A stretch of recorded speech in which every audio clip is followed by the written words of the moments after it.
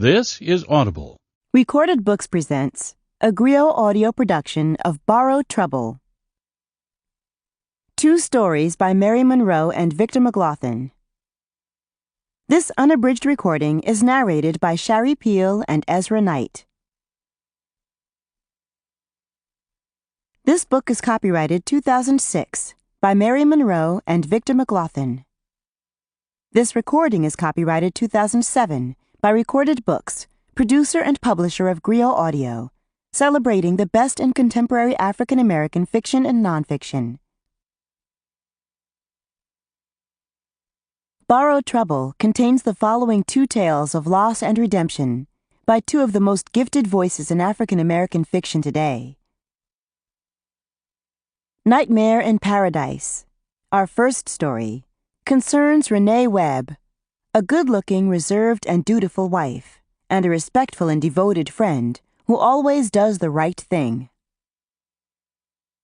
But when she gets a once-in-a-lifetime opportunity to let her hair down on a vacation with an uninhibited friend, she's more than ready to let go.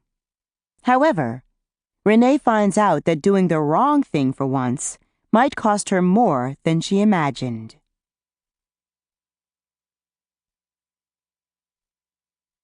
And now, Nightmare in Paradise.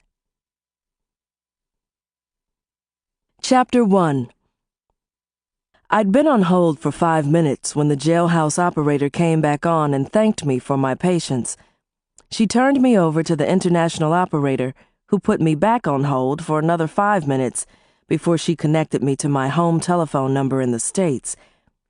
I was afraid that I was going to faint again and end up back in the same roach-infested detention infirmary where I'd spent last night.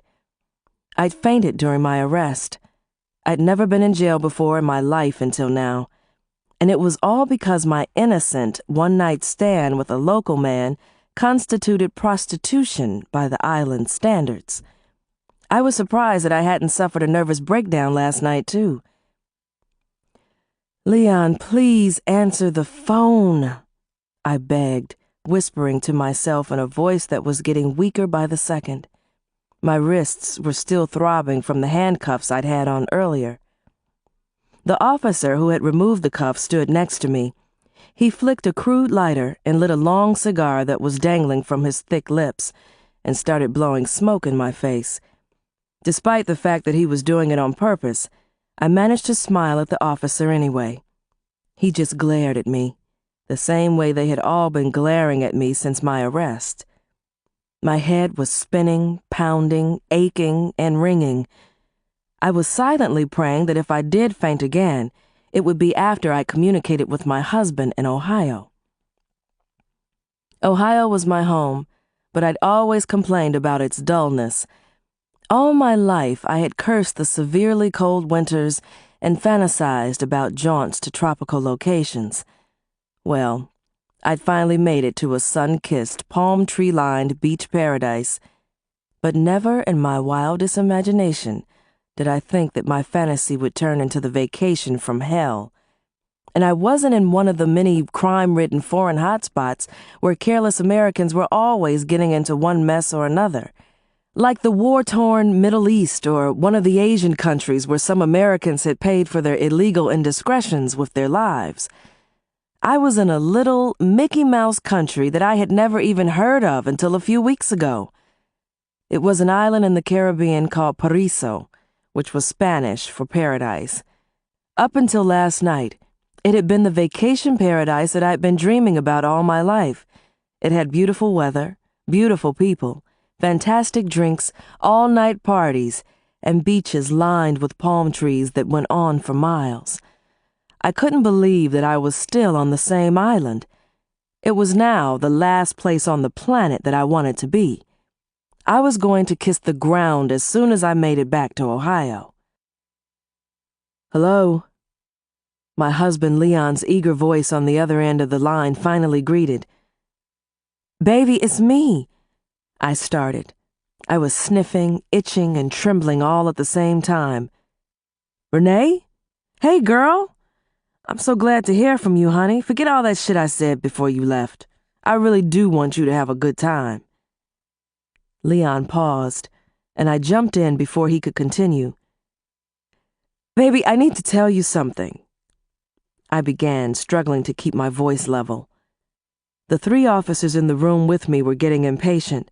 I could tell by the way each one kept glancing at the large clock on the wall and his watch, clearing his throat and giving me more dirty looks. I ignored them all. There was nothing more that they could do to me to make me feel any worse. The international telephone connection was bad. There were spurts of static and a faint whistling sound coming through the line. Leon, can you hear me? Uh-huh, but hold on, honey, let me get my coffee. Leon was back on the phone in less than a minute. How's the weather down there, honey? He asked, making a slurping noise. Leon, let me talk. Please, don't say anything until I finish. I took a breath so deep my chest ached. Honey, I'm in trouble. I'm in real trouble. What? Are you sick? My husband asked in a worried voice. Well, kind of. I spent last night in an infirmary, I stammered. Shit, baby. Was it something you ate? Are you all right now? I want you to come on home now. I don't trust those third world doctors. Leon grunted, and then he let out a sharp laugh. I hope you didn't drink too much of that exotic island joy juice. It was good to hear him laugh, especially since it would probably be a while before I heard him laugh again after he heard everything that I had to tell him. Leon, it wasn't something I ate, and it wasn't too many margaritas. I fainted last night because of something that happened, something stupid. I moaned and rubbed my stomach. I didn't know how to interpret the brief silence on Leon's end. Renee, will you get to the point? I'm calling you from jail, I stuttered, speaking so low I could barely hear myself. Baby, you need to speak up. This is an overseas call, and I can hardly hear you as it is. It sounded like you said you were in jail. Leon laughed again.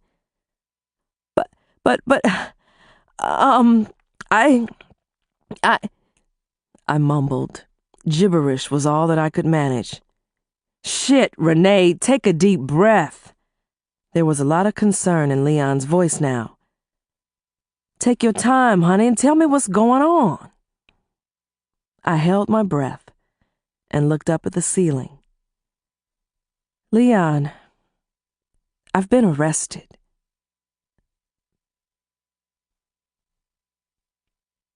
Chapter 2. Renee, I don't have time for games. If this is your idea of a joke, you need to do better than this. This is not funny, Leon said in a steely voice. Baby, this is no joke. I got arrested last night, I whimpered. Wait a minute. What do you mean you got arrested? I'm at the police headquarters now. They brought me out of my cell so I could call you. The words felt like bullets shooting out of my mouth. What in the hell have you gotten yourself into, woman? I told you that women shouldn't be running around loose on a vacation without a man along to keep an eye on them. I told you not to go off down there with that wild-ass Inez. Now what kind of a mess did she drag you into? This has nothing to do with Inez.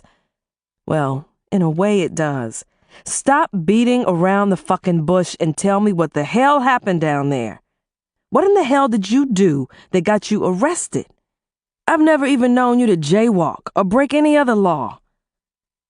I took another very deep breath and then forced the words out of my mouth like vomit. Leon, they've arrested me for prostitution. The silence that followed for the next 10 seconds was excruciating. I couldn't imagine what was going through my husband's mind. He was an auditor for the IRS, and he often shared some lovely job-related stories with me. Some involved a group of sophisticated call girls who serviced some of Cleveland's most powerful officials. When they did their taxes each year, each woman listed her job as self-employed public relations coordinator. Leon had audited some of these women and was appalled at how they always managed to slink out of identifying mysterious business-related expenses with the help of their powerful friends. I knew that prostitutes were a patch of major thorns in my husband's side.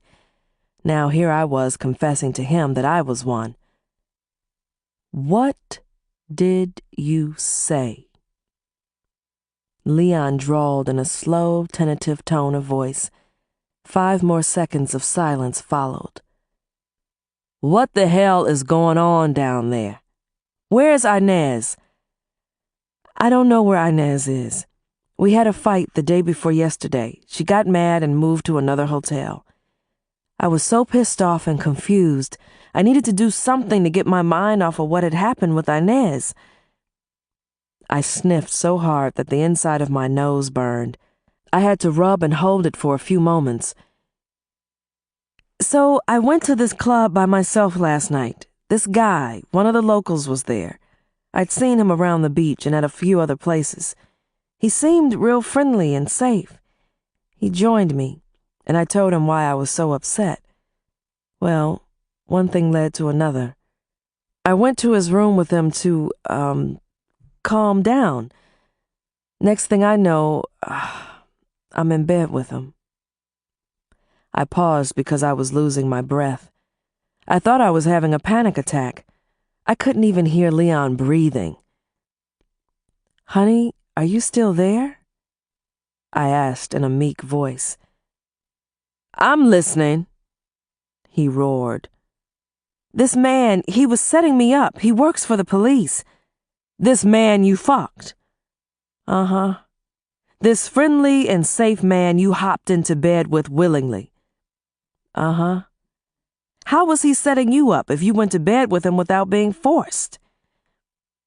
After I got back into my clothes." I had to pause again. This was the part that was the hardest for me to deal with. "He offered me some money. I only took it because he was so bad in bed.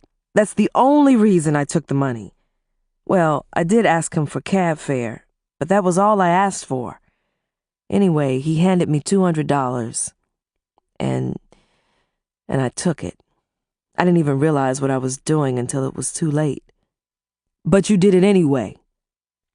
Leon's voice was so detached and cold, it made me shiver in the 100-degree heat. The bad connection made it seem even worse. In addition to the static and whistling noises, now there was an echo each time one of us spoke. "Well, yeah, this is a crazy place, baby. Down here, my taking that money made it prostitution by the laws on this island." "Renee, I'm sitting here listening to you, but I don't believe my ears. Are you telling me that you, a married woman with a child and a job teaching little kids, didn't know any better? What in the world were you thinking? Is this the way you women behave when you go on vacation?" Leon sounded ominously calm, and that frightened me even more. My body was so tense and rigid, I didn't think that I could even bend myself enough to sit down, even if I'd wanted to.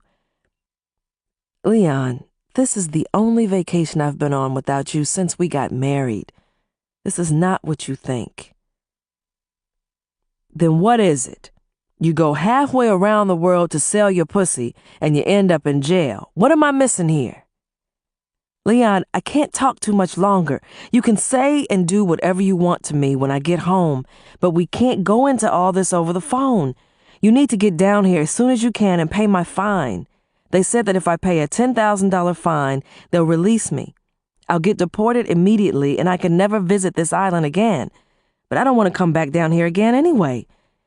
If I don't pay the fine, I could go to jail for 3 months. I sobbed. Is there anything else about you I don't know? Leon sneered. What? Like what? I sniffed, holding back more tears. You tell me. I've known you all these years, and I'm just now finding out that you're a prostitute. I'd like to know what else you're keeping from me. Leon, we're wasting valuable time. I've never done anything like this before in my life. There's nothing else that I'm keeping from you.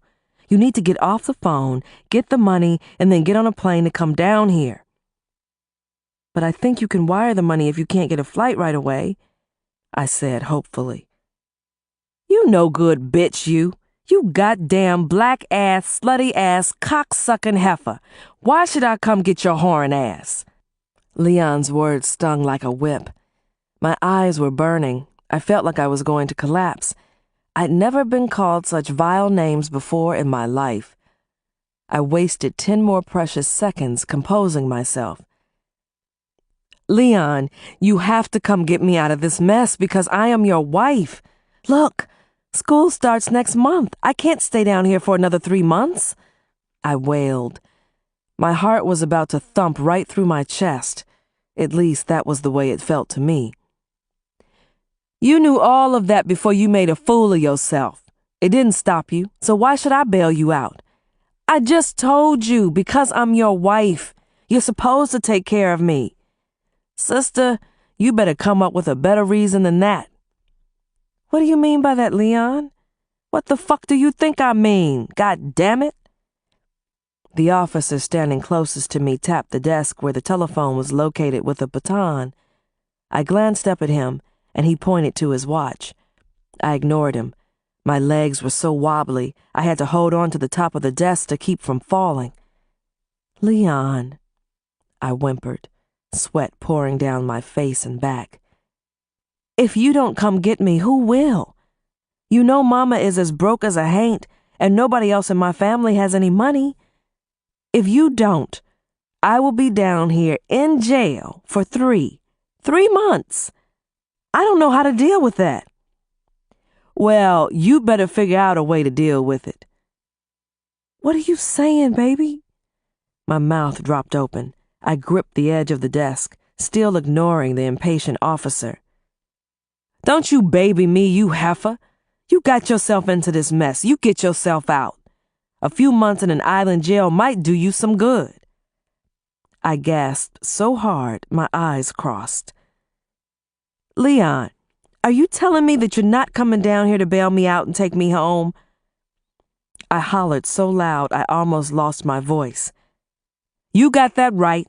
3 months is enough time for you to think about what you did and why. If it wasn't for you, I wouldn't be in this mess. What? What the hell? How the hell can you blame this shit on me, woman? Because the fight that I had with Inez was about you.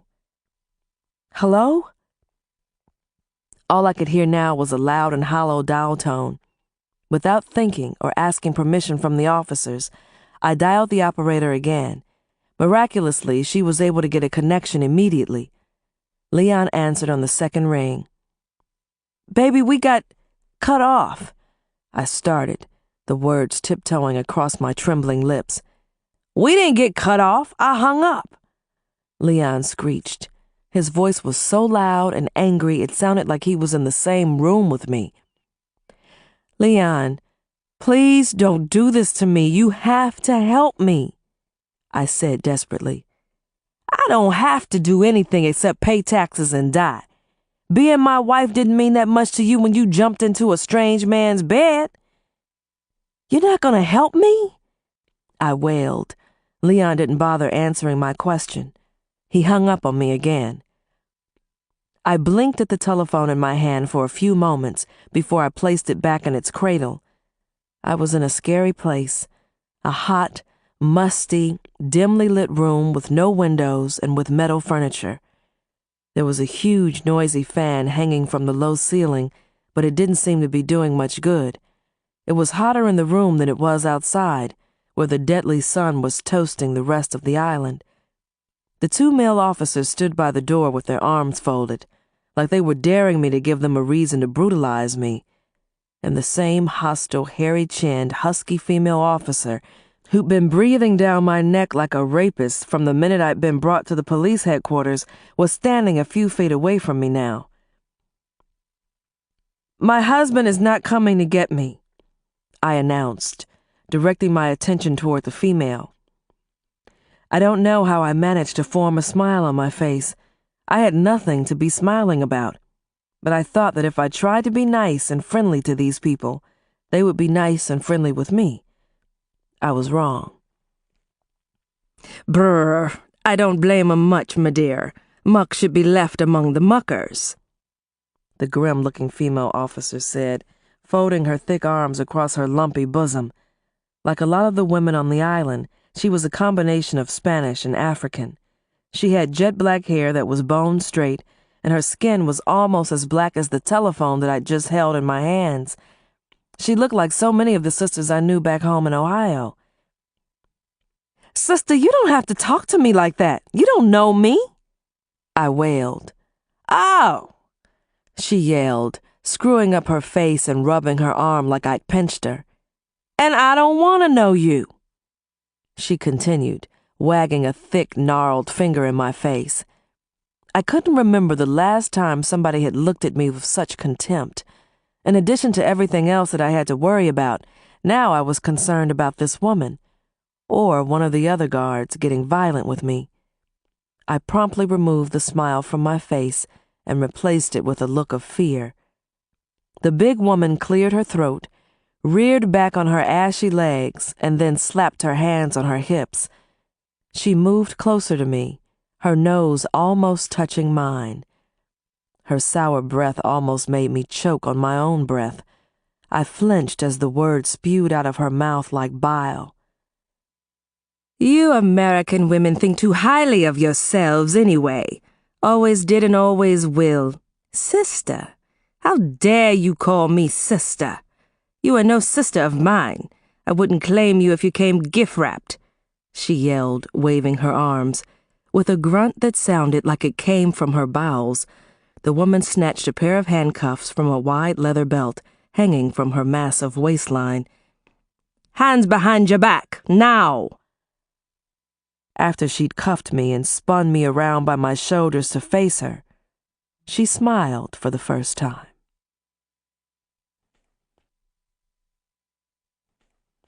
Chapter 3. I was back in the same cell where I'd spent part of the night before, and most of this morning staring at the concrete floor. Suspended from one wall by a chain at each end was a narrow cot with a mattress that felt like a slab of cement. A stiff gray blanket was on the cot, but there was no pillow. A large iron pot to piss in sat in a corner on the floor. There was no lid for the pot, no toilet paper, but there was a roll of brown paper next to the pot, like the kind that butchers use to wrap raw meat. The paper was stiff enough for me to make a lid to cover the pot. There was no window, no sink, and no fan. I was in the third of 4 side-by-side cells. In one was a woman who had been moaning and groaning in Spanish the night before. She was silent now. In the other cell next to me was another woman, another foreigner, who was just as dazed as I was. From what I'd picked up from the guards, she was British and had been caught trying to smuggle drugs out of the country. I didn't know what kinds of drugs or how she tried to get them out of the country, but I felt sorry for her. One thing I did know was that getting caught with drugs could get you executed in some countries. I didn't know how harsh the foreign laws were when it came to prostitution. I could barely bring myself to think the word, let alone say it. Saying it to my husband had been the most difficult thing I'd ever said to him. The only reason I wasn't climbing the walls in my cell was because I truly believed that when Leon cooled off, he'd get one of his lawyer friends, do whatever he had to do, and bring me home. I was so deep in thought that I didn't hear the door to my dreary cell open. I looked up into the last face I wanted to see. Another scowling, husky female officer, jiggling like a float made of jelly. Her humongous breasts looked like torpedoes. "Come with me," she barked, snapping her fingers. I didn't have time to say or do anything. She clamped my shoulder with one of her massive hands and marched me from the musty corridor that contained the 4 cells into another musty corridor. We went through several doors and down a darkened hallway before we entered a room that contained a bamboo desk and 2 metal folding chairs. Sit down now," the guard ordered nastily, helping me into one of the seats with a shove so strong the chair almost rocked over. "What happens now?" I asked in the same meek voice that I'd been using since my arrest. "You wait here," was all the surly woman said before she left the room, locking it from the outside. Before I could have myself a good cry, another big, husky woman joined me in the depressing little room. She was a hard-looking woman in her 40s, but she didn't look like a local. Her skin was a chalky white, and her thick blonde hair, twisted into a loosely braided knot on top of her head, was streaked with gray. She had a briefcase in her hand, and she wore a drab gray dress similar to the uniforms that the officers wore. I was pleased to see that this woman didn't have a weapon or a pair of handcuffs hanging off her hip, too. "Renee Webb?" she asked with a smile. I was able to relax when she extended her hand to shake mine. "I'm Deborah Retner." I let out a sigh of relief when I realized she had an American accent. "Yes, ma'am," I mumbled, my limp hand still in hers. "Are you from the American Embassy or something like that?"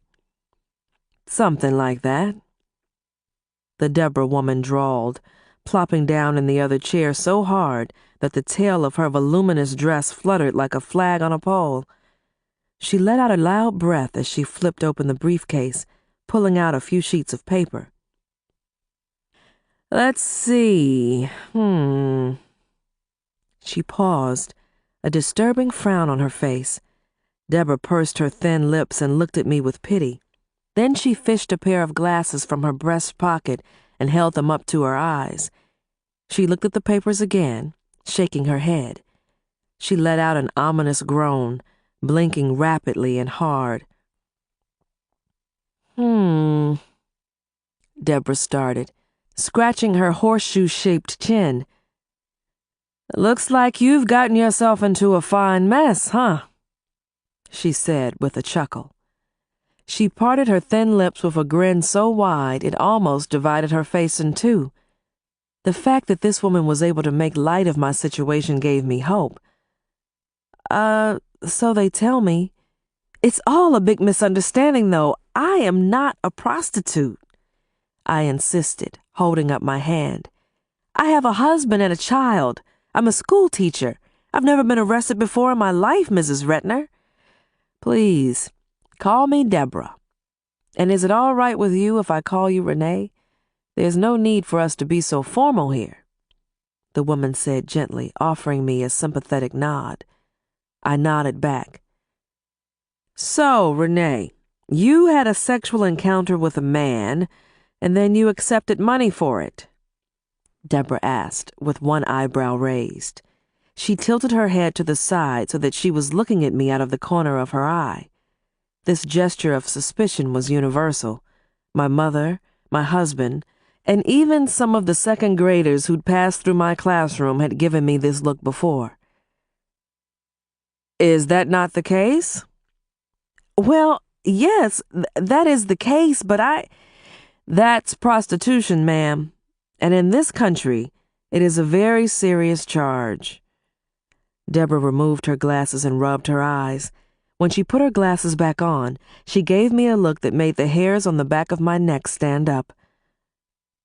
"Why are you looking at me like that?" I asked. "Renee, I've heard your account of what happened from the officers, and for the record, I believe you. However, the man involved tells a decidedly different story."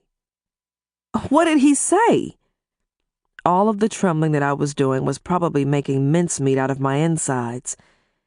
"He insists that you propositioned him in the bar, quoted a price, and wouldn't take no for an answer even after he'd rejected you more than once. You accompanied him to a rented room where you demanded $200 to perform various sex acts." "That's a goddamn lie. I went up to him in the club, but I didn't say anything to him about having sex with him for money. I just wanted to dance and have a few drinks." I didn't dare tell Deborah that I had gone to the club looking for more than a dance and a few drinks. "He has 3 witnesses from the club who will back up his story," Deborah said, her own anger rising. "They are all bare-ass liars, too," I hollered, almost stripping the gears in my throat. "I know that this man is lying, but I can't prove it. Can you?" "How would I prove he's lying?" "Then you can't." I shook my head. I gave Deborah a hopeless look, and then I started talking out of the side of my mouth. "What happens if my husband refuses to come down here and pay my fine?" I asked, with my teeth clicking together, my lips quivering. "Excuse me?" Deborah said, looking at me with her eyes narrowed into such an extreme squint that for a split second it looked like she'd gone to sleep. "My husband was really mad when I called my house and told him what had happened. What I'd done," I said, my face burning with shame. I would imagine so," Deborah remarked with a weak sigh. "Well," I shifted in my seat and looked Deborah straight in the eyes. "He was so mad that he said he wasn't going to pay my fine, but I'm sure that he'll give in and do it. He'll probably divorce me later on, though," I decided. My voice was fading in and out. There was a worried look on Deborah's face. "If my husband meant what he said and I can't pay my fine, what will I do?" I whispered, leaning toward Deborah. She looked even more worried. Her shoulders were so wide that when she shrugged, it looked like she had on shoulder pads. "You will appear in court tomorrow morning to enter your plea, guilty or not guilty," Deborah explained. "But I'm not guilty," I said quickly, almost coming out of my seat. Deborah motioned for me to sit back down. "I know I had sex with a man, and he gave me money, but it wasn't. I couldn't even finish my sentence. "No matter what you say, it won't change anything." Deborah tapped my hand, then squeezed it. Every little gesture that this woman made seemed sincere. It made me feel hopeful. "Well, can I plead not guilty and fight this charge? I can explain everything. I was drunk and upset with the woman I came down here with. I thought this man was nice. I'd seen him around, and he seemed like such a nice man. He even paid for my dinner and drinks one evening, before I even knew who he was. Isn't that something like entrapment? He was setting me up from the get-go." I hollered, groping for words. I couldn't tell what Deborah was thinking. "In the club that night, he bought me more drinks, and he listened to me bitch and moan about the fight that I'd had with my friend. I was not in that place looking to sell my body. You've got to believe that. It just happened." "You can plead not guilty and take this to trial. But please be aware of the fact that you can still be held in jail until your trial date for up to a year."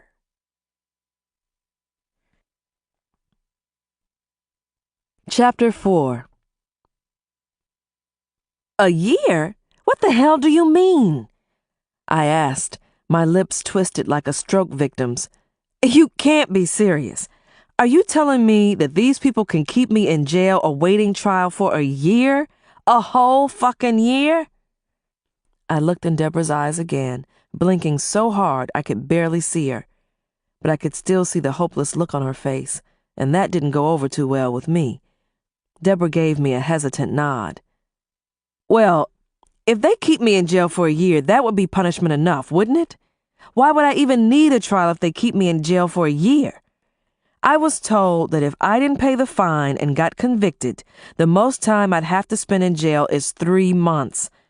I know enough about the law to know that locking me up for a year until they can sentence me to 3 months afterwards makes no sense at all." I looked at the floor.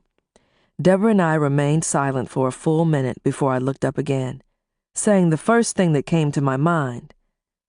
"The woman that I came down here with, she can be a character witness for me." Now I was really talking crazy. As big a whore as Inez was, even a weak prosecutor could shoot so many holes in her credibility that she'd probably get thrown in jail too. Is this the same woman that you had the argument with? Deborah wanted to know. I nodded. And if it's not too personal, may I ask what you fought with her about? My throat was lined with bile, and the rumbling pain in my stomach was almost as bad as labor. She told me that she slept with my husband. I mumbled. I see. And where is this woman now? I don't even know, I muttered, with a heavy shrug, a scared look on my face. After I slapped her, she checked into a different hotel. I can't believe what is happening to me. This was supposed to be the vacation of a lifetime, I said with a profound shudder. Women have vacation flings all the time, and they don't get arrested for it. I yelled. What is wrong with these people down here? Don't they have enough drug dealers, murderers, and thieves to keep them busy? Why are they making such a big deal out of what I did? I sobbed. Deborah squeezed my hand again. Mrs. Webb, let me remind you, you are not in the United States. These little islands are not as idyllic as the travel ads make them seem.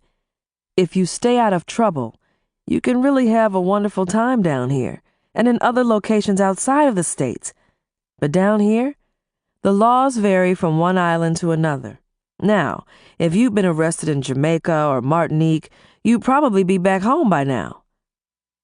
Deborah shook her head so hard a lock of hair fell across her eye. You picked the wrong island. It's as simple as that, she told me, pushing her hair back off of her face. Are you here to help me? The meek tone had returned to my voice. I'm going to try. Can I borrow the $10,000 from you? I swear to God I'll pay you back as soon as I get back to Ohio, I said, so excited I squeezed Deborah's hand so hard she pulled it away. I wish things were that simple. I barely make enough to live on as it is, Deborah said, with an embarrassed look on her face. Can you get me out of this mess anyway? A woman in your position must have a lot of friends. Can you borrow from them? I have a 5-year-old daughter that I need to get home to. School starts in a couple of weeks. I stopped when I realized it was doing me no good to ramble. Despite his flaws, Leon was a good father to our daughter, Cheryl, and both our mothers doted on that child. My daughter was the last thing I needed to be worrying about. I am afraid I can't get you out of this, Deborah reluctantly admitted, her eyes unable to meet mine. Then what the hell are you here for? I asked, rising again. Deborah motioned for me to sit back down. I can't get you out of this, but I can make things a little easier for you. You're not the first American I've come to assist, and I doubt you'll be the last. Here is what I can do for you. She paused and sucked in a long, loud breath. Her gray eyes were flat and beady, like the eyes on a dead fish. I can speak to the court on your behalf. Like a lawyer? If you can afford a lawyer, I can help you find one. If I had money, I could pay my fine. I wouldn't need a lawyer. They told me that if I paid $10,000, they would release me. True, but you don't have $10,000, and that's why I'm here. What happens if I plead guilty? As grim as it sounds, that would be my recommendation. In your case, as you've already been advised, the penalty would be 3 months confinement. I see, I muttered, looking at the floor. I started talking out of the side of my mouth again. Why did this have to happen to me? Don't beat yourself up, Renee. It won't help you at all. You just happened to be in the wrong place at the wrong time. 12 other women were arrested for the same crime within hours of you. Most had been tailed from that same bar. And, by the way, that nice local man who'd been so interested in your tale of woe. He works for the police. Several local women are now serving time because of Jose Garcia and other men like him. Jose. The very name sounded obscene to me now. I saw red in more ways than one. His red hair, his red shirt, my red-hot anger. One of the more sympathetic officers had already told me Jose's story. Jose, and other men like him, made money by helping the cops identify prostitutes and get them off the streets. It showed the world that this tiny island was doing its part to fight crime. After the disappearance in nearby Aruba of that pretty white schoolgirl from Alabama and the shabby investigation, all eyes around the world were on the Caribbean. Some island officials had decided to flex what little muscle they had by making as many arrests for as many different crimes as possible. And I was part of the crime wave. That motherfucker. Jose's the one who should be in jail. He had sex with me. I thought that all undercover vice cops were supposed to do was get you to quote a price. They're not supposed to actually fuck you, I shouted. Let me remind you again, Mrs. Webb. You are not in the United States. You are on foreign soil, and I am sorry, but you just might be here longer than you want to be. Chapter 5. Before they returned me to my cell, I was ushered down yet another dim hallway into a communal shower, along with 2 other women. By now my legs felt like rubber. It had been a while since I felt my butt. I was surprised that under these extreme circumstances I was still able to walk and function. I'd seen a lot of large female guards in the compound, but the one who escorted me to the showers, then accosted me with a rubber hose, was the most strapping one I'd seen so far. She wasn't that much taller than me, but she weighed at least 300 pounds. A short, severe afro covered her moon-shaped head like a stocking cap. Without saying a word, the hefty woman strapped on some kind of a surgical gauze mask and then proceeded to hose me and the other 2 women down with icy cold water, like cattle. The other 2 women squealed like injured mice and cursed in Spanish. "Shut up! Shut up your mouths right now! Rapido!" The woman with the hose shrieked, her words slightly muffled by the thin mask covering her mouth and nose. The cold water caused goosebumps to immediately pop up on my flesh. I felt as if I no longer had a voice, so I couldn't scream like the other women, even if I had wanted to. All of my jewelry and every other thing that belonged to me had been confiscated. They'd even taken my luggage and passport and the souvenirs I'd bought from the luxurious hotel room that I had checked into a week ago. One of the first things that they had snatched was the $200 bills that Jose had paid me for my services. Lord knows I had earned it, but it was the one thing that I would not retrieve upon my release, even if they offered it back to me on a silver platter. I'd never liked getting my hair permed, so I had always made regular trips to the beauty shop to get my hair pressed, but I owned several hair pieces and wigs, which I wore for convenience. With the weather being as humid as it was in the islands, I knew that a press and curl would not have done much good for my hair. That's why I had brought a few wigs with me. They had taken all of the wigs that I'd left in the hotel room and then snatched the last one right off my head. The cold, hard water and the harsh soap from the hosing down had reduced my hair to its worst state. I couldn't stand to look at myself in the dull mirror outside of the shower. My head looked like a cockleburr. One other indignity that I had expected and feared was a strip search. I was surprised that that had not happened yet. When it did happen, shortly after the brutal shower, in another dismal room with no windows, next door to the shower room, I wasn't surprised. The rubber-gloved fingers that roughly explored the most intimate parts of my body made my flesh crawl. The grimace on the examiner's face made me feel like I was contaminated. After the humiliating strip search, a pair of thick brown hands tossed a drab pea soup green smock and a pair of woolen footsies on top of my naked body, when I was still stretched out on my back on a slab of a cot. The smock had enough room in it for 2 women my size. The footsies were long and wide enough to fit the huge, flat feet of any one of the enormous female security guards. "Can't you at least give me a dress and shoes that fit?" I asked the matronly woman standing over me, removing her rubber gloves. "None of this stuff fits," I complained. The matron clucked her thick tongue before she spoke. "This ain't a catwalk in Paris, Miss Naomi Campbell. You either wear what we give you, or you wear the suit that Mother Nature gave you," she told me with a smirk. On the way back to my cell, I saw the other 2 women who had been in the shower with me. They were being marched back to their cells, buck naked. I sat down hard on the side of the lumpy, uneven cot and tried to organize my thoughts. That wasn't so easy to do with all the moans and groans coming from my neighbors in the other cells. As sorry as I felt for myself, I still managed to have some sympathy and concern for the other women in the cells on my block. I didn't know their backgrounds, but based upon the harsh way they were being treated, marched around naked, I thought that I was the lucky one.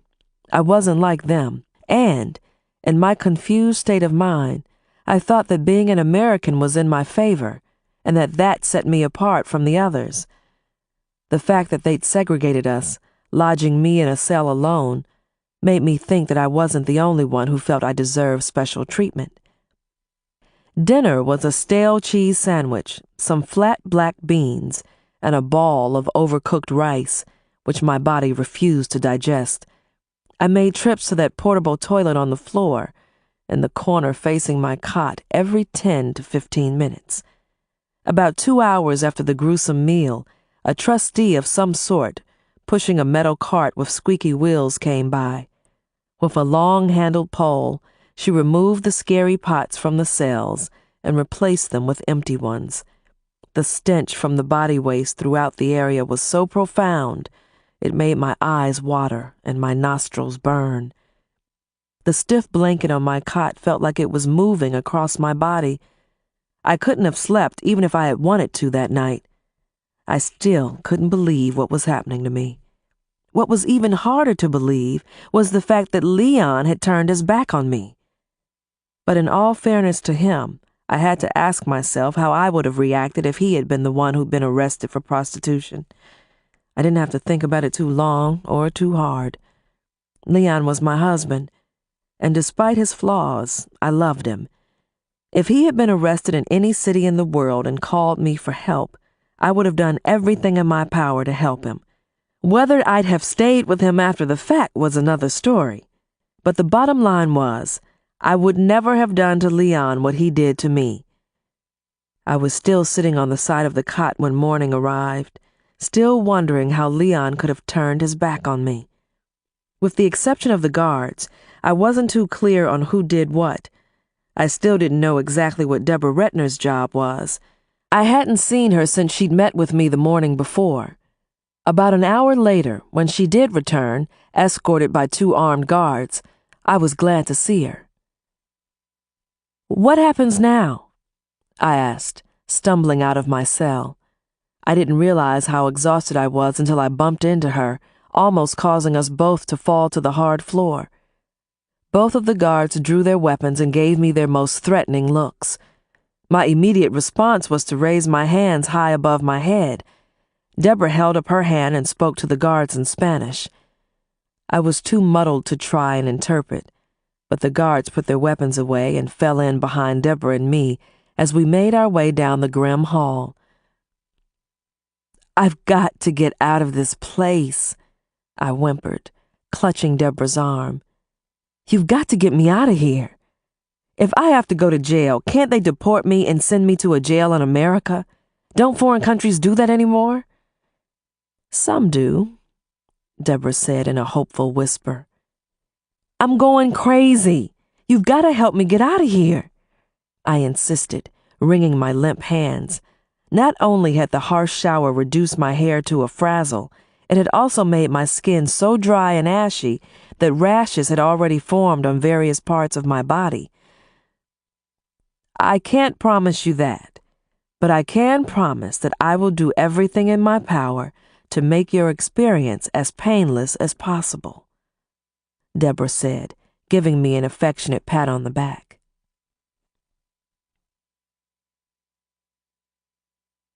Chapter 6.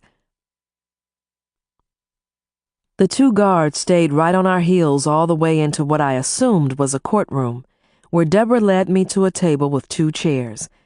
There were a few other people in the courtroom, including the man from the bar who had wooed me into bed then set me up.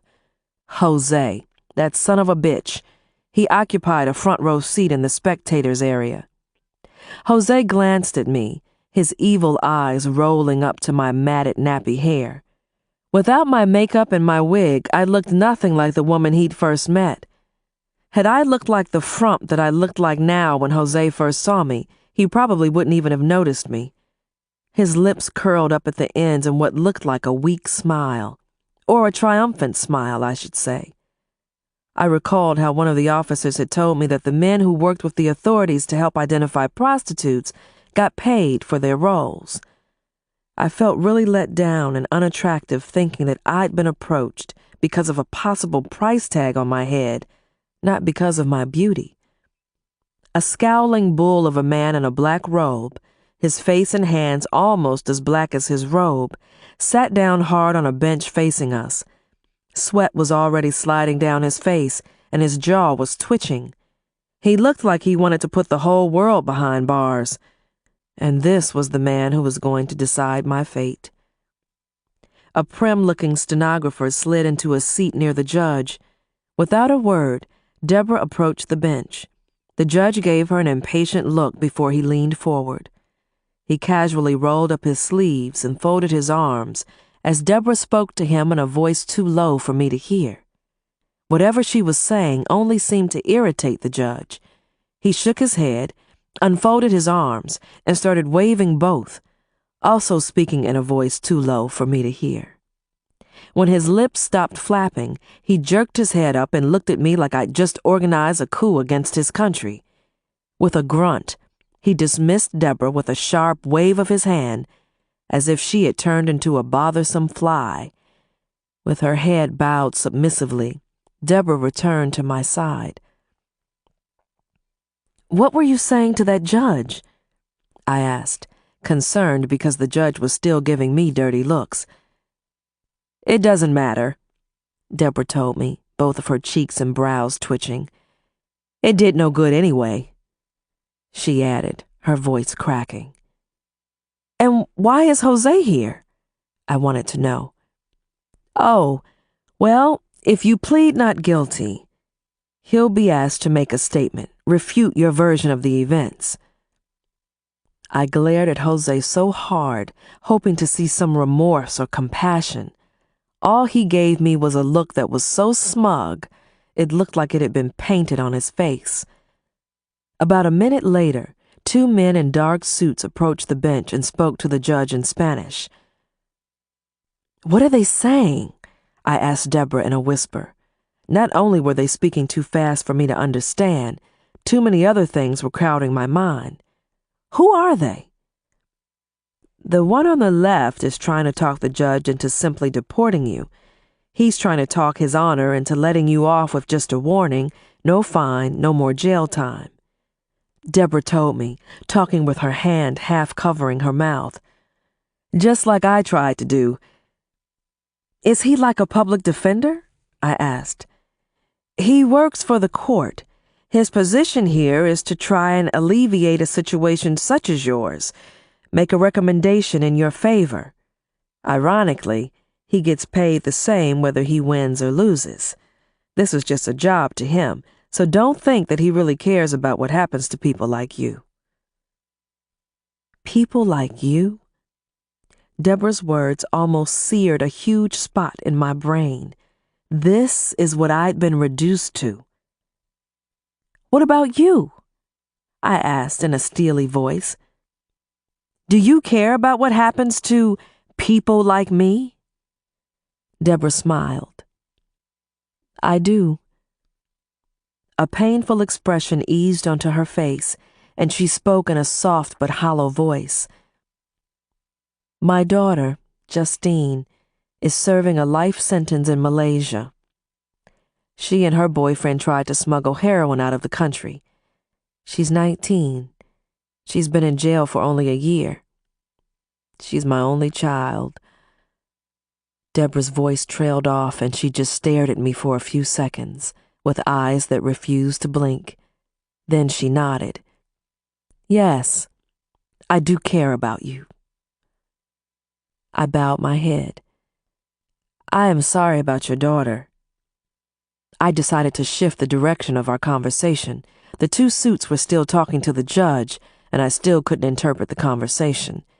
The way the man speaking on my behalf was waving his arms and raising his voice, it didn't sound too good for me.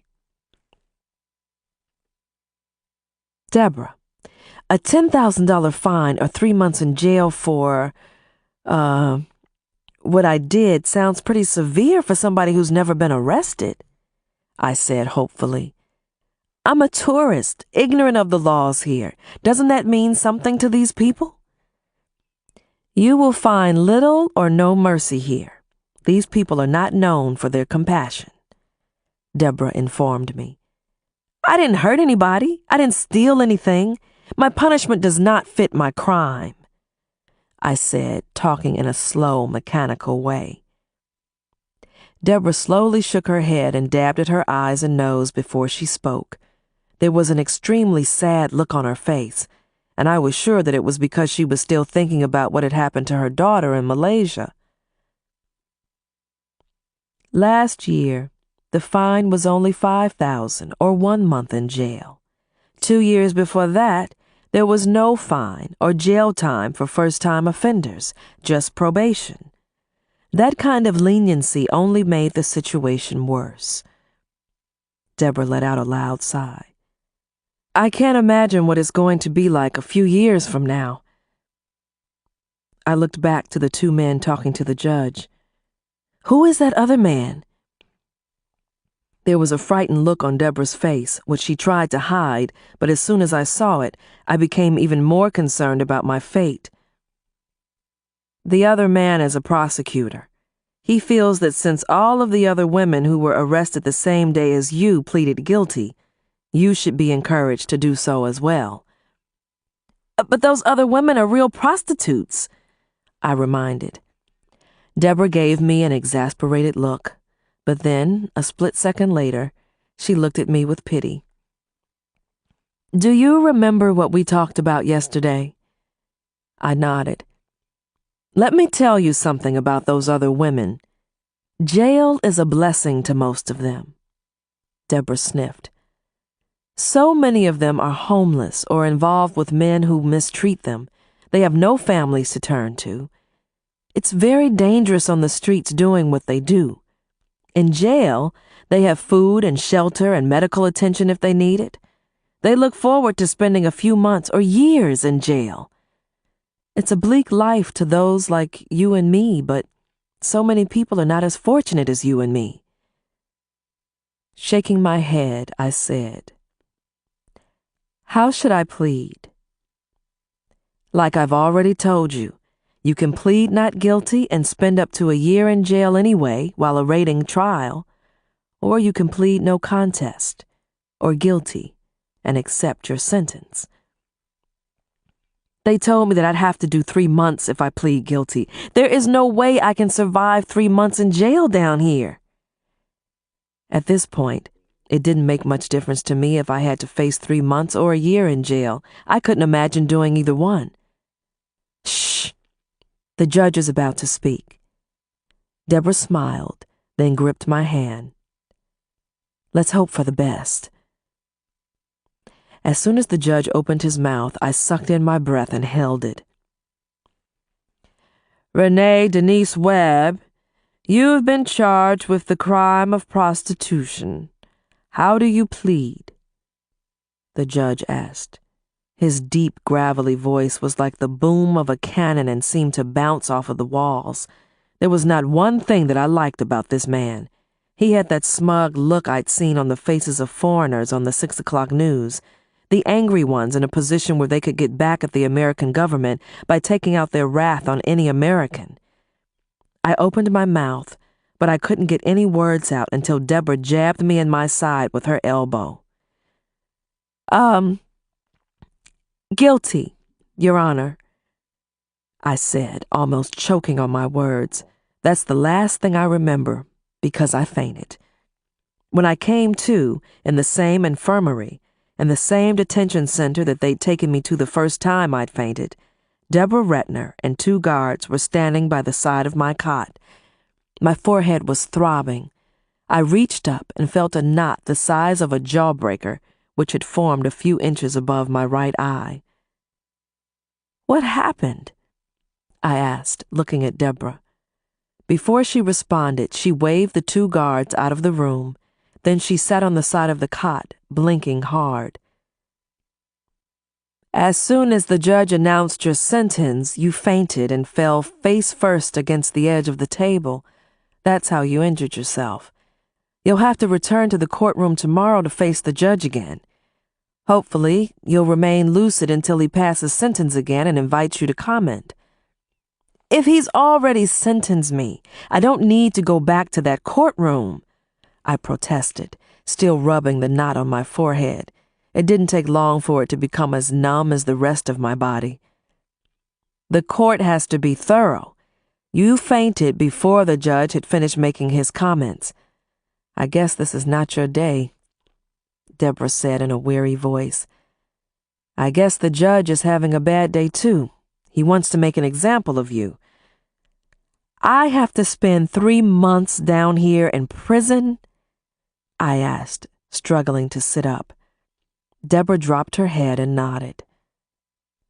I did all I could do for you. I am so very sorry, Mrs. Webb. Deborah's eyes were red and swollen. It was obvious that she'd had a bad night herself. She had lost her daughter to a system that few people could understand. Now she was losing me too, to another system that few people could understand.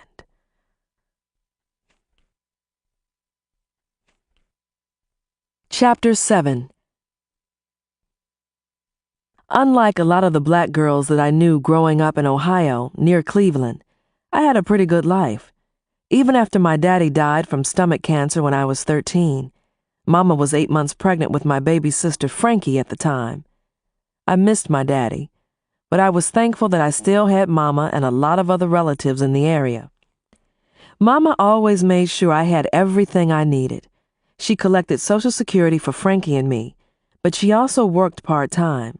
Frankie and I never had to wear secondhand clothes or eat meals purchased with food stamps. I put myself through college by working 3 part-time jobs and falling back on a couple of student loans. That was enough, but Mama still insisted on doing all she could for me. I don't want nobody running around here feeling sorry for us, Mama told me more times than I could count. There were times when all Mama could spare was some loose change. She wouldn't take no for an answer when I tried to refuse to take it from her, telling me, "These few pennies ain't much, but it's a few pennies more than you got." I was lucky that I'd been raised by a generous and caring woman like Mama. It made me have a lot of hope in mankind. My love life was average, but by the time I'd finished college, I was ready to settle down and start a family. Mama had told me that it would be nice to settle down with a man who could take care of me, but she expected me to always be able to support myself, too. I looked forward to my future. I had just started teaching 2nd grade at Butler Elementary when I met Inez McPherson. The year before, she'd opened Soulful Nails, the first black-owned nail shop in our neighborhood. It was in a strip mall between the office of a gynecologist and a popular beauty shop, so there was a steady stream of women in the area at all times. Business was good for Inez. The shop was always neat and clean. There was a large TV, reading material, and restroom facilities to accommodate our customers, and most of them tipped well. Other than our nails, Inez and I didn't have much in common, but we hit it off right away. I enjoyed her company a lot more than I enjoyed the company of my other friends and my family. I was 22, and she was the only person in my life who treated me like an adult at the time. Mama had a key to my place, and she'd sneak in during the week to do my laundry and clean the little one-bedroom apartment I rented above a candy store. No matter how much I told her not to, she never left my place without leaving a pot of something that she'd cooked on my stove. "Girl, you ought to be glad I come over here and cook you a mess of greens every week," she'd tell me. "This way, I know you're eating at least one decent meal every week." I didn't like to argue with my mother. I rarely won anyway. No matter what the outcome, it did me more harm than good. She eventually started cooking for me 2 times a week. I was lucky to have a mother who cared so much about me. And I was lucky to have Inez. I had most of my fun during that time because of Inez. If she wasn't the one giving a party, she always knew where a good party was being held. It didn't take long for me to regard Inez as the big sister that I'd always wanted. "Baby girl, I want you and that fine-ass man of yours to come to my engagement party next Saturday night," Inez told me a couple of months after we'd become friends. Inez was 25 at the time. Technically speaking, she wasn't a classic beauty. She had dull brown eyes and a slight overbite. When she turned to the side, her lips protruded like a carp's. But she had beautiful bronze skin and a decent head of black hair, which she'd bleached blonde years before blonde hair on a black woman became popular. She'd had matching blonde hair weaved into her own. Inez was tall and nicely built.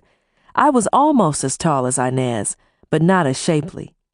With my big brown eyes and round face, a lot of people described me as cute or even pretty, but I'd never been called beautiful. I dropped into Inez's nail shop after work and on weekends on a regular basis, whether I needed my nails done or not. One thing that had attracted me to Inez was the fact that she lived such a fascinating life compared to mine. The first time I saw her, she had on a t-shirt that said, "When God created me, he was showing off." "Engagement party? Engagement for what? You're already married," I said, amused. One thing I could say was that with Inez, there was never a dull moment. "It's over with Paul," she announced with a casual wave. "He's lost 3 jobs because of his drinking. God made only one man that I'd be willing to support, but they nailed him to a cross." "Don't most women usually get a divorce before they get engaged again?" I chided. "I'm not like most women," Inez reminded me with a wink. "As you know, I don't have many she-male friends. You are the only one who understands me. I need you there at my party, Renee." I didn't have the nerve to tell my girl that I did not understand her, but I told her that I wouldn't miss her party for the world. I was hoping that some of Inez's confidence would rub off on me. I had never been married. It seemed like I'd kissed nothing but frogs since I was 13. So far, Robbie Dunbar was as close as I could get to a prince. We had attended Butler High at the same time, and we'd started dating in the 9th grade. He was reasonably attractive, despite the fact that he was bow-legged and had a receding hairline, which had started its premature decline before he even finished middle school. Poor Robbie. I probably could have done better at the time, but the boy was so devoted to me, I got spoiled and comfortable. I was disappointed when Robbie dropped out of school in the middle of our sophomore year, even though it was so he could work at a gas station that his uncle owned, so that he could help support his mother and 3 younger siblings. I admired the fact that Robbie cared so much about his family that he would sacrifice his education, but I thought that he could have come up with a better solution. Robbie and I didn't communicate much while I was away at Ohio State, but as soon as I finished my education and moved back home, Robbie was waiting for me with a marriage proposal, knowing that I'd had other relationships throughout my college years. However, as much as I hated to admit it even to myself, Men were not lining up to be with me, so I didn't hesitate to accept Robbie's proposal. But right after he'd slipped a cheap engagement ring on my finger during a 2-for-the-price-of-1 dinner at a Ponderosa steakhouse, I went into the ladies' room and cried. Not tears of joy, but tears of disappointment and sadness. Robbie was as sweet, obedient, dependable, and loyal as a puppy. I believed him when he told me that I was the only woman he'd ever slept with. But all of his good qualities were not enough for me. As a matter of fact, Robbie was too good for his own good. For one thing, he was way too passive, not just with me, but in everything he did. He didn't argue with people who tried to cheat him at the gas station. He didn't defend himself or me when 2 thugs overpowered us one night outside of a movie theater and ran off with my purse and his wallet. I was the aggressor in my relationship with Robbie, and even though it wasn't that obvious, I was on the passive side myself. Robbie ain't perfect, but he's perfect for you. I know his mama, and I know she raised him right, Mama told me. I knew my mother like I knew the back of my hand. What she really meant was that Robbie was probably the best I could do. My aunts and a lot of other people in my family never let me forget that all of my female cousins and a few nieces, with the exception of my severely retarded cousin Eileen, had all found husbands by the time they were 21. Inez had already been married once before. Right after she graduated from Butler High, she moved to Europe with Jeremy Knight, a white boy that she'd been in a relationship with for a couple of years. When she returned to Ohio 3 years later, she had a new husband, a black soldier named Paul Dunn, whom she'd latched onto in Germany. She also had 2 beautiful daughters, one by each of the men she'd married. The older girl, Ingrid, resembled her father, platinum blonde hair, very light skin, and blue eyes. The younger girl, Melina, had inherited the looks of her darkly handsome father. Dark brown hair, eyes, and skin. Both children were extremely exotic. Despite her loosey-goosey lifestyle, Inez doted on her children and she always put them first. She didn't even let her boyfriend spend the night when her kids were with her, which was only 50% of the time. Inez's divorced mother and her father and his young wife adored the children too. Several times a week, the girls spent a few days with either their grandmother or their grandfather. I was proud of the way that Inez was raising her kids. I was proud of Inez, period. I loved calling her my best friend. However, she did a lot of shit that was strange, even for her. Like throwing an engagement party to celebrate her upcoming nuptials to one man while she was still married to another. Chapter 8. Inez divorced Paul and married Vincent Tooney. She kept her maiden name each time she got married, claiming that it helped her maintain her independence.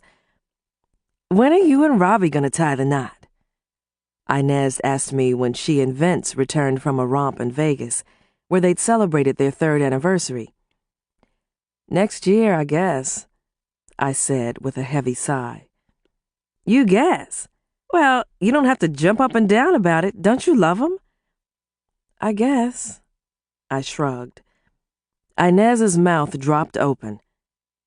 "Look, I didn't want to say anything because it wasn't my business, but I hope you don't do something you'll regret. If you don't want to marry this man, don't do it." "I can always get a divorce. I'm sure you can walk me through that," I said with a touch of sarcasm. "I just don't know if I'm ready to give up my freedom for Robbie Dunbar. What if I meet somebody I like better after I marry Robbie? Listen, don't you make any plans for this Friday night. I'm taking you to this club off of Superior in Cleveland. It only takes about 15 minutes to get there from here. It's where I met Vince. If there's somebody else out there for you, he'll be at the Victory Club." Inez had her new husband babysit her 2 daughters that Friday night when she took me to the Victory Club. There was nothing out of the ordinary about this club. The decor was typical: dark carpets and furniture, obligatory plants, and murals of handsome men and beautiful women on the walls. The band was a little better than the bands at some of the other clubs I went to, and most of the men had on suits and ties. For the first hour, nobody asked me to dance. Inez didn't wait for men to ask her to dance, she asked them, and not a single one turned her down. I was on my way back from the ladies' room when I met Leon. I don't know where he came from. There was no man near me, and then all of a sudden, he was there. It seemed like he had just jumped off of one of the murals on the walls. Luther was croning in the background, making things even more conducive to a possible romantic interlude with another man. But I decided to be cautious. I told myself that I hadn't come to this club to look for someone to replace Robbie, per se. I was on a mission, though, but it was a soul-searching expedition. I needed to be sure that Robbie was the man I wanted to give up my freedom for. I didn't know if my mission could be accomplished in one night, but I had to start somewhere. "I'll let you play with my toys if you let me play with your toys," Leon said, falling in step beside me. Before I could respond, his arm was around my waist. I was glad that I had on my black dress. Even though it was short and tight, the fact that it was black made me look several pounds slimmer. Not that I had a weight problem, but I was as vain as the next woman. Even at a firm size 8, I was still trying to do home improvements on my body. "Excuse me?" I said. I had on a pair of pantyhose that had a sturdy control top, but I still sucked in my stomach. My admirer had a strong grip on my waist, and it felt good. "What are you drinking?" he asked, sitting down at my table like I'd come to the club with him. "White wine," I mumbled. "Do I know you?" I asked dumbly. "Not yet," he smiled. "I'm Leon Webb." He fished a business card out of the breast pocket of his double-breasted navy blue suit. I looked at the card, then at him. "You're the first IRS auditor I've ever seen in person, thank God," I said, rolling my eyes. "Are you surprised to see that I don't have horns and a tail?" He laughed. "I'm surprised to see that you guys are actually human," I teased. "No offense, but I've always hoped that I'd never have to face one of you guys." "Well, as long as you don't try to cheat Uncle Sam, this might be the last time you come face to face with the IRS. Leon paused and smiled. He was already handsome, with his medium shade of brown skin, closely cropped black hair, shiny black eyes, and movie star Blair Underwood-type features. But his smile and expensive suit made him look even better. "In more ways than one," he added, with a wink that made my toes tingle. "Do a lot of people really lie on their taxes?" I asked, trying to keep the conversation neutral. This man was breathtaking, and I didn't know how long I could keep my hands off of him. "Sister, if I had $1 for every lie I've been told by taxpayers, I could retire, move to Italy, and live like a king." He even sounded like Blair Underwood. Compared to Leon, Robbie looked like one of the Muppets. I sniffed and tried to appear not too interested. "I wouldn't lie to you," I said. "So, if I ask you if you're married, you'll tell me the truth. And please tell me that you came here alone tonight," Leon said, with a pleading look on his face. His neatly manicured hand covered mine and squeezed. "I'm not married," I replied with a shy smile.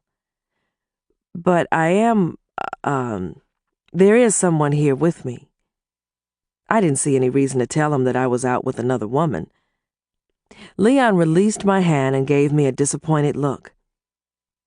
"Is it somebody I need to be worried about?" he asked, looking behind him and then over my shoulder.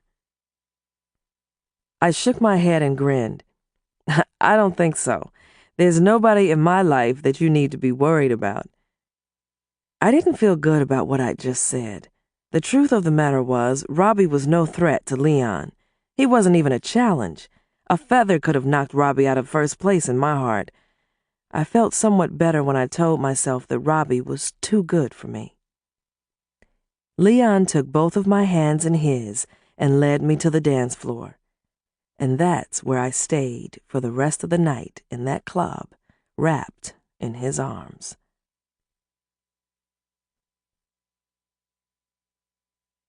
Chapter 9. Woman, have you lost your mind? You don't know a damn thing about this Leon Webb, Inez said 2 days after the night she'd taken me to the Victory Club. She and I were the only ones in her nail shop. She had closed for the day, but had agreed to give me a manicure after hours. Now, here you are planning to spend the weekend with him? What about poor Robbie? Inez asked, filing my nails so hard it hurt. I didn't complain or even flinch, because she never charged me to do my nails. Forget about poor Robbie. What about poor me? Look, you're the one who made me go out to meet other men so that I could be sure I wanted to marry Robbie. And that's what I did. If I don't like Leon and decide I still want to marry Robbie, that's my business. I don't like this Leon. If I were you, I'd stay as far away from him as I could get. He's not what you think. Trust me.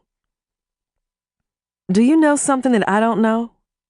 I asked, puzzled. Inez had been acting like a fool ever since I'd told her about Leon. She'd been making off-the-wall comments about him and trying to divert my attention. I know a lot of things that you don't know, Inez said in a mysterious tone of voice. She blew on my nails for a few seconds, then she started filing them again, twice as rough as before. This time I did flinch and yell out in pain, but she ignored me and started buffing my nails like she was shining the shoes on the feet of a man she didn't like. Do you know Leon Webb? I wanted to know. Yeah. As a matter of fact, I do know him. And he's not your type. He's a friend of my cousin Earl, the one who's been in and out of jail half his life. You remember Earl, the pimp and drug dealer? Inez kept buffing my nails, glancing at my face every other second. But Leon went to Morehouse, I said thoughtfully, defending a man I knew very little about. So, there are a lot of educated thugs out there, Inez insisted. Well, is Leon a pimp and a drug dealer too, like your cousin Earl? Not that I know of, Inez admitted. But he's not for you, trust me, she added, as she narrowed her eyes and gave me a quick nod. Do me a favor and let me worry about Leon.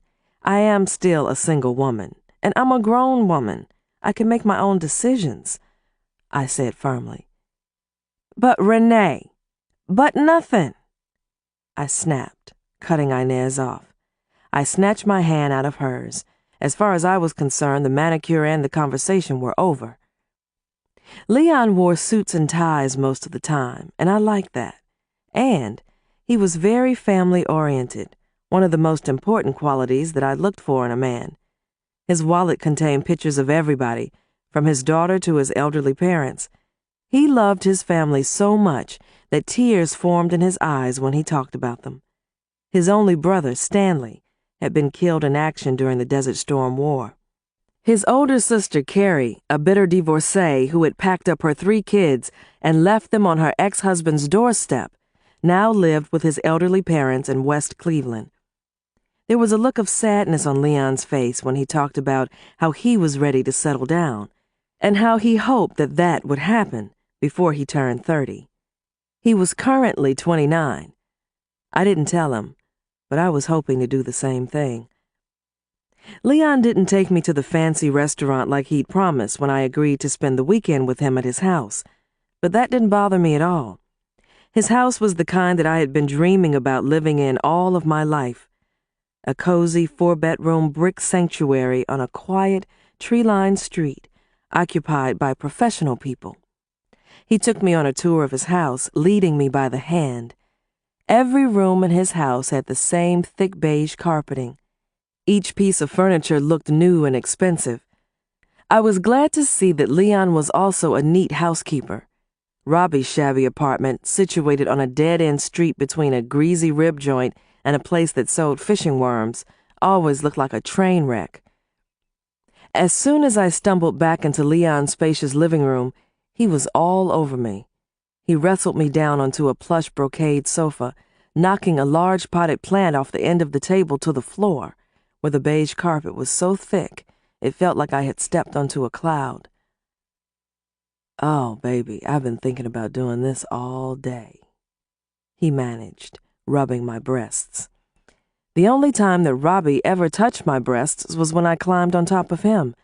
Even after I'd done that, I still had to guide his hands. I felt like I was made out of rubber in Leon's arms.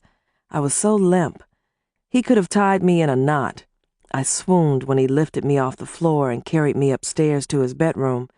He slowly undressed me, kissing me all over.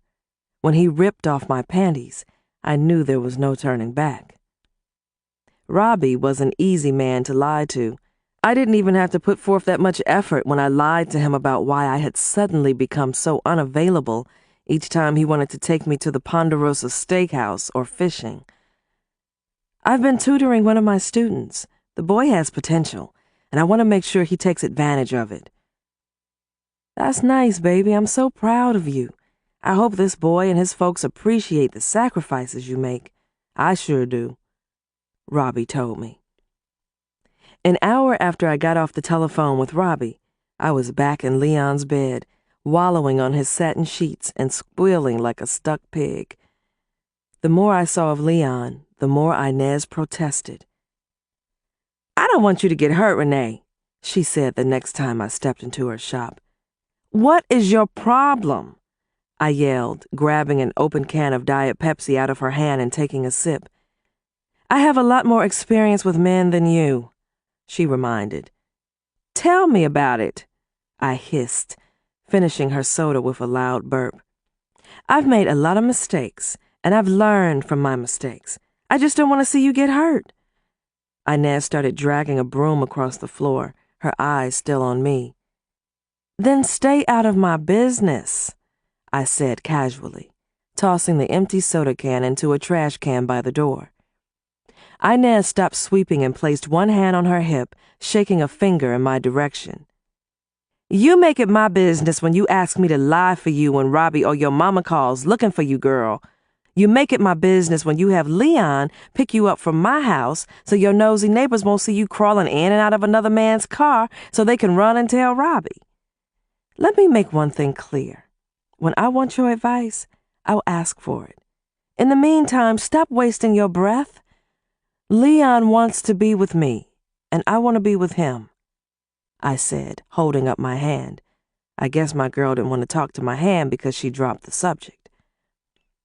Inez was the only one who knew about my relationship with Leon so far, but it wasn't long before the neighborhood busybodies saw me and him out together and started blabbing. The following Saturday morning, my telephone rang at 6 a.m. "You just like your Aunt Denise." To my everlasting horror, it was Mama. I'd grabbed the phone on the first ring, hoping that it would not disturb Leon. He looked like a man who didn't want his sleep interrupted. I'd never seen a person sleep the way he did. His face was frozen in a frown so extreme that his lips looked like a horseshoe. He was curled up in my bed, with his arm around my waist. I preferred to be with Leon at his house. There was no comparison between his nice place and my tiny apartment, which I'd furnished with odds and ends from thrift stores, yard sales, and dollar stores. "Mama, is that you?" I asked, whispering. I was so groggy I could barely see. "What's wrong with you, girl?" Mama asked, her voice full of her usual impatience and nerve. She stopped talking long enough to suck on her teeth. "You know doggone well who this is, gal," Mama hollered loud and clear. My mother hollered a lot, but I overlooked it because I knew that all the hollering she did was out of love and concern. She'd made it clear that no matter how old I got to be, to her, I'd always be one of her babies. "Good morning, Mama," I muttered, rising. I wasn't comfortable talking to my mother while I was naked and lying next to a naked man. I pulled the sheet up to my chin.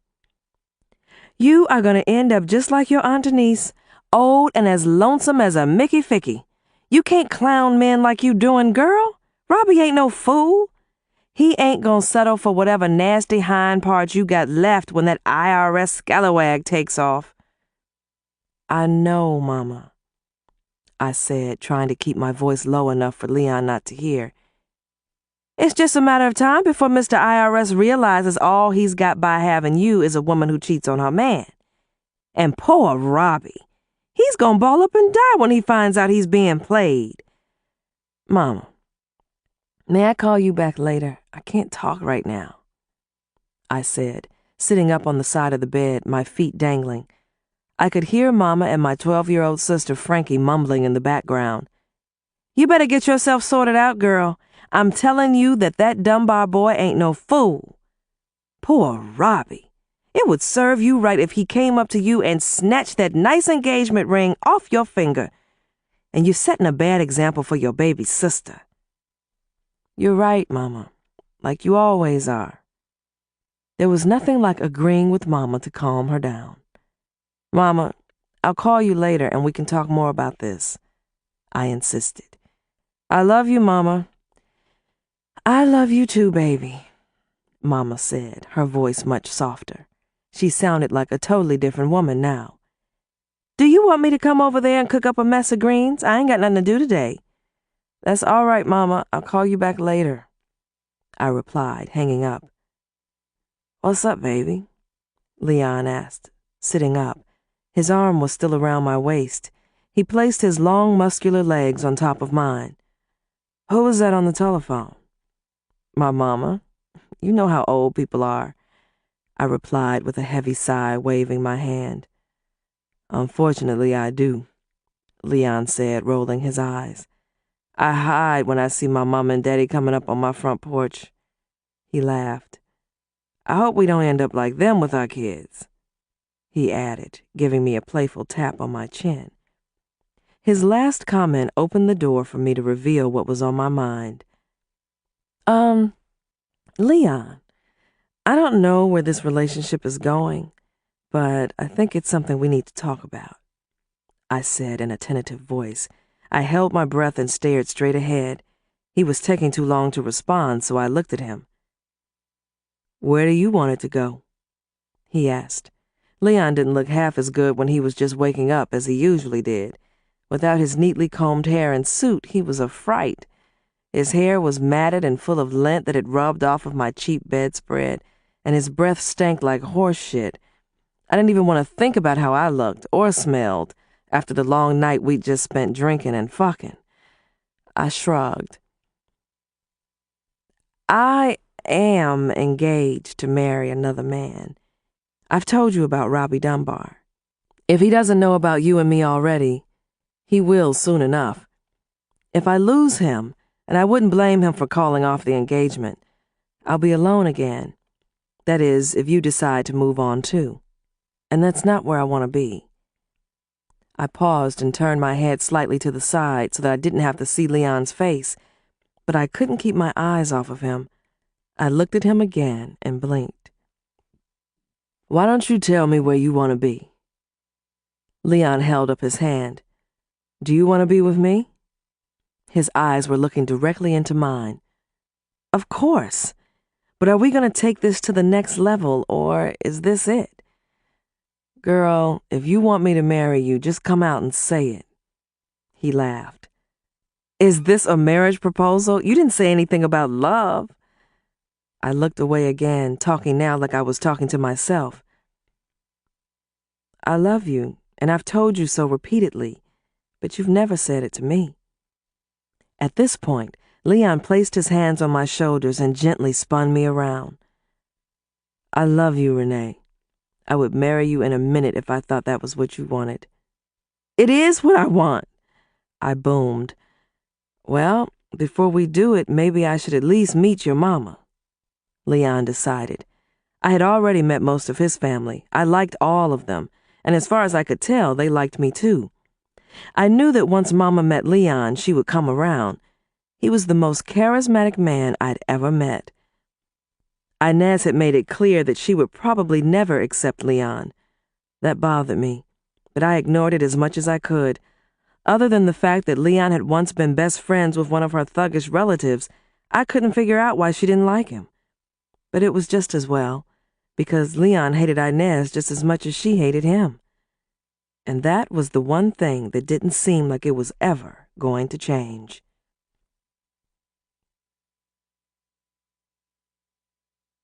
Chapter 10. As hard as it was to believe, I still had feelings for Robbie, but I knew in my heart that I couldn't spend the rest of my life with him. It wouldn't have been fair to him, and it wouldn't have been fair to me. He did next to nothing to excite me, and if that was already bothering me, I couldn't imagine how high I'd be climbing up a wall 10 or 15 years down the road. Compared to Leon, Robbie was from another planet. There was never a dull moment with Leon. In addition to a regular weekly night out at the movies, Leon took me to dinner at least twice a week.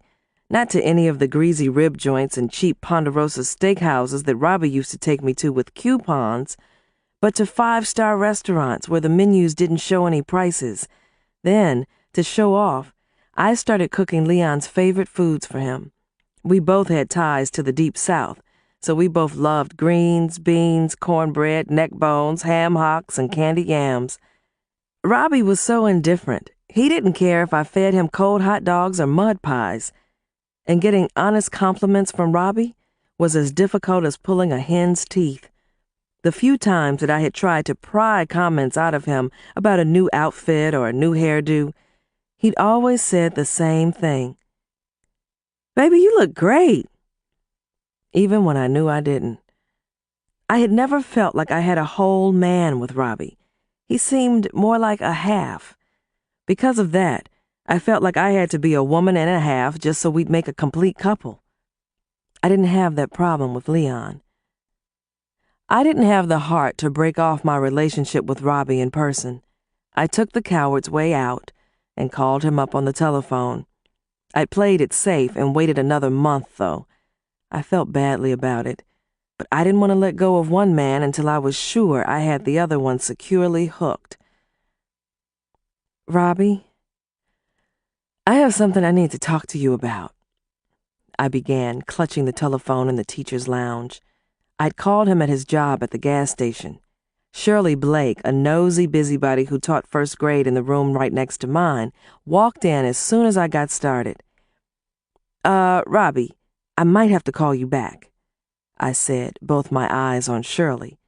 As soon as she realized I was talking to a man, she came and stood right next to me. Like me, she was well into her 20s and had never been married. "Ask your friend if he's got a friend," Shirley whispered in my ear, the garlic on her breath almost melting the side of my face. Shirley was one of the most attractive women I knew, and one of the most desperate.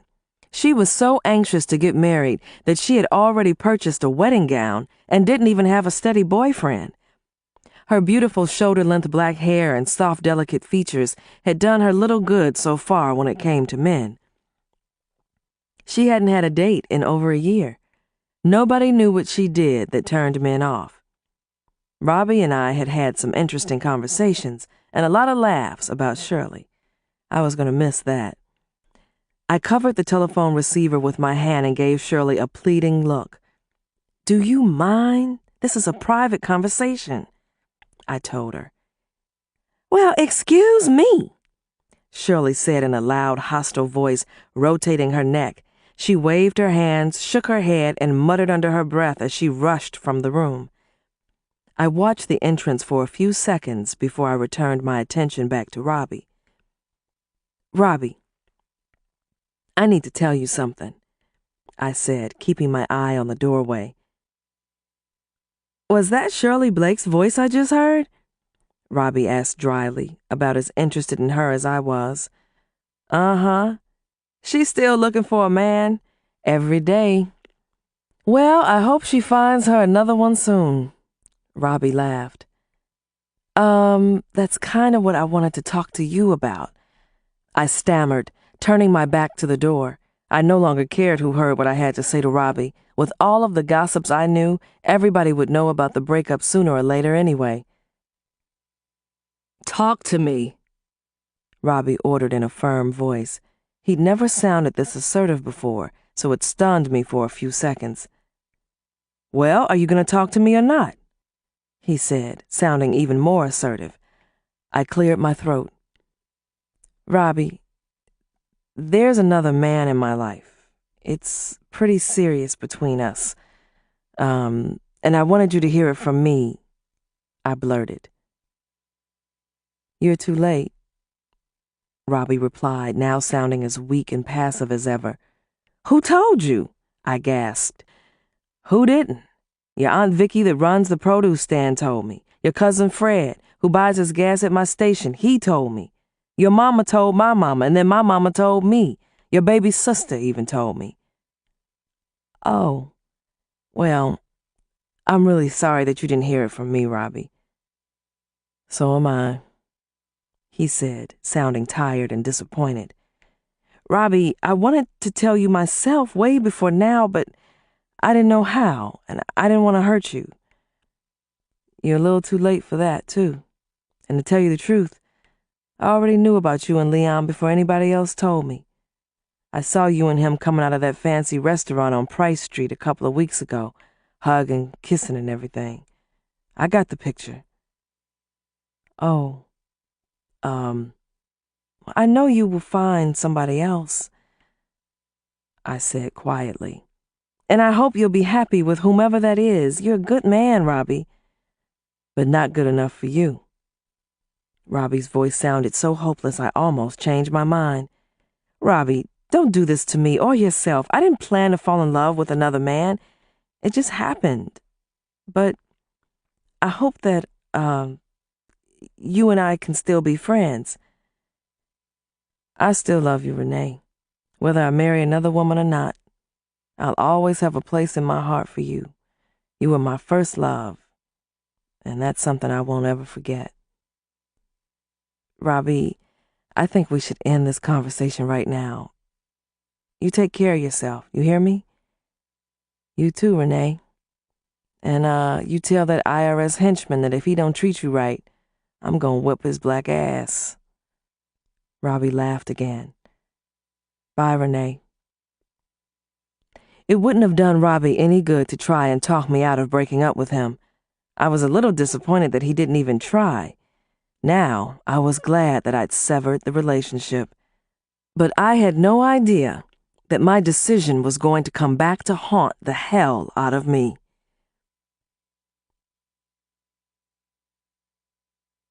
Chapter 11. The Sunday following my breakup with Robbie, I brought Leon to meet Mama after she and my sister Frankie got home from church. We'd arrived at the little one-story gray-shingled house that Mama rented on Maple Street, just as she and Frankie were getting out of Mama's old Chevy, still clutching their hymn books. Mama had on a hat that looked like a small umbrella. She snatched it off and started fanning her face as soon as she spotted Leon and me walking toward her. Frankie, who was as cute and as sly as a fox, stood behind Mama with an amused look on her face. My sister had already made it her business to meet Leon.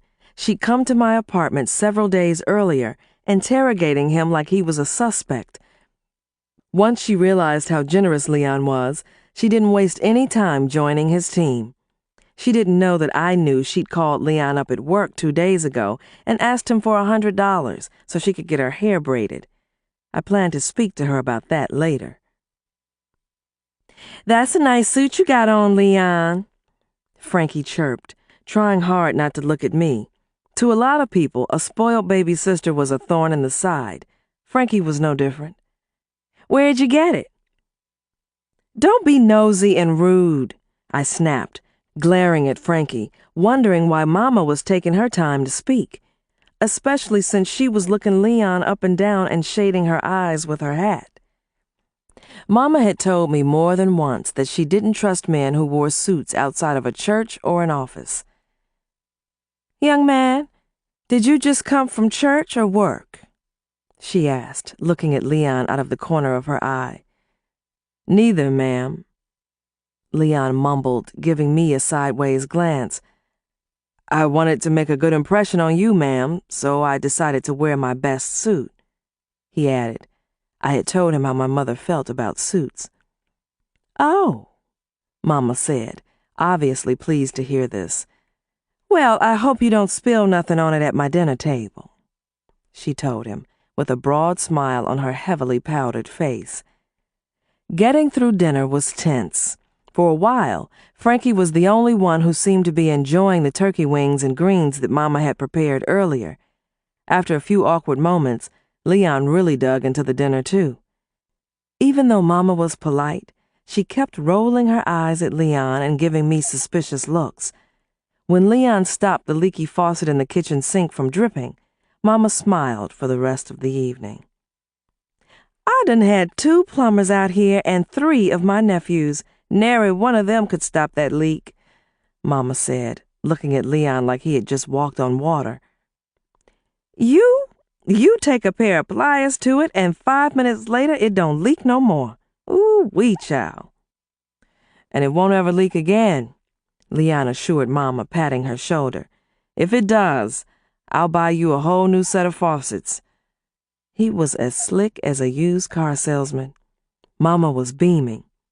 Renee, run in the pantry and bring out that bottle of wine I've been saving, she ordered with a huge grin. Leon, I hope you like white wine. Yes, ma'am, I sure do. Leon lied. Other than beer and rum, he didn't drink any other alcohol.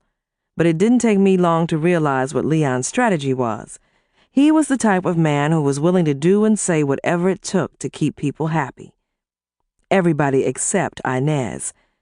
The first time I saw him angry was when I told him that Inez wanted to be maid of honor in my wedding.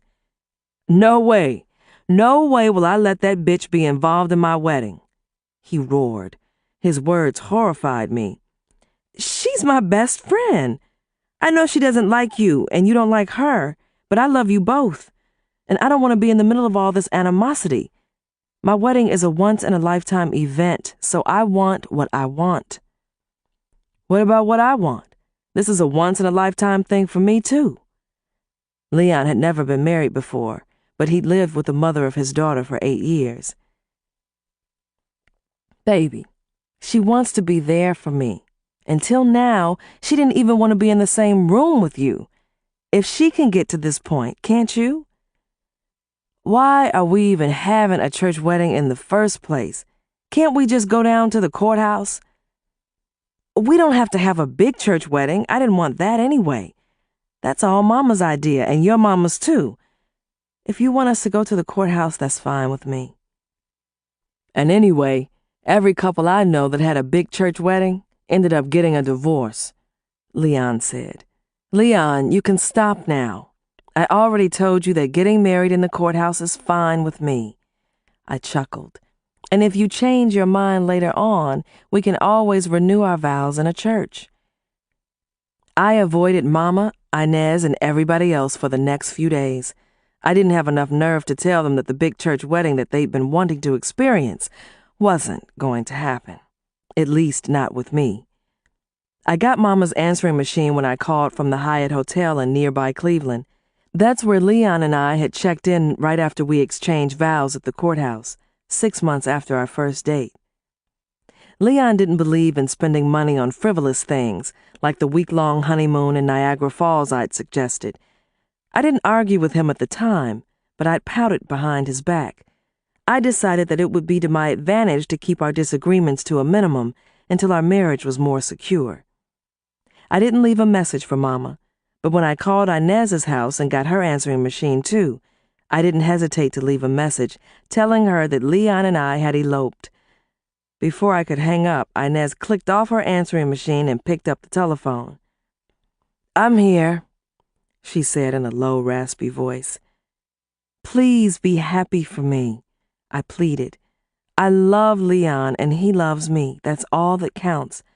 I never said it, but I didn't want you to marry Vince. I was happy for you anyway. Not that I didn't like Vince, but I honestly didn't think that he was the right man for you at the time.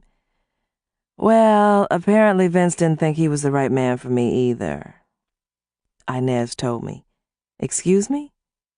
Inez, tell me what's going on, I demanded. I packed his shit and told him to get the hell out of my house before I threw him out. I filed for divorce yesterday. Already? You're practically still a newlywed. Better now than later. He wanted to change me. He started talking about how he wanted me to tone down my wardrobe, stop wearing so much makeup, and get rid of my blonde weave. No man is going to change me. Are you all right? I am now. Some of my best friends are bartenders. I'm sorry I wasn't around to talk. I swear to God, Inez, if I had known, I would have been there for you. You need to be there for your husband now, baby girl. I'll be fine. I'll stop by the shop as soon as we get home, day after tomorrow. We can go for drinks, I suggested, feeling guilty because I was so happy about my marriage and Inez's had just ended. Again. Where are you? We're at the Hyatt. Leon didn't want to go to Niagara Falls or on a honeymoon cruise. Well, if I was him, I'd have chosen the Hyatt Hotel in downtown Cleveland over Niagara Falls, too. Inez, please don't start that shit, I said, blowing out a plaintive sigh. You didn't want anybody to make fun of you when you married any of your, 3 husbands. There was a moment of silence before we both laughed. I didn't know about Inez, but I had to force myself to laugh. So, when and where do you want to hook up for drinks when I get home? I'm getting out of town for a couple of weeks. I'll call you when I get back, and we'll decide then. I booked a flight to Barbados this morning. As a matter of fact, the cab's out there now, Inez said, talking fast. Inez had already seen more of the world than any other person I knew. Being her own boss and having the kind of money she needed to do just about anything she wanted, it was nothing for her to jet off to some exotic location at the spur of the moment. Will you call me as soon as you get back home so we can get together? I will. And Renee, congratulations and good luck. I really mean it. I was surprised when I turned around and saw Leon standing a few feet behind me. That was Inez. She and Vince broke up. He's moved out and she's already filed for divorce. I shook my head and looked away. But out of the corner of my eye, I saw a cruel smile cross Leon's face. Chapter 12. Leon was the one to break the news to Mama. I didn't even know he had done it until she called the hotel the day before we checked out. I don't care what that man do to you. You better stay with him. There ain't never been a divorce in our family, Mama told me. And your baby sister is mad because she spent her last penny on one of them throwaway cameras, which she bought to take pictures of the wedding with. I hope you know what you're doing, gal, Mama said in a gruff voice. I never got mad at my mother when she stuck her nose in my business. I didn't know too many women who didn't go through some of the same things with their mothers that I went through with mine. I usually listened to Mama with respect and patience. After all, she'd made a lot of sacrifices for me. But I was my own woman, so I always did what I wanted to do anyway. I love Leon, Mama, I purred. I had just come out of the shower. One towel covered my body, another one covered my wet hair. Leon was stretched out on the bed in just the bottom part of his silk pajamas I'd bought him. I'm never gonna let him go, I vowed, giving my new husband a playful kick with my damp foot. Mama, can I call you when we get home Monday? I'm still on my honeymoon. And that's another thing. When you was a little girl, all you talked about was going to Niagara Falls for your honeymoon. It's a crying shame you ended up on a honeymoon in Cleveland of all places, right in your own backyard. Mama paused and clicked her teeth. And with all that money Leon makes working for the IRS, the least he could have done was take you off somewhere romantic. After saying such a mouthful, Mama had to stop to catch her breath, and it didn't take her long to do that. She had other things to say that I didn't want to hear, which she whispered. I heard Leon was stingy. I bet he'll be shoving chicken gizzards down your throat for dinner 3 times a week. You better hope you don't lose your job at that schoolhouse. Mama, I have to go now. I hung up before Mama could get another word in. Mama was the only person I knew who could turn a dream into a nightmare. I tossed a pillow at Leon's head. You could have waited until I got out the shower. I wanted to be the one to tell her. Well, I didn't. Now get dressed so we can go out and get something to eat, he ordered, rising. Baby, wouldn't it be nicer if we stayed in and ordered room service? Don't you just want to lie here and, I winked. Come on, we're going out to get something to eat, Leon replied. What if I don't want to go with you? I said, folding my arms defiantly, my bottom lip poked out like a 5-year-old's. I couldn't believe we were already having our first disagreement as a married couple. You're going. Now get your lazy butt up and get dressed. Put on that lime green dress I like so much. Sisters with your bronze tone complexion look so damn good in green. I removed a pair of jeans and a beige silk blouse from the small suitcase that I had packed. Before I could get dressed, Leon snatched the clothes out of my hand and tossed them to the top of the dresser. With a mischievous grin on his face, he flipped open my suitcase and fished out the lime green dress he liked so much and tossed it on top of my head. I slid into the dress without saying a word. I was in too much of a romantic mood to argue any further. I didn't like the fact that Leon was already making decisions without any input from me. Robbie Dunbar would never have done that. As strange as it seemed, I really missed Robbie. I knew that I was going to spend the rest of my days wondering what my life would have been like if I married him. Poor Robbie. I prayed that he would find a suitable mate. By the time Leon and I got to the Full Moon restaurant 3 blocks from the hotel, I had calmed down. Right after our stiff-lipped waiter dropped menus on our table, I excused myself to go to the ladies' room.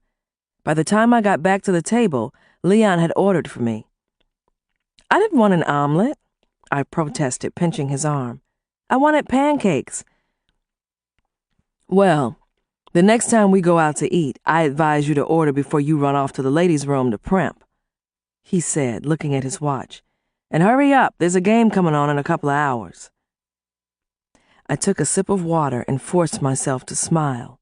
It dawned on me that Leon was showing me another side of himself, and it was already making me uncomfortable. He liked to be in control, and that was one of the things that had drawn me to him. However, that quality had been a lot more subtle before I'd become his wife. A cramp shot through my stomach like a comet. All of a sudden, I was concerned about my future with Leon. As much as I had always wanted a man who had more of a backbone than Robbie, I didn't want a man who made all of my decisions for me. Leon had made it clear that he was in no hurry to have another child. He had a 9-year-old daughter by a woman that he'd lived with for several years. He loved his child, and he took good care of her. But even though she was only 9, Colette was a mess. Not only was she moody and materialistic, she had a hard time getting along with other kids. She'd been kicked out of every elementary school in Butler. Leon had just enrolled her in a swank private school in Cleveland Heights. More than once he told me that he was glad he had only one child to deal with. But I wanted a child, and I wanted one soon. That's why I flushed my birth control pills down the toilet as soon as we got back to our hotel room.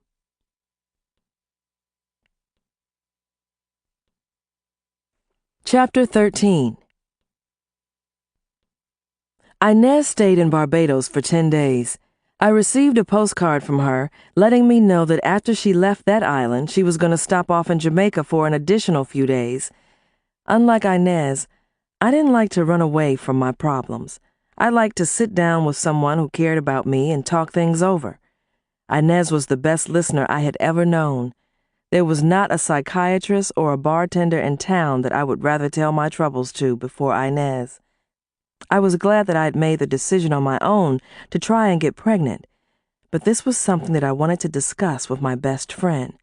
Not that I wanted her to give me any advice, but it would have been nice just to have her around to listen to me. I enjoyed being married. I felt like a totally different woman. I looked and acted differently, and other people noticed, even some of my second-grade students. "Miss Beeks, why come you all the time smiling and humming stupid songs now?" asked Walter Morrell, the most obnoxious youngster in my class this year. Walter looked like a gnome with his lopsided head, long ears, and round, flat nose, but he still liked to draw attention to himself. His small black eyes seemed to look right through me as he anxiously awaited my response. "Walter, you must remember that I am Mrs. Webb now. No more Miss Beeks. I got married," I said proudly. I stood in front of my class with the latest Harry Potter book in my hand, preparing to read a few excerpts to them. "Why'd you get married, Miss Beeks?" the same boy asked, with a giggle, his 2 front teeth missing. "Now you got to sleep in the same bed with a strange man." The whole class snickered. "Walter, married people sleep together. Now, if you don't mind, let's confine our attention to our good friend Harry Potter," I said firmly, holding up the front of the book. I didn't read much for my own pleasure, but when I did, it was usually a novel by a popular African-American author like Carl Weber or Mary B. Morrison. I'd already read most of the classics and more textbooks than I could remember, so Harry Potter was as much a treat for me as it was for my students. But Walter seemed more interested in my story than Harry's. He occupied a desk at the front of the classroom, right across from my cluttered desk, so he was hard to ignore. "My daddy makes all kinds of strange noises when he's in bed with my mama," Walter announced, facing his classmates. Then he turned to me. "Miss Beeks, do you and your husband make a lot of strange noises in the bed?" This time the class roared with laughter. The bell rang before either Walter or I could say another word, and the subject was never brought up again, at least not in my classroom. I wanted to share cute little stories like this one with Leon, but he didn't have a lot of interest in what went on in an elementary school. I didn't bother to tell him about little Walter's comments. However, I told him about the time that Mindy Stargin came to school with a condom she'd found in her father's pants pocket, blowing it up like a balloon during show and tell.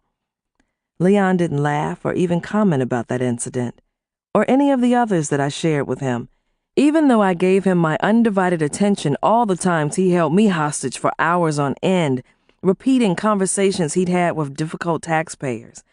Inez seemed to be the only one who was genuinely interested in my day-to-day life. And that's why I spent so much time hanging around her nail shop. The 2 sisters that Inez employed, Pat Jenkins and Shonda Jones, got sick of me coming into Soulful Nails while she was still out of the country, whining about how I needed to talk to Inez. Their impatience and exasperation showed on their faces each time they saw mine, but I didn't let that stop me. "She didn't tell you what hotel she was going to be staying in?" I asked, looking from Pat to Shonda. Both of them had on more makeup than Ronald McDonald. Like Inez, they thought their shit didn't stink, but in a good way. I was one woman who wasn't afraid to admit that I admired and envied confident women. Impatient customers were lined up in chairs along the wall like convicts. Pat and Shonda were both frantically filing and buffing the fingernails and toenails of the 2 women who occupied the seats in front of them. "Inez didn't want nobody to know how to find her," Shonda said, tossing her head back so that her blonde weave flopped and fluttered like a scarf. She handled the nail drill like it was a Gatling gun, looking up from the customer in front of her just long enough to glance at my shabby nails and give me a disgusted look. "If Inez calls, tell her to call me," I ordered, curling my fingers into a fist to hide my raggedy nails. Just when I was about ready to start climbing the walls, Inez came home 4 days after my last visit to the nail shop. It was Halloween night, so when I went to answer the doorbell, I carried a large bowl that I had filled with suckers and other goodies. "Trick or treat!" I yelled as I snatched open my door, expecting to see the faces of some of the neighborhood kids grinning up at me. I was shocked to see Inez standing in my doorway, loaded down with gifts and souvenirs. What was even more shocking was the fact that Leon was with her. "This handsome devil you married was sweet enough to pick me up and drive me home from the airport," Inez squealed. She leaned toward me and air-kissed my cheeks. "He what?" I mouthed, puzzled. The bowl suddenly felt twice as heavy in my hand. "I tried to call you, and everybody else I knew to come pick me up. Leon was the only person I was able to reach," Inez explained, with a sheepish look on her face. Over her shoulder, I saw Leon dragging his feet up our walkway. There was an odd expression on his face. He looked like the grinning jack-o'-lantern I had set on our front porch banister a few days ago. "Your honey was sweet enough to bring me by here first." Inez said the word honey like it was painful. I looked from her to Leon and back to her, trying to figure them both out. They weren't acting like two people who couldn't stand one another. I didn't know what confused me more, the fact that Inez had suddenly returned and come straight to my house, or the fact that Leon, who had just referred to her as the poor man's Paris Hilton the night before, had picked her up from the airport. "Girl, I've been dying to talk to you," I squealed, hugging Inez. I set the bowl of candy on the end table next to my sofa and threw my arms around her. She had lost a few pounds, which made her body look even more luscious. But with her hair hidden under a scarf and no makeup, she looked rather plain from the neck up. "I want to hear all about Barbados and Jamaica," I told Inez, smiling at Leon as he made his way into the living room. "I'm going to fix myself a drink. Why don't I fix you sister something too?" he suggested, his gaze darting back and forth from Inez to me. I looked at Leon and blinked. There was a nervous smile on his face. "I'd like a large cosmopolitan," Inez said, flopping down on the sofa, dropping the shopping bags on the floor. "A Cosmo it is," Leon sang. "And I'll fill up the largest glass in the house," he added with a chuckle. He stepped forward a few feet with his arms stretched open like he wanted to hug the world. This was one man who was full of surprises. "And don't be stingy with the vodka," Inez warned Leon. I was surprised but pleased to see my best friend and my husband speaking in such a friendly manner. It was a reason for me to celebrate. "I'd like a margarita," I chirped, smiling at Inez as I eased down on the other end of the sofa. As soon as Leon left the room, I turned to her with both my eyebrows raised. "It takes 30 minutes to get here from the airport." "True," Inez said, tilting her head to the side, an amused look on her face. She slid the scarf back off her face, revealing mild sunburn on her forehead. And what did you and Leon talk about for 30 minutes? I wanted to know. I was so pleased to see Inez that I really didn't care what she had discussed with my husband. It was enough for me to see that they had reached such a milestone in their relationship. Inez shrugged. "Nothing much. I slept most of the way." She rose, lifting one of the shopping bags. "I got you one of those straw purses you've always wanted." I sighed, suddenly slipping back into the slight and mysterious depression I'd been experiencing since my marriage. "Let's do lunch tomorrow. I need a sounding board," I told Inez. She glanced toward the doorway leading to the kitchen, and then she gave me a concerned look. "If you promise not to yell and scream at me about sticking my nose in your business, I can. I'll meet you at the deli across the street from my shop. I just want you to listen to me." I leaned toward her and squeezed her hand. Inez gave me a bleak look, but she nodded. "Fine, we have a date." She turned all the way around and looked toward the doorway again. I didn't like the look on her face when she returned her attention to me. "Have you seen what's behind his mask yet?" she whispered, grabbing my hand. I reared back, snatching my hand away from hers like I'd been burned. "What's that supposed to mean? Look, Leon is my husband now, If he's the demon you sometimes make him out to be, you should have told me before I hooked up with him." "I tried to," Inez wailed with an exasperated sigh. "He is your husband now, and I do respect that. I can put up with him if he can put up with me, I guess. The fact that he offered to pick me up from the airport says a lot, don't you think so?" "I love him, and he loves me, and that's all that matters," I insisted. A few moments later, Leon entered the living room with our drinks on a tray. He sported a smile that covered almost half of his face. "Baby, Inez was just saying how nice it was of you to pick her up from the airport," I told him, taking a long swallow from my glass. "It was no trouble at all," Leon said, scratching the side of his head. He plopped down on the sofa next to Inez, even though there was more than enough room closer to me. It was the first time that I'd ever seen my best friend and my husband within a foot of each other. I felt better already, and the strong margarita had a lot to do with that. As a matter of fact, I decided that I didn't need to meet Inez for lunch and cry on her shoulder after all. I needed to be with my husband.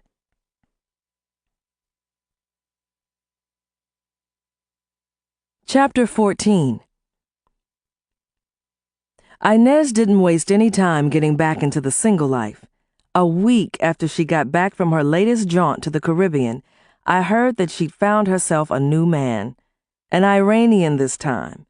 That didn't surprise me, but the way I found out did. Leon told me. "Who told you that Inez was involved with an Iranian?" I asked him. We were in the new Range Rover he'd just purchased, on our way to Mama's house for dinner that Sunday evening. Mama had called up and invited us, and Leon had accepted without even checking with me. I had planned to spend the day grading papers and doing laundry. It didn't bother Leon when I told him that I didn't like always having to rearrange my schedule at the last minute. All he did was roll his eyes at me and give me a stupid grin. "Nobody told me anything about that woman and her Iranian. I saw her with him at the Victory Club the other night," he revealed, keeping his eyes on the road. "I didn't know you still went to that club," I gasped. I removed my arm from around his shoulder and gave him an exasperated look. "There are a lot of things that you don't know about me, Renee." "I knew that a long time ago, Leon. The man I met that night in the Victory Club is not the man that I married. I'm really getting worried about what other surprises you might have in store for me," I said hotly. My ex, Robbie Dunbar, was meek and docile compared to me, but I was meek and docile compared to Leon. However, there were times that I was so assertive I surprised myself as much as I surprised Leon. "I am not your fool, Leon," I said in a loud voice. "Don't you start that shit, woman. I am not in the mood for a fight." He gripped the steering wheel, his eyes still on the road. Just from looking at the side of his face, I could see that he was angry. I didn't care, because I was angry too. "I'm not in the mood for a fight either, but you brought it up. First you tell me something about my best friend that I didn't know. Then you tell me that you were at the same club where everybody in town goes when they want to meet someone." Leon turned sharply, giving me a harsh look. "I went there for a drink with some of my boys. You went there to pick up somebody, but I didn't. I just happened to be there that night I met you, doing the same thing I was doing the other night, having a drink with some of my boys." "Well, maybe I'll go there tomorrow night," I said with a snort, crossing my arms so that I wouldn't haul off and slap the side of his head. Leon balled his fist and socked the steering wheel as he glared at me. Saliva was oozing from the corners of his mouth. "Look, woman, that's one place you don't go unless you go with me." "You can't tell me where I can go and where I can't go, Mr. Man. I don't tell you where to go," I shouted, giving him the most incredulous look I could manage. "If Inez and other women can go there without their men, so can I. And if you can't give me one good reason why I shouldn't, you can just shut the fuck up." "I'll give you a damn good reason. I can't trust you." My mouth dropped open. "What? What have I done to make you think you can't trust me? I glared at Leon's head, wanting to slap it on both sides. I don't cheat. The hell you don't. He guffawed. Is that what you told my man Robbie? If I recall, you were still engaged to marry him when I met you. We had quite a few dates before you broke it off with him. Did you forget all of that? That was different, I said slowly, my head spinning. I didn't feel the same way about him that I feel about you. I wouldn't cheat on you. Am I supposed to believe you? You should believe me. I believe you when you tell me something. We were silent for the rest of the way to Mama's house. Why y'all both looking like undertakers? Mama asked as soon as we got inside. There was an amused look on her face. I don't feel well, I muttered, tossing my jacket onto the plaid sofa next to my sister Frankie's lap in Mama's neat little living room. Leon remained silent and went straight to the liquor cabinet. Frankie lifted my jacket with a fly swatter and inspected it with a sniff. With a giggle and a slight frown, she tossed it aside. I don't like most of the mammy-made stuff you wear, but can I have that see-through blouse Inez bought you back from Jamaica? Frankie asked, her eyes on the television in front of her. My sister was 13 now and really into BET, MTV, and any other station where she could watch music videos. As much as she got on my nerves, I loved my sister more than words could say. Like Inez, I knew I could count on this nitwit when I needed her. No, I snapped, flopping down hard next to her. I gave my kid sister a playful tap on her head, and then I grabbed a handful of her neatly braided hair. Leon must not be giving you any, Frankie teased, saying it low enough so that I was the only one who heard it. Girl, you need to slow down, I advised, shaking a finger in her face. Leon sat down on the wobbly bamboo chair across from us. Don't y'all get too comfortable. I got a pot roast in the oven, a pot of pinto beans on the stove, and a gallon of lemonade in the icebox, Mama said, coming into the living room, wiping her hands on her plaid apron. She still had on the white usher's uniform that she'd worn to church. Leon, I am so glad to have you in the family. I thank the good Lord that I don't have to worry about my baby spending too much of her time with a Jezebel like Inez now. Mama let out a disgusted sigh before she started fanning her face with the tail of her apron. Inez is not a Jezebel, Mama, I said with conviction, looking at Leon to see his reaction. Is she, baby? She's all right, I guess, he mumbled, picking up the latest copy of Ebony off of the coffee table. Mama, remind me to take a look at your dishwasher before we leave. I had learned how to tell when Leon was nervous. He would scratch his head a lot and do annoying things like tap his knuckles on the coffee table. He was doing both now. Leon tells me that Inez has got herself a new man, I added, my eyes still on him. Already? Didn't she just get a divorce from her third husband? Frankie laughed. That sister gets around like a loose wheel. I hope she's using some protection. Me, if I was a man, I wouldn't touch her with a flagpole. Frankie, did you finish all your homework? Mama asked, shaking her head. Yes, ma'am, Frankie mumbled. Her head bowed submissively. Then she sucked in her breath, sprang from the sofa, and galloped across the floor to the telephone on the stand by the doorway. Speaking of Inez, she told me to call her up and she'd make me an appointment to do my nails for free. I'm going to babysit for her this weekend, Frankie announced with a huge smile as she dialed Inez's number.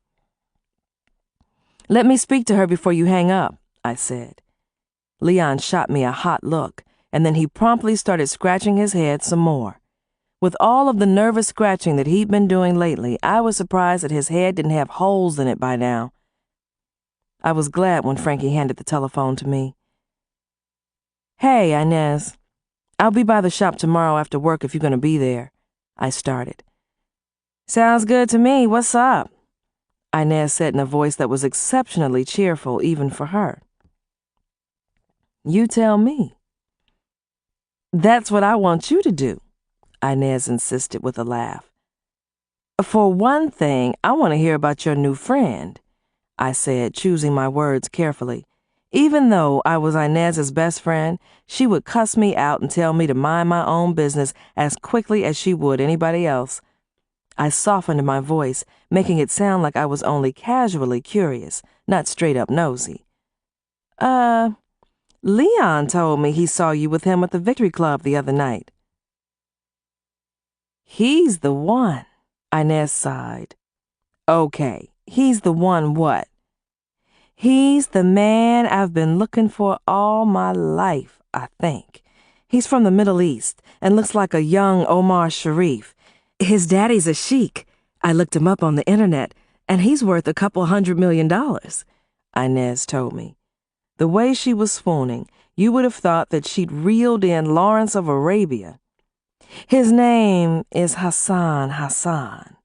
Isn't that an intriguing name? Uh-huh, like Sirhan, I sighed. Who? Bobby Kennedy's assassin. He was from the Middle East, too, I chided. Don't you start, Inez warned with a gentle laugh.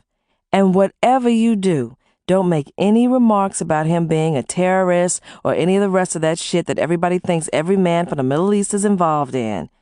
Mama almost had a cow when she found out that Hassan's from Iran. I didn't raise my girl to sleep with the enemy, she told me, and right in front of Reverend Beauchamp. You should have seen the look on his face. Inez laughed again, so I knew she was not the least bit angry or concerned about what other people thought about her new lover. But she sounded eager to talk about him. So did I. Oh, did you meet Hassan at the Victory Club too? I asked. Of course I did. That is the place to go when you want some new meat. I glanced at Leon. His eyes seemed to be looking straight through me. That's what I told Leon. He doesn't want me to go there unless I'm with him. I didn't want to say too much in front of Mama and Frankie, so I let Inez do most of the talking. Fuck him! He's not your daddy. You can go to that club and any other club you want to go to without him. I tried to tell you that he was going to try and run your life, tell you what to do. I tried to tell. I'll come by the shop right after work, I said, cutting her off. I knew that Inez and Leon still couldn't stand each other, even though they were cordial to each other around me.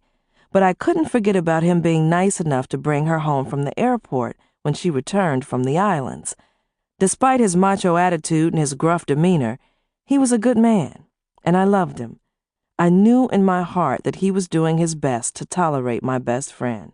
And, in her own way, Inez was trying to get along with him, too. She didn't have to accept a ride home from the airport with him. She could have called a cab, but she didn't. And I knew that it must have been difficult for her to sit by herself in the same car with Leon. I was glad that the two of them had made some progress in improving their relationship. I was also glad that Frankie and Mama dominated the dinner conversation. I didn't have to say too much. Leon hardly spoke at all, but he did a lot more nervous scratching that day. Chapter 15. When I found out I was pregnant, the first person I called up was Inez. I am so happy for you, she squealed. I can't wait to tell my girls. Those two little monkeys are always asking me how come their Auntie Renee doesn't have any kids of her own. Inez paused and then started talking in a low, serious voice. How is the proud papa taking this blessed news? I don't think he's going to be anybody's proud papa when I tell him, I told her, gripping the telephone in my sweaty hand. He wanted us to wait. Leon's daughter, Colette, had only been to the house a few times since I'd moved in. I liked the girl. She was no better or worse than any of the other kids her age that I knew. At least, that's the way she was around me. However, Leon had one horror story after another to tell me about how Colette misbehaved when he was alone with her. He'd even told me about an episode at the mall where she had thrown a major hissy fit because he'd refused to buy her the new Prince CD. She'd stomped out of the music store and run into the mall atrium screaming until a burly security guard calmed her down.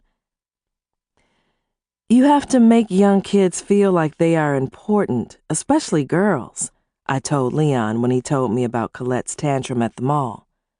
"Well, from now on, when she comes to visit and wants to go to the mall, you take her," he told me. His voice was cold and steely, and his jaw twitched. Leon was not a patient man, even when it came to his daughter. So I knew that I always had to watch my step with him. I eventually reached a point where I could pretty much read him like a book. As long as it wasn't too much of a hardship, I bent over backwards to keep the peace between myself and Leon. Whenever Colette visited now, I volunteered to take her to the mall before she even asked, and she seemed to enjoy my company. When I refused to buy her something, she didn't even sulk. I had a way with kids, which was why I had chosen a teaching career and why I was looking forward to having one of my own in a few months. Leon is so full of surprises, I never know what to expect from him, but I hope he's happy about the baby. He's been awfully nice lately. And by the way, I am glad to see that the two of you are acting more and more civil to each other these days," I told Inez. "I'd still keep my guard up if I were you," Inez advised with a snort. "Leon wears a mask more often than a full-time bandit." "What's that supposed to mean? Look, I know he's trying his best to tolerate you. Tolerate me? What in the world? What?" "That's a strange word," Inez said, cutting me off in mid-sentence. "I have never met a man yet who felt he had to tolerate me. I won't tolerate behavior like that from a man." "Well, Queen of Sheba, if you feel that way, why should you care if my man only tolerates you? He sleeps with me." I didn't like the silence on the other end of the line. "Did you hear what I said? Leon sleeps with me," I said in a firm voice. Inez cleared her throat before speaking again. "Now, yes. But I assure you that Leon wasn't a virgin when you hooked up with him like Robbie was." "Where is this conversation going?" I demanded. "How did we get from talking about my pregnancy to talking about Leon and Robbie? I didn't want to go there. You brought up Leon. I didn't." "No, you brought him up. You started talking all that shit about him wearing masks. What's your problem, girl?" Inez gritted her teeth and let out a tremendous sigh. "I'm sorry, Renee. I don't like it when people talk trash about my men, so I should know better. It's just that I don't want to see you get hurt." "Hurt how? Why are you so worried about me getting hurt? What do you think Leon is going to do to me?" "Renee, let's just drop it. I'm happy for you, and I will pray that you have a healthy baby." Inez sniffed. "Where do you want to have drinks tomorrow?" "That bar on Morrison is nice. Ernie's." "That's fine with me, but I'm telling you right here and now, you will not drink any alcohol. I don't want that baby coming here with 2 heads and hooves." Inez laughed. I laughed too, but a strange feeling came over me. I wasn't satisfied with her responses as to why she seemed so concerned about Leon hurting me. I knew Inez well enough to know that she wasn't the type to hold back critical information, especially when it involved me. When I arrived at Ernie's bar on Morrison Street the next evening after work, enduring a bumpy 15-minute bus ride because Leon wasn't answering his cell phone and I didn't have money for a taxi, Inez was sitting in a booth in the back. Shonda and Pat from her nail shop were with her. So was my husband, Leon. It was too late for me to slink back out of the door without being seen. If Inez hadn't spotted me and started waving and drawing attention to me, I would have made a U-turn and left that place, running. The way Leon looked at me, wide-eyed and amused, you would have thought that I was naked. I sat down hard next to him, purposely hitting his knee with mine. I pinched his thigh under the table, not surprised that he didn't even react. "Did I miss anything?" I asked, forcing myself to smile.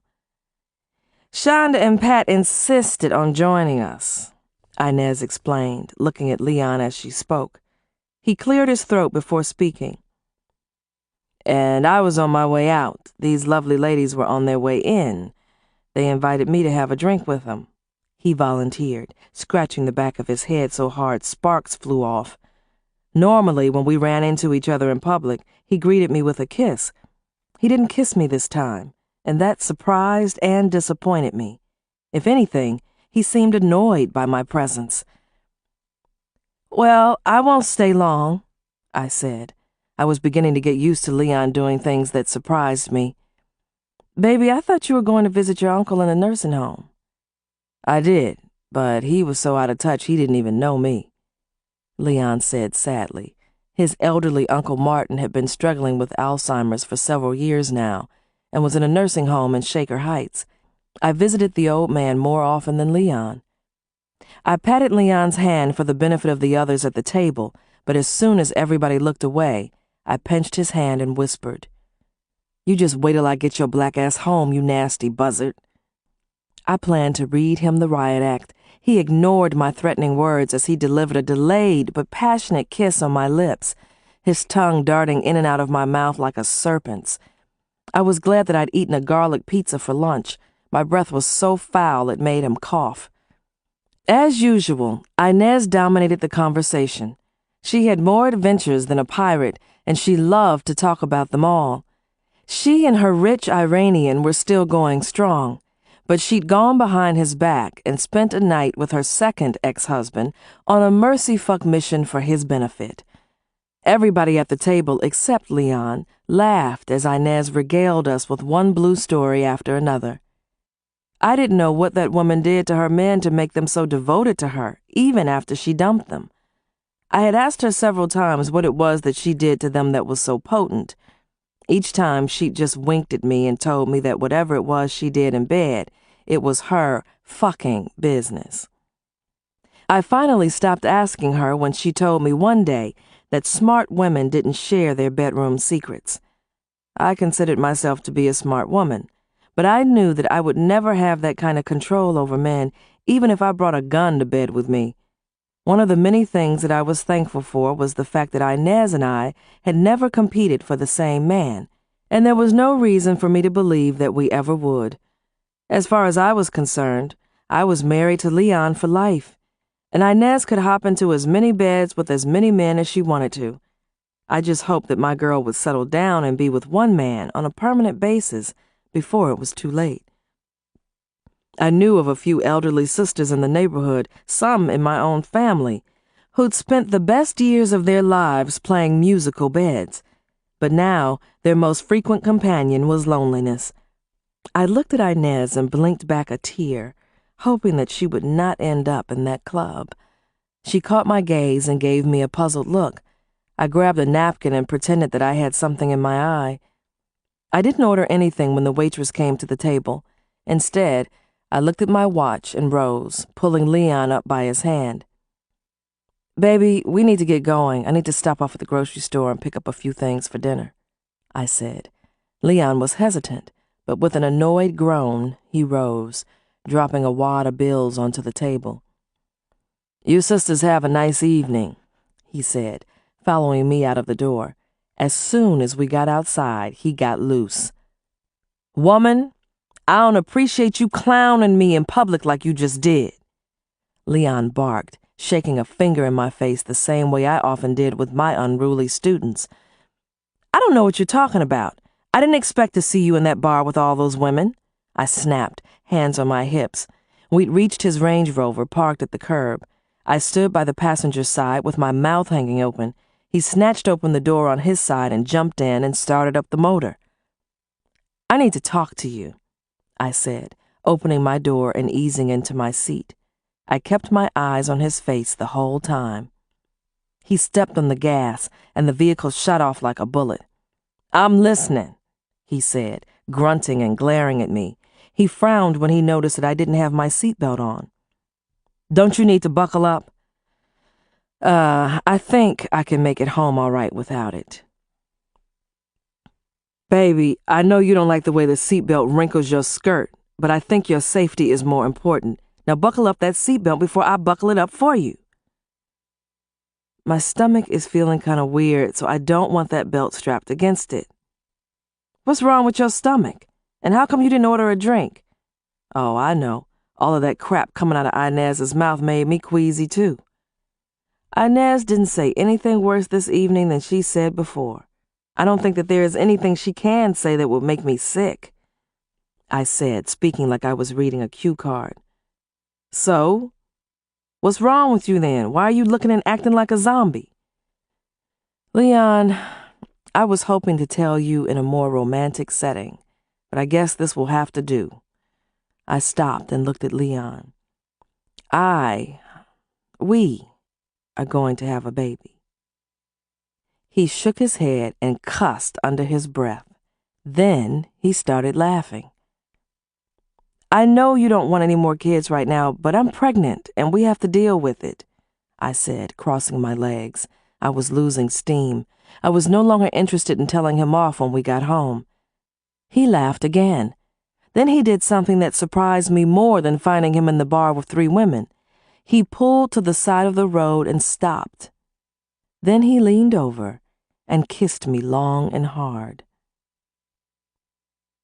I hope that means we're not going to fight about what I just told you, I said meekly. I licked my lips, savoring his kiss. We'll have a beautiful baby. He let out a hearty sigh before he replied. And it better be a boy, he said with a smug sniff. Does that mean you're happy about this? I asked. I was apprehensive, to say the least. This man was full of too many surprises for me not to be.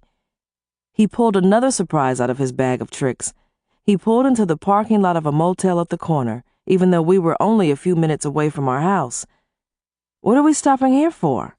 I wanted to know, looking around the deserted parking lot. This was the kind of place that rented rooms by the hour, with nervous couples coming and going at all times. Bring your fine ass on, Leon ordered, pulling me by the hand out of the Range Rover. We checked into a room where he made love to me like it was the first time. In a way, it was. Things would never be the same between us after that day.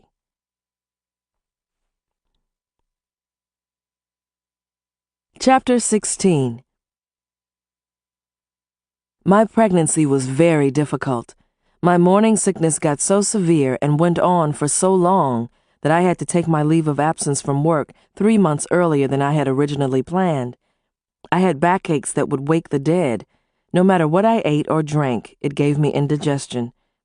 Mama and Inez took turns coming to the house to sit with me while Leon was at work. I was so clumsy and bloated, making love was so awkward that Leon stopped sleeping with me.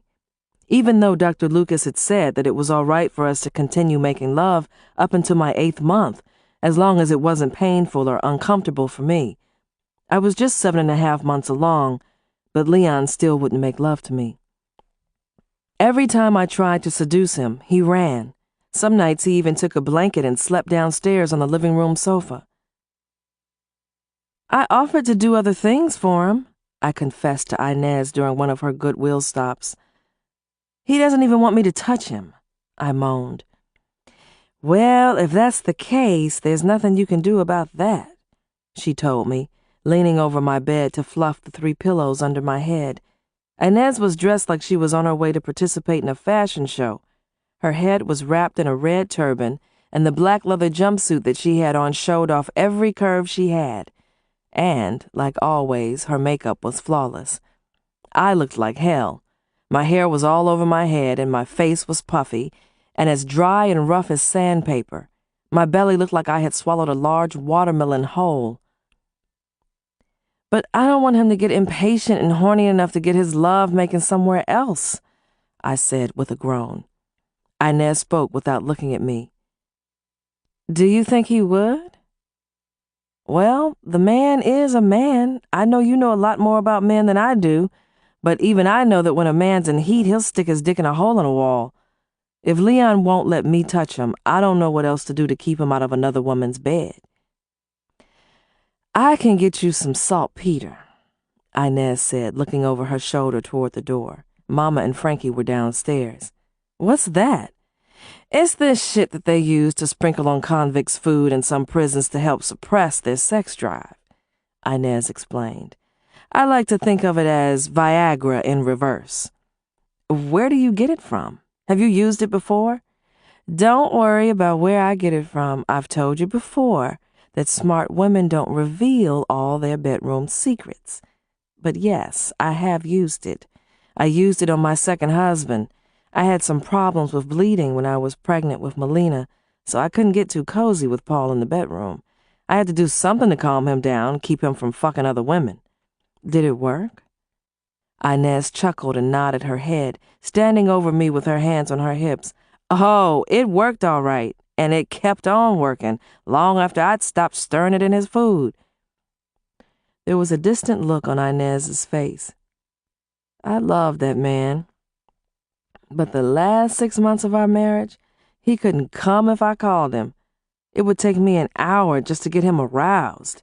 Then, before he could do anything, his Peter would peter out and go as limp as a wet dish rag." Inez threw her hands up in disgust. "I sure don't want to take any chances with that shit, especially after it backfired on you and Paul," I said, shaking my head. "All I can do is pray that Leon honors his vows." "Can I ask you something personal? You don't have to answer me if you don't want to. But if you do, I want an honest answer," Inez said, a serious look on her face. She sat down gently on the edge of my bed, looking at me in such a strange way that I got nervous and scared. "What?" "Would you cheat on Leon if the right man approached you? And use your imagination. I'm talking about somebody truly hard to resist. A hot piece of property, like a Denzel or a Will Smith." I shrugged. "I don't care that much for Denzel or Will," I lied. Inez held up her hand.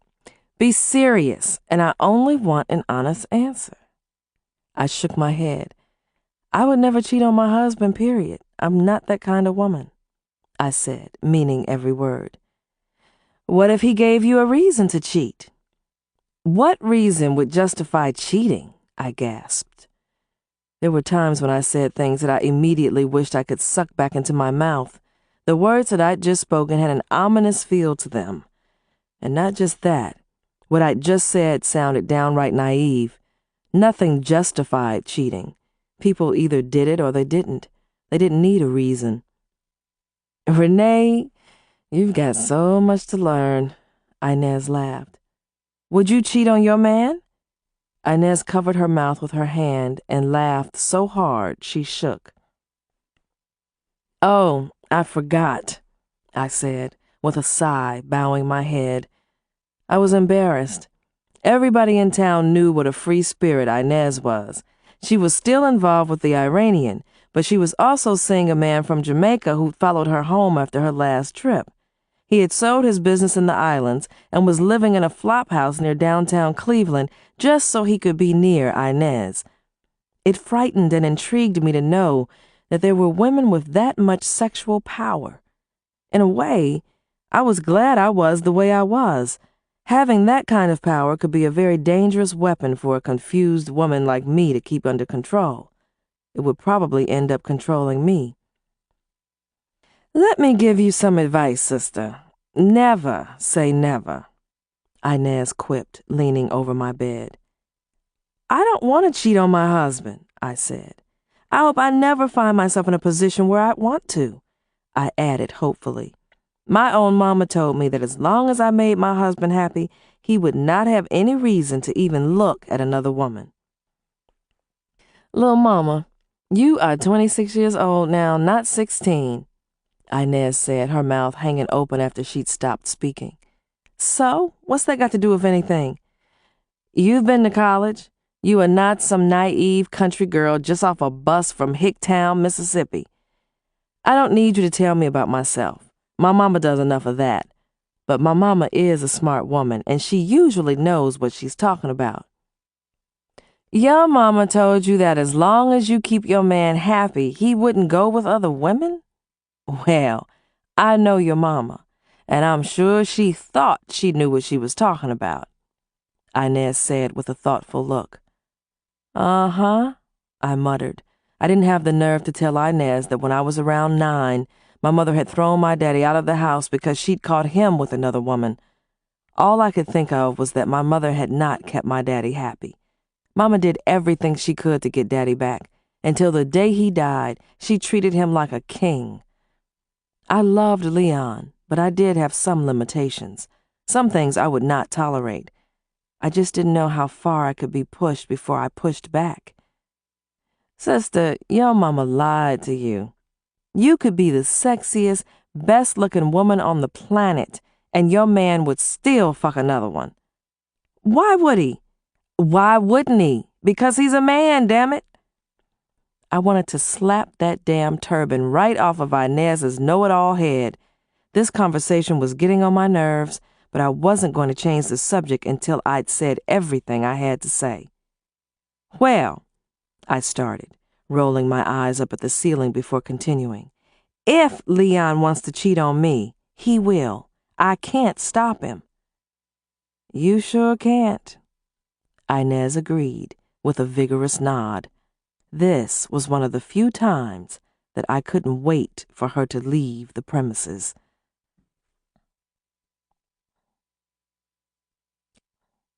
Chapter 17. I was due to deliver my baby any day now, and I was anxious to get it over with. In the meantime, I needed emotional support now more than ever. When Inez's shoulder was not available for me to cry on, I held other people hostage at my pity parties. I lured a couple of the other teachers to my house who didn't mind listening to me bitch and moan as long as I listened to them. My mother was always interested in hearing my complaints. It gave her another opportunity to dole out more of her motherly advice. The only people I didn't confide in that much were Leon's family. His mother was a nice woman, but she was distant and conservative. Leon's daddy, well, that man didn't even want to listen to his own wife's complaints, let alone his son's wife's. I enjoyed sharing my thoughts with Leon's uncle in the nursing home, but sometimes that poor old brother didn't even know where he was. I kept my thoughts pretty much to myself around the rest of Leon's family. Despite all of the opinions I had, they were poor substitutes for Inez. This woman was my girl. But my girl was having her problems too. Renee, you think you've got problems? I dare you to walk in my shoes for a week. She challenged me one day. No thanks. Your shoes are way too big for my feet, I teased. Maybe I need to get out of town again for a few days, she continued with a groan. Inez and I had just come out of Jeannie Frock's dress store at the mall one Saturday afternoon and found one of those damn police boots on the front wheel of her BMW. We had been in such a rush to get into the mall that Inez had parked in a spot that was reserved for police cars only. But because a huge bush obscured the no parking sign, Inez got out of that mess without having to pay a big fine. That little incident was minor compared to some of the others that she had to deal with. A lot of people depended on Inez. She tried to be there for everybody, and she never complained about it. No matter how much people demonized Inez with their thick, evil tongues, one thing that the gossip mongers couldn't ignore was the fact that this sister gave back to her community by giving free manicures to bedridden women and donating money to various local charities. And she had a long reach. She even helped support a disabled teenager in Somalia. Inez was the one who got me involved in donating money and old clothes to some local charities. A lot of people could learn about compassion from Inez, but few chose to. Being self-employed was not as idyllic as I had always thought it was. However, it was a position that Inez had dreamed of all of her life, she insisted.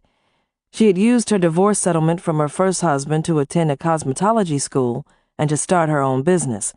But owning the only black nail shop in our neighborhood was a double-edged sword.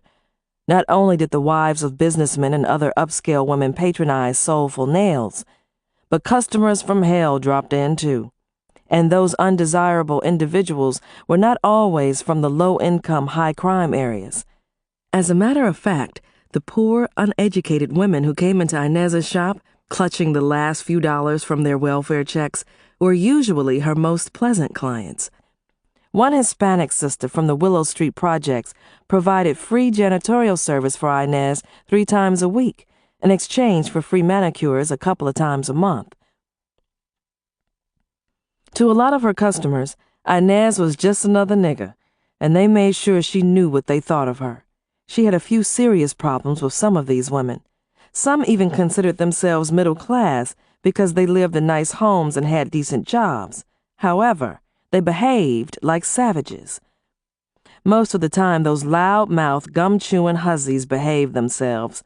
But at least 2 or 3 times a week, a few crude women came in and got their raggedy nails and ashy feet done and then refused to pay. They would usually complain about the quality of the work and then start an argument. Other times, they would wait until after they'd gotten all of the services they needed done, then claim they left their money at home. Last month, the daughter of one of the most prominent black lawyers in Cleveland stormed the shop with a major chip on her shoulder. She got the most elaborate nail job Inez had to offer. Miniature pictures of her 5 kids and the 5 different daddies painted on each nail.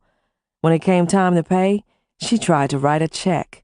There was a huge sign on the wall that said, "We do not accept checks," and it was in English and Spanish. When Inez pointed out the sign to the woman tried to leave. Inez had had enough, so she attempted to restrain the woman as she hollered for Shonda to call the police.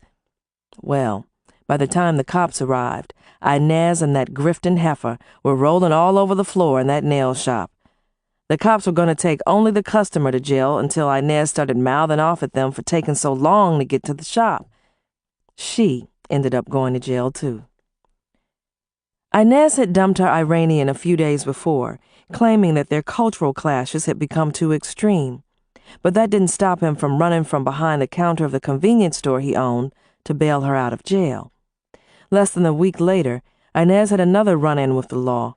While she was having dinner with her current boyfriend in a restaurant in the same block as her nail shop, the man's disgruntled ex-girlfriend stormed in and slapped Inez. Well, everybody who knew Inez knew that she was not the kind of woman you got violent with, unless it was self-defense. Inez dragged her attacker by the hair out of the restaurant to the sidewalk in front of several stunned witnesses. By the time the police arrived, each witness told a different version of what had happened. Unfortunately, the cops believed the witnesses who claimed that Inez had thrown the first punch. The boyfriend had disappeared as soon as the ex-girlfriend had entered the restaurant. A sharp lawyer got the charges against Inez dropped. "You need to talk to your girl about taking some anger management classes," Leon commented over dinner the next day. He folded his newspaper and dropped it on the table in front of me. There was a brief account on page 3 about Inez's performance in the restaurant and her arrest. I slid the paper back across the table. "Inez McPherson does not have an anger problem, just a lot of bad luck," I defended. "She's still better off than a lot of women I know. She looks great, and she has money to burn."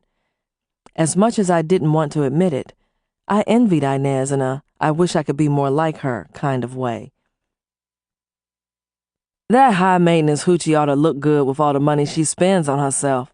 And the reason she's got that kind of money to throw away with both hands is because she is a straight-up mercenary when it comes to her relationships. I bet that white boy she married curses the day she was born. She took him to the cleaners and then some." Leon laughed. "Leon, are you ever going to accept Inez? Accept her for what? Accept her for who she is. And you might as well. She's my best friend and she's not going anywhere," I insisted, clenching my teeth. "What if I don't accept her?" Leon asked, giving me a threatening look. "Then that's your problem," I hissed. "Renee, what do you want me to do? Move her in here with us? Would that make you happy? You want to bring her to bed with us? Tell me what you want me to do, and then we'll go from there. I'm getting sick and tired of your attitude when it comes to that woman. That woman is the only person I can count on." I covered my mouth as soon as I spat out the words. The hurt look on Leon's face made my stomach burn. I didn't mean that the way it sounded. Sure you didn't, he muttered.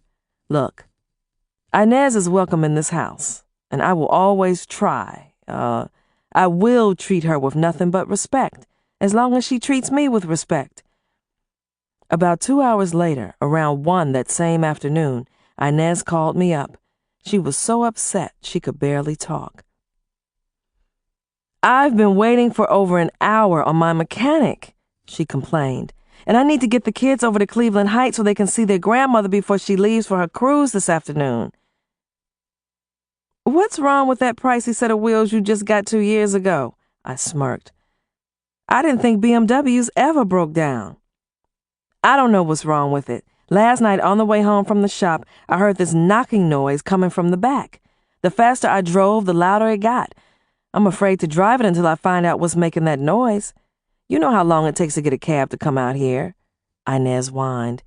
I've called everybody else that I know with a car. Inez paused and let out a loud moan before she continued. I need a ride, she said in a whiny voice that I rarely heard. I had sold my shabby Ford Escort to one of my cousins right after Leon and I got married. I only drove Leon's Range Rover when I had to, because my pregnancy generated too many surprises for me to get behind a wheel. Well, I don't think I can help you, girlfriend, I said, truly sorry. One thing I could say about Inez was that she was almost always available for me when I needed her. It saddened me to admit that I was not always in a position to come to her aid, and she rarely asked me for help of any kind. Is Leon there? I'll fill up his gas tank and give him a few extra dollars if he'll give us a ride, Inez said, her words bouncing off of my ears because they were words I never expected to hear from her. I laid the telephone on the kitchen counter and went into the living room, where Leon was sprawled across the sofa, watching some sports program. He looked up and smiled, which was a good sign. Baby, I need your help, I began, my hand rubbing my stomach. What's wrong, sugar? He asked, leaping up. He shot across the floor and wrapped his arms around me. I'm fine, I said, holding up my hand.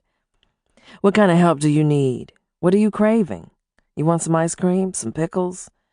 I don't need any of that. I haven't had many cravings lately, I said dryly. I'm not the one who needs help. Renee, get to the point, Leon ordered, the look of patience and concern gone from his face. He gave me a puzzled look and lifted both of his eyebrows, dipping his head as he waited for me to speak again. Leon, something is wrong with Inez's car and she's afraid to drive it. She needs a ride to Cleveland Heights. Oh, he said, hands on his hips. Then he started scratching the side and the back of his head. You want me to give her a ride? She wants you to give her a ride, too. She's the one who asked. If you don't want to do it for her and her kids, do it for me, I said. No problem, he replied with a hearty shrug, his eyes shifting from side to side. I couldn't understand why just talking about Inez made Leon nervous. I couldn't recall a time when he didn't damn near scratch the skin off his head when she was the subject. Chapter 18. I was too preoccupied to pay much attention to how long Leon was gone. I had the granddaddy of backaches, and all I could think about was lying down somewhere. It was a struggle, but I managed to make it back upstairs on my own, where I literally fell into bed and slipped into a deep sleep. I didn't realize I'd been asleep for hours until I opened my eyes and saw that it was dark outside. Something was happening downstairs. I sat up, turning my head to the side so I could hear better. I heard Leon laugh, and a few seconds later, I heard Inez laugh. There was music in the background. Anita Baker, Inez's favorite. It sounded like there was a party going on in my own house, and I hadn't been invited. With the belt on my terry cloth robe trailing behind me like the train on a bride's gown, I made it downstairs to the living room in less than a minute. I was huffing and puffing so hard I had to lean against the wall to keep from falling. Girl, you better take it easy, Inez warned, shaking a finger as she moved toward me. She wore a tight black leather skirt and a low-cut white blouse. Her fake blonde hair was in a ponytail. She had made herself so comfortable that she had removed her 4-inch heels and had left them in the middle of my living room floor. "Honey, are you all right?" Leon asked me. There were 2 empty shot glasses on the coffee table. One had a ring of Inez's raspberry-colored lipstick on its lip. "I'm fine," I insisted, waving Inez back to her seat. "What time is it?" I asked, looking around the room. 8:30, Leon told me, glancing at his watch and scratching the side of his head. "We didn't want to wake you," he added. He didn't volunteer any more information. I was dying to hear where he had been all of this time, and whether or not he'd spent all of that time with Inez. She must have read my mind. "Mama's plane to Miami got delayed. Leon was nice enough to offer to wait with the kids and me and Mama at the airport until she boarded her flight," Inez said, shaking her head. "All this time?" I asked in a raspy voice, trying not to show my discomfort. Leon and Inez glanced at each other, then at me. They were looking at me like I had just asked them to explain the mysteries of the world. "We had to swing by that traveling carnival on Willis Road," Inez explained, giving me an apologetic look and then shrugging her shoulders. "You know, the one over by Lake Erie." "Going to that carnival was my fault, baby. I took a different route home, thinking it would be quicker. As soon as the girls saw that carnival, well, there was no getting out of that." Leon laughed. "Where are the kids now?" I asked, looking from him to Inez. "With their fathers," she answered, rolling her eyes. Inez loved her 2 girls more than she loved life itself. She even arranged her active love life around them. Other than the 3 men that she had been married to, no other man had ever lived in her house because of her 2 young daughters. Inez's mother, a former Playboy bunny and a very socially active divorcee, enjoyed having her granddaughters with her. She'd been asking Inez for as long as I could remember to let the girls move in with her. "Did you fix the car?" I asked Leon. My voice came out sounding harsh, so I cleaned that up with a grin as I joined him on the sofa. Inez sat down on the love seat facing us. Like the vixen she was, she crossed her legs and hiked up her skirt, which was already too short, briefly showing her shaved pussy.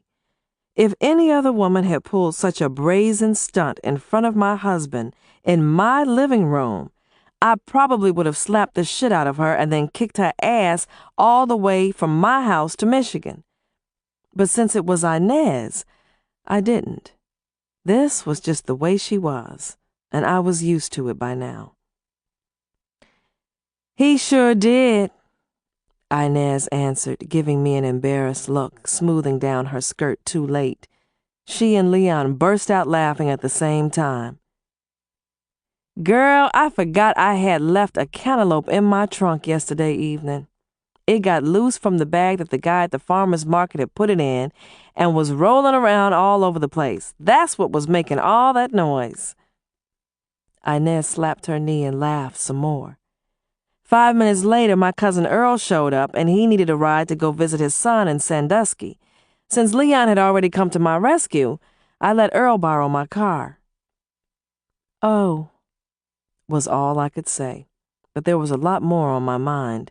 Like, how come they left me on my own for so long with all the problems I was having with my pregnancy? Inez still must have been reading my mind. "I told Leon we should at least check on you. I could have let him take the kids to that carnival, and I could have come and stayed with you. Or we could have come back to get you and taken you with us. I know you don't leave the house much these days, and you shouldn't, but a couple of hours in the fresh air might do you some good." "Except for a few back pains, I feel fine." I lied. My whole body felt like it was on fire, but there was something bigger and better going on in my life. My best friend and my husband finally seemed to have put their differences behind them. I didn't even bat an eye when Leon insisted on driving Inez to her cousin Earl's house to pick up her car, even though Earl had called offering to bring the car to her. As if on cue, as soon as Leon drove off with Inez, Mama called me up. She started her verbal assault as soon as I told her that Leon had spent most of the day with Inez and had offered to drive her home. "Girl, have you lost what's left of your mind? A woman would be a fool to let her man spend so much time alone with a meat grinder like Inez." Mama yelled so loud it sounded like she was coming through the telephone feet first. "Mama, if Leon was gonna fool around, it wouldn't be with my best friend," I insisted. "You know, for a woman who's been through college, and for you to be a school teacher, you are the stupidest black woman I ever met. You ought to be ashamed of yourself. Don't you know that a woman's best female friend is more dangerous to turn her loose around her man than a naked prostitute?" Mama paused just long enough to grind her teeth and catch her breath. "Lord, I sure hope your baby sister don't grow up to be such a fool. You take after them women on your daddy's side. Mama, will you calm down? Inez can pick and choose any man she wants in this town. I've seen her do it. If she'd wanted Leon, he'd be with her, not me. Besides, if I can trust her with my life, I can certainly trust her with my man." I rubbed my stomach. It took all of this time for me to get Leon and Inez to be friends, and I want them to stay friends. Now, if you don't mind, I'd like to get some rest, I told her. Mama didn't say anything else, but she let out an exasperated sigh. When I got her off the phone, I let out an even more exasperated sigh.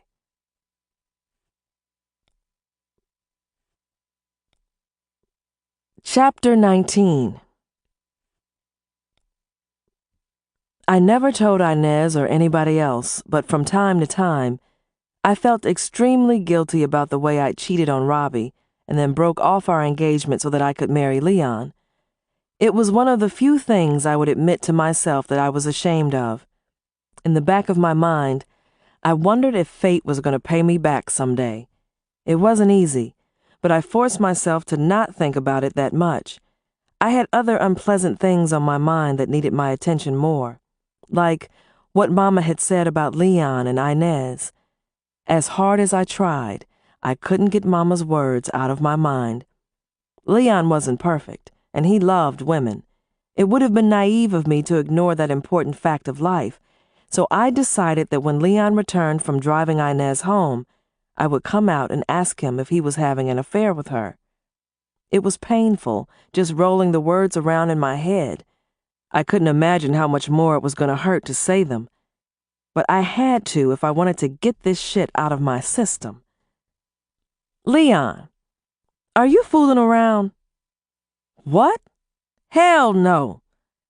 I haven't been with another woman since I married you." Leon roared, glaring at me. I'd waited for him to come upstairs when he got back home. I was already in bed for the night, feeling stronger than I had in days.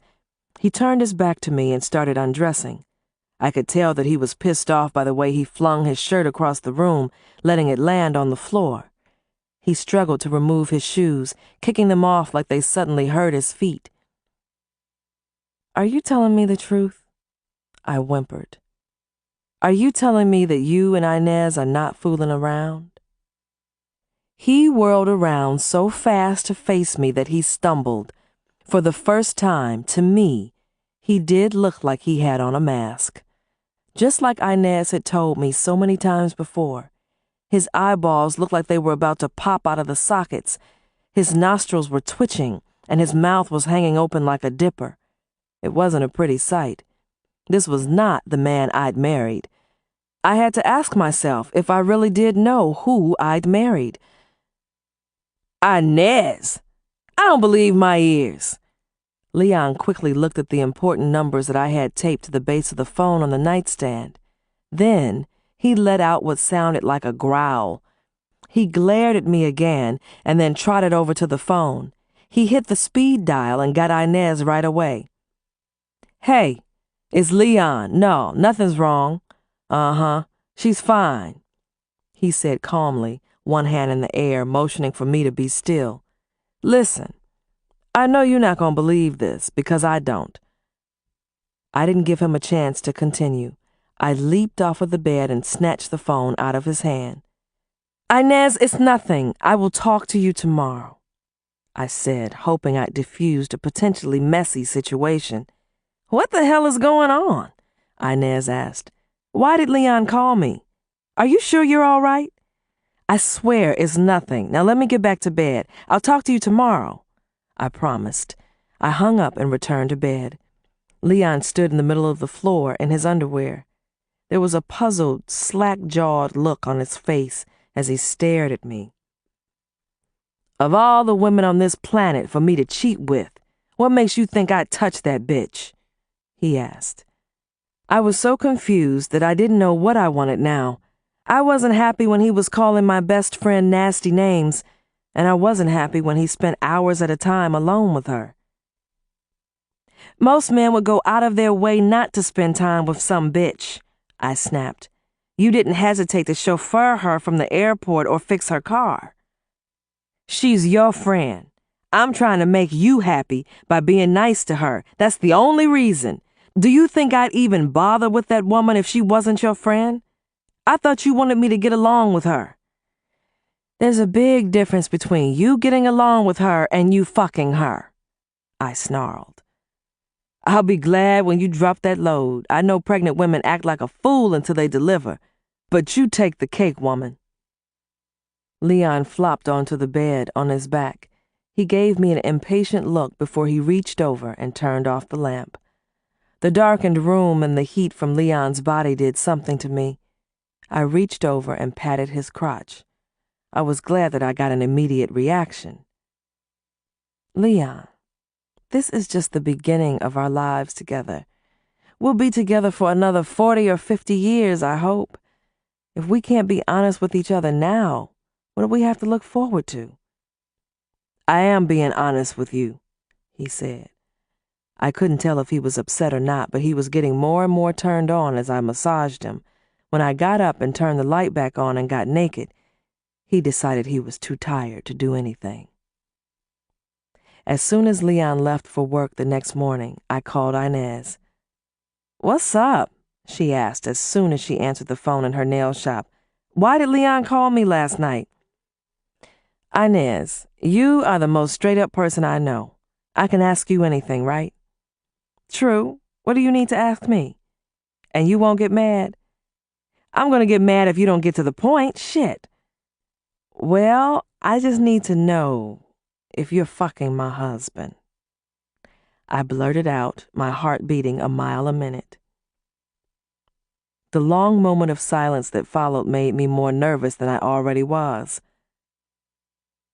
What did Leon tell you? She asked in a suspiciously distant voice.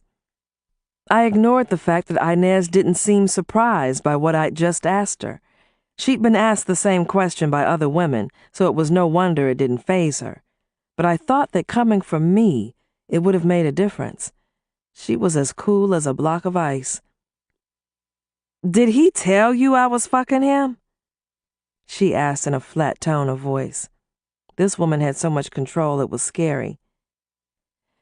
He claims he hasn't been with another woman since we got married, I replied, making sure my voice remained firm. Then that should answer your question, Inez told me in a voice that I almost didn't recognize. I let out a sigh of relief. That's all I wanted to know, I managed. Don't you hang up this phone yet, woman. What the hell made you ask me a question like that? I got enough on my plate. I don't need or want Leon. Inez laughed. Well, he's getting it somewhere. He's not getting it from me, she hissed, speaking slowly, like she wanted to make sure I understood every word she said. Why do you think he's getting his cookies somewhere else? That man loves to fuck. We haven't done it in months. I can't turn him on with a pair of pliers. If I didn't know any better, I'd swear that somebody had slipped him some of that saltpeter shit you told me about.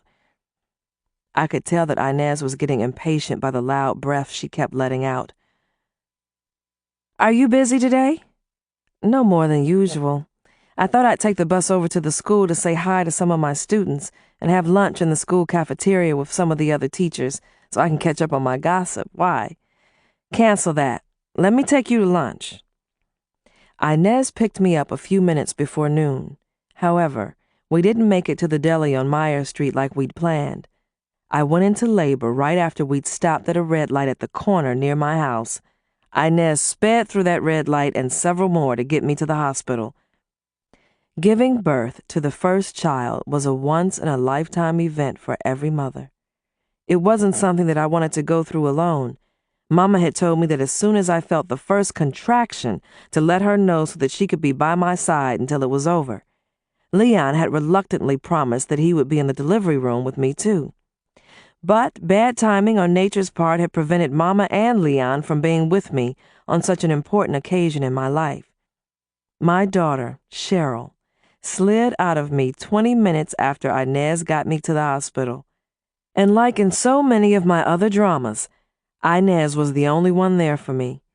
Except when she was off on one of her globe-trotting excursions, Inez always seemed to be there when I needed her the most.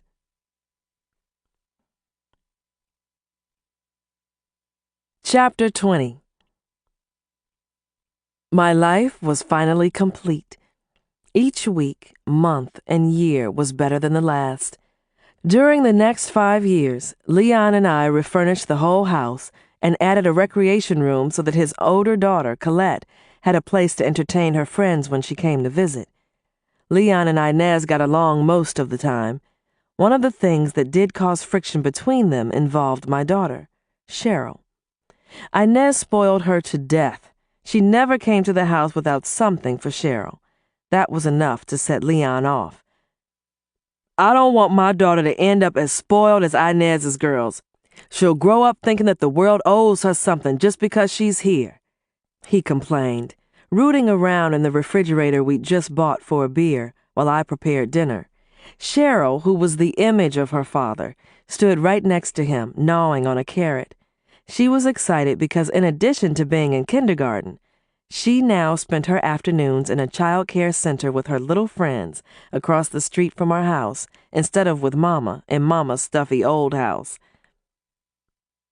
Inez knows when to quit, I told Leon, water up to my wrists as I stood over the sink washing some green beans. That sister just likes to spend money, I added with a chuckle, admiring the diamond studs Inez had just delivered for Cheryl's newly pierced ears. The few black women who are lucky enough to have a lot of money to spend should spend it more wisely, not on a lot of unnecessary foolishness. And please tell your girl that I said we don't need her charity. I can take care of my family by myself. Leon paused and tickled Cheryl's cheek. What's charity, Daddy? Cheryl asked, still munching on her carrot. Something that people with money give to poor people, Leon replied with a painful look on his face. Cool, I like being poor, Cheryl hollered, with an eager look on her face as she looked from me to her daddy. I let out a gasp that almost strangled me. Leon stood there with his mouth hanging open, looking at Cheryl like she had just recited the Lord's Prayer in rap form. See what I mean? Leon shouted, waving his bottle of beer.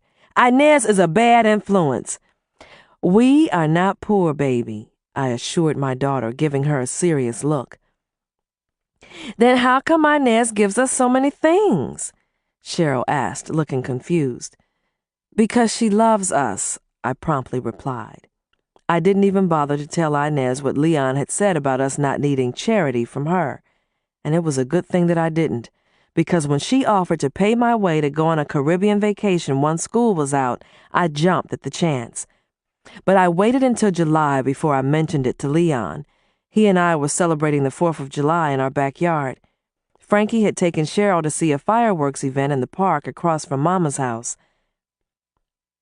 No, I don't want you going off on a trip without me, especially to a place like the Caribbean. I know too many brothers from Jamaica, Puerto Rico, Trinidad, and everywhere else down there, so I know what those men are like. Leon snapped, his fork stabbing at the ribs on his plate. I sucked in my stomach and shoved another dollop of potato salad into my mouth, promising myself that I would jog around our block before I went to bed that night. "What about Paris?" I asked, talking and chewing at the same time. "What about Paris?" "Inez told me that she'll treat me to a trip to Paris if we can't get a good deal on a Caribbean package." "That's even worse. The whole world knows that even the homeliest Frenchman can talk his way into a woman's panties he gets a hard-on for. And you black women are too uppity and loose to be traveling without male escorts." "Uh-huh. You are not going to any of those places unless I go with you. Case closed." I wasn't too upset about Leon not wanting me to go away with Inez. I was happy just spending my time at home with my little family. But the more Leon protested, the more my attitude changed. After thinking about it for a few days, I decided that I did want to go on vacation with Inez. I offered Leon a compromise. I wouldn't go to any of the places he didn't approve of. "How about Paraíso?" Inez suggested over lunch the next day, after my latest argument with Leon. "Where is that? I've never heard of it," I said, holding my salad fork in the air. "It's in the Caribbean, not far from Jamaica," Inez told me, sipping from a tall glass of iced tea. "Have you been there? What's it like?" She nodded. "Twice. It's a lot like some of the other islands. The Spanish settled there when they were still taking over other parts of the world. The British joined the party and eventually took over. The locals speak Spanish and English. The African slaves gave the island some color." Let me think about it," I told Inez, giving her a thoughtful look. I didn't want to seem too anxious, but this sounded like the trip that I'd been dreaming about all my life. I couldn't wait to approach Leon with my latest vacation proposal. When I did, his reaction didn't surprise me. "Where the hell is Paraíso?" he asked in a gruff voice, not even looking up from The Fear Factor, a show he hated but watched every week. "It's a little rock somewhere in the Caribbean," I said with a shrug, frowning because the contestants on the screen were eating live bugs. "Never heard of it," Leon quipped, his back still to me. "Neither had I until Inez told me about it. It's just some lazy little island country where the people do a lot of fishing and lying around on the beach. Inez is going to pay most of my expenses," I said, sitting on the arm of the sofa. "I'll just have to spend a few dollars out of my own pocket for souvenirs and other miscellaneous things like postcards, stamps, and stuff." "You'll do no such thing," Leon yelled, turning to face me. "We need every dime we can get our hands on to get the roof fixed." Leon gave me a guarded look. "And in case you forgot, property taxes are due in a few months." "Then I won't buy anything," I offered, rising. "The bottom line is, I am going to Paraíso whether you want me to go or not. You are not my daddy. And besides, I don't tell you where to go." An amused expression appeared on Leon's face. Then he gave me a thoughtful look and a shrug. "Well, excuse me, I'm scared of you," he said with a grin. "Don't tease me. I'm serious. I'm going on that vacation, and you're not going to stop me," I insisted. "Oh, all right. I guess you can't get into too much trouble in some little poo-butt place that I've never even heard of before. If you want to go, go. All I ask is that you behave yourself and bring me back anything but a t-shirt." With that, Leon turned back to his program. I'd already told Inez that I was going to Paraíso with her, no matter what, so I didn't call her right away. I called Mama up because I would need her to help Leon take care of Cheryl. "You're going to what?" Mama hollered right after I told her my plans. "Paraíso, it's an obscure little island in the Caribbean," I explained. "Ain't that where that little white girl on vacation with her school friends disappeared from last year?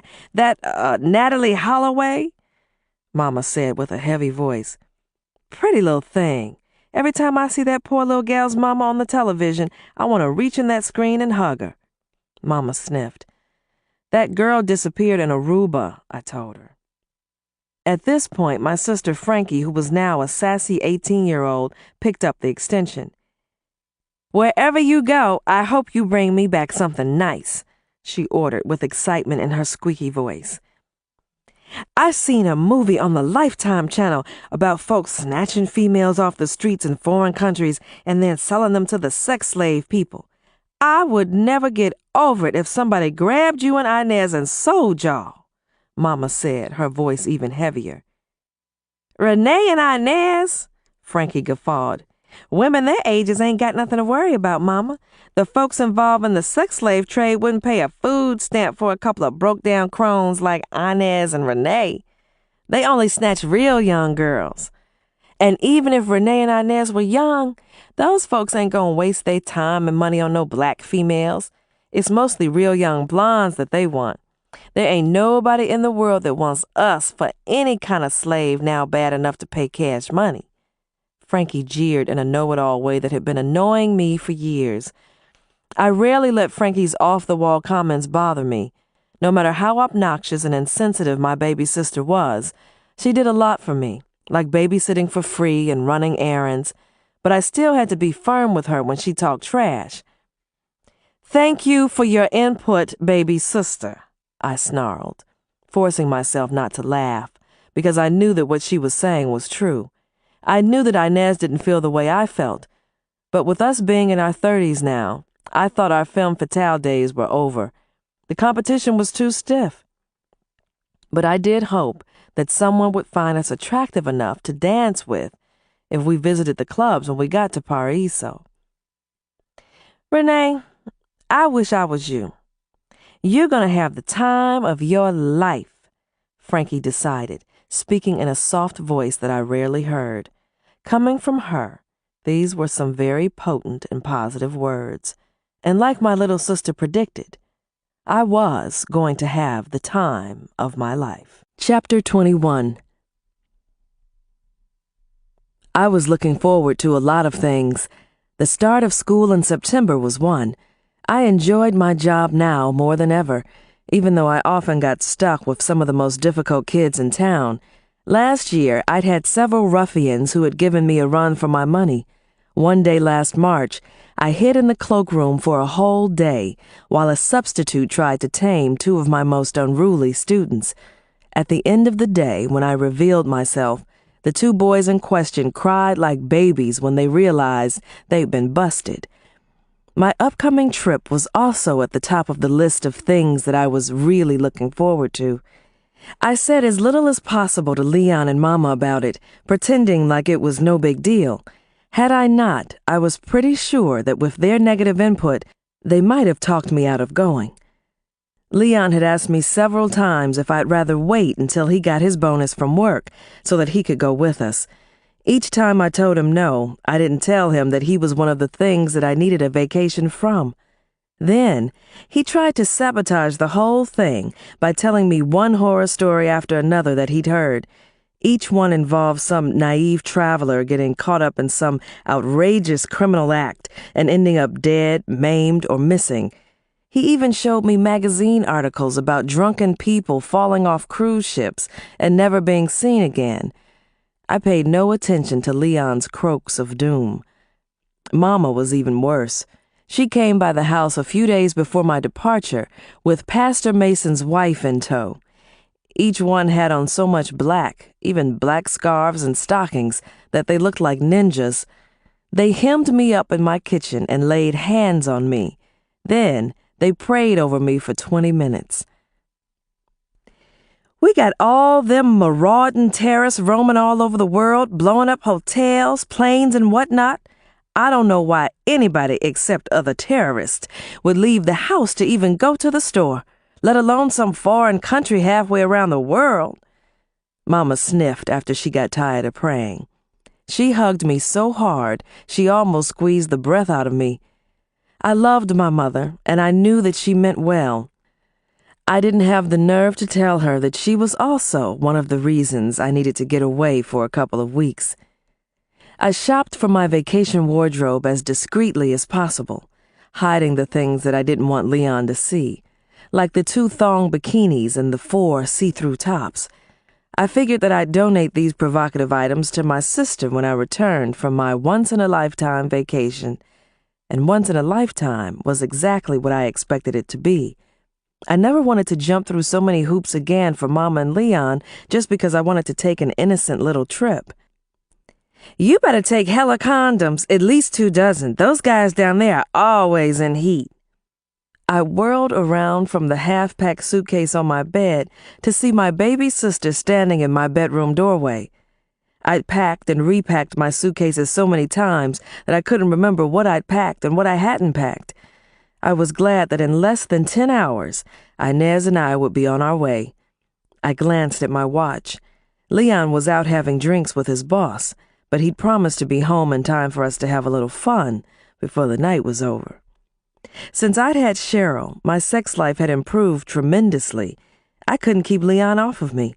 As much as I enjoyed making love with my husband, I knew that I'd be able to go without sex for 2 weeks without climbing the walls. But I wasn't so sure about him, so I wanted to whip it on him real good as much as I could before I left. As long as I handled my business right, I was now convinced that I didn't have to worry about Leon bringing another woman into the picture.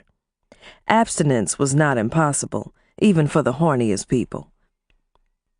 "Frankie, don't sneak up on me like that," I scolded, giving my sister the annoyed look that she deserved. "And what do you know about condoms?"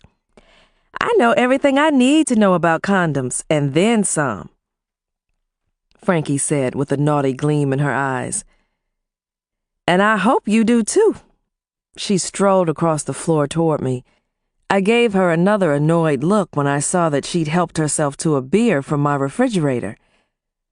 I had no desire to sleep with any strange men on the island of Paraiso, but I knew that Inez did, with her nasty self. Her latest honey was away on a business trip, and she'd been complaining to me all week about her coochie being wet and itchy from lack of use. And I knew that she'd already packed at least 12 condoms in pastel colors and fruit flavors, so I knew that she meant business. "I'm a married woman," I reminded Frankie. "Big sister, you ain't fooling nobody but yourself with that little Miss Innocent act." Frankie made herself comfortable at the foot of my bed, burping like a seal. "A piece of paper never stopped nobody from getting them a piece." "How did you get in this house, girl, and what do you want?" I snapped. "Duh, you told me to come pick up Cheryl the night before you left." Frankie rolled her eyes and gave me an exasperated look. "And do a sister a favor and remind your girl Inez that she promised me a trip for my high school graduation before the end of this year. A few weeks on a beach in Hawaii during Christmas break would be nice, but I'd settle for Mexico." I wanted to slap Frankie, but before I could, she walked up to me and gave me a big hug. "Have a good time down there, old woman."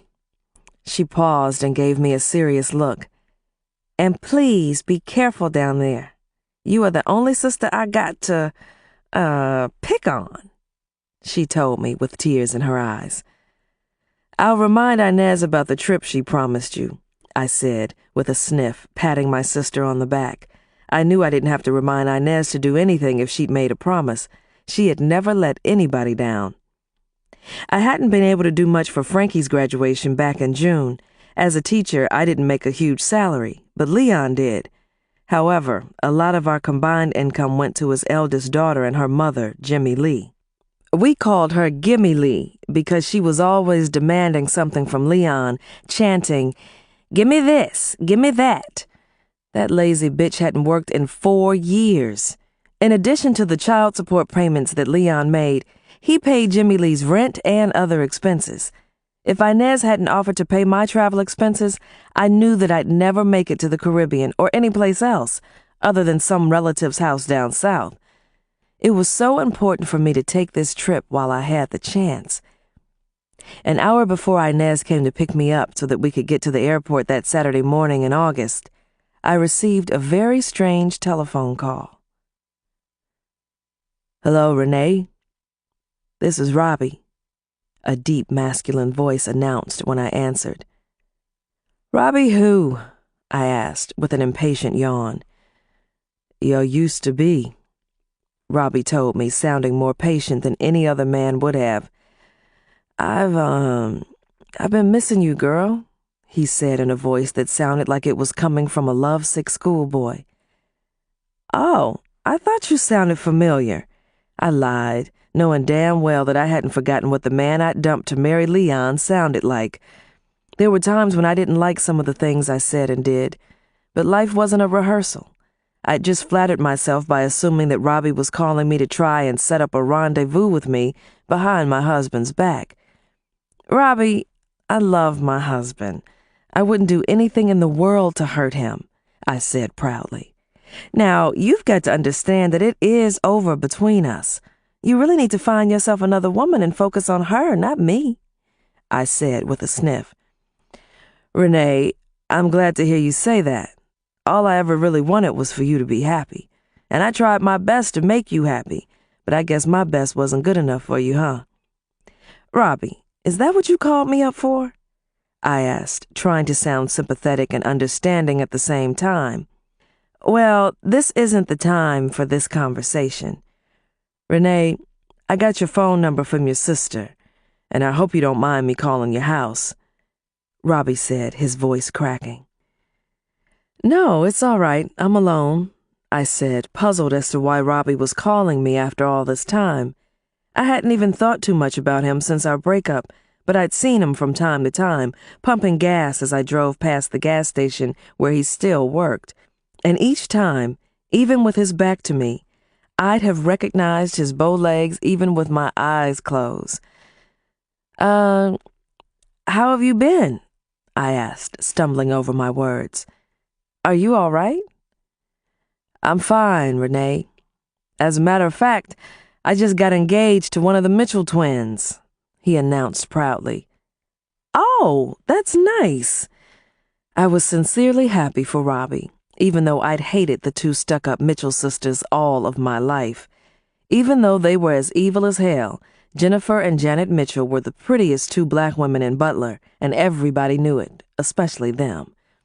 Jennifer had even competed in the Miss Ohio beauty pageant a few years ago. It was kind of ironic that Robbie had ended up with such a prize anyway. Not to say that I was Miss anything, but I knew that Robbie had considered me a trophy on some level. I didn't even ask Robbie which one he was going to marry. I don't believe much in dreams, but this one woke me up last night. When I went back to sleep, it repeated itself, Robbie said, clearing his throat.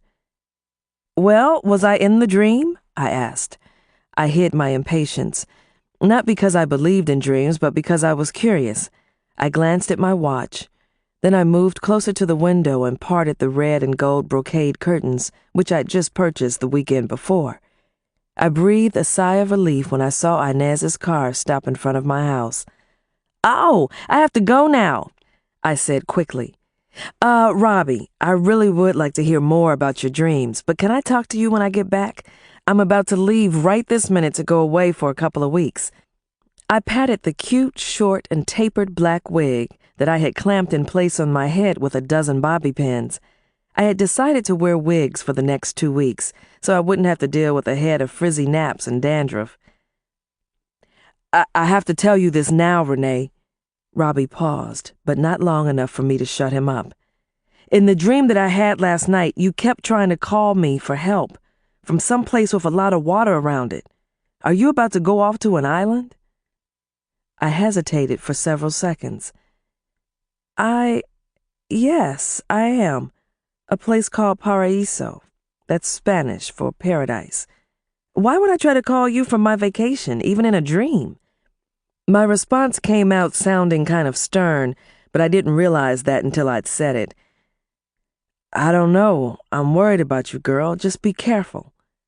And I want you to know that if you ever do need my help, all you have to do is call me. Robbie hung up before I could tell him that the woman he needed to be worrying about was that Mitchell woman he was going to marry, not me. I felt bad about the way I'd talked to Robbie and the way I'd felt about him. Despite his shortcomings, he had been one of the best things that had ever happened to me. But that was something that I wouldn't admit to him or anybody else except Inez. I had a wonderful marriage, and I had every reason in the world to believe that it was only going to get better.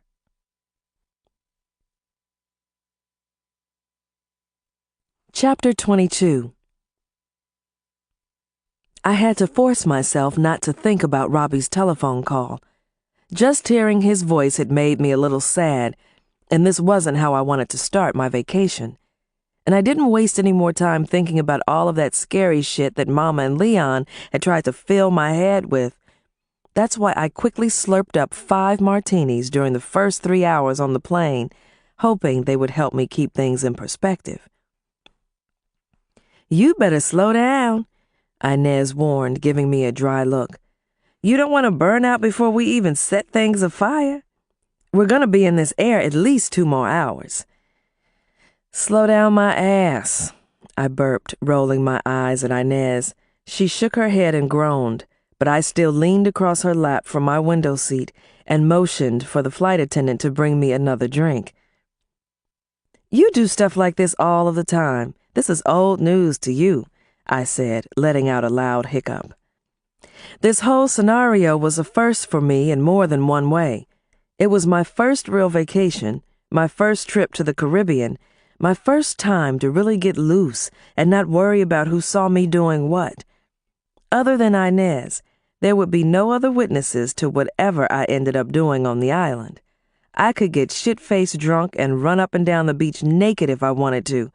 I could do all of the things that I would never even think about doing in my hometown. I could even flirt and dance up a storm with other men and not worry about it getting back to my husband.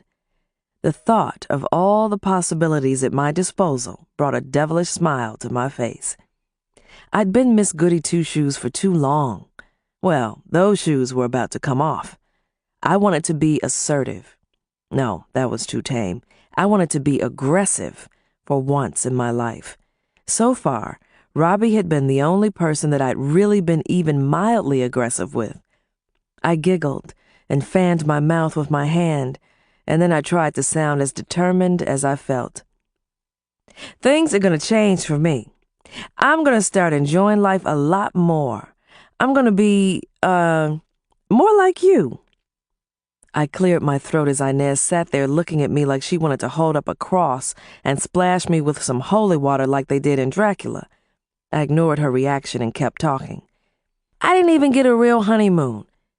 And if I wait for Leon to take me on a real vacation, I'll be waiting from now on." I was slurring my words, but I didn't care. Leon's idea of a vacation was for us to drive down to rural Alabama and sit on his Aunt Betty Lou's back porch and watch his male relatives kill a hog for us.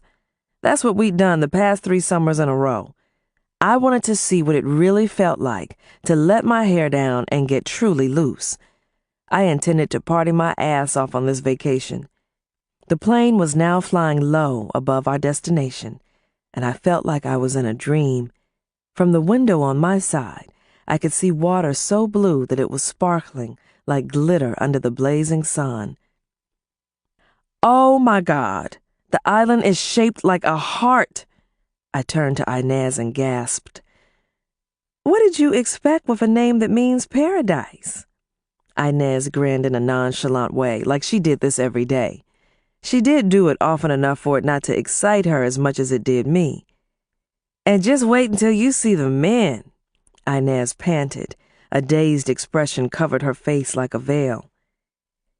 "I don't want you to embarrass me down here on this cute little island, woman," I scolded, waving a drunken finger in front of Inez's face. "Girl, don't you be trying to judge me. I don't apologize for anything I do," she said with a pensive look on her face now. "And for your information, I don't fuck every man I spend time with. I'm picky." She let out a snort, snatched the drink that I'd ordered off of the flight attendant's tray, and gulped half of it down in one swallow before she handed the glass to me. "Ah, a hoochie with some class," I guffawed, jabbing Inez in her side with my elbow. "You know I don't care what you do. I still love you." I finished the drink, and then I got serious. "I just wish that you could tone it down a little. You can be happy with one man. Look at me." Inez gave me a disgusted look. She looked at me for a long time before she blinked, and then she looked away. but not before I saw the unbearable sadness in her eyes. We remained silent for the rest of the flight. I was glad to see that I wasn't the only person staggering off the plane. I think everybody but the crew was drunk by the time we landed. The local men, some with women already wrapped up in their arms, started winking and blinking at Inez and me before we even made it to the luggage carousel. It was downright comedic to see a bunch of strange men waving and throwing kisses like they'd never seen a woman before in their lives. I was grinning and waving back at them, but Inez just strutted by like she didn't even see all of this activity going on around us. However, she made a date with a baggage handler before we even left the airport. "A baggage handler? Aren't you aiming kind of low?" I asked as soon as we got into the cab that was taking us to the Princeton Hotel, which was located right on the beach. "Couldn't you at least held out for a waiter or a street vendor?" I laughed. But behind my laughter were some real concerns. I didn't want my best friend to let some island Romeo make a fool out of her, like fucking the hell out of her and then racking up outrageous charges on her credit cards. One of the homely middle-aged teachers at my school had met some young guy on a beach in Mexico last summer. When she got back to Ohio, she bragged about her handsome new man. She even sent him a ticket to come visit her. A month later, she married her gigolo in a wedding that was almost as lavish as Princess Diana's. As soon as the bridegroom got his green card, he took off with another woman in his new wife's new car. And he had run up $20,000 worth of charges on her credit cards. The homely teacher had a complete nervous breakdown. "I hope you never meet somebody who takes advantage of you," I said, still thinking about the teacher. "Some of these low-income guys are more interested in finance than romance." "Girl, my mama didn't raise a fool. I know when a man is trying to get more from me than he deserves. Why do you think I divorced Vince? Anyway, I've had some of my best times with men in low income," Inez informed me. There was a faraway look on her face. The Princeton Hotel stood out among the other hotels on the beach, like it was in a league of its own.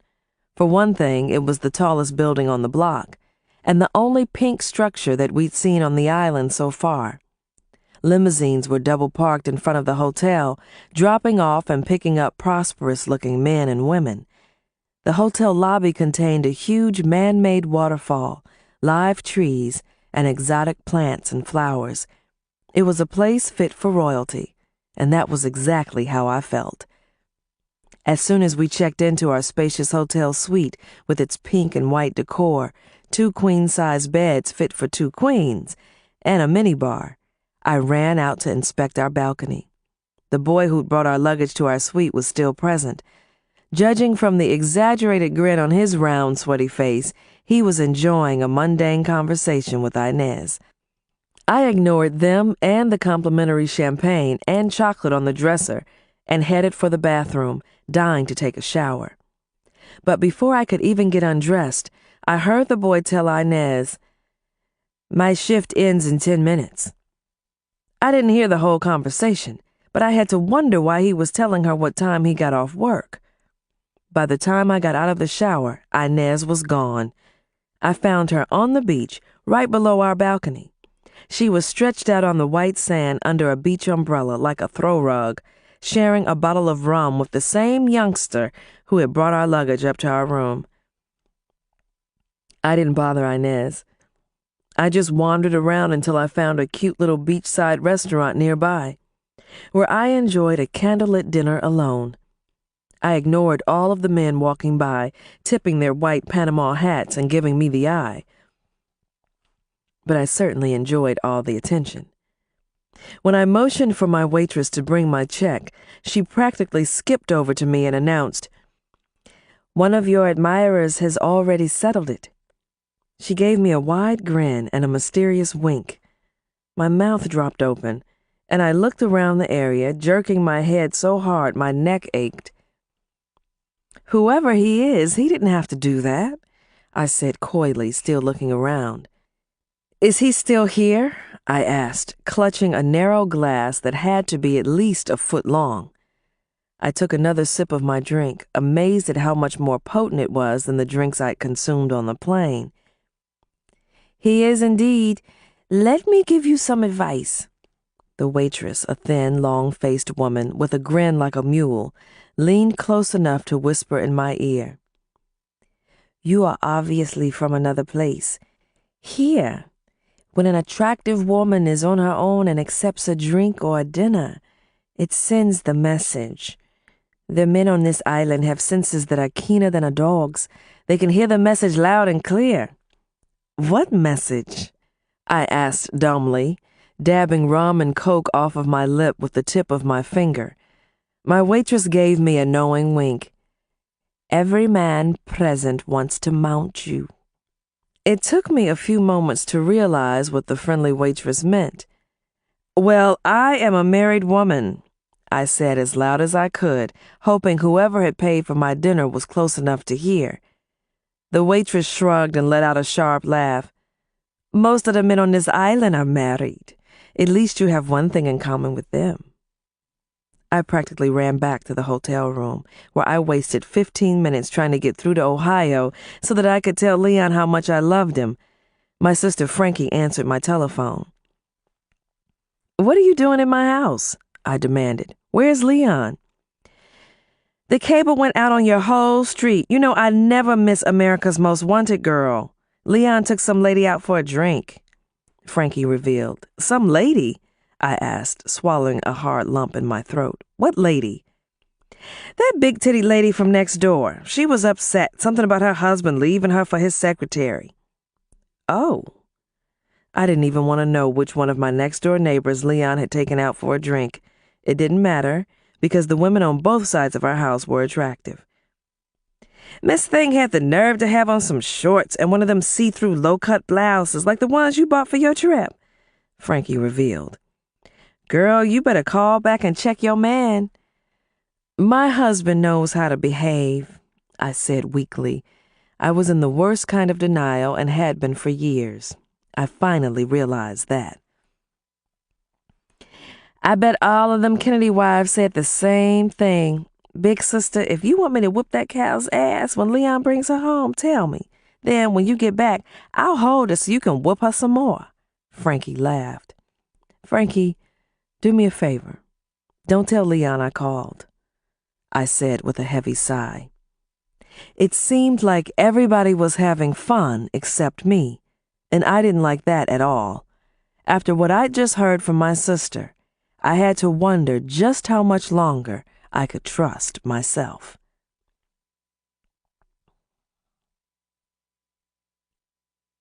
Chapter 23. I was tempted to leave the hotel again, hoping to see the man who had paid for my dinner.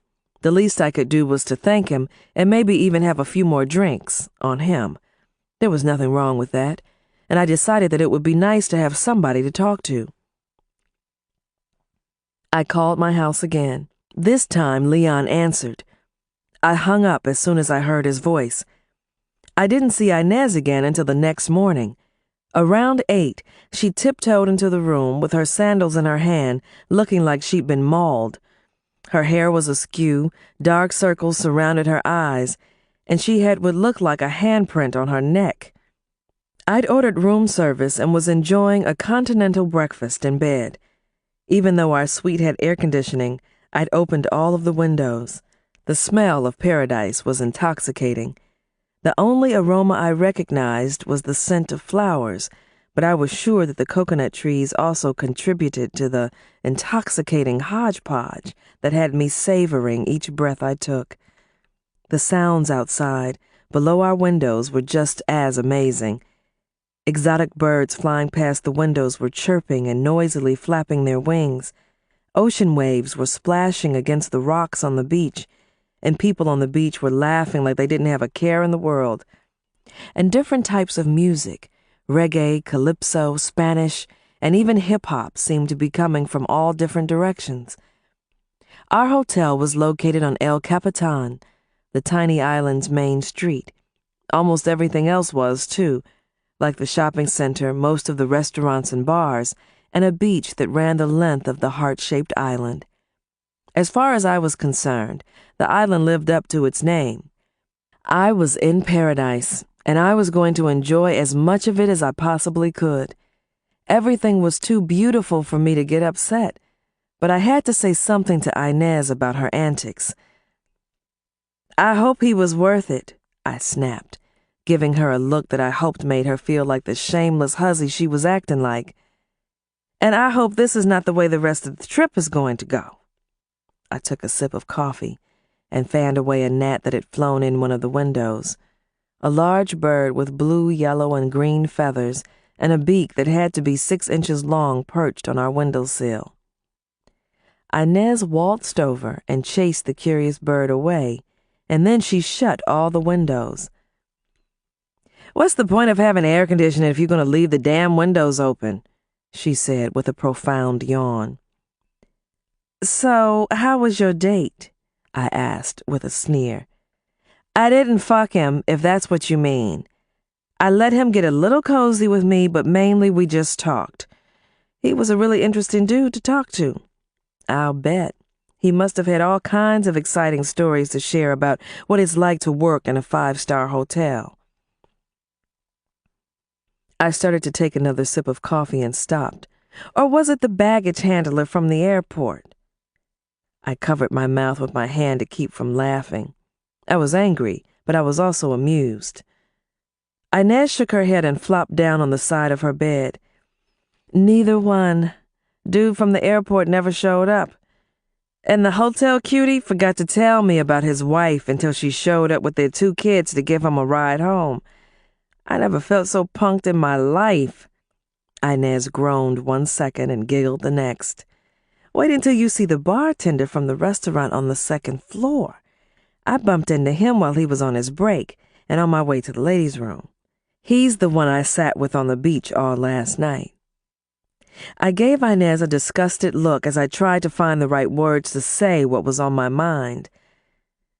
"Inez, am I going to spend these 2 weeks waiting for you to come back from one date after another, listening to all the fun you had? What will I say to everybody at home when they ask me what we did down here?" Inez rose from her bed, stretching like a feline. She slapped one hand on her hip and started wagging a finger at me. "Let's get one thing straight right now. What happens in Paraíso stays in Paraíso." Then she removed her bright yellow halter top and dropped it to the floor, cupping a titty in each hand.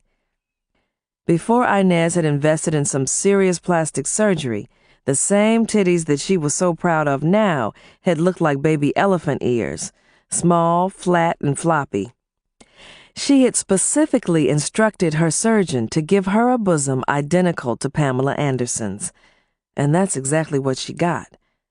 Rolling her eyes at me, Inez wiggled out of her denim Bermuda shorts, shaking her naked rump. Her butt was so firm she could balance a cup on it, and she wondered why she had so few female friends. I shrugged. "I appreciate your paying for me to come down here. But if you came down here to do your wild thing, why did you drag me along?" I pouted, feeling like the ugly stepsister that got left behind. "You're right. I know how you feel," Inez said, offering me one of her best smiles. "Let's get dressed and go shopping and sightseeing. We'll have lunch, come back to the room, and take a siesta, and then we'll go out for dinner and dancing, just you and me." I didn't have much credit available on any of my credit cards. Leon had charged up a fortune buying school clothes for Cheryl and Colette, and his ex had badgered him until he purchased her a new refrigerator. I'd spent most of my last paycheck paying for the clothes for my trip and the new wigs that I'd brought with me. In addition to what Inez had already done to make this trip possible for me, she insisted that I take one of her no-limit American Express cards to pay for some of my purchases. We literally shopped until we dropped.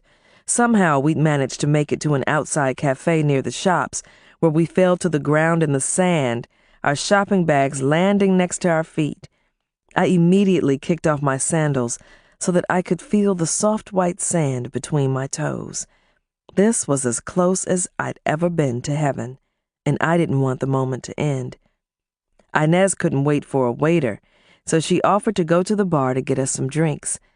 I was on my back, stretched out on the ground, with my eyes closed, when I felt somebody tickling the bottoms of my bare feet.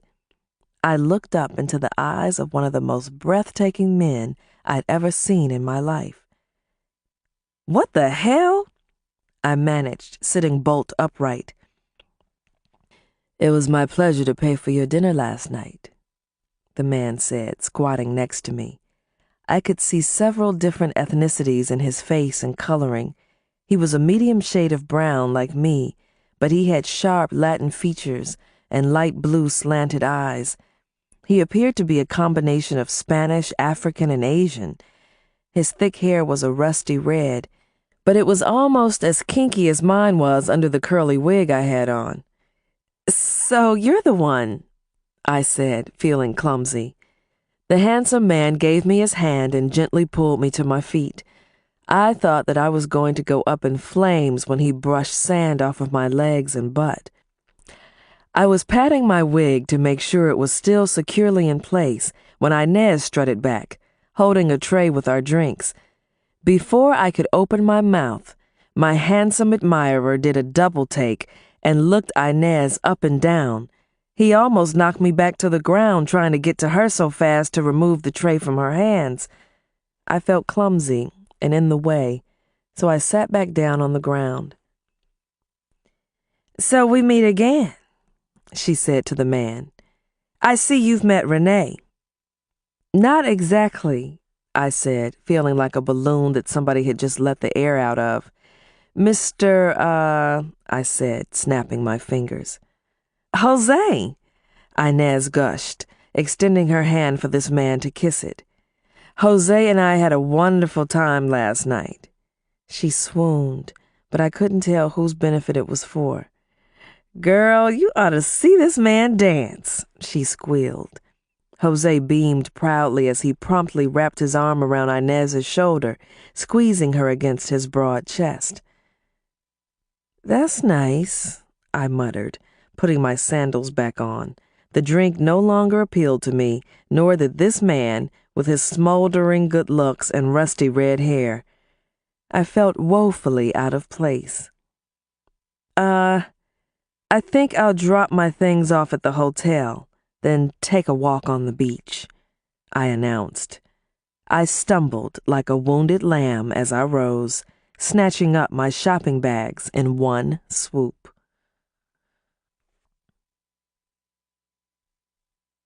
Chapter 24. I practically ran back to the hotel.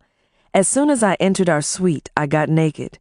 I stood in the full-length mirror behind the bathroom door and tried to figure out what it was about me that made most men lose interest in me as soon as they saw Inez. I was attractive, even more so than Inez, and I hadn't cheated nature by having cosmetic surgery. I had a few lumps, knots, and stretch marks on my body, which I had no trouble hiding, but you would have thought that I looked like Mom's Mabley or Big Mama Thornton when I was around Inez. I knew it wasn't just about looks. Inez exuded charisma, confidence, and sex appeal. I was convinced that even if she had looked like Mom's Mabley or Big Mama Thornton, most men would still choose her over me. There was some justice in my world, some consolation. I had a husband and a strong marriage. Inez had struck out with 3 husbands and was probably going to end up alone in the long run. I had to be doing something right.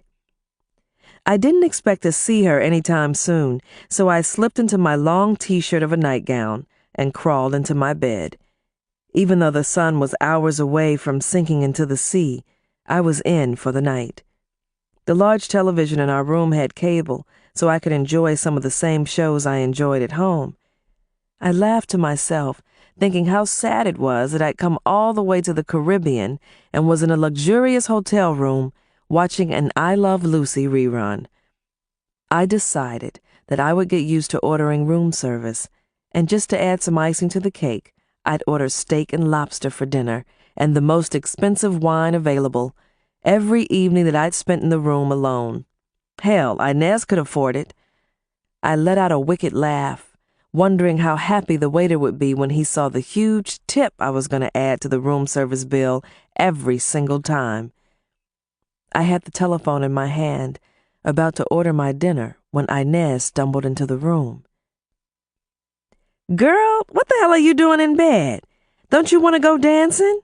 she asked, slamming the door shut and marching over to the bed. She dropped her wide-brimmed straw hat to the floor, shaking her hair like a wet dog. "I thought you had other plans," I said in a bitterly cold voice, placing the telephone back in its cradle. "I do have plans, and that is for you and me to go dancing." "What about your new friend?" The words flew out of my mouth like spit. "You mean Jose?" Inez made a face and waved her hand. "He's too old. He's pushing 40. "Well, we are not exactly spring chickens ourselves.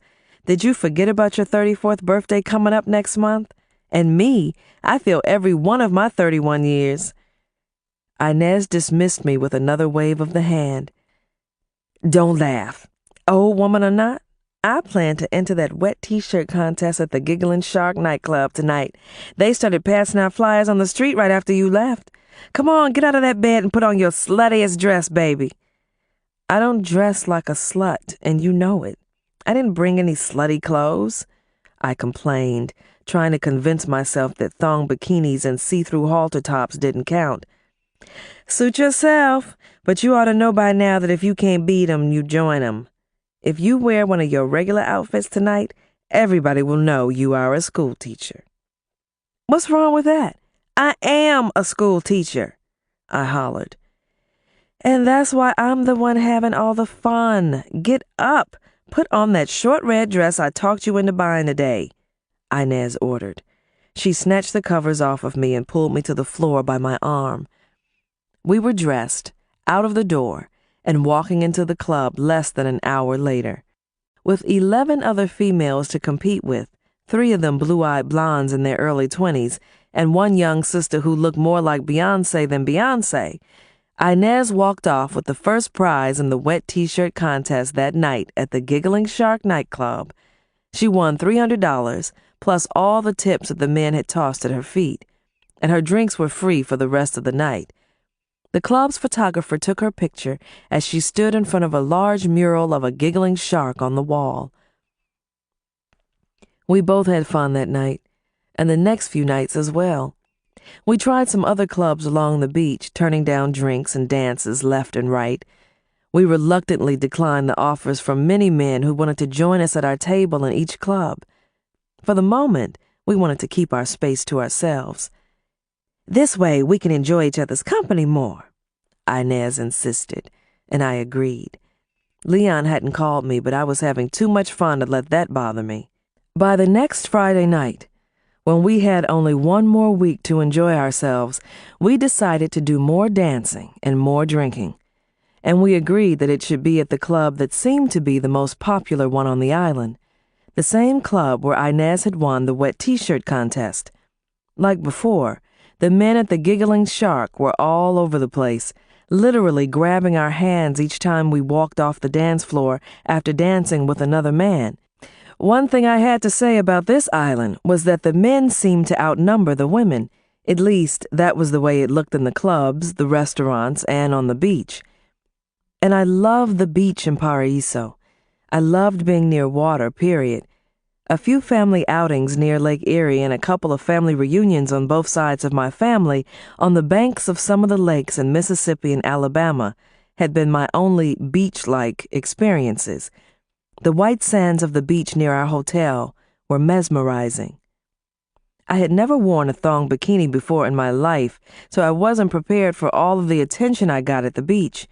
When we weren't shopping, taking siestas in our hotel room, or visiting the clubs, we spent our time stretched out on the beach.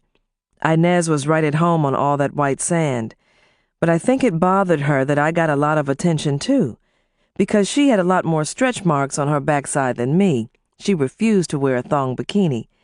She was self-conscious about the patch of stretch marks, which resembled a cat's paw, right in the middle of her left buttock. Her plastic surgeon had not been able to remove it. But Inez was the kind of woman who always had a backup plan. Since her bosom was as close to perfection as one could be, she removed her bikini top and started prancing back and forth to the beachside bar, with her breasts jiggling like jello. During the last 2 appearances that we'd made at the beach, I'd felt like her understudy. After a while, I didn't want to go back there with her. So we started spending more time in the clubs, but that backfired too. I had to address the situation, which I'd been trying to ignore. Whenever a man in a club paid more attention to me than Inez, she reacted in a way that made me uncomfortable. That usually meant that she showed a little more skin and shook her butt a little more than usual. But the straw that broke the camel's back was when she strolled over and plopped down into the lap of a real nice man who'd been keeping me company at our table while she was entertaining the huge crowd and the giggling shark by dancing on top of a table that Friday night. After just a few minutes, the man slid Inez off of his lap. He then leaped out of his seat like a jackrabbit, darted across the floor, and grabbed a shapely white woman, pulling her out to the dance floor. Now, that was a tacky thing to do, I complained. I agree. Men of color act like dogs in heat when a white woman enters a place. Some of them, at least. Inez paused and grinned. But I showed those white bitches who was in charge when I won that wet t-shirt contest the other night, huh? I was talking about you, I said, glaring at her. Not that white woman. What about me? What did I do? Inez asked, with both of her eyebrows raised. That man was talking to me. He's a school teacher, too, and we were having a real nice conversation. So, did I stop you from having a real nice conversation? I didn't stop him from talking to you. Well, after you plopped your bubble butt down in his lap, what else could he do? Girl, we are having too much fun for you to start tripping. Inez grabbed a napkin and used it to wave another man over to our table. I am not going to sit here and put up with your jealous attitude. I am not jealous of you, woman. I just don't appreciate the way you behave with men who are clearly interested in talking to me, I said. Inez gave me an exasperated look and rose from her chair so abruptly it fell over. Things would never be the same after that night. Inez and I didn't speak again until we returned to our hotel suite. There was so much tension in the air, you needed a machete to cut through it. Inez, I have no idea how many men you have fucked, and I don't want to know. I know how important it is for you to have so many men give you so much attention. I was talking with my back to Inez as I removed my clothes. When I turned around, she was standing in the middle of the floor with her hands on her hips. You are the most insecure woman I have ever known, and you don't need to be, I told her with my arms folded. I don't know what in the hell makes you think I'm insecure. I can have any man I want. Insecure? Me? I don't think so. That's what you and the rest of the bitches who hate me think. Inez stomped over to her bed and sat down hard, struggling with her sandals, trying to remove them so fast. You can't stand for me to get more attention than you, just like the day when we came back from shopping and that Jose came over. I was really the one he wanted to talk to. I pouted.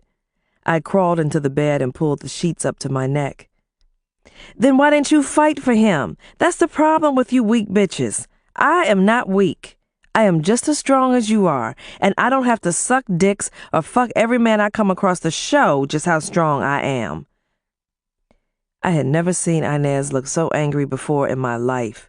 She jumped up from her bed and stood in the middle of the floor. Her body looked so stiff and still she could have passed for a statue.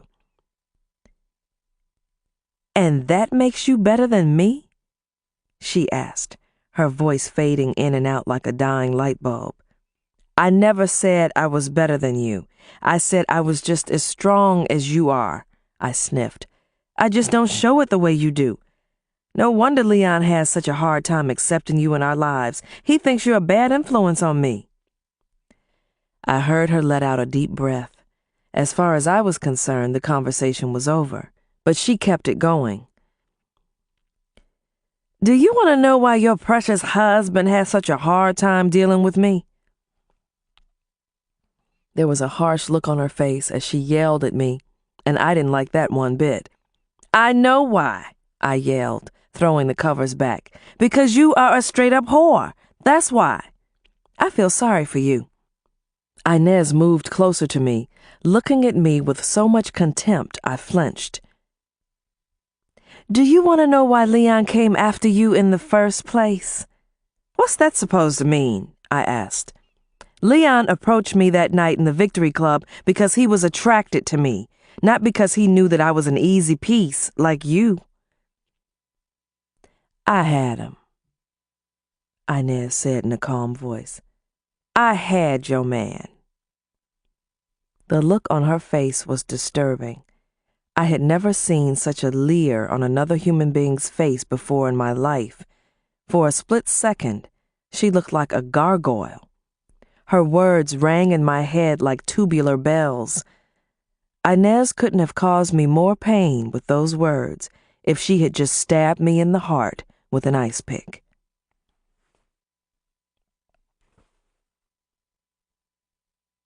Chapter 25.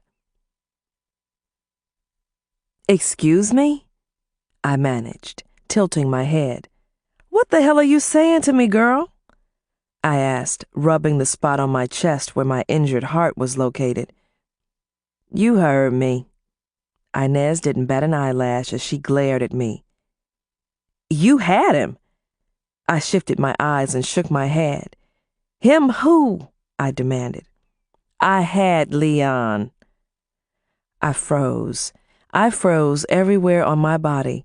For a few seconds, the only things I could move were my eyes, and my eyes were on her face. I blinked hard as I rolled and shifted my eyes. The look on her face was now indescribable. I couldn't decide if she looked smug or evil. What the hell are you talking about? I finally managed to ask, my eyes still on her face. Inez sucked in so much air her cheeks expanded. She looked like a blowfish until she let out all of that air. I fucked him inside out. Each word that shot out of Inez's mouth aimed at me felt like a dagger. Then an odd expression appeared on her face. She looked like she regretted what she'd just confessed. What happened next surprised me. Tears formed in her eyes, and she started sniffling, wiping her nose and tears away with the back of her hand. I stood there in slack-jawed amazement. I couldn't believe what I'd just heard. Say something, Inez shouted. I couldn't believe she was actually trembling. Tears were streaming down both sides of her face. You slept with my husband? I managed. Yes, she muttered, giving me a look of pity. How could you? I croaked. I didn't realize I'd balled my fists until I looked at my hands. Inez looked at them too and took a few steps back, holding her hands. My husband, I mouthed, my fists still balled. It was long before he became your husband. It was during the time that I was separated from Paul. Inez looked away for a moment, talking in a low voice. Leon wanted to marry me. He knew I was going to divorce Paul, and he thought it was to marry him. But I married Vince instead. Leon had a fit. He promised me that he would always be in my life one way or another. Inez looked at me and paused. I didn't like the look of pity on her face. I didn't have a sister for him to hook up with, just so he could have an excuse to be in my life. Her voice cracked open like an egg, and she seemed genuinely frightened for a moment. A look came on her face that irritated me to the bone. She lifted her chin and blinked back her tears, and then she smiled. A crooked, mocking smile was on her face. Once he found out about you, he decided that you were as good a substitute as any. And just as fast as that smile appeared, it disappeared. She looked sad, beaten, and confused, the same way I felt, but I was also angry. Woman, are you telling me that the only reason Leon married me was so he could still be around you? I marched up to her, ready to slap that stupid look off of her face. How can I believe a slut like you? I'm not saying that's why he married you. Don't put words in my mouth. I know he loves you now, but if it hadn't been for me, he probably wouldn't have given you the time of day in the first place. You are a goddamn lying, whoring-ass bitch. I never dreamed you'd stoop this low. I screamed, my whole body trembling. Let's call him, she said in a calm voice, nodding toward the telephone. Before I could stop her, she picked it up and started dialing. I sprinted across the floor and snatched it out of her hand, recalling the night that Leon had dialed her number when I'd asked him if he was having an affair with her. Why didn't you tell me all of this shit before? I wailed. I tried to tell you as soon as I found out you were interested in him, but you never wanted to hear anything bad about your man. He and I had several heated discussions about how he was using you just to get back at me. Starting that first night he saw you with me at the Victory Club. Why didn't you tell me all this before I married this man and had his baby? Why did you let me live a lie for over 6 years? I couldn't believe that the shrill voice coming out of my mouth belonged to me. I sounded like a shrew. I was sure that I looked like one, too, because my face was twisted into such an angry grimace it ached. I just told you, and I tried to tell you more than once. But when it seemed like you both were happy together, I stayed out of your business. And since we're bringing everything out in the open, you need to know that he did everything he could to get back in my bed after he married you. And did you let him? I whimpered, so weak that I could barely stand. No, hell no. I would never fuck a married man. Leon started hating me as soon as I told him what a bastard he was for using you as an excuse to remain in my life. You can have him. If what you're saying is true, I'll divorce his black ass, and you can move him in with you. I was wringing my hands so hard they got numb. But let me tell you one thing. I plan to take him for everything he's got, so you better prepare yourself to pay his bills, buy gas for his car, help him keep all those goddamn suits of his dry cleaned, help him support his other child and her mother and my child too. The whole 9 yards. I yelled, shaking my finger in Inez's face and rotating my neck. The bile rising in my throat tasted like poison. Renee, I don't want to be with Leon. I'm your friend, not his. I've always tried my best to be there for you, and whether you believe it or not, I'll still be there for you. Inez smiled, and I think that's what sent me over the edge. I lunged at her. I slapped her face on both sides so hard that she stumbled and fell to the floor, her long legs flailing like a chicken that had just been decapitated. Fuck you, she said in an even voice, rising. I hope you'll enjoy the rest of your vacation. That was the last thing she said to me before she stormed out of the room.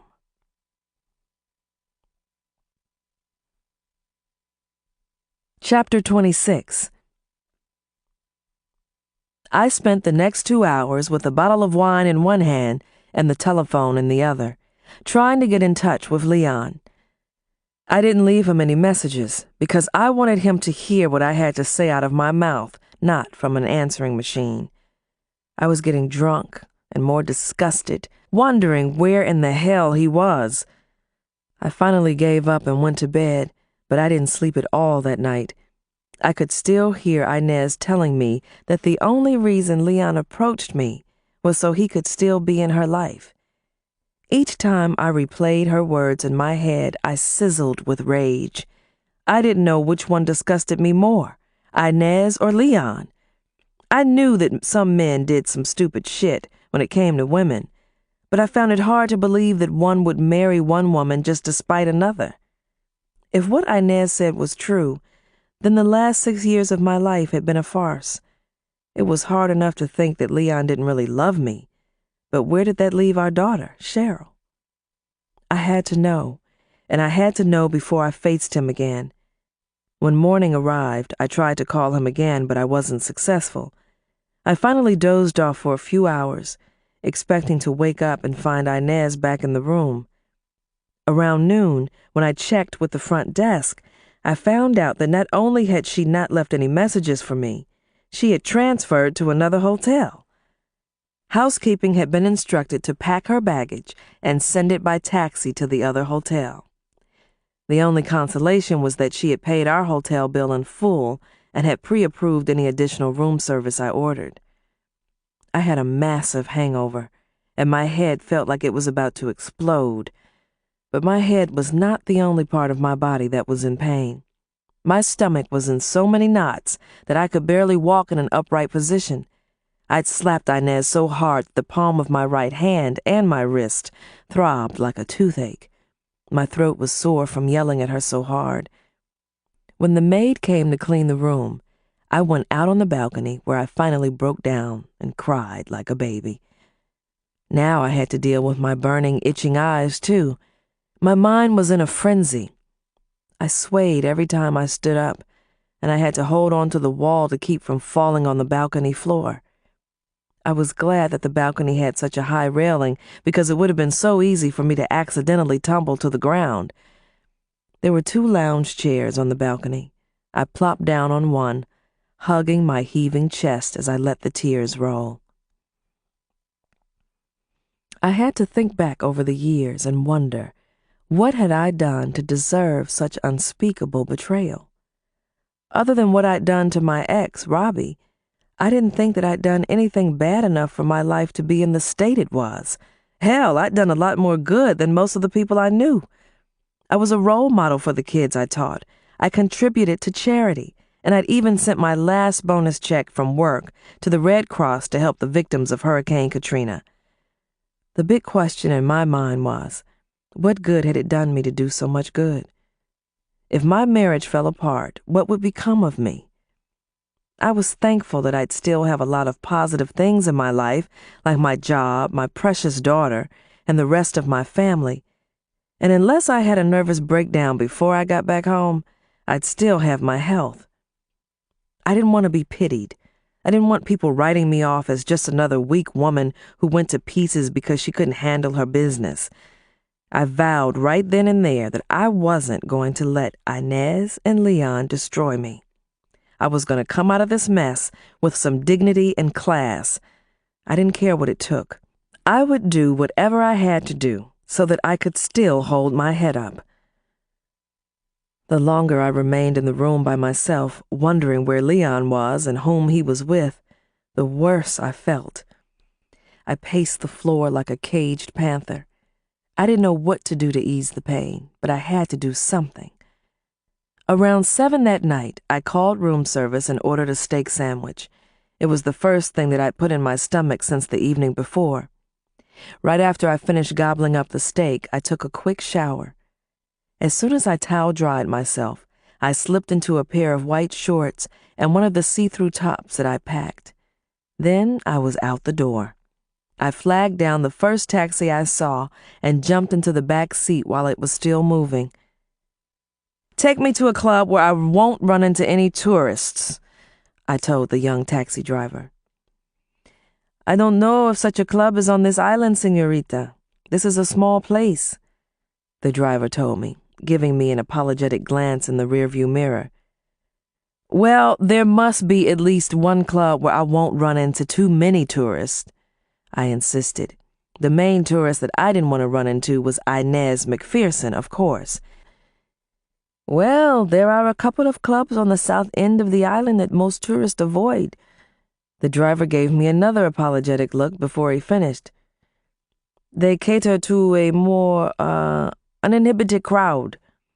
"Sounds good to me," I chirped, my eyes looking out of the window. A few minutes later, my driver stopped in front of a small brown building with a green door.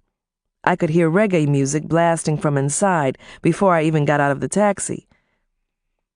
"This is the Cockpit Club, one of the oldest establishments on this island.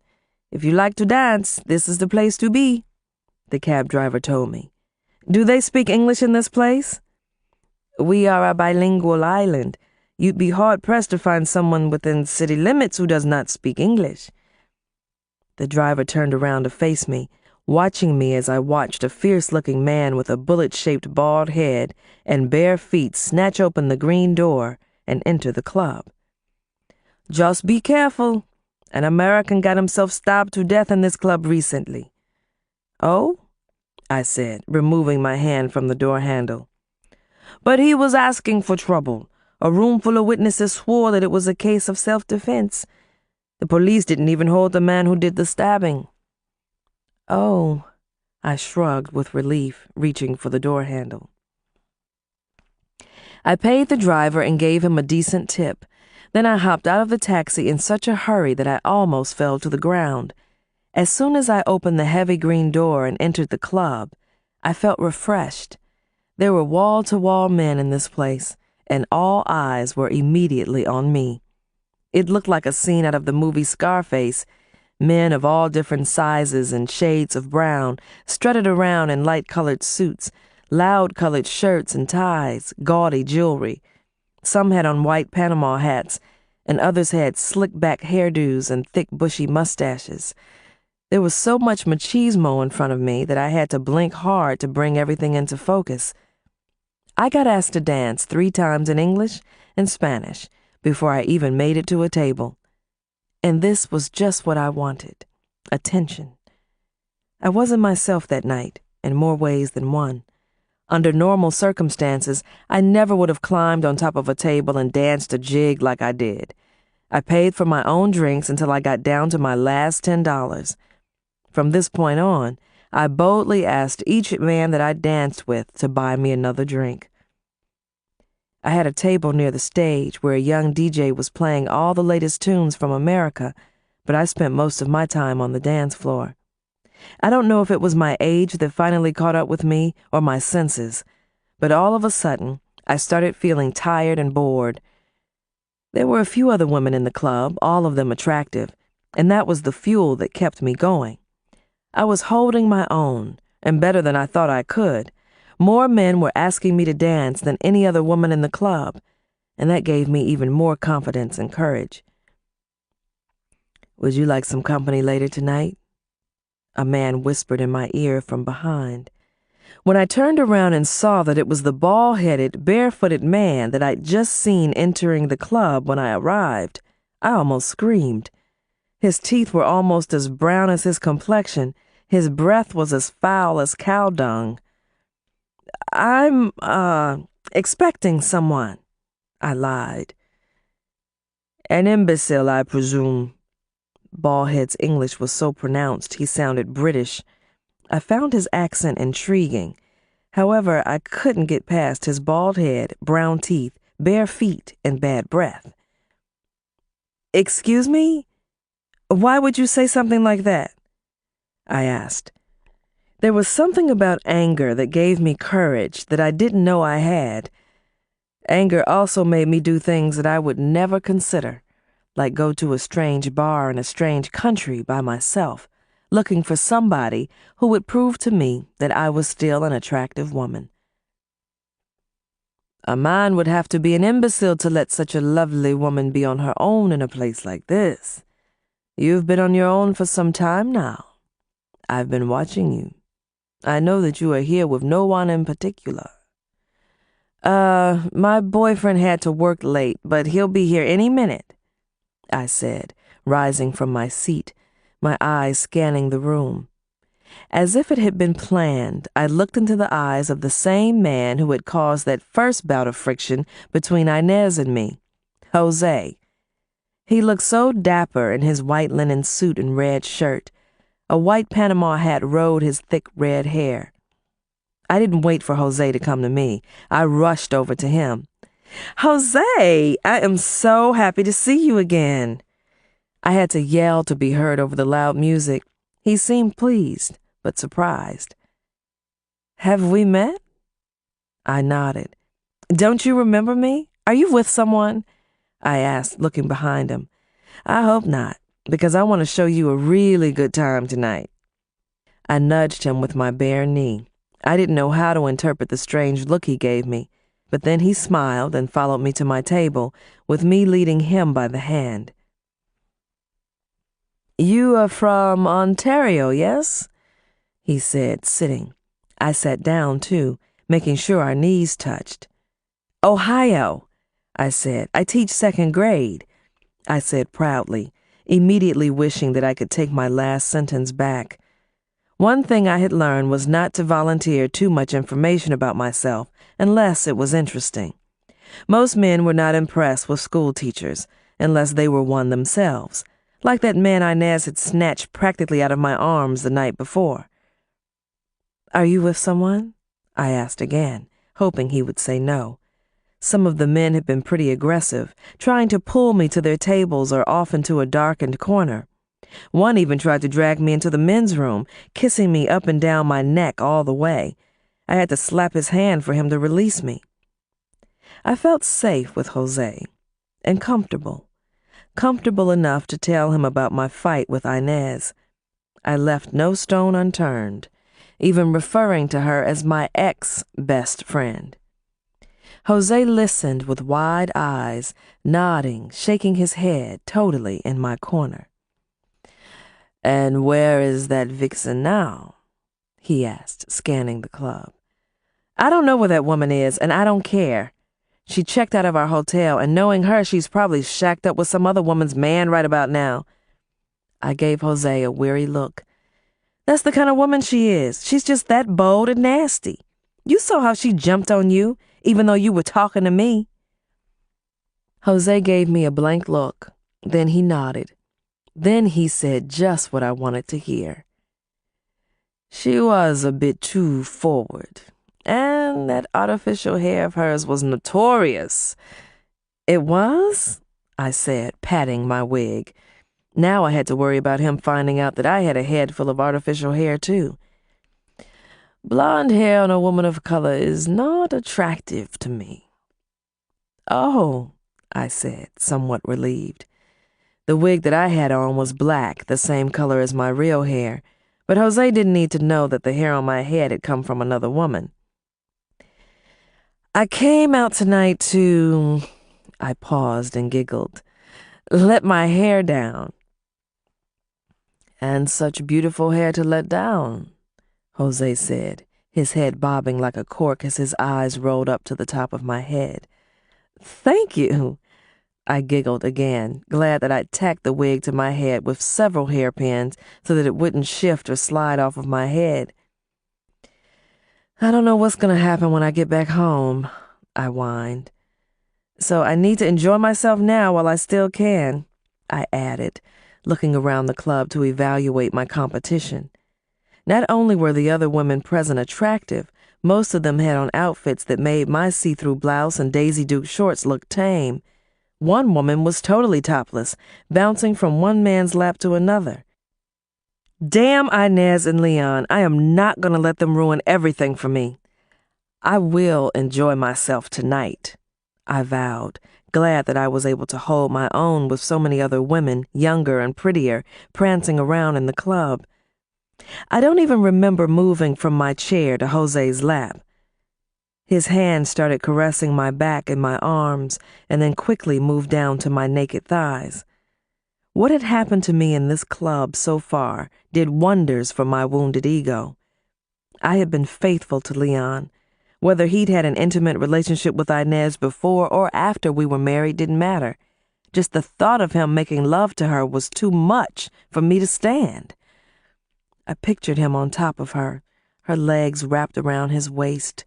It was the most disgusting scene that had ever crossed my mind, and it wouldn't go away. I closed my eyes, and that's all I could see. My hand found its way to Jose's crotch. I was pleased to feel such a massive lump between his thighs. I smiled as he spread his thick muscular legs and started rocking in his chair. He removed his Panama hat and placed it on his lap, hiding his erection. He winked at me. I winked back. I ignored the little voice speaking to me from the back of my head, asking me, "Woman, what in the world do you think you're doing?" Inez had told me to never say never, but I'd still told her that I would never cheat on my husband. I didn't feel that way anymore, at least not tonight. All I needed was the right man to help me cross that line. Jose seemed to be the most likely candidate. Do you want to go someplace else?" I purred.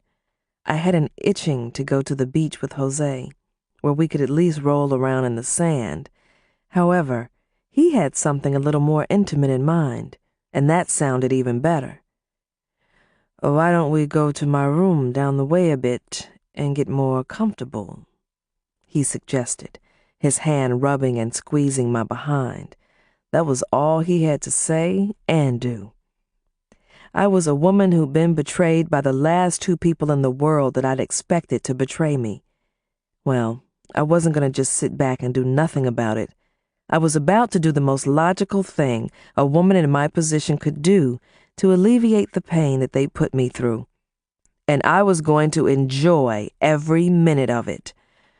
I felt vindicated already. An obscene grin appeared on my face. I looked at Jose and nodded, sliding my tongue suggestively across my lips. Chapter 27. Jose had been very vague and mysterious about his profession so far. He'd hinted that he was a bartender, but a few minutes later, he said that he worked as a cook and a driver. We'd spent hours together, and I knew next to nothing about him. He had shown me pictures of his children, but he hadn't mentioned a wife or a current lover. I followed Jose down the crowded street, swinging my sandals in one hand, clutching my drink in the other. I turned around and looked over my shoulder back at the club we'd just left. Some of the men that I had danced with had come out to the sidewalk and were still looking at me with lust in their eyes. Every time my mind wandered back to reality, I felt so lightheaded that I stumbled every few steps. But Jose made sure I didn't fall or stray away from him and get lost in the crowd along the way. He kept a firm grip on my arm. It took just a few minutes for us to reach the small, dark motel. This was where Jose said he often rented a room when he was away from his house, on the other side of the island. Despite the motel's dull exterior, exotic birds fluttered throughout the courtyard. There were a few ancient jalopies haphazardly parked near the entrance, and a few dazed and disheveled individuals milling about. "This is where you live?" I asked, rubbing my nose. "Aha!" Jose laughed and nodded. He had a deep, loud laugh, which seemed to come from within his soul. "It's not a palace, but it holds many memories. I've had some of my best moments here," he informed me, unlocking a narrow, mud-colored door, which squeaked like a mouse. As soon as I stepped into the dimly lit, musty room with a lopsided bed, a scarred dresser, and hardly anything else, I regretted it. Jose closed the door with his foot and locked it. Then he locked all three of the small, dingy windows. There was a shabby Bible in English on the nightstand, splayed open to a page where someone had underlined the passage, "Your trusted friends have deceived you." Reading that made me want to leave even more. But it was too late. Jose had already started undressing me. It seemed like he wanted to fuck me and get it over with as soon as possible. I'd expected him to be a little more subtle and romantic. His odd behavior turned me off, so I pushed him away. "What is it?" he asked, his voice sounding more like a creature's growl. I didn't bring any protection," I said, rearing back and attempting to unhook myself from his vice-like embrace. With all the things going through my head, I'd overlooked one of the most important things of all, condoms. Even though Inez had packed enough for 5 women, I hadn't packed a single one. I had no reason to. As a matter of fact, I had not had any use for condoms since my college days. "No problem," he yelled. He screwed up his face in a way that made his eyebrows look like they had grown together. He yanked open the top drawer in the dresser and plucked out a package of condoms, opening it with his teeth. His merging eyebrows now looked like a big, bushy red caterpillar. In the dim light, I could now see that Jose wasn't as handsome as I had originally thought. His skin was as armored as the hide of an armadillo. His teeth were crooked and threatening to turn brown. I had every reason to believe that my leaving was no longer an option, nor was resisting. From the look on his face, there was no turning back. I gritted my teeth, closed my eyes, and hoped for the best, vowing that I would never put myself in a situation such as this again. "Can I have something to drink?" I asked, my head still reared back, trying to dodge his sloppy kisses. I was already tipsy, but this was a case that required a serious buzz. Jose let out an impatient sigh and released me. Then he trotted into a bathroom with no door and came back out, clutching a plastic cup full of cloudy, lukewarm water. As soon as I finished drinking the water, he was on me again. He bent me backwards so far, my face was level with the cracked ceiling. This man was, without a doubt, the worst lover I'd ever come across before in my life. That big bulge I'd felt when I massaged his crotch in the club was 90% balls. What was left over was about the size of my thumb. I closed my eyes, gritted my teeth, and prayed that he would not be on top of me for too long. "Thank you," he whispered, rolling off less than a minute later. He belched and farted at the same time. I felt like I'd been betrayed again, but this time there was nothing I could do to make up for it. Finding another man to sleep with didn't appeal to me. The way my luck was going, he would probably be even worse. And to think that I had held on to my wig with one hand the whole time Jose was in me so it wouldn't slide off. "Can you call me a cab?" I asked in a tired voice, almost gagging on the stench of his gas. I rose, fanning the air with both hands. "And can you give me some cab fare?" I knew that I wasn't too far from my hotel, but I didn't want to walk. And after all I'd just been through, I didn't want to spend the last $10 that I had with me on transportation. Jose didn't look at me as he rose from the bed and lifted his pants from the floor. I couldn't remember the last time I saw a man get completely dressed so fast. He even buttoned his red shirt wrong, leaving the tail hanging over the waist of his pants, flapping like a seal when he walked. His red hair stood up on his head like a rooster's comb. With a grunt and another fart, he flipped open his wallet and removed some bills, dropping them onto the bed next to me. I sat up and was surprised to see 2 crisp $100 bills. Ben Franklin never looked better. I looked at Jose with a forced smile. "Is this all for me?" I asked, feeling that I deserved it and even more. He looked and acted nervous as he raked his fingers through his hair. He glanced at the door, then he looked at me with his hands on his hips. It was the way he looked at me that was so disturbing.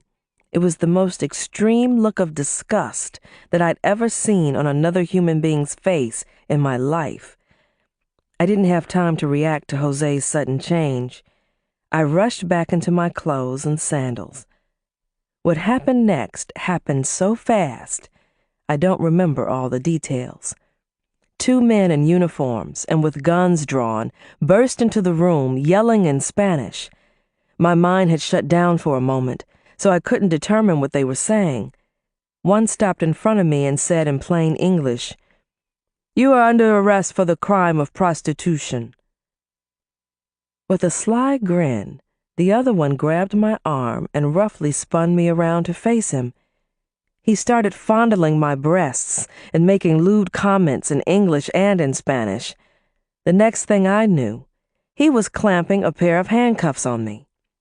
That's when I fainted.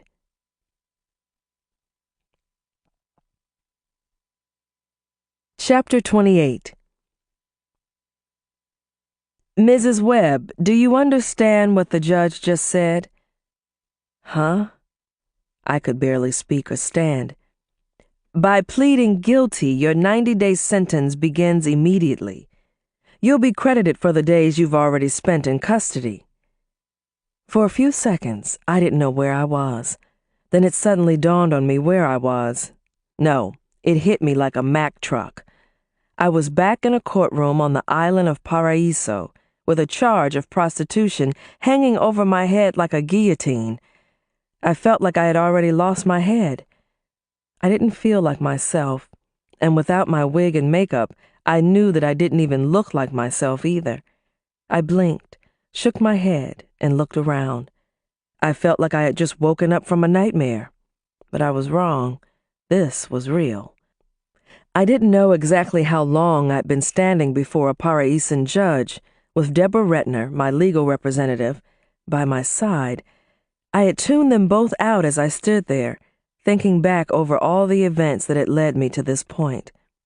Deborah Retner, the sympathetic woman who acted as a liaison between the island officials and visiting Americans who got themselves in trouble, was the only American I'd seen or spoken to since Inez's departure.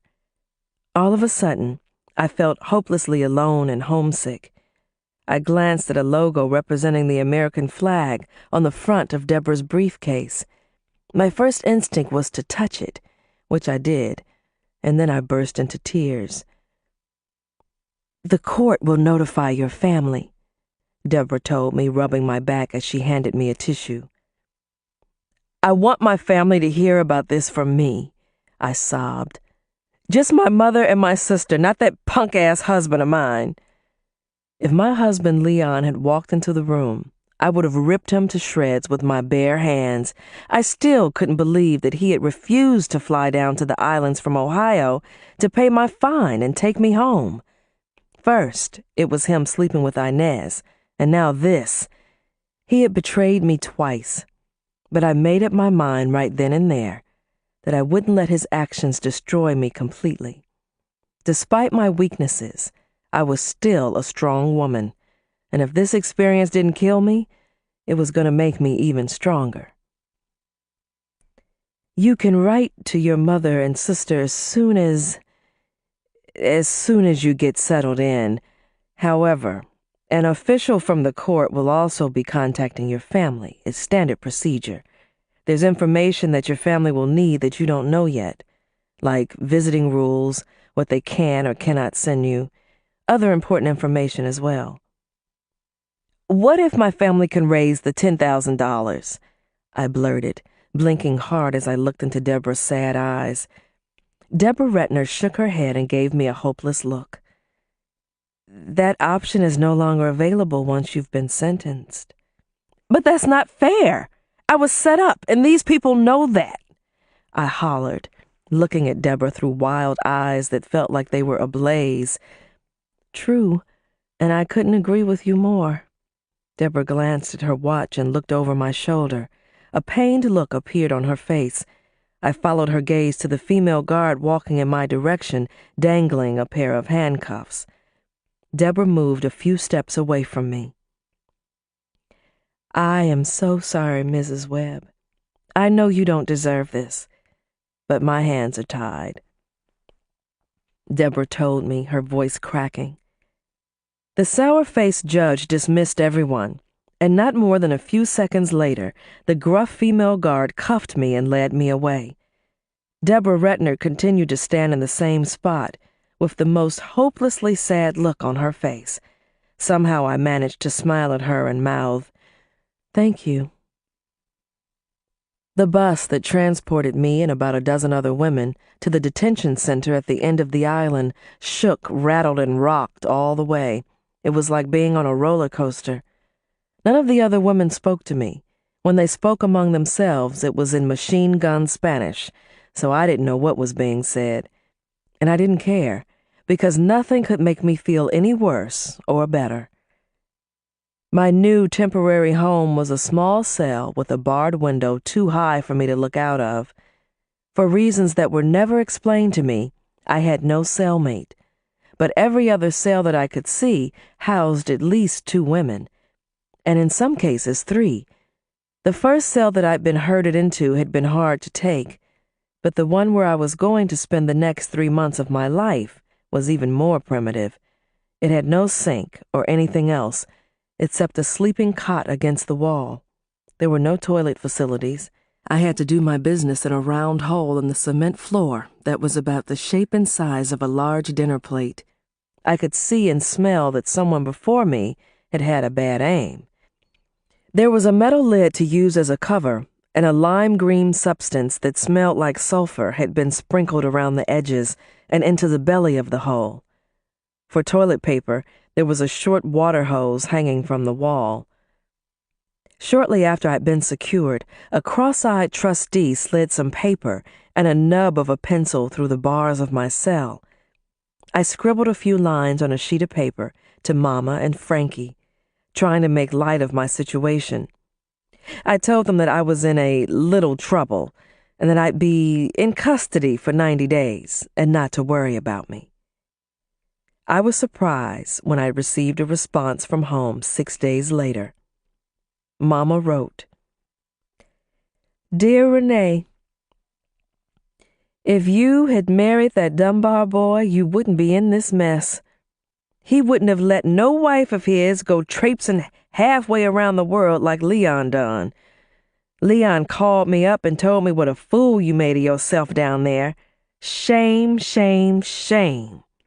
Your Grandma Vera must be spinning in her grave.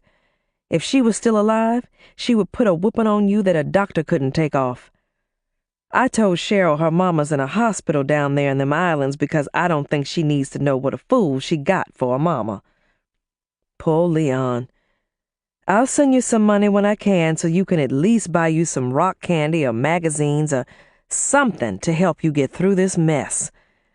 Your sister Frankie said to tell you not to forget to bring her some gifts home when they turn you a loose. If you forget them gifts for Frankie, we'll never hear the end of it. Love, Mom."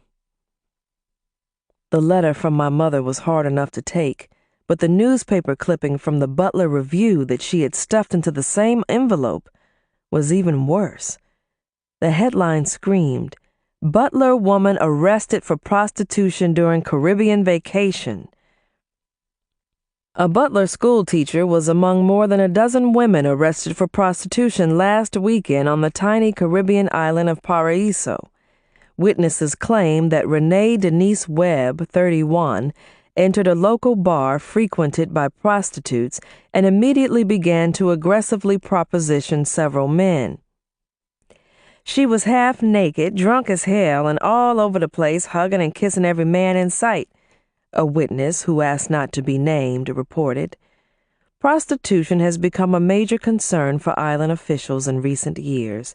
Last year, 40% of the prostitutes in custody tested positive for HIV, the virus that causes AIDS.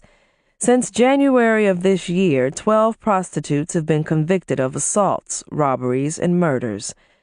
Mrs. Webb's colleagues are stunned. "I thought I knew her. She fooled a lot of people, and I'm embarrassed to admit that I even considered her a close friend. She's a tramp, and I hope that my association with her will not affect my reputation. I can never trust her again. I will never associate with her again," said Shirley Blake, who teaches at Butler Elementary School, where Mrs. Webb has taught second grade for the past 9 years. Mrs. Webb pleaded guilty at her arraignment and was sentenced to 90 days in a Paraíso Women's Detention Center. Upon the completion of her sentence, Mrs. Webb will be immediately deported. She will also be permanently banned from re-entering the island in the future. That Shirley Blake, that bitch, I wanted to scratch my colleague's eyes out. Then she'd really have a reason to trash me and call me a tramp. For years, I'd been her only close friend. I'd lent her money and set her up with single men I knew. Now I knew what Mama meant when she told me that your best friend can also be your worst enemy. But I also had to wonder how that applied to Inez. Was it possible that she'd been both my best friend and my worst enemy at the same time? It was too depressing to think about for too long. I folded the newspaper clipping and Mama's letter and slid both back into the envelope. The next few letters from Mama were just as depressing as the first one. I didn't look forward to hearing from her.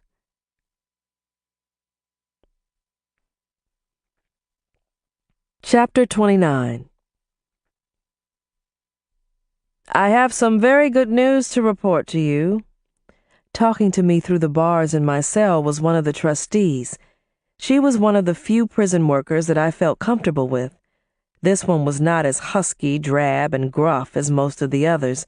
She was a petite, brown-skinned woman with a cap of fuzzy black hair and large brown eyes.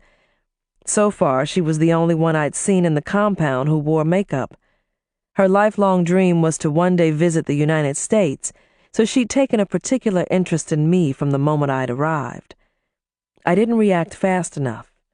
The trustee, whose name tag identified her as Luz Capistrano, reported the news before I could respond. You don't have the HIV virus.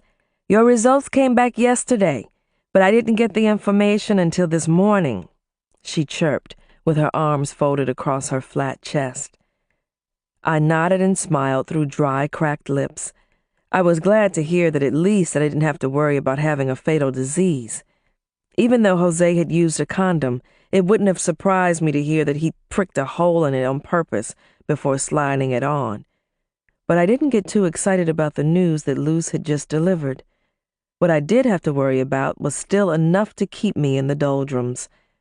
I didn't know what was going to happen to me during my incarceration, or what was going to happen to me when I returned to Ohio.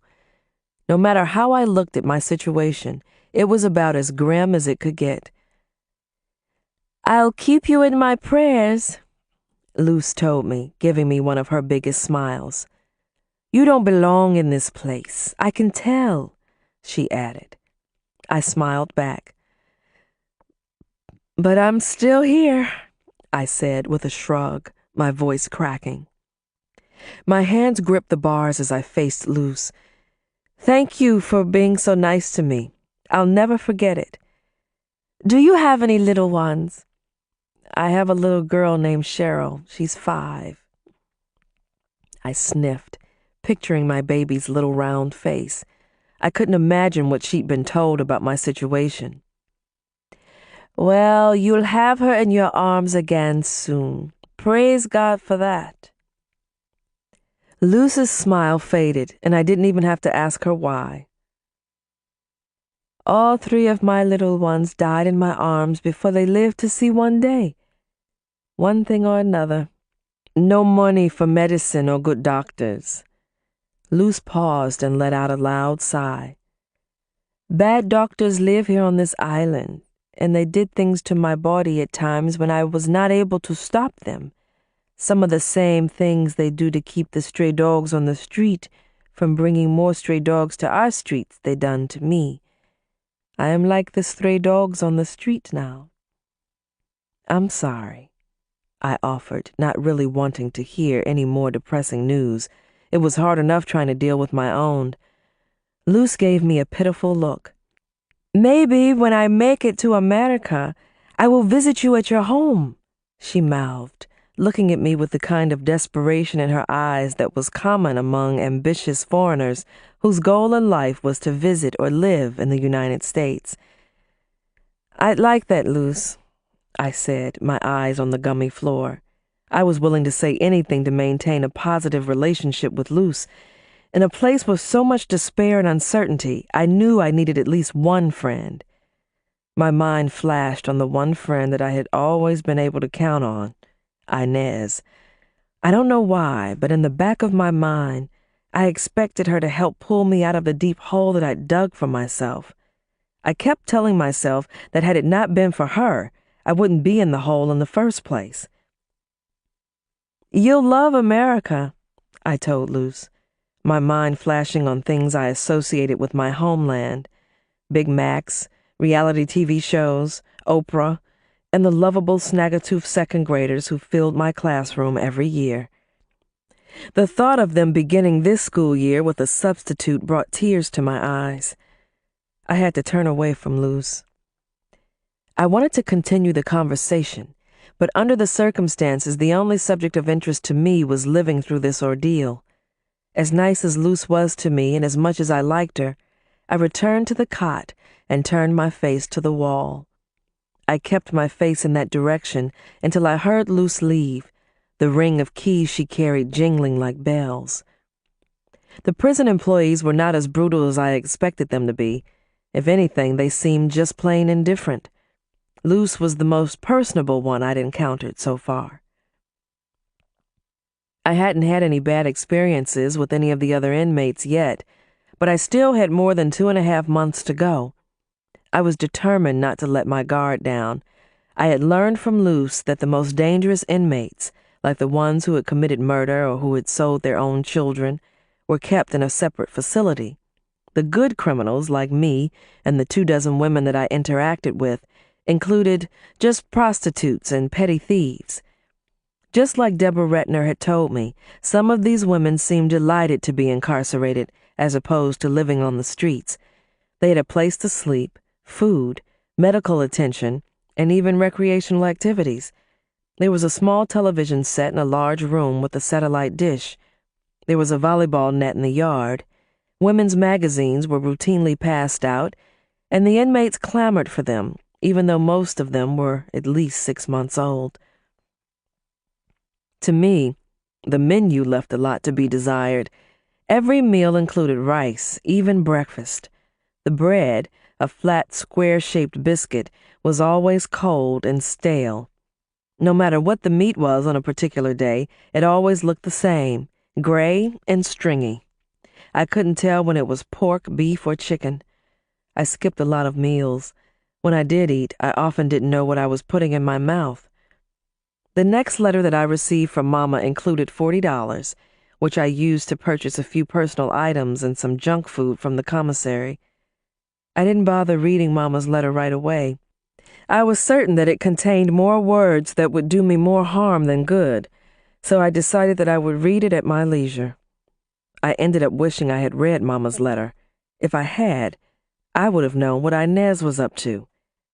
2 days after I'd received Mama's last letter, Luce approached my cell clapping her hands. "More good news," she greeted. I jumped up from my cot and ran to the front of the cell, gripping the bars like I always did when someone came to see me. That Thursday morning was one of the hottest days I'd endured so far. The temperature was already over 100 degrees, and it wasn't even noon yet. Sweat was sliding down my face like wax. "What is it?" I asked, coughing.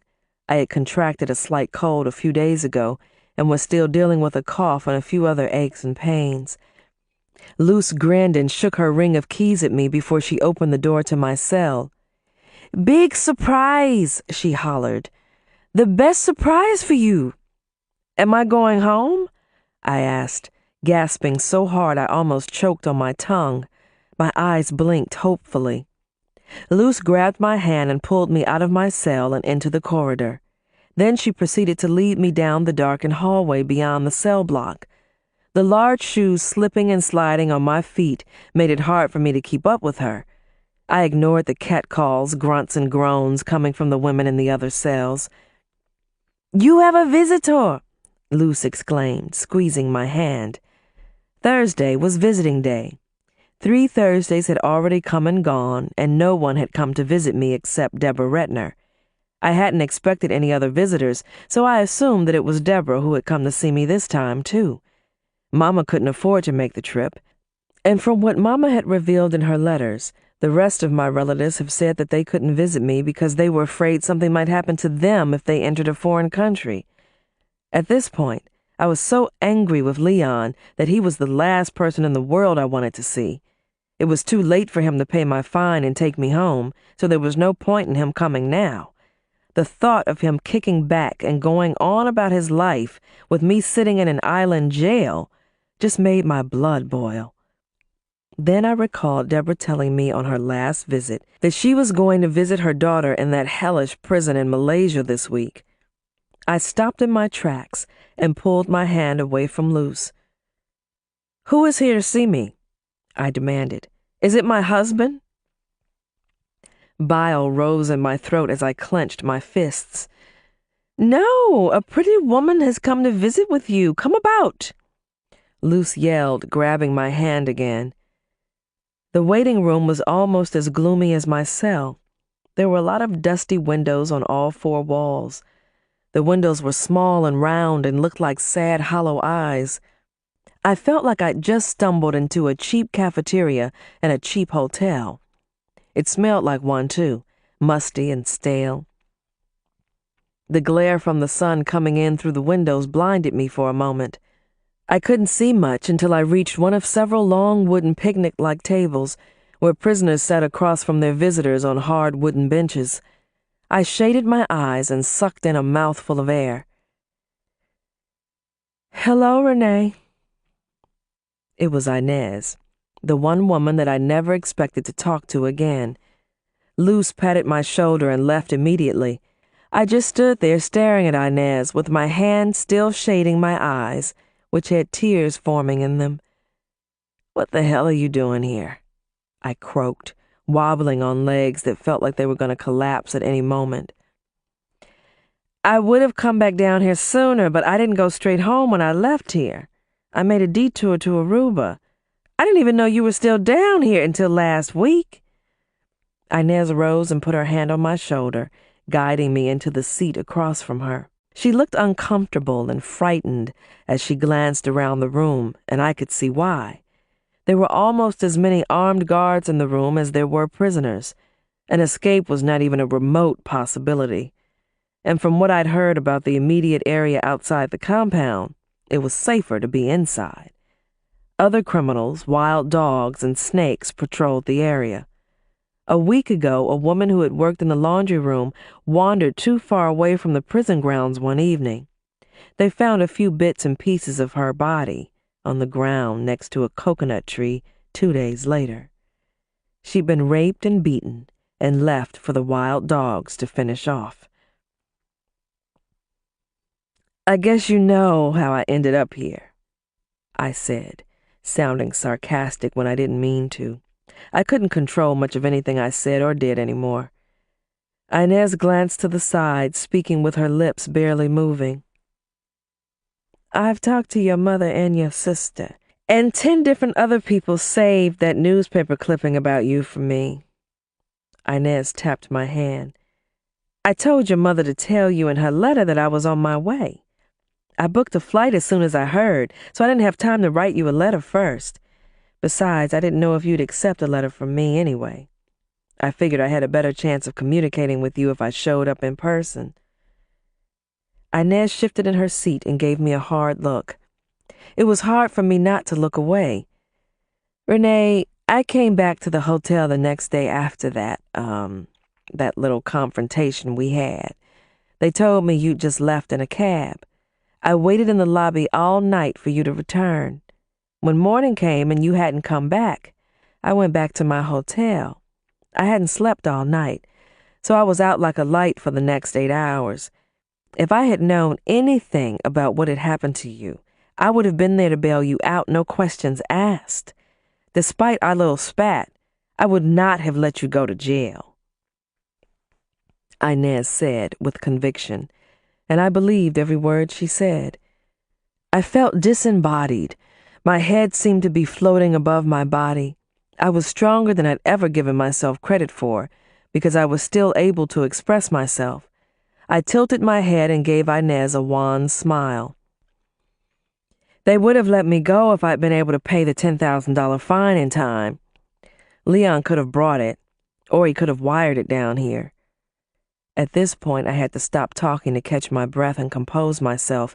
I felt a panic attack coming on, but a few deep breaths held it off.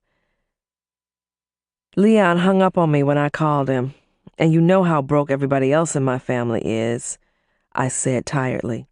"Did you know that Jose was the one who set me up?" "Who the fuck is Jose?" Inez asked with a grimace. "Did I meet him?" I nodded. "He was the one who was tickling my feet that day we stopped for drinks after shopping," I said, my angry words burning my lips. Just thinking about Jose made me sick. Talking about the beast was almost impossible, But since Inez gave me such a puzzled look, I kept talking about him. You'd already met him earlier. When you came back with our drinks, he forgot about me and was suddenly all over you like a cheap wig. Jose, the older dude with the reddish hair? I nodded. He works for the cops. Men like him help the cops trap, prostitutes. My eyes wandered off to the side for a moment. Jose didn't pay for my dinner or flirt with me because he liked me. He was only doing his job, I said through clenched teeth. Fuck, it could have been me. If you had fucked him and accepted money from him, yes, but it wasn't you, I said in a firm voice. Inez sighed and tilted her head. I could see large tears in her eyes, even though she blinked a lot, trying to hold them back. Renee, I am sorry about what happened between us. And I don't blame you if you don't want anything else to do with me when you get home. But I want you to know that I didn't sleep with Leon after he got with you. I know people think I'm a whore, and I don't give a shit. And maybe I am. But I am as good a friend to you as a woman like me can be. Did Leon try to sleep with you after he married me? Inez dropped her head and nodded. All the time. And the more I rejected him, the more he hated me. At least that's what he tried to make you think.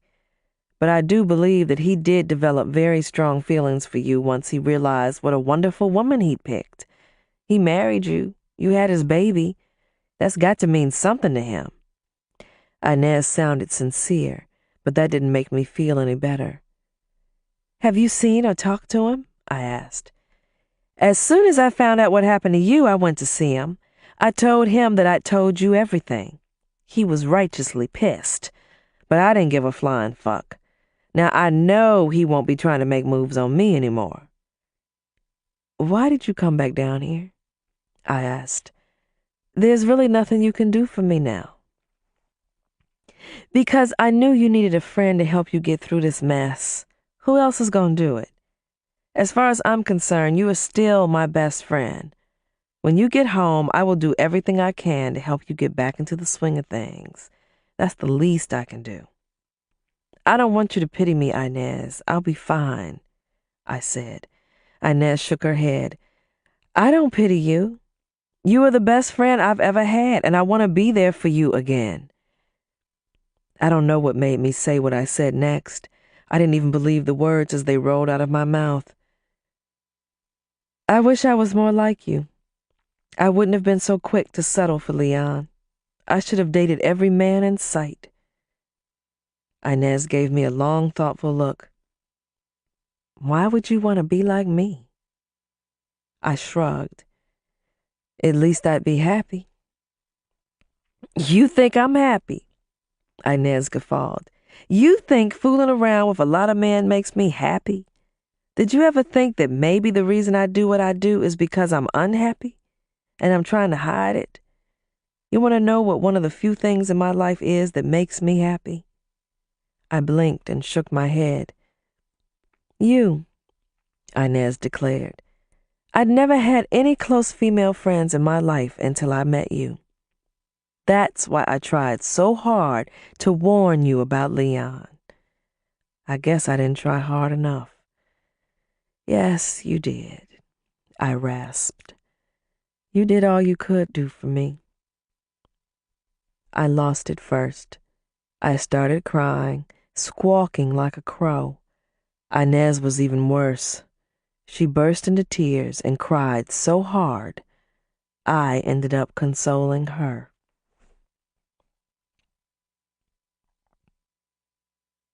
Chapter 30. Inez stayed until visiting hours were over. I returned to my cell feeling like a new woman, and in a way I was. I knew that I could never go back to being the same meek little housewife I'd been. I didn't know yet what I was going to do about my marriage.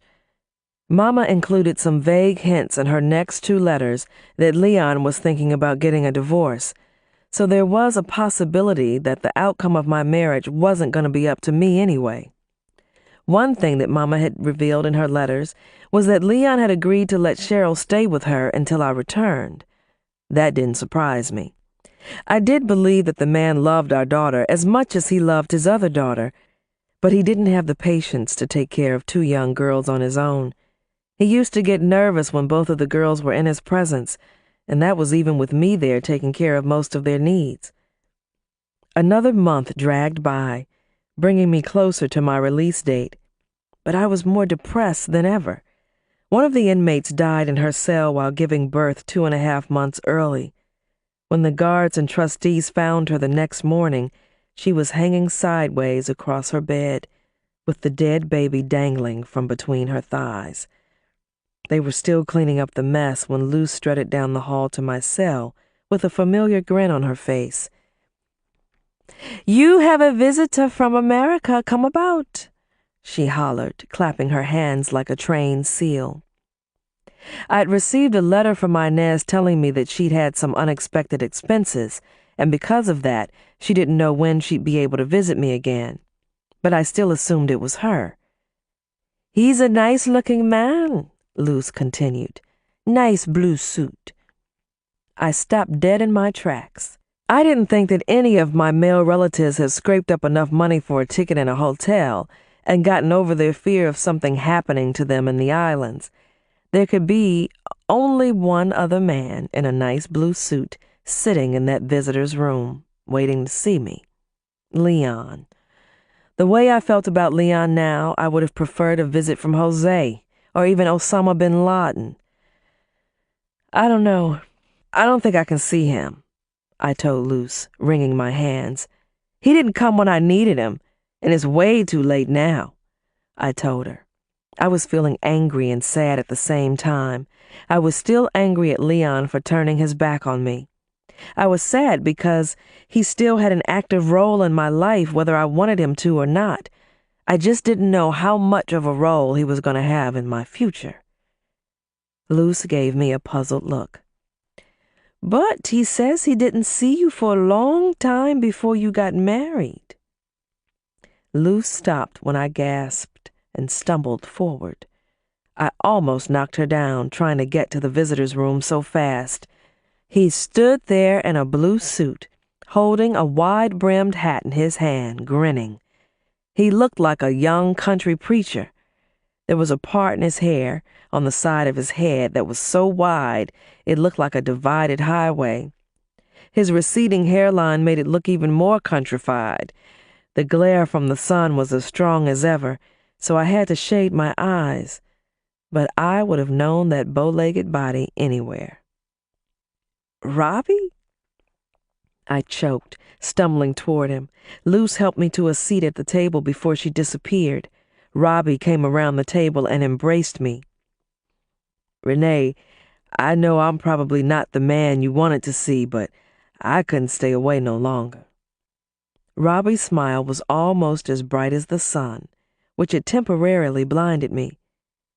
"Robbie, you didn't have to. I am so glad to see you." "Renee, Inez told me how Leon clowned you. I told her then, and I'm telling you now. If you had called me the same day you called Leon to come down here and pay your fine, I would have been down here that night, lickety-split.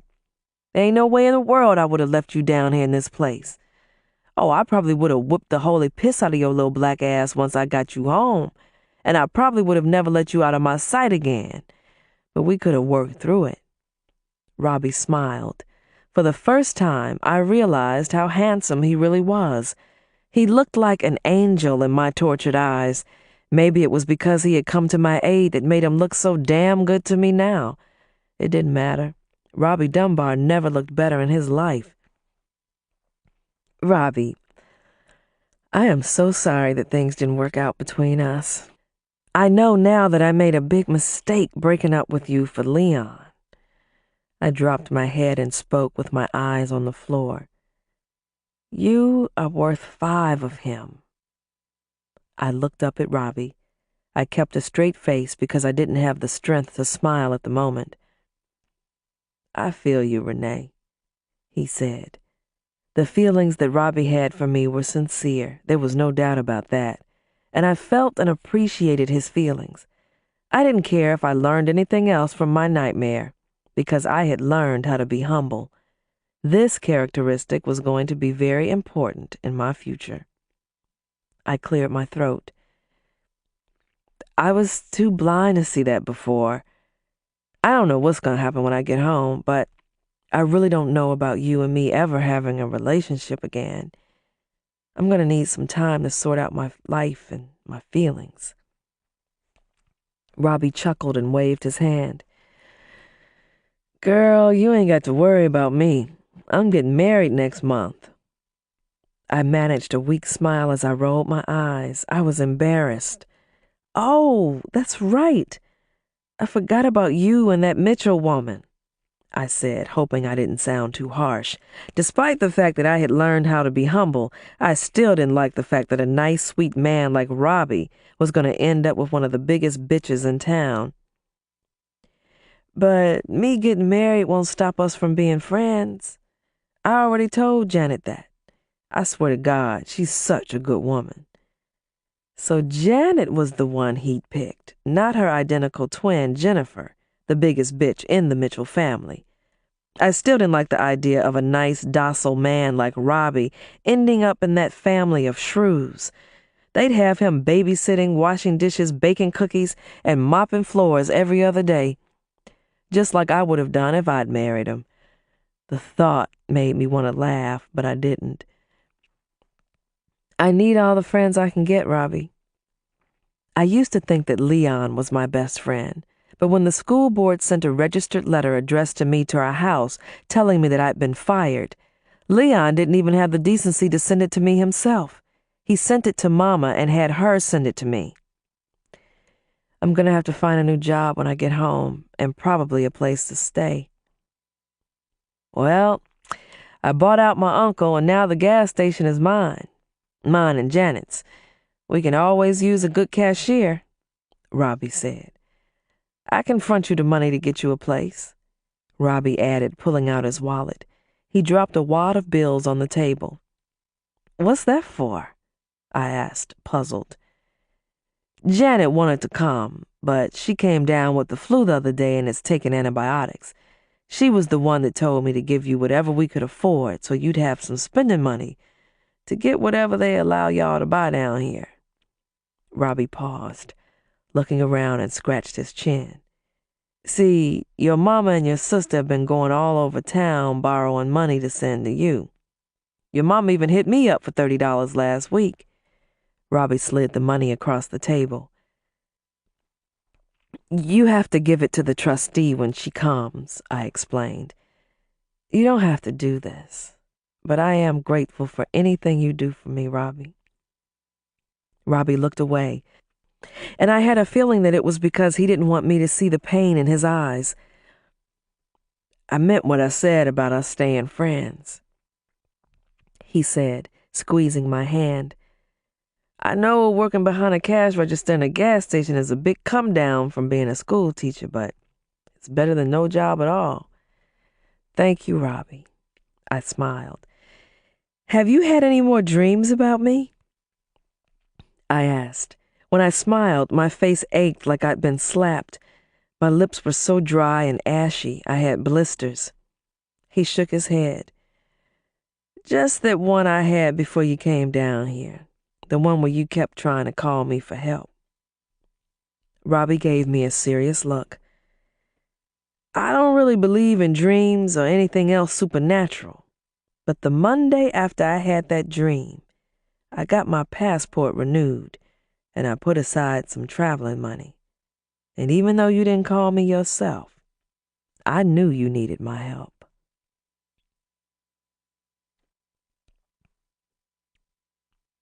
Chapter 31. The last 2 weeks were the hardest.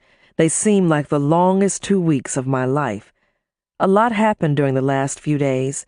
One woman gave birth in the showers. A few prisoners that I had become friendly with were released. One elderly woman who had been serving a life sentence finally died, and they hauled her away in a gray body bag, and then dumped her on the back of the same truck that hauled away the garbage. 10 days before my release, I received 2 letters from Mama on the same day.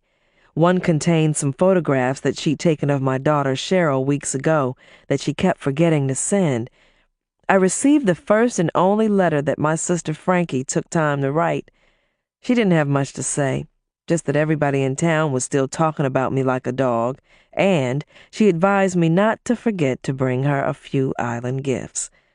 Deborah Rettner paid me one final visit, glowing like a lighthouse because she was almost as happy as I was that my sentence was almost over. "I'm sure that you will look at yourself and life from a different perspective from now on," Deborah said, giving me a hug as soon as she entered the visitor's room. I nodded and cleared my throat. "I can't thank you enough for what you did and tried to do for me. I know I probably won't ever see you again after I leave this place, but I do want you to know that this was all just a big, stupid mistake that I made. I am not a criminal, especially not a prostitute." I held up my hand. "I know what you're thinking. Like you told me before, sleeping with a man and accepting money for it is prostitution. I was mad at my husband and my best friend. I had to do something that night to get my mind off of them. I didn't have much money, and that's why I was trying to get men to buy me drinks. I wasn't trying to get them to take me to bed and pay me." Deborah rubbed her nose until it turned red, and then she gave me a dry look. "I did need cab fare to get back to my hotel, and that's what I'd asked that motherfucker for. But when he offered me a lot more than cab fare, I only took it because he'd been so lousy in bed, and I thought that I deserved something extra for my troubles." I rolled my eyes. Deborah had an amused look on her face. She glanced over her shoulder before she began to speak in a low, detached voice. "I lived in France for a few years right after I got out of college. There were times when I had no job, no money, no place to live. Let's just say I asked for a lot of cab fare, too." Deborah laughed and gave me another hug. "Some of us get caught. Some of us don't." That was the last time I saw Deborah Rettner. I never saw my favorite trustee, Luce, again either. One of the other trustees told me that Luce had been transferred to another facility the day after Deborah's last visit. It rained off and on for the last 3 days of my confinement. Hurricanes had already whipped the hell out of some of the other islands earlier in the year, but so far Paraíso had been spared the brunt of Mother Nature's wrath. I prayed that the storm would not interfere with my release. My prayers were answered. An hour after I was processed for release, Inez arrived, grinning from ear to ear. "I thought you'd like some company on the flight home," she told me. She had on just as much makeup as usual, but not enough to hide her red, puffy eyes. She'd arrived in a rental car, which she had planned to take me to the airport in, but I was still in custody and therefore not allowed to ride to the airport with Inez or anyone else other than a prison official. Inez trailed behind the gray prison van as it transported me to the airport, where I would be officially deported. We got separated once we got to the airport, and I didn't see Inez again until I arrived at my gate. "It's all over now," she said, giving me a bear hug. "Almost," I told her. I got nervous going through customs at the airport in Paraíso. I was so paranoid and afraid that something else would happen that might cause me to be detained. But as a person being officially deported, I had no problem getting out of the country. I didn't know what I was going home to. I hadn't heard a peep out of Leon, so I knew I wasn't going back to the house that I had shared with him for the past few years. The most logical place for Inez to drive me to once we made it back to Ohio was my mother's house. I couldn't wait to hug my daughter and hopefully undo the psychological damage that she had probably suffered during and because of my absence. It took all of my strength to hold back my tears when I saw the Cleveland Hopkins International Airport from the air, but I lost it when we approached the international section. Greeting me was a gigantic black and white sign that said, Welcome to the United States of America. There was a large American flag blowing in the wind next to it. The sight of these two symbols of freedom was too much for me. I couldn't stop shaking and crying. I was so overwhelmed, you would have thought that I had just returned from hell. In a way, I had. I now knew how prisoners of war felt when they returned to the States. Inez wrapped her arm around me and led me from the plane. I stopped crying when I noticed security guards and other people staring at us. "Did I ever say I was sorry for slapping you?"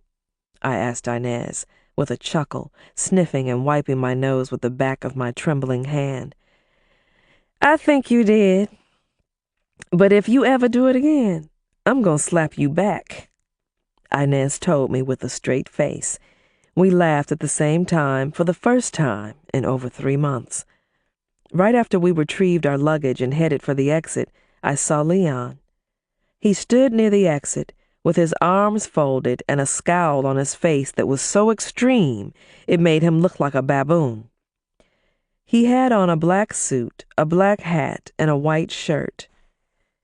Whereas Robbie had looked like a country preacher in his suit, Leon looked like a gangster straight out of The Sopranos. My legs were stiff, but somehow I managed to march over to him just so I could look in his face. As soon as I did, I revised my opinion of him and decided that he looked like the devil, not a gangster. He was the embodiment of evil. He had used me for years and then betrayed me in the worst way. I'd done a stupid thing in the islands, but it didn't come close to what Leon had done to me. He looked me up and down, shaking his head. Inez chose to stand behind me. I could feel her breath on the back of my neck. "My wife, arrested for prostitution. Prostitution! Woman, what the hell got into you down there in those islands?" Leon hissed, his eyes looking like they belonged on a snake. "I hope you learned your lesson. Any other man in his right mind would tell you to go to hell. Any other man wouldn't take you back on a platter. I'm giving you one more chance to act like a wife and mother, only on account of Cheryl," he shouted, shaking a finger in my face. "Hello, Leon," I said with a smirk, looking him up and down. "Nice suit." "Don't you try to change the subject, woman," he ordered. I ducked when he reached for me, causing him to give me a surprised look. "Renee, you don't know what you put me through going down to that island fucking up the way you did. What the hell was the matter with you? Your little stunt cost me a major promotion, and half my coworkers won't even look me in the face these days. My mama told me to tell you to your face that she don't want you around my daddy or even her house anymore." At this point, Leon looked over my shoulder at Inez, looking at her like he wanted to kill her and drink her blood. "And you, I knew that sooner or later you were going to drag her to hell with you, Miss Inez McPherson. For being such a whore yourself, at least you were smart enough to stay out of trouble." Leon turned his attention back to me, snapping his fingers in my face as if I were a dog. "Let's go. I need to get your ass home so I can straighten you out. There are a lot of things we have to sort out. I can tell you now, you won't be going on another out-of-town trip without me anytime soon," he screeched, grabbing my arm. I snatched my arm out of Leon's grip so fast and hard, he lost his balance and fell against the wall. "Don't you touch me, you low-down funky motherfucker," I said in a cool, calm voice. Leon let out a profound gasp and looked at me like I had tossed a bowl of acid in his face.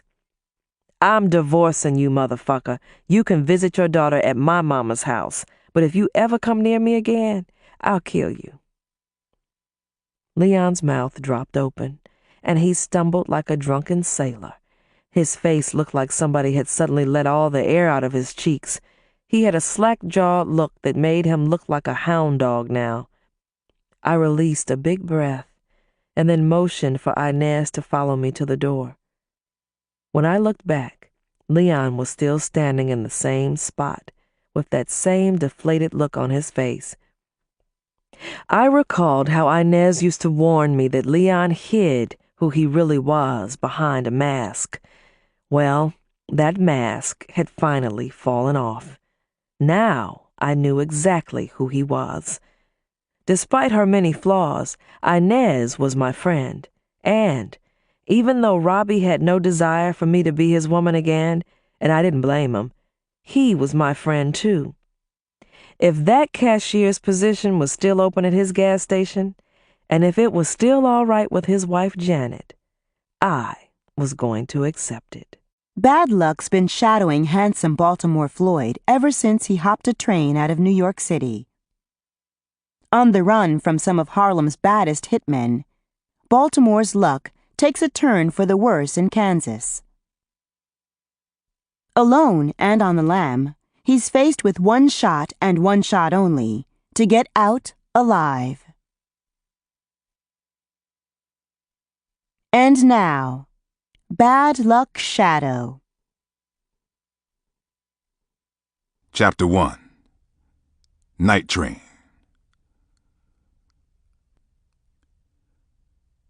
A torturous evening of bowing and shuffling had gotten the best of Baltimore Floyd, just like a one-armed boxer's desire to climb back into the ring got him knocked out every time. Flashing that cheesy grin he hated had left the smooth, tan-colored drifter with a mean streak thicker than train smoke.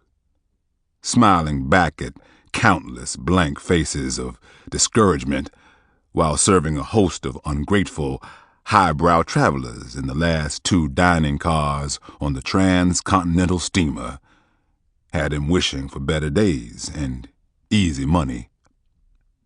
In the winter of 1946, times were hard. That meant tips didn't come easily, and come to think of it, please or thank you didn't either. Hearing the train's whistle blow when it crept slowly across the Missouri state line put an awkward expression on Baltimore's face, one that almost slighted his charmingly handsome good looks. Agreeing to sign on at the railroad company as a waiter for an endless collection of snooty voyagers with nasty table manners and even worse dispositions toward the Negro help was simply another in a string of poor decisions plaguing Baltimore, who was a professional baseball player, hopeful mostly, and a man with troubles, certainly. He'd seen nothing but rotten luck during the past month.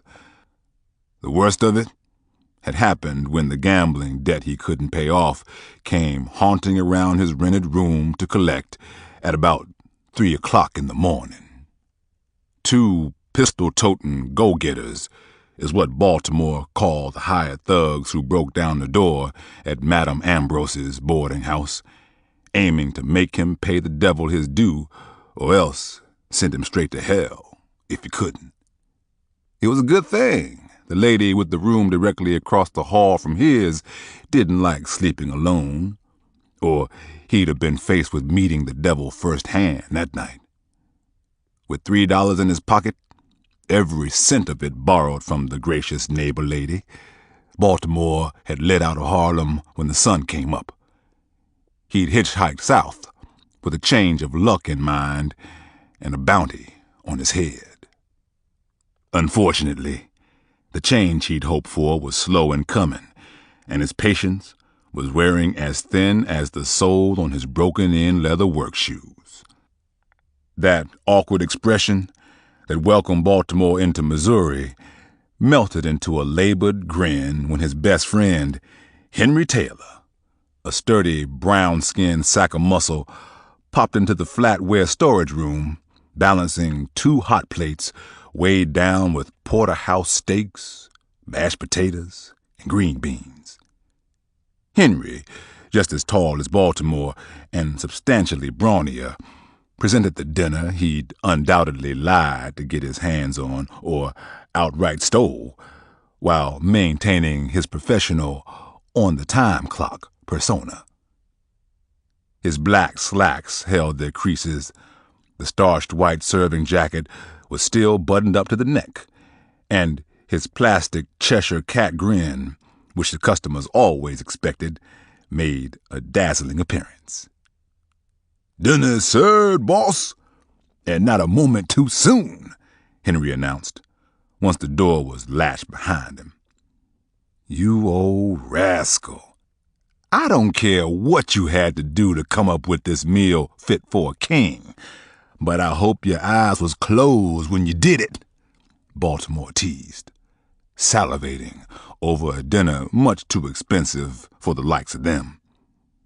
"I can't wait to get my hands on—" he started to say, before hearing a light rap against the other side of the storage room door.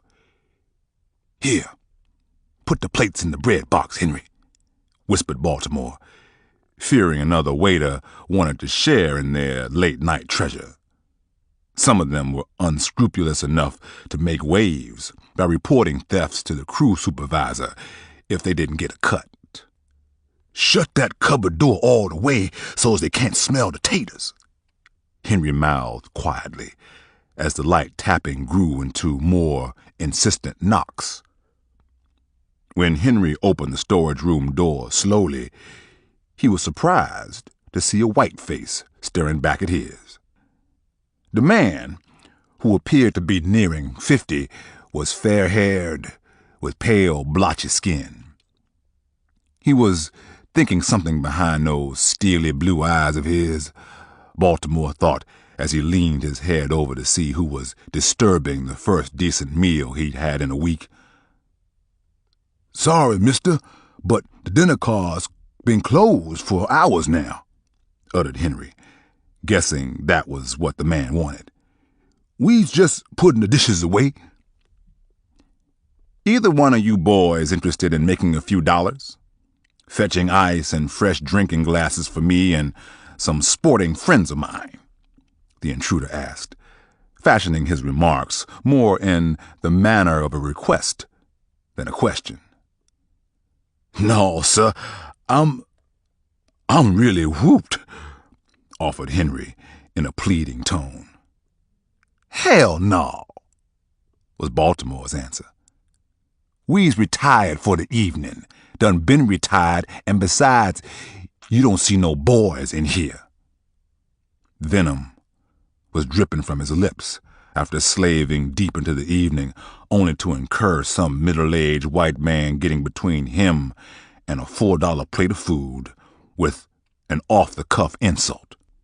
"You best get on back to those sporting friends of yours," Baltimore added, when the man didn't seem too interested in budging.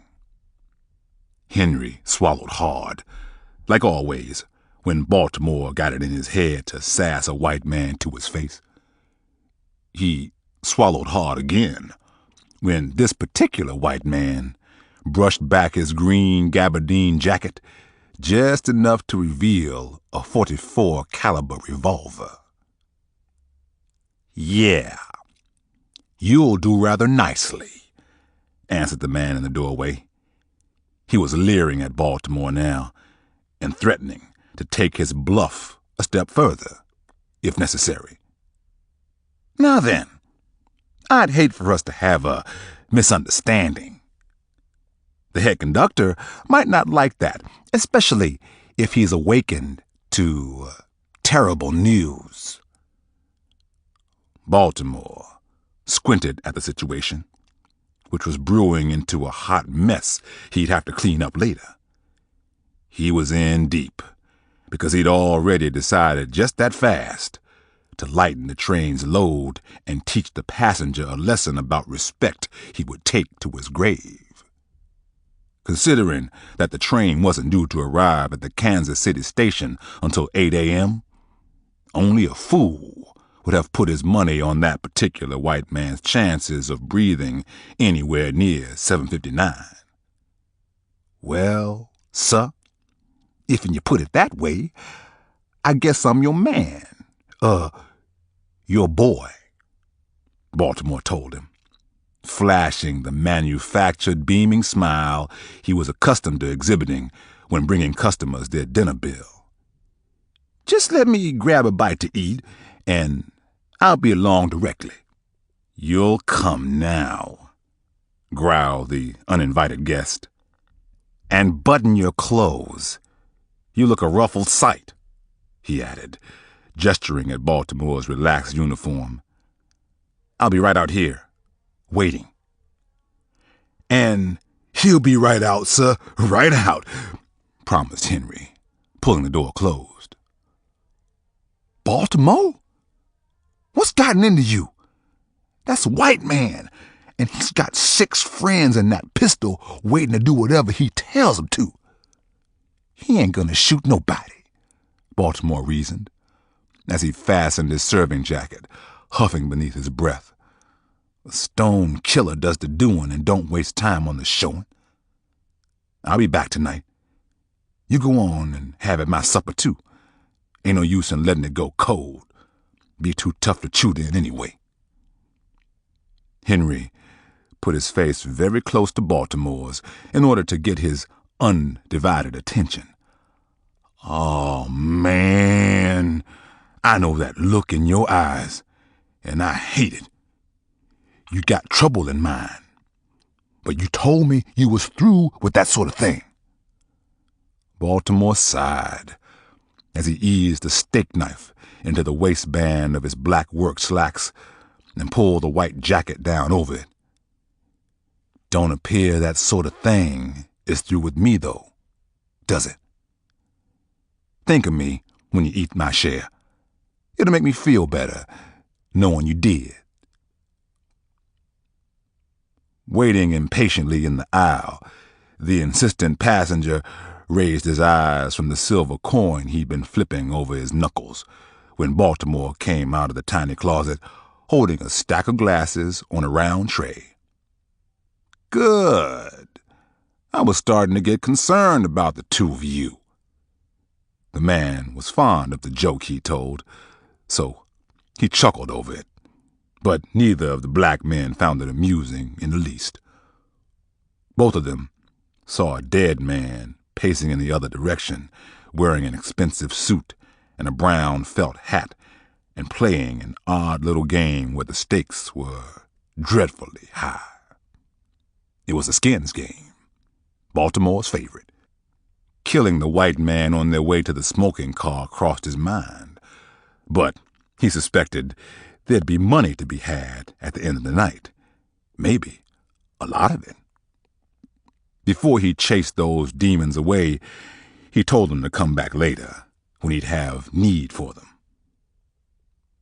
"I'm only going to say this once, so pay attention," the man grumbled.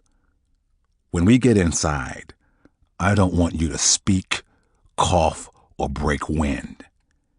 There are some very important people in there, and they won't stand for an uppity nigger interrupting their entertainment," he warned Baltimore. "I'll give you $10 for your time when I'm convinced you've earned it." When Baltimore's gaze drifted toward the floor, the white man viewed it as a sign of weakened consent. He had no idea just how close he came to having his chest carved up like the porterhouse left behind in the flatware cabin. "Good," he continued. "Don't make me sorry for this." "I'm already sorry," Baltimore wanted to tell him, but didn't. Instead, he played along to get along, but soon enough he found himself wishing for a seat at that poker table. As the night drew in and the smoke from those fancy cigars rose higher, so did the piles of money. Baltimore had learned most of the gamblers were businessmen heading to Kansas City for an annual automobile convention. He'd also discovered that the man who coerced him into servitude went by the name of Darby Kent, and for all his gun-toting rough talk, he was the sorriest poker player this side of the Mississippi and spitting out money like a busted vending machine. Darby often folded when he should have stayed in.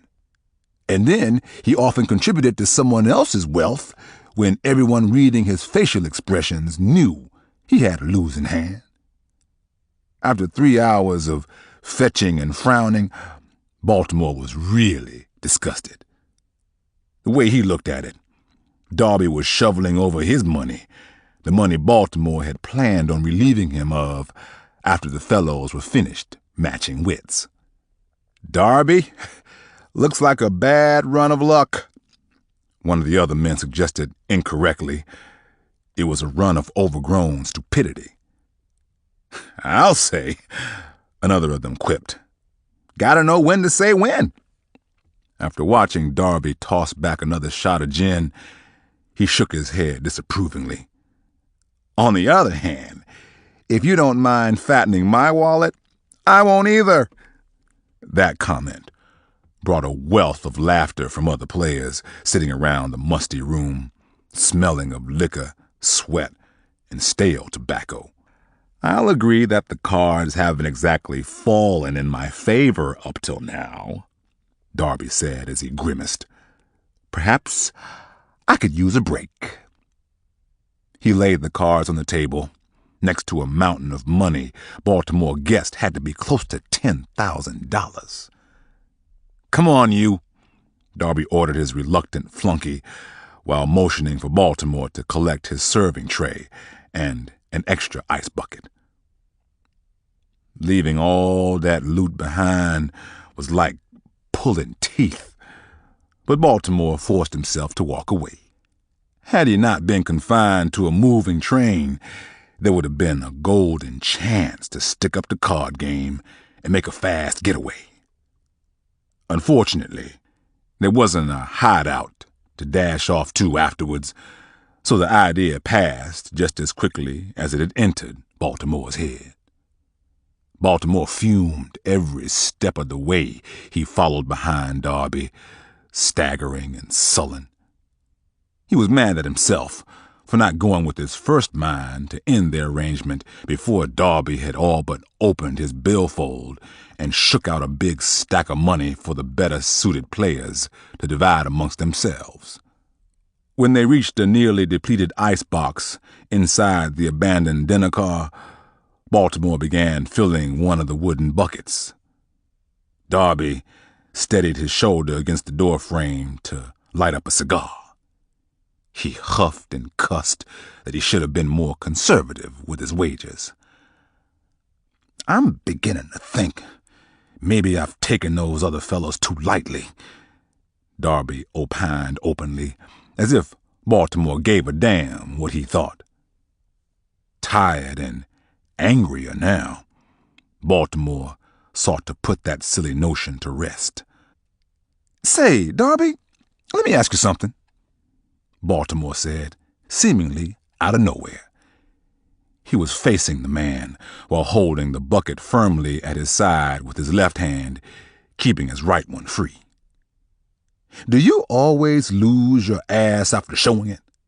I mean, you've got to be the dumbest mark I've ever seen." Baltimore watched Darby's eyes narrow disbelievingly after hearing a much cleaner diction roll off the black man's tongue. "See, the way I figure it, you resort to patting that pistol of yours when men like me don't step lively fast enough. I'll also bet the $10 you owe me that you're all bark and no bite. Ain't that right, sir?" Baltimore added, showing him how black men were skilled at adapting their speech to fit the occasion. When Darby stopped puffing on the stinky cigar poking out of his mouth, Baltimore smiled at him. Not yet. I'll also bet you a nickel to a bottle of piss if you're going to pull that heater on me. You'll be dead before your body drops." Darby spat the cigar onto the floor as he reared back and went for the revolver. Baltimore slammed the heavy ice bucket against his gun, snatched him by the throat, and then punched a steak knife into Darby's gut so hard the handle broke off. Darby's mouth flew open as he anguished in pain. Baltimore watched intently as the white man gasped for breath like a fish out of water and clutched at the opening in his stomach. When Darby fell onto his knees, pain shooting through his body, he began to whimper softly. Baltimore was quick to stuff a bar towel in his mouth to shut him up. "Uh-huh. I knew you were all bark," Baltimore teased as he removed the pistol from Darby's shoulder holster and began rifling through his pockets. "Let's see how much you still have, you sorry bastard. $72? He ranted. "I knew I should have stuck you sooner." Suddenly, Baltimore heard someone coming, but there was nowhere to hide, so he raised the dying man's gun. "Baltimore, that you?" someone uttered from the shadows. "Baltimore, it's me, Henry." "Phew, man. I almost blew a hole in you, thinking it was one of them white boys coming to see about the ice," Baltimore cautioned his closest friend. "Here, hurry up. Help me get his jacket and pants off him." Henry's eyes grew as wide as saucers. "Why you want to go and do that?" he asked apprehensively. "'Cause he's just about my size. This here's a damn nice suit, and I don't want to get no blood on it," Baltimore told him flatly. When Darby's upper body started convulsing, Henry was ordered to stop it. "Come on now, hold his head still." Struggling to hold the man down, Henry was forced to snap his neck when the groaning grew too loud to bear. After realizing what he'd done, Henry fell over on his behind like a repentant sinner. "Now you done got me involved," he fussed. "Being my friend is what got you involved, Henry," Baltimore corrected him. "And you came through for me. I won't forget that. Now, let's get him off this train before somebody comes." Reluctantly, Henry climbed to his feet and helped wrestle off the dead man's suit. He spied the fancy wingtip shoes on Darby's feet, but could see right away it wasn't any use to take those. Darby's feet were nearly 4 inches shorter than his. Then he caught a glimpse of a shiny gold ring on the man's finger as they opened the dining car window to ease his body out onto the countryside. "Hold up, Balt. I'm gonna take this here ring for my troubles." Baltimore pulled Darby's legs up to the sliding window and pushed against the cold January winds. "No, don't take that ring. It's the same kind the other fellas had on. That could come back to haunt you. Leave it on him. Hell, let the coyotes get it." Henry considered what his partner in crime had told him, pretended to agree, but then decided to swipe it anyway. He eased the ring off and slipped it into his pocket behind Baltimore's back. As the train whipped around the bend, the wind howled. Henry closed the window while Baltimore neatly folded Darby's suit under his loose jacket. "Where you going now?" Henry asked, as he rolled out a mop bucket to clean up the mess they had made doing away with the corpse. "To sleep, so's I can get to dreaming about the steak that's been calling my name," Baltimore answered, slapping $30 in his accomplice's palm. "Send somebody to wake me when we pull into KC. Boy, I sure am tired." He patted Henry on the back and started off with a carefree saunter, as if he hadn't moments before goaded a man into a fight and ended his life as a result. Baltimore's ice-cold veneer aided him in sending Darby to another world altogether, but it didn't do a thing in the way of shaking off that bad luck shadow dogging him from town to town.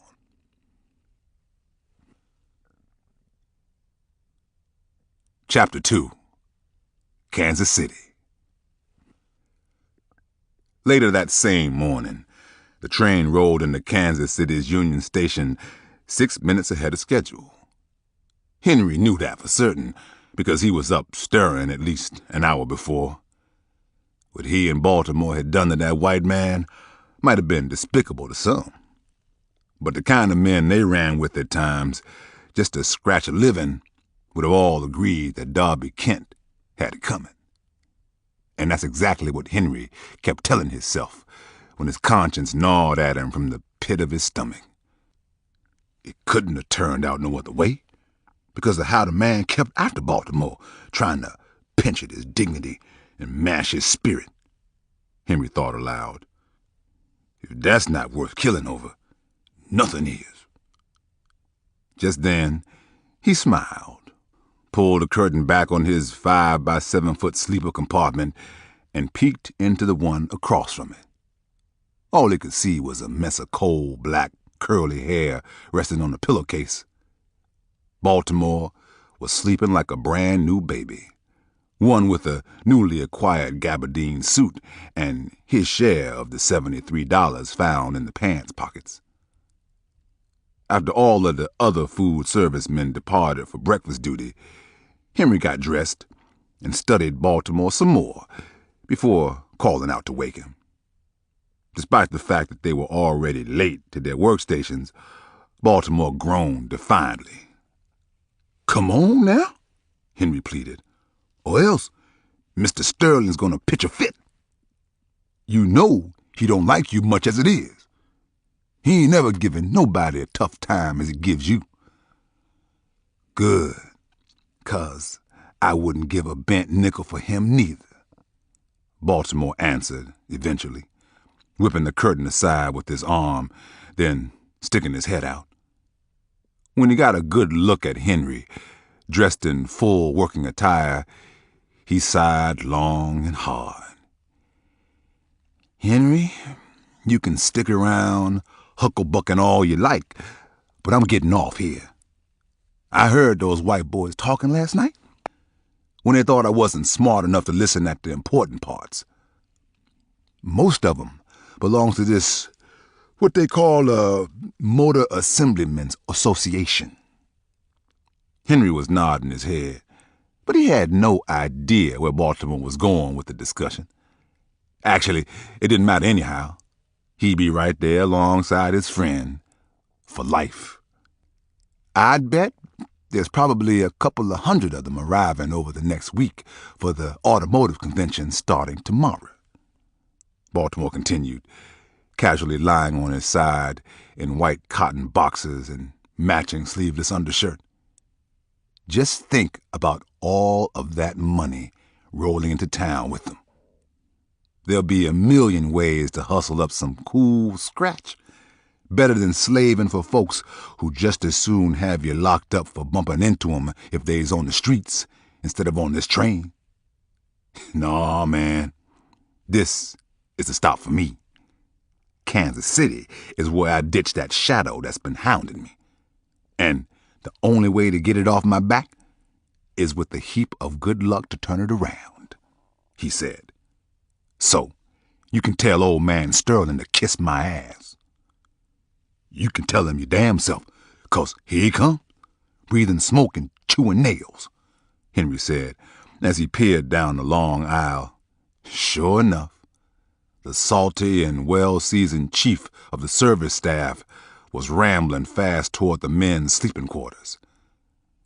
Mr. Thaddeus Sterling was old enough to be a father to most of the cooks and waitstaff on the train, although he was a white Southerner whose purpose in life was stocking a full crew that took their posts seriously and didn't cause too much trouble. When he reached the bunks in disarray, he appeared mad enough to spit. "Is this the best I can expect from you, son?" he asked Baltimore. "'Cause if it is, that dog won't hunt. Not today, it won't." "Mr. Sterling, it's not like that," Baltimore answered in a semi-respectful tone. "Well, not exactly, anyway. I'm beholden to you for letting me on, but—" he tried to explain before the older man cut him off. But nothing. I knew you couldn't hack it.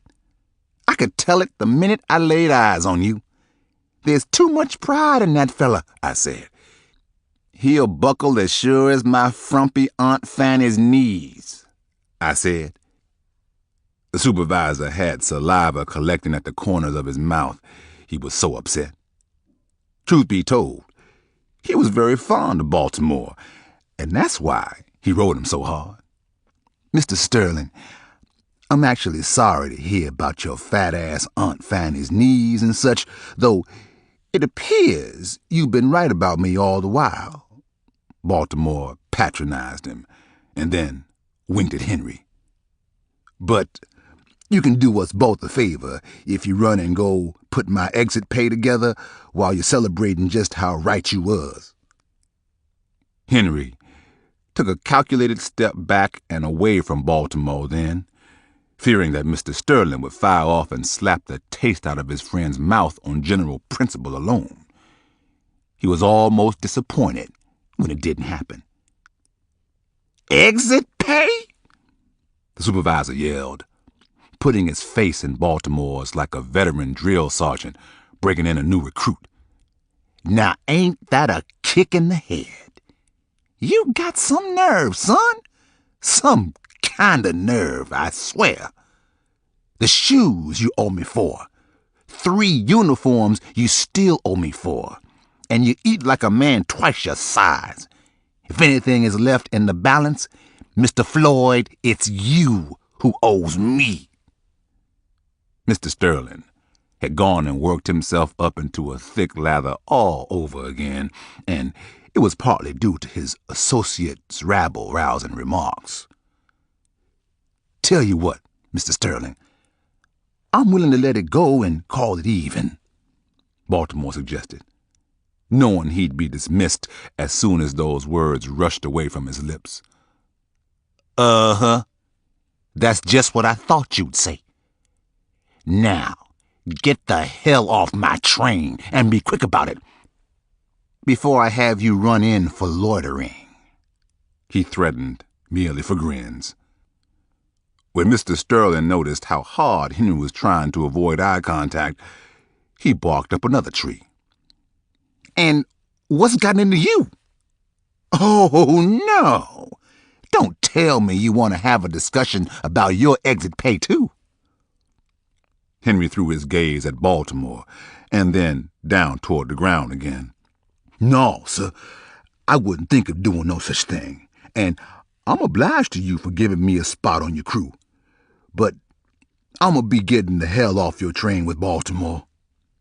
Damn it, I should have known, replied the supervisor as he looked the guys over suspiciously.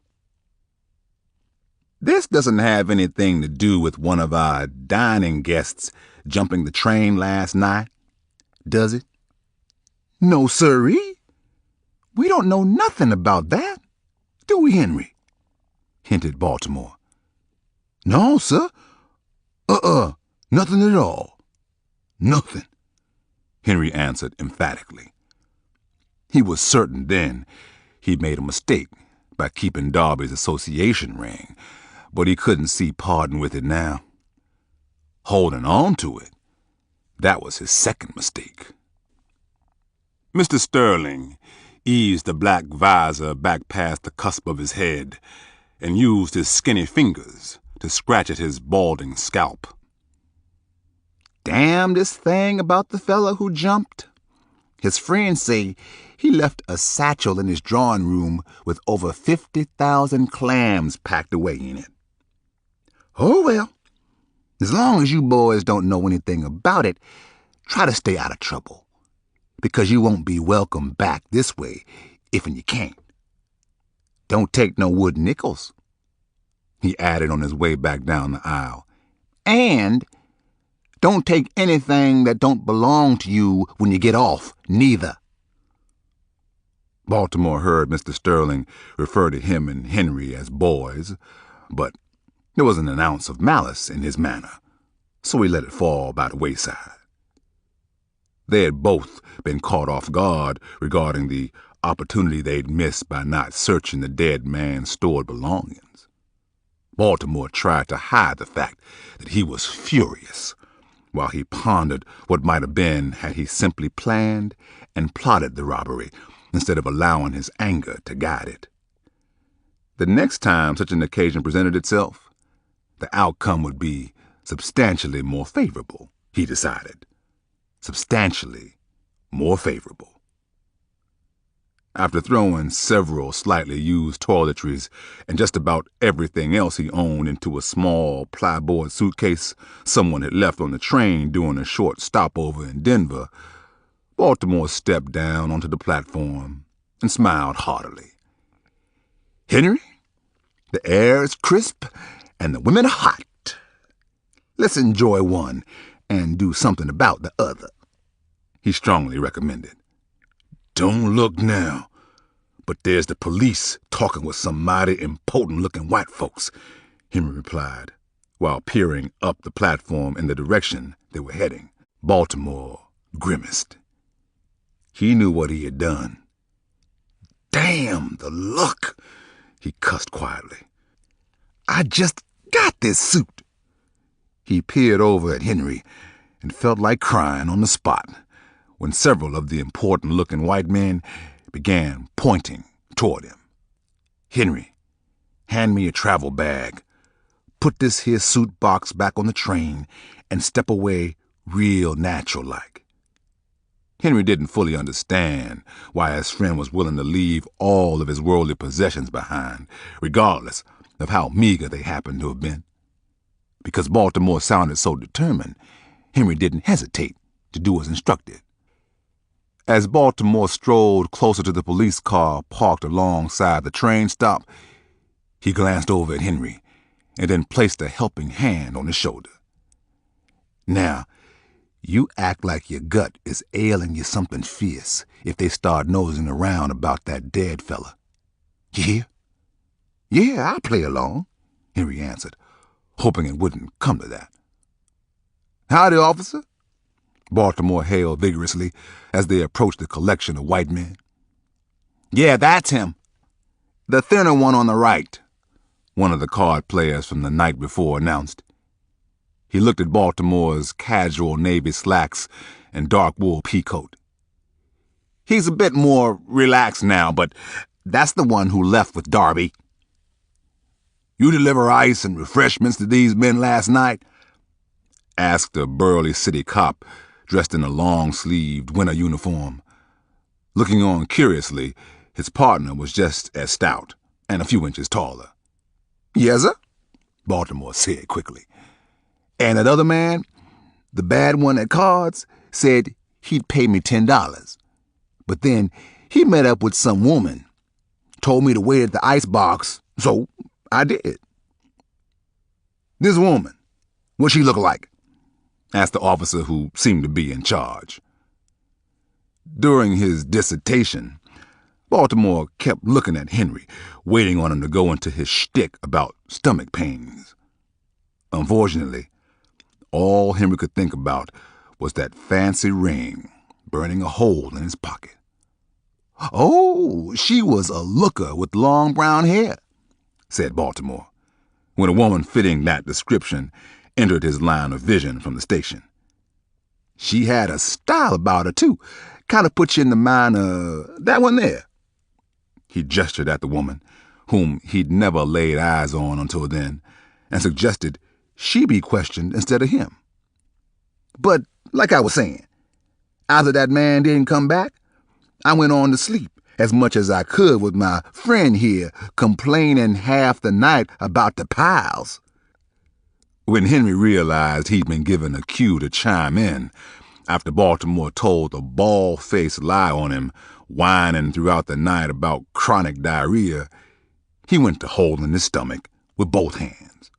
"Oh, he's so right," Henry howled. "I think I feel another spell coming on. We's on the way to see the doc now." Without waiting on permission to be dismissed, Henry staggered off, holding the backside of his worn gray corduroy pants. If y'all getting back on the 219, don't eat the steak and eggs."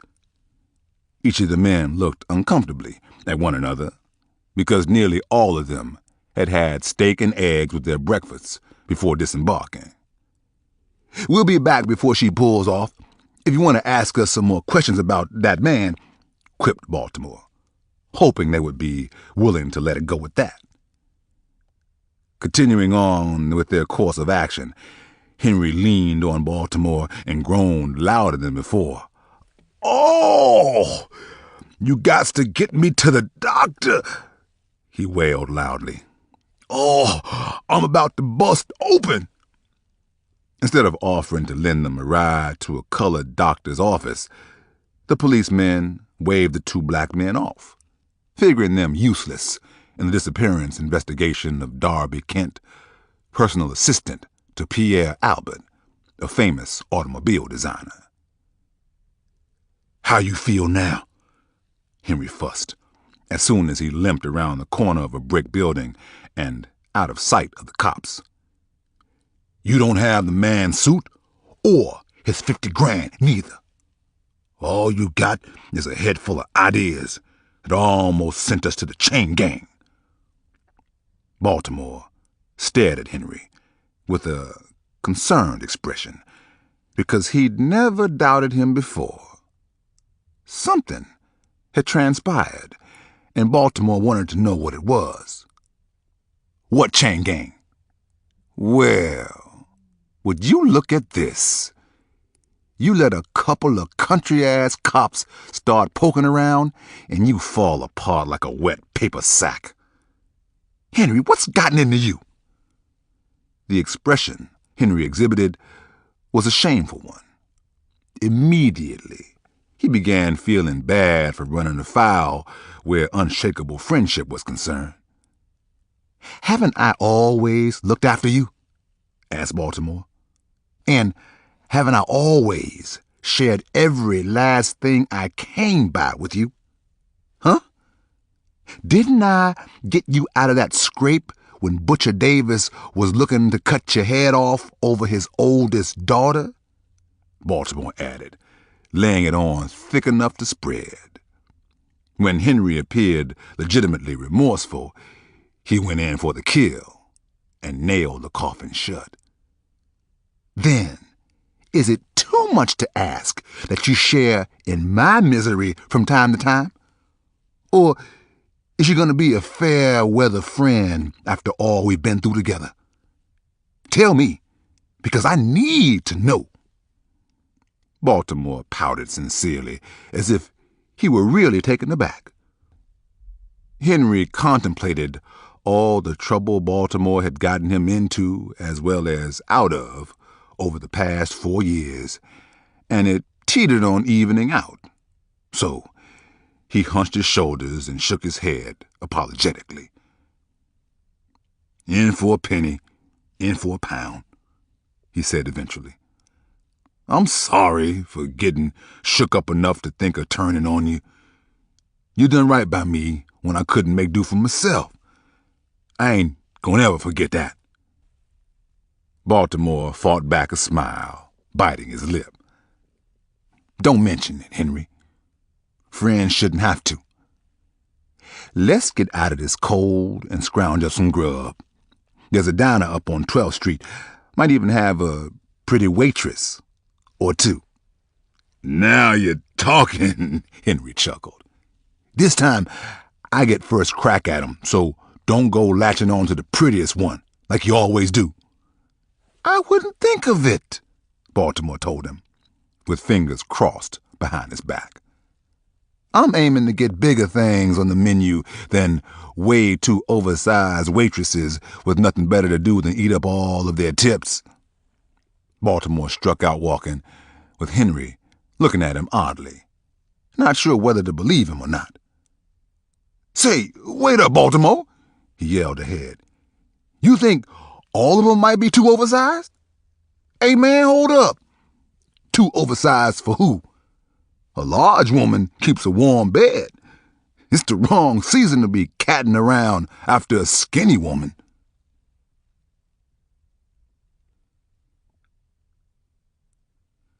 Chapter 3. Ham and Eggs. Abel's Diner, resting on the corner of 12th and Front Street, wasn't all that big a place, but what it lacked in size, it made up for with an abundance of character. There was a late-night crowd posted up in the rear booths. Baltimore smiled when his eyes landed on all them folks, because he'd gone searching for nourishment too, after rabble-rousing the night away.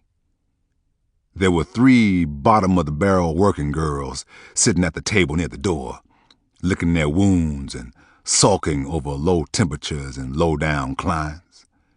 It had been a long while since Baltimore felt so at ease and at home. These were his kinds of people, and Abel's was his kind of spot. "Table for 2, he said to a dark brown, ample-breasted matron dressed in a yellow waitress uniform with a white hat and apron to match. "Right this way," she answered gleefully, while eyeing Henry especially. "Y'all's new in town, huh?" "Uh-huh. Just blew in this morning," offered Henry, as they took a seat at the small wooden table. "We might need some company getting adjusted, being new and all." "Well, I ain't a part of no welcoming committee, but I have been known to help a man get adjusted, if you know what I mean. The name's Hattie," she added, pointing her thumb toward the name embroidered on her outfit above her left breast. "Nice to meet you, Hattie," said Baltimore in a hurried tone. "I'm sure you're a pip at getting menfolk adjusted, but we need to eat. I'm powerful hungry." Henry flashed a panicked expression across the table, as if pleading with Baltimore to lighten up on his sure thing. "I didn't mean no disrespect, Hattie, but my friend Henry had himself a hot meal last night. Me, I had to work through the dinner bell. I know a seasoned woman like yourself can understand how I might be a bit testy this morning," Baltimore explained, noting the streaking stretch marks streaming down her cleavage. He considered apprising his wide-eyed friend of Hattie's potential litter of young children at home, but Henry was smiling so eagerly that Baltimore couldn't see himself being the bearer of bad news. "No offense taken," Hattie said, blushing. "Of course I understand, sugar. Men tend to act just like little old boys when they ain't had enough to eat. I'm about to shove off, but I'll see to it that somebody takes good care of you and your friend." She scribbled some numbers down on the order slip from a thick booklet, then tore off the top sheet. "Here you go, Henry. Call me direct if you want to be my friend, too." "Yes, ma'am," Henry said excitedly.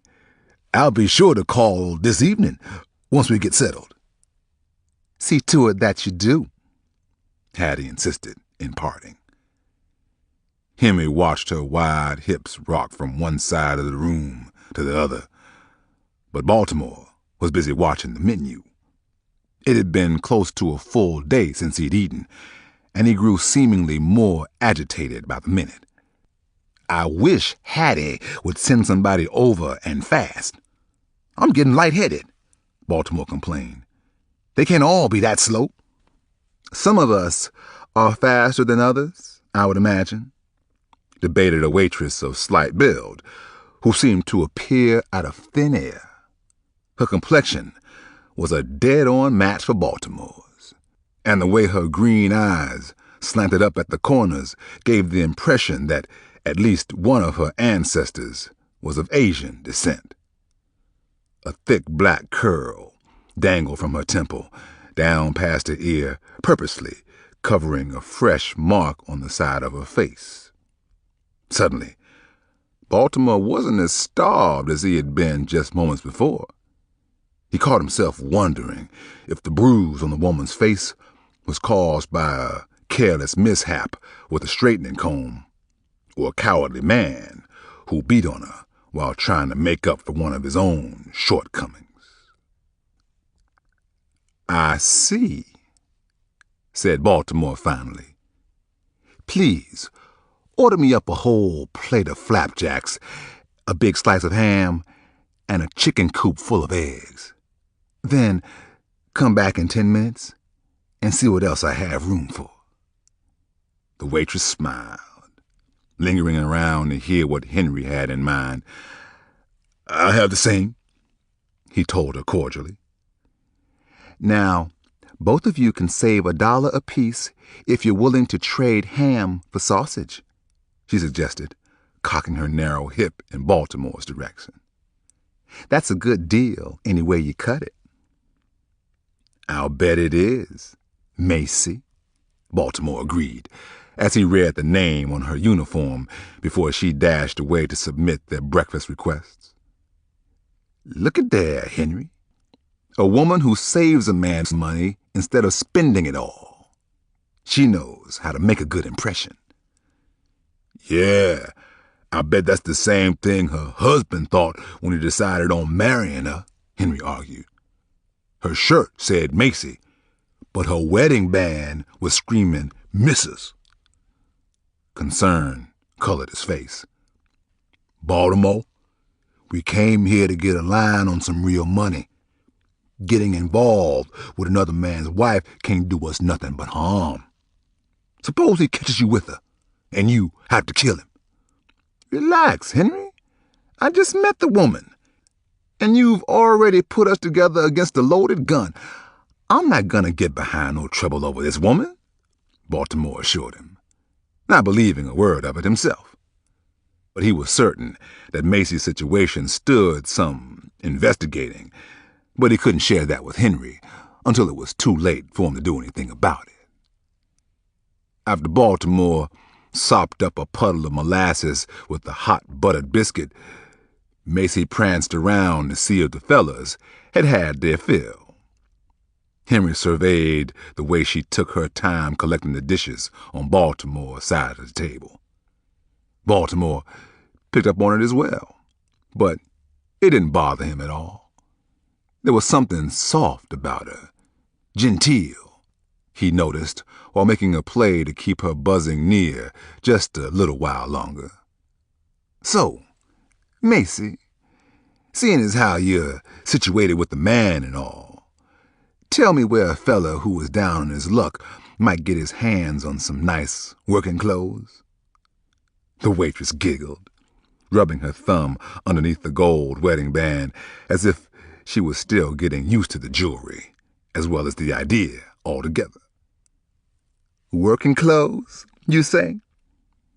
Day clothes or the other kinds?" she asked in such a manner that left no doubt she wasn't as genteel as Baltimore had previously imagined. That made him smile on the inside, deep down where it really counts. "The other kind.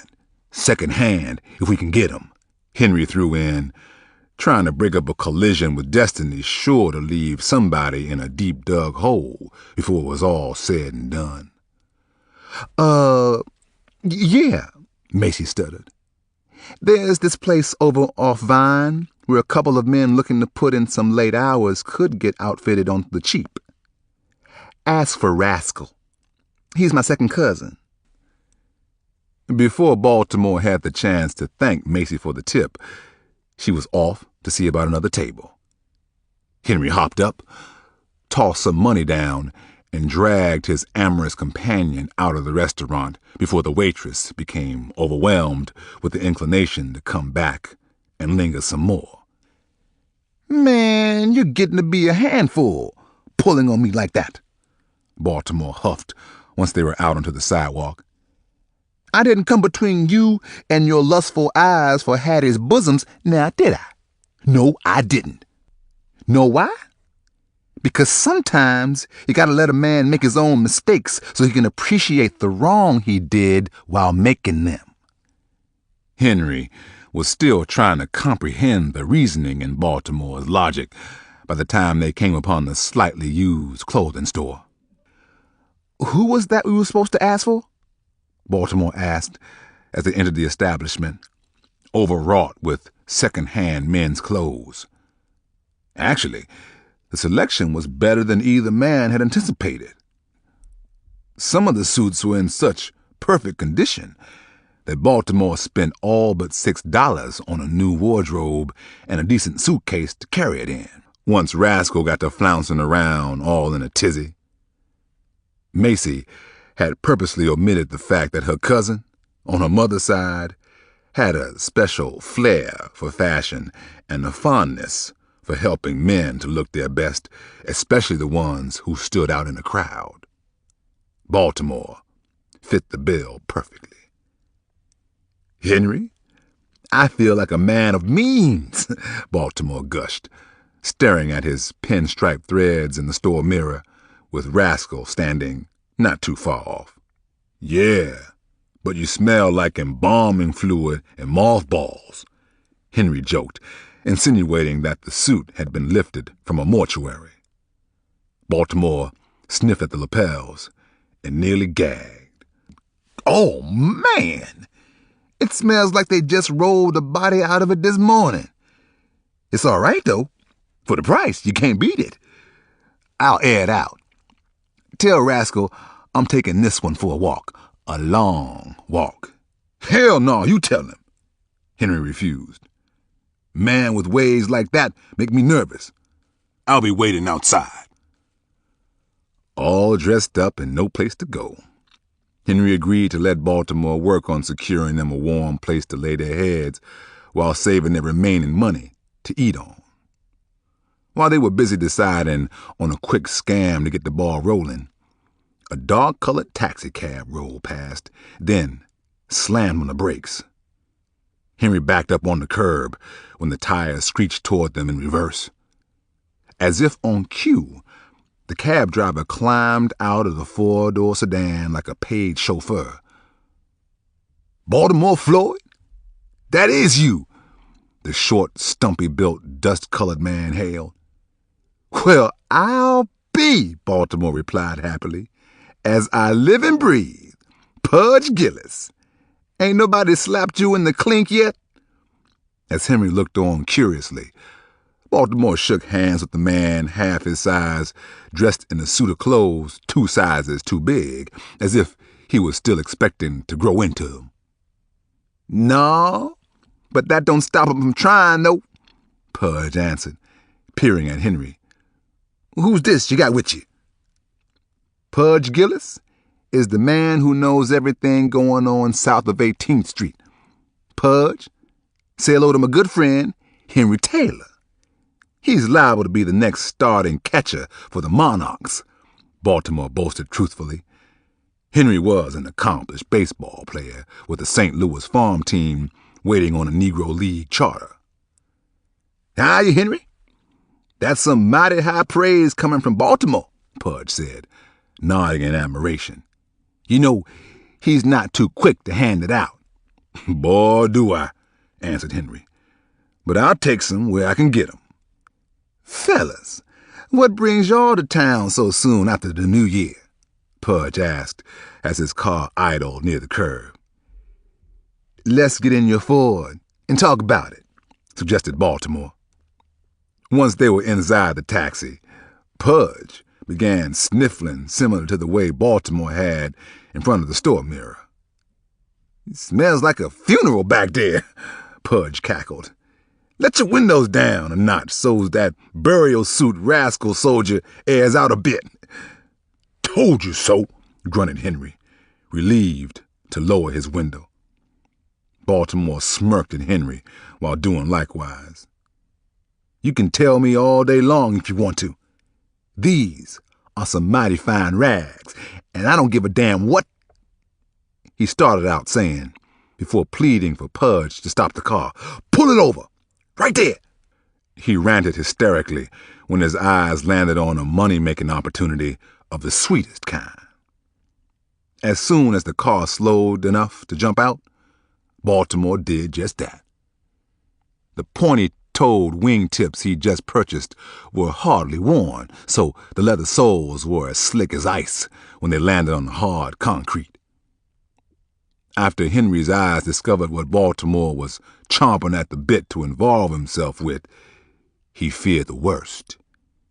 He saw a lady, a very beautiful white lady, being manhandled directly outside of a posh department store where a neatly stenciled sign hung near the entrance. "No blacks," Henry read, with labored breath. Oh, now he's going on the chain gang for sure. Pudge, sitting behind the wheel, threw the gear shift in park and craned his neck to watch. He didn't know what to expect, but it would be something to talk about, no matter how it ended, he reasoned. "Shush now. Check it out," he whispered in Henry's direction. "Yep, this ought to be good." The lady tossed her long, honey blonde-hued hair and wailed at the cleanly shaven, middle-aged man, dapped in a light checkered suit, with his mind set on holding on to her. A small crowd gathered when Baltimore flew right into the middle of it. "There you are, madam," he greeted the woman, using his best English. Although shaken, the woman maintained her stunning appearance, draped in a fine, dark-colored faux sable coat and a chocolate crescent-shaped cloth hat to set off the ensemble. "We've been searching for you throughout," Baltimore huffed, merely inches from the woman's face. "Mr. Woolworth will be so glad we've managed to stave off another embarrassing setback." The woman continued wrestling with the white man over her large red handbag with polished wooden handles. "We've hired this taxi and looked for you endlessly," Baltimore threw in to boost the swelling lie he'd spun. "I don't know who you are or what you're talking about, but I'm the store manager, and this shoplifter is going to jail as soon as the police get here," the man asserted firmly. That's when Baltimore kicked it up another level. "Sir, I'm Elmer Crenshaw. Perhaps we should discuss this inside before you make a dreadful miscalculation and, more assuredly, cause one of the wealthiest men in this country a grave disservice." The store manager narrowed his eyes at the brash, well-spoken Negro offering to talk up on a proposition. He figured the least he could do was listen and maybe do a lot better for himself on the back end. "Okay, you have 1 minute, but she comes with us," he demanded, as if he hadn't just given her up by agreeing to hear the fast-talking con man out. "Thank you, sir, and believe me, you will not regret this," Baltimore affirmed. "Mrs. Woolworth, the mister sent me after you, hoping you haven't gotten yourself into another predicament like you did back in Chicago." When the manager appeared stunned, Baltimore knew he had him. "Yes, sir. She's done this sort of thing before, I'm afraid. She has a condition," he whispered softly, so as not to add insult to injury. "Did you say Woolworth?" asked the white man, loosening his grip on the lady's bag. "None other, sir. I don't have to tell you how word of this getting out would cause quite a stir. Now, the missus has medicine for her illness, but she doesn't like the pills, as you can imagine. Believe me, we'll return the things she took and pay you a small fee for the misunderstanding.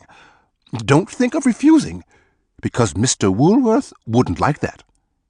He's good to those who look out for him and his, if you get my meaning." Baltimore turned and stared into the woman's wild expression. He spoke very calmly to maintain eye contact. "Madam Lily, you pay the nice man $100, and we'll be able to straighten out the rest this afternoon. You can send one of the limousines back and have Harold pick up one of everything this store has in your size, just like the mister arranged it in Chicago." I will not," the woman spat defiantly. "Every garment in her size?" stammered the store manager greedily. "Yes, sir," Baltimore answered casually, as a police squad car parked behind the taxi on the street. "As I said, she has done this sort of thing before. Let her pay you for your troubles, and we'll get her back to the Waldorf Hotel so the doctor can have a look at her. Her husband will be forever in your debt." The woman caught a glimpse of the police car, and as quickly as you please, she whipped out 5 $20 bills. She pressed them into the hand of her captor, turned her nose in the air, and then proceeded to strut past the police officers. The store manager slid the money into his pocket and waved off the cops, just like Baltimore knew he would.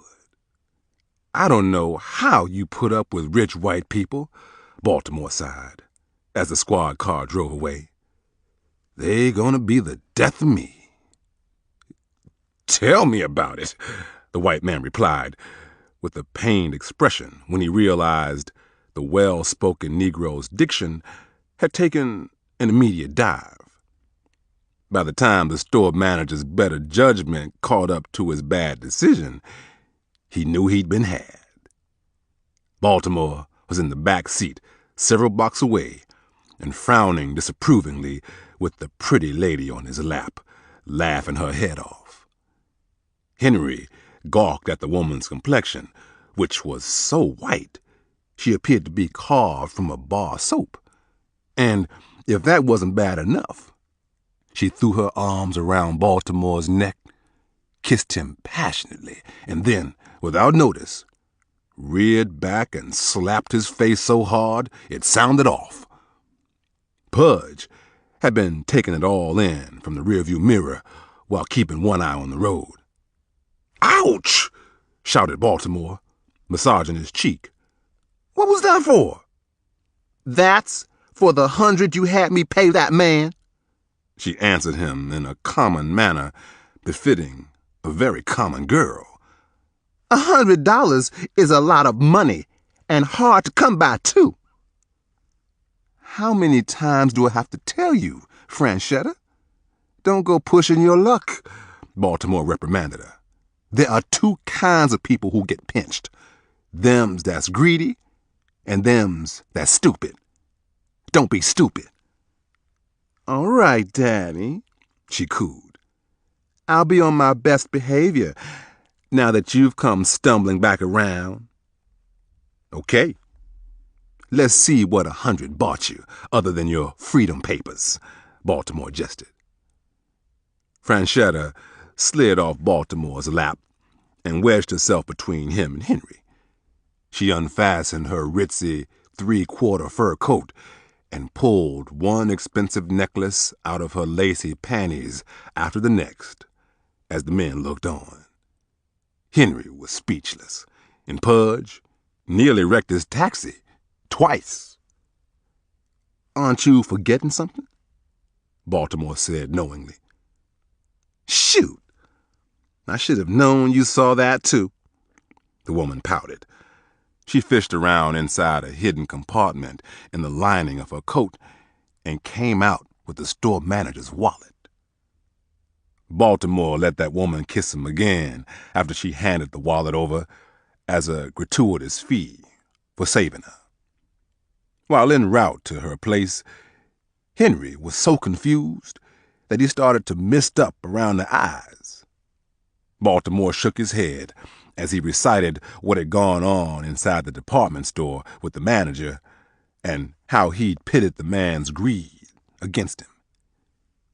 Any con man worth his salt could have pulled it off if the pigeon was inspired properly, Baltimore said solemnly.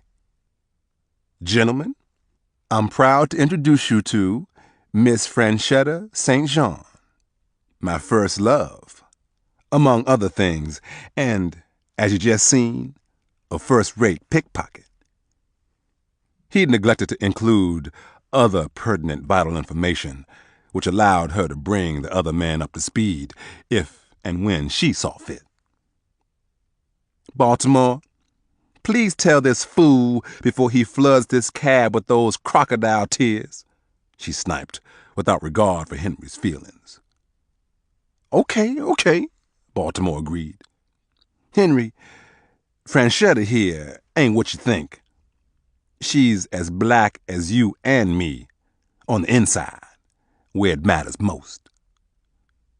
Franchetta went on to tell them how her mother was mulatto, and that although she didn't know her father, it had always been assumed he was a white man, though this had not been confirmed or denied before she ran off from home at age 16. Since meeting Baltimore in Lower Maryland as a young girl, she'd become quite the chameleon, learning how to wear her hair and pass for white during the day to survive, while kicking up dust and devilment with her own people as soon as the sun set on the city. Another of the things neither of them mentioned straight away was Franchetta's full-time occupation. They both agreed, with a sly wink, that it was better to save the best for last. Chapter 4. Forget About Heaven. After the taxi stopped in front of a small, 2-story wood-frame house painted a pale shade of yellow, Henry helped Baltimore with the luggage from the trunk, while Pudge stared at the backside of Franchetta's swanky coat, swaying all the way up to the worn screen door. "Tomorrow morning, Pudge. All I need is till then," Baltimore yelled over the rattling muffler before he slapped the rear fender to send Pudge on down the road. Baltimore figured it would take him that long to get in good with Franchetta all over again, while catching up on old times. He had no idea what she'd begun cooking up inside that busy head of hers as soon as she saw him leap out of a moving car onto the pavement to rescue her from an imminent arrest. As Baltimore headed up the walkway, Henry pulled on his new second-hand wool coat. "That Franchetta, she's sweet on you, but how long do you think she's going to let me hang around? We done spent up just about the whole knot on these new digs." Baltimore shrugged off his question before seeing his way to answering it. "You'll be welcome as long as I hang around, I guess. Don't go worrying about a thing, though. Franchetta's as good as gold, only twice the fun getting a hold. She's got friends, you know," he said, leaving a pregnant pause to hold Henry's attention. "Nice ones," he added, with a sly smile, as they marched up 3 cement steps to reach the elevated porch. Before Henry had time to process the loaded comment, he was faced with meeting Franchetta's friends firsthand as he looked out of that charming pale yellow house. A slight woman, the shade of hot tea, met Franchetta at the door, after undoubtedly watching her climb out of a taxi with 2 strange men. There were only 3 rules that governed the house, which was occupied by 4 young, enterprising women. One of them was picking up after themselves, another was having their share of the utilities on time and without fail, and the third one was simply no men, not ever. That's why the thinly built woman in khaki slacks, brown loafers, and a blue long-sleeve pullover sweater shot a questioning glare at Franchetta as she bounded happily through the door. "What's with the strays you brung with you?" the woman asked Franchetta, simultaneously mean-mugging her visitors. "This here is Charlotte Bingham, but the girls call her Chick. Now move over a beat so we can get a good look at what the cat drug in," Franchetta demanded playfully, with a smile parked on her face. She shrugged her coat off and tossed it on the arm of the sofa next to the door. Now, Standing shoulder to shoulder with her apprehensive roommate, Franchetta winked at the men, relegated to standing on the dust mat. "Those fellas ain't no strays at all, chick. The big lug is the sensitive type, so go easy on him. Henry Taylor, say good day to the lady," Franchetta instructed him. After he'd nodded uncomfortably, without too much yakking, Franchetta nudged Chick from the side, as if to say, "Lighten up," while she had her fun. "Good boy, Henry," Franchetta giggled seductively. Henry smiled awkwardly and then looked over at Baltimore for a clue.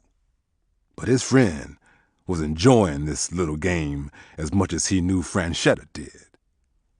And that steamy dream, standing there in one of Rascal's redos, is Baltimore Floyd.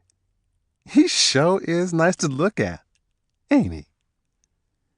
He's a thriller, all right, but he kind of smells like this undertaker I used to know, Chick said, rubbing a forefinger beneath her narrow nose. "I guess he'll be all right, as long as he don't have cold hands. That always did give me the creeps." Chick sucked her teeth rudely, still unsure if letting the men camp there was a good move. Despite her petite frame, Chick was as tough as nails and handled herself like a much larger woman. She always said, "A colored girl's gotta carry her own weight and a lot more if she wants to make a dent in this world." In Chick's case, her bite was a lot worse than her bark.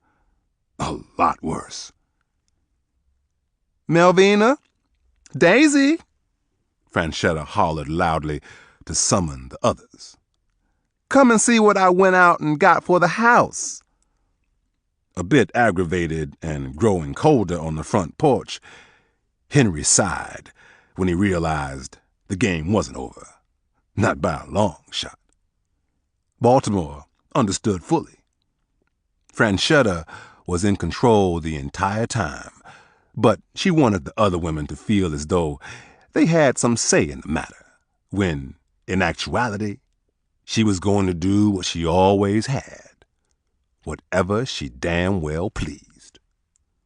When the two remaining roommates appeared behind the first two, Henry's mouth watered at the thought of sleeping under the same roof with four beauties. "What's with them standing there like statues?" Melvina asked as she peeked at the men over Chick's shoulder. This one made Henry nervous in the worst way. Melvina Hicks was a saucy brown thing with a sturdy frame, the kind that made a man change his religion and his name. Her soft brown eyes and generous breasts were hard on a man's constitution and his bank account, once she got her hooks in him. One look at Henry, and no one had to guess what he was thinking. His face resembled one big wagging tongue. "What you looking at?" Chick scolded him, sensing that Henry's hormones were firing up. "Let's get something straight. Ain't gonna be no fooling around if we do decide to let y'all in. Daisy, what you think about my bright idea to let these pals of mine flop here a while?" Franchetta asked the youngest of the four. Daisy Wilson, satin brown, with an hourglass figure, stuck her neck out and looked the men up one side and down the other.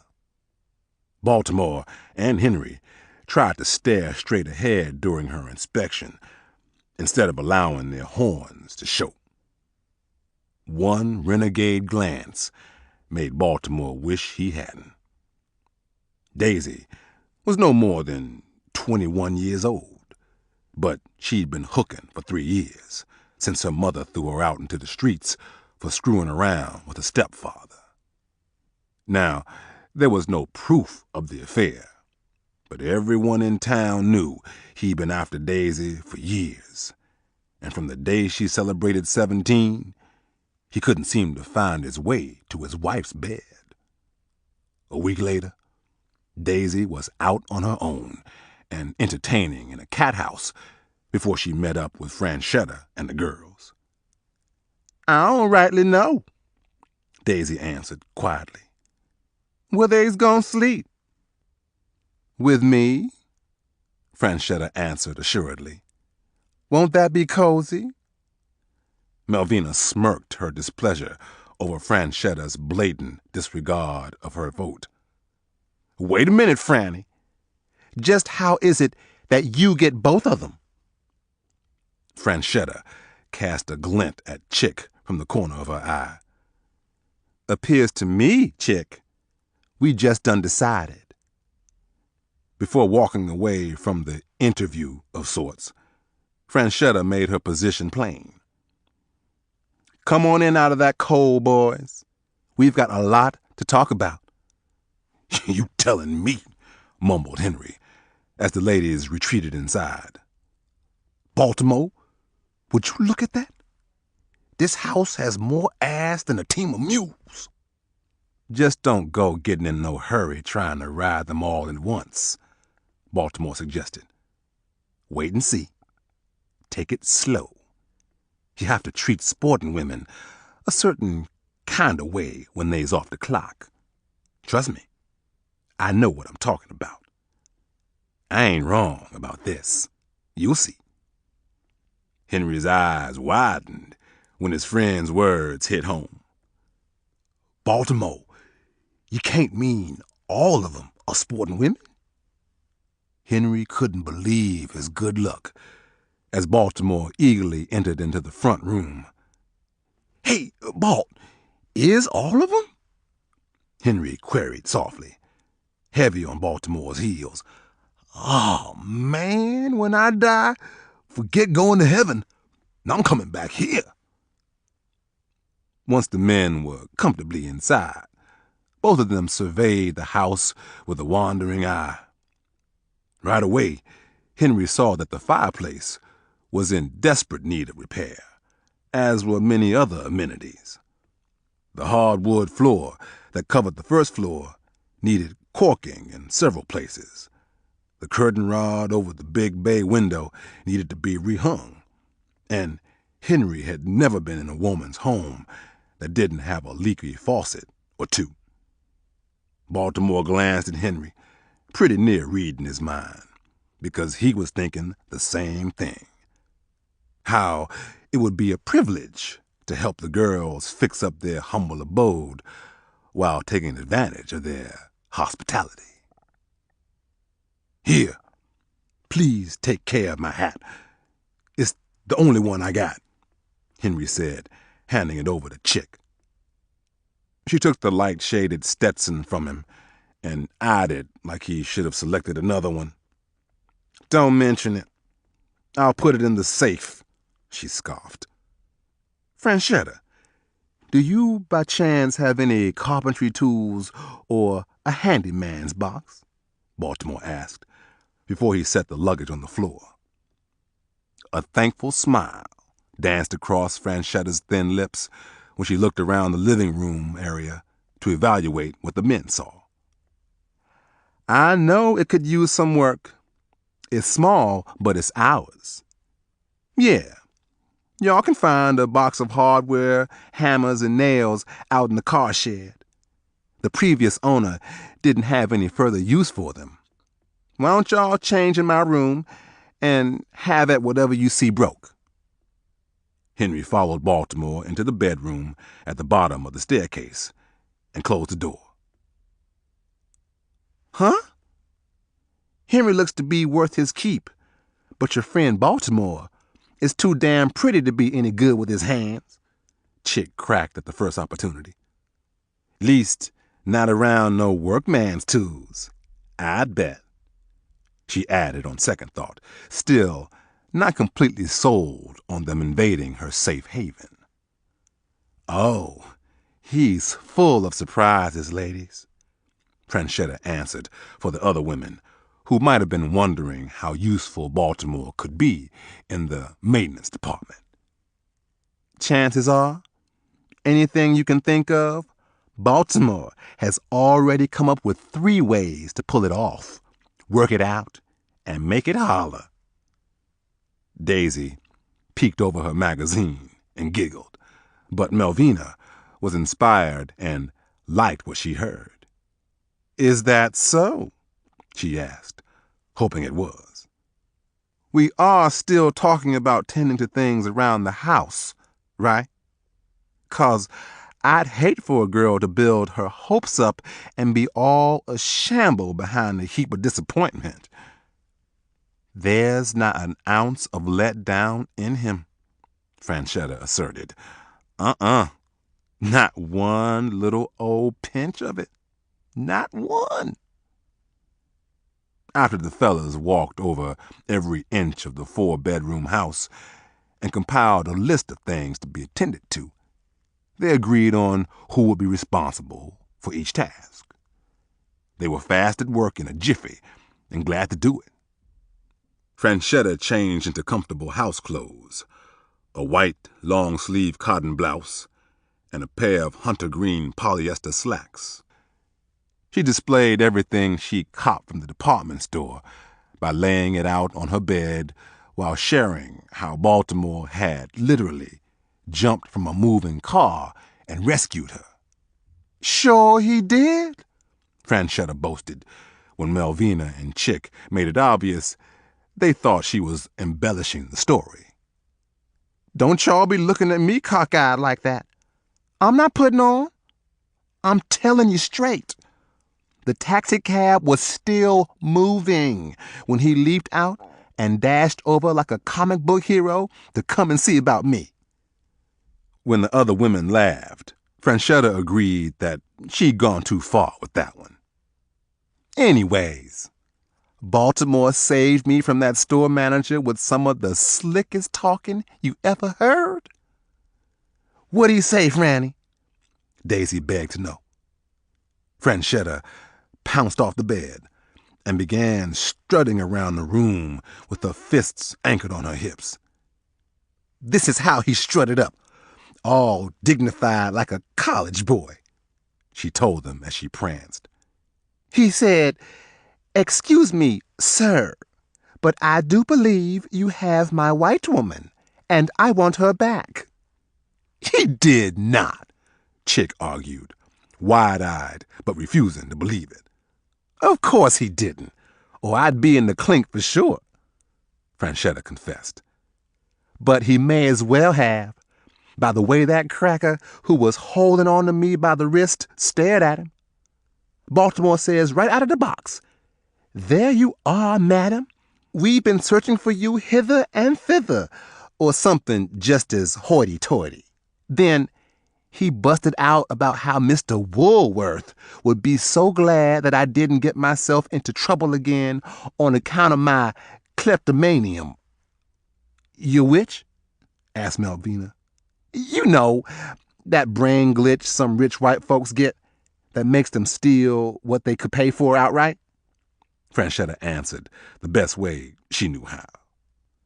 "Oh, yeah, I have heard of that," Melvina remembered. "That was good thinking. What else did Baltimore do?" "Yeah, what else?" asked Daisy, bright-eyed and all aglow, as Chick sat there with her arms folded across her chest. "Well, Baltimore waved over at the taxi, telling the white fella how my husband, the Mr. Woolworth, would spare no expense getting me to the Waldorf safe and sound. Yeah, he laid it on about how they should get off the sidewalk and step inside the store to discuss how my stunt could cause one of the wealthiest men in America a certain dreadful miscalculation. Something or other, you know, to really get the man's mind off me. The way Baltimore was tossing those $5 words around, I almost believed I was entitled to a rich white man's money myself. And once the store manager bit down on the hook, it was all over but the crying. That's when I lifted his billfold. I figured that belonged to me for my troubles. But I gave the take to Baltimore for getting me out of the jam. Wow, that's something, all right, Daisy said in amazement. So, if he didn't happen by when he did, Franny, you'd be in the pokey right now? No doubt about it, Franchetta answered soberly. Okay, so you paid the man his due, Chick said, reasoning that should have been enough. So why bring him and his friend all the way out here? I'm glad you asked, Chick. Remember how we ended up sitting on our empty pockets when the pipe fitters convention came through last year? Only because we didn't have anyone to promote us to over 300 plumbers looking for something different to do? A man like Baltimore is a good man to know and a pitch above perfect in the negotiating area. I don't need no pimp, Chick objected adamantly, although Melvina felt the same way. And I'm not getting us one neither, Franchetta informed them. We could use a promoter for the automobilers coming into town by the train and bus loads. Now, a smart man could keep us busy every day for a week. There will be some big spenders rolling in, a lot of money to be had, and we should be looking to get some of it before it's gone. She peered at Chick, then at Melvina, and lastly at Daisy. Franchetta could tell they were lamenting over the dry spells they'd had to endure from time to time. Once she'd adequately baited her line, she decided to let it ride the current until the time came to get out the net. I'm going into the kitchen to put something together for dinner. Y'all think on it a while. You'll come around. Franchetta disappeared, closing the door behind her so the girls could discuss their interest in acquiring a potential promoter. Franchetta's insides fluttered when she heard the comforting clomps of manly footsteps throughout the house. It almost felt like having a man of her own with 4 big feet.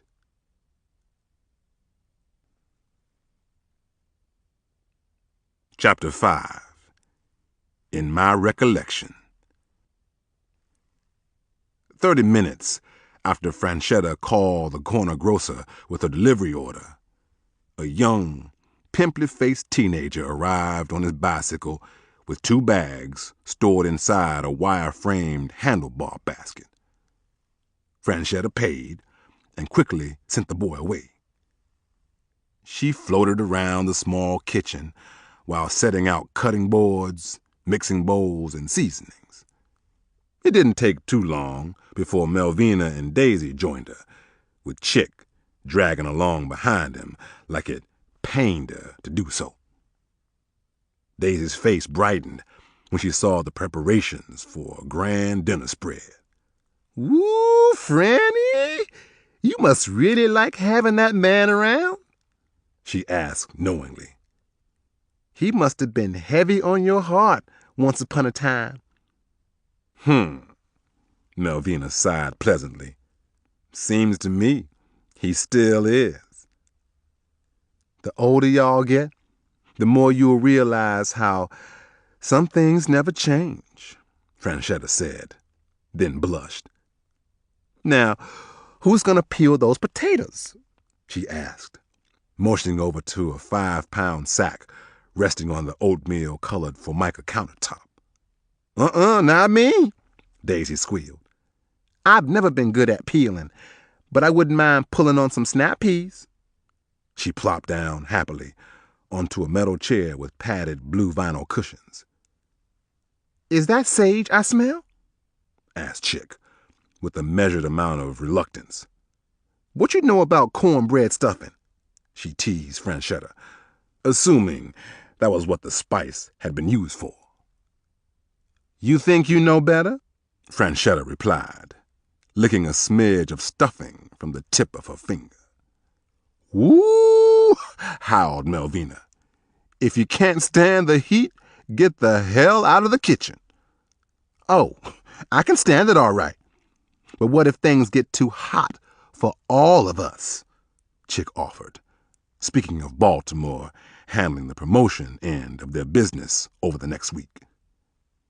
"Let me worry about that," answered Franchetta, with a stern eye.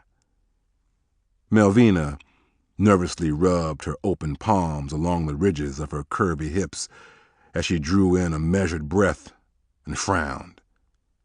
Daisy stood silent, with her hands buried deep in a plastic bowl of snap peas. "Chick's got a point, Franny," Melvina said, siding with Chick for the time being. "I mean, Baltimore seems like a real nice man, but all we know about him is what he did to keep you from getting pinched today." Finally, Daisy looked up from her duties to share in the conversation.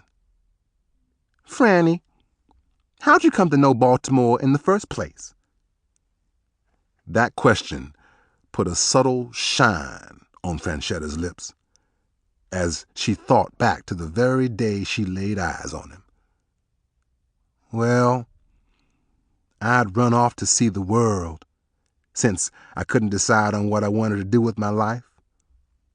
At 16, I came of age and realized I was a woman. I took up with this traveling carnival that pinched a tent in Beaumont, Texas, where I hired on as a popcorn girl.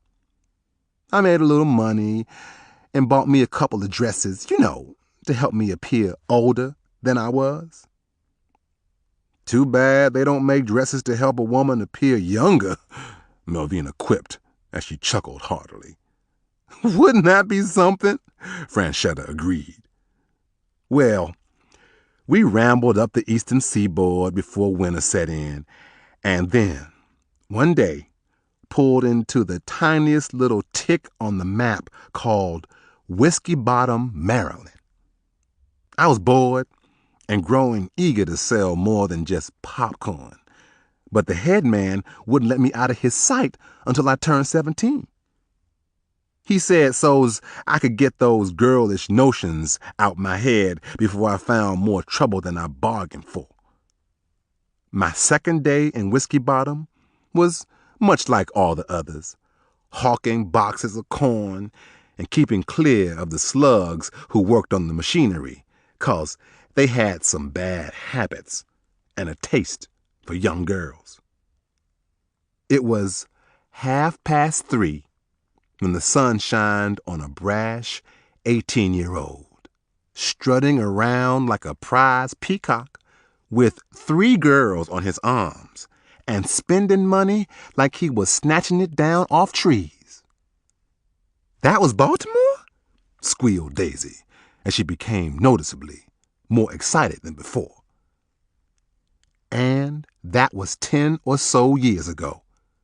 But yeah, he was a fine young thing, and so sure of himself that lots of grown men at the carnival sneered at him something fierce.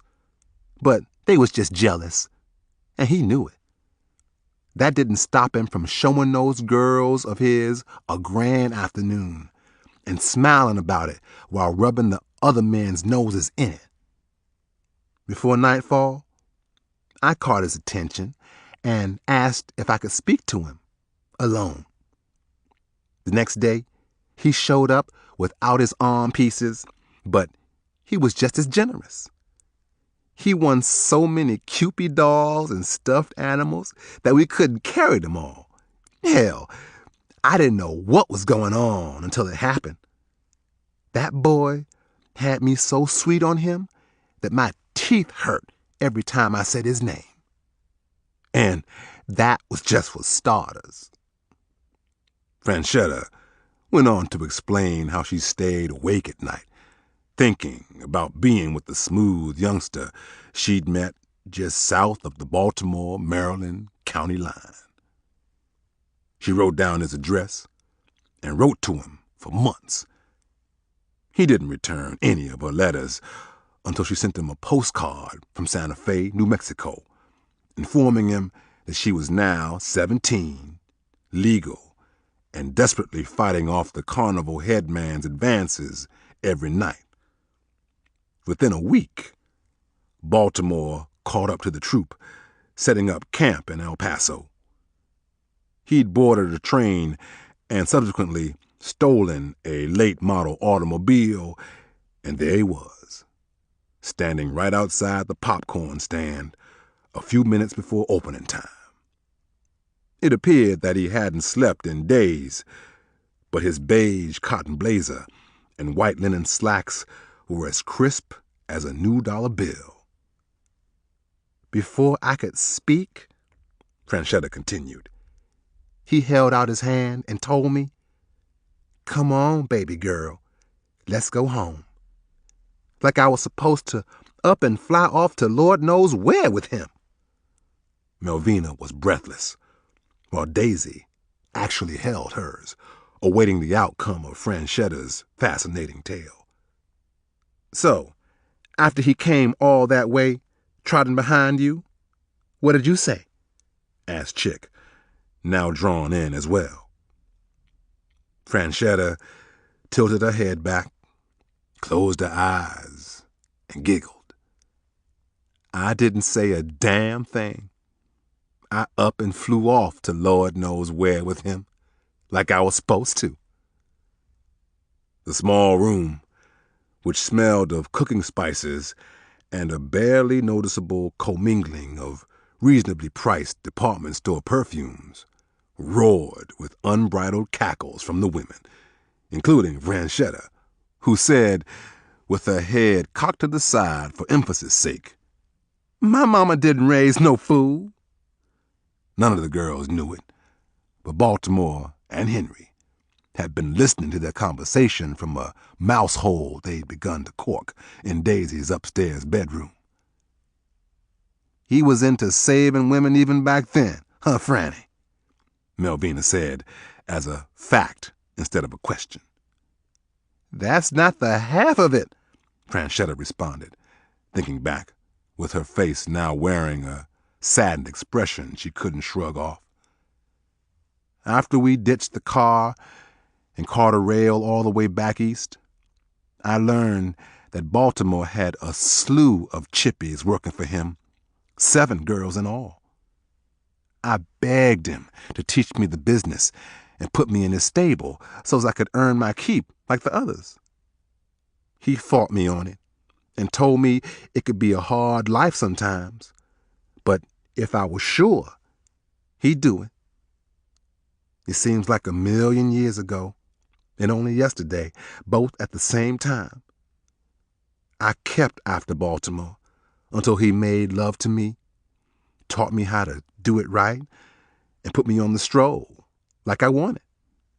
It was so much fun, for a while at least, all the shopping and partying we did. Every week was kind of like Christmas. Wow, it all sounds swell, Daisy cooed, her eyes cast upward as if she was picturing the best times a young girl could ever have. Yeah, he always been a swell fella, too, as far as swell fellas go, Franchetta added proudly. Although he's no slouch, loving a man like him is harder than picking up a dime off a marble floor. Is that why y'all parted ways? Daisy asked innocently.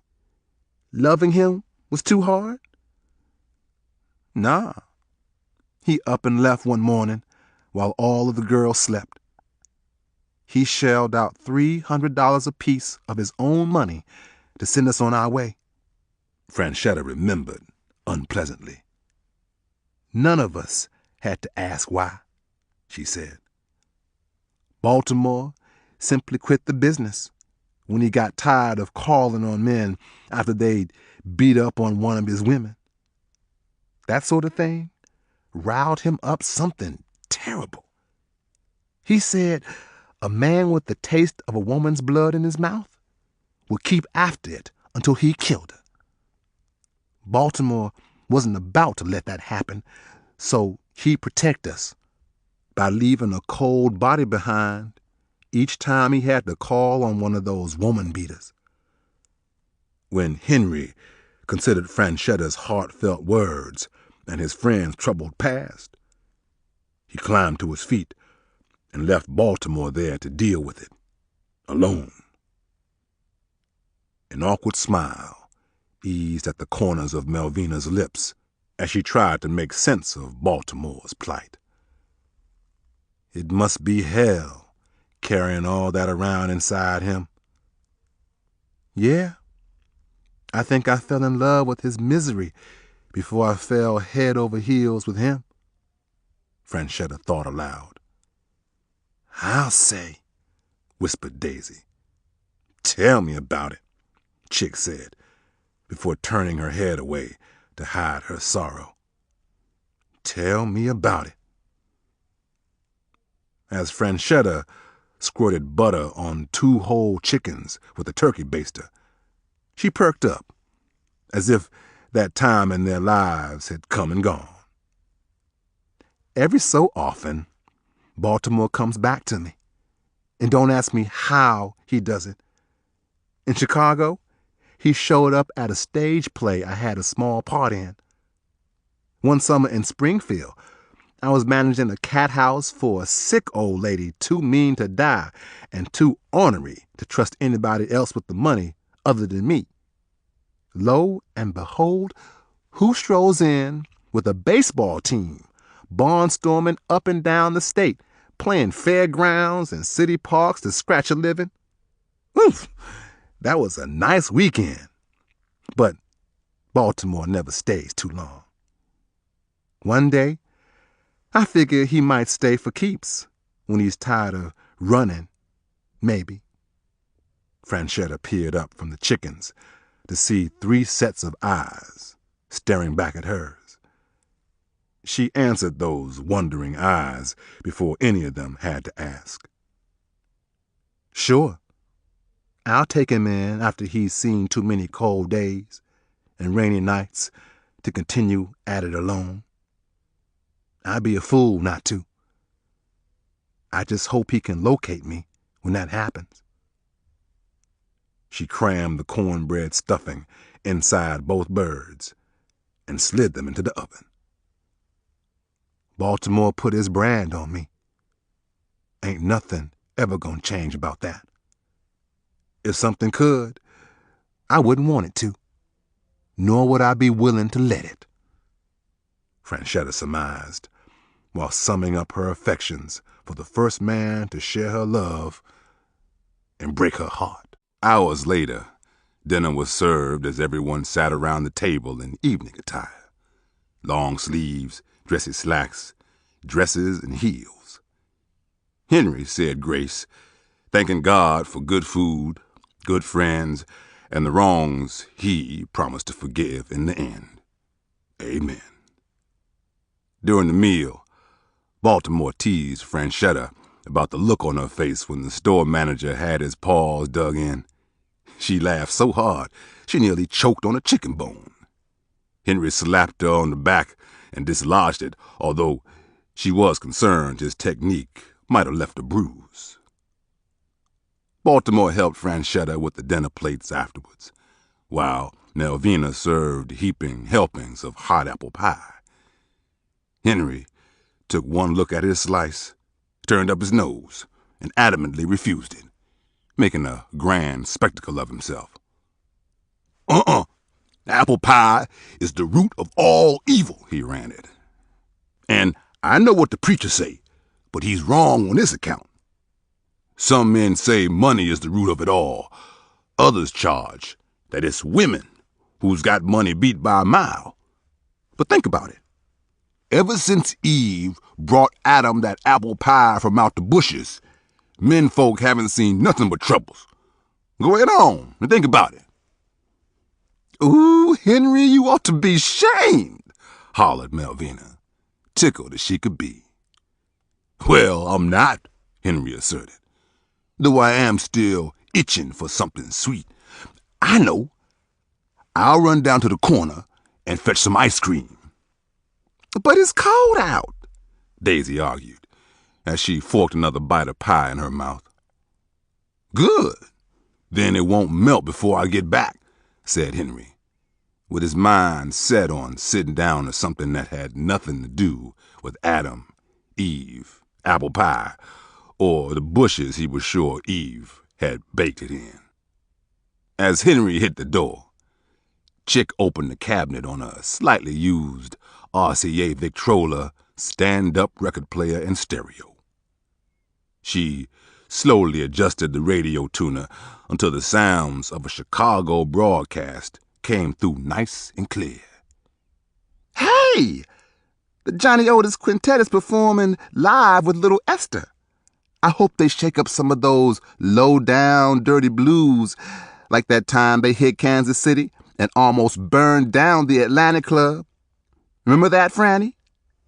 Chick danced to the soulful sounds coming out of the stereo speakers until she realized no one had answered. Franny? She called out before turning to catch a glance of Franchetta ushering Baltimore through her bedroom door and closing it behind him. Chick, I've talked to Melvina, and I know how Daisy feels, but I want your say-so before going in there to convince Baltimore to promote and look after us with these out-of-town white men here for the Automobilers Convention, said Franchetta. Daisy dried off a dessert saucer with her apron as Melvina looked on from the thick brown corduroy-covered divan. Well, we could do worse, I guess. I'd feel good about having him at our back if something came down, she submitted. Think he'll give in and go along with it? We'll know soon enough, Franchetta answered, with good loving on her mind. I've learned a lot of new tricks since Chicago.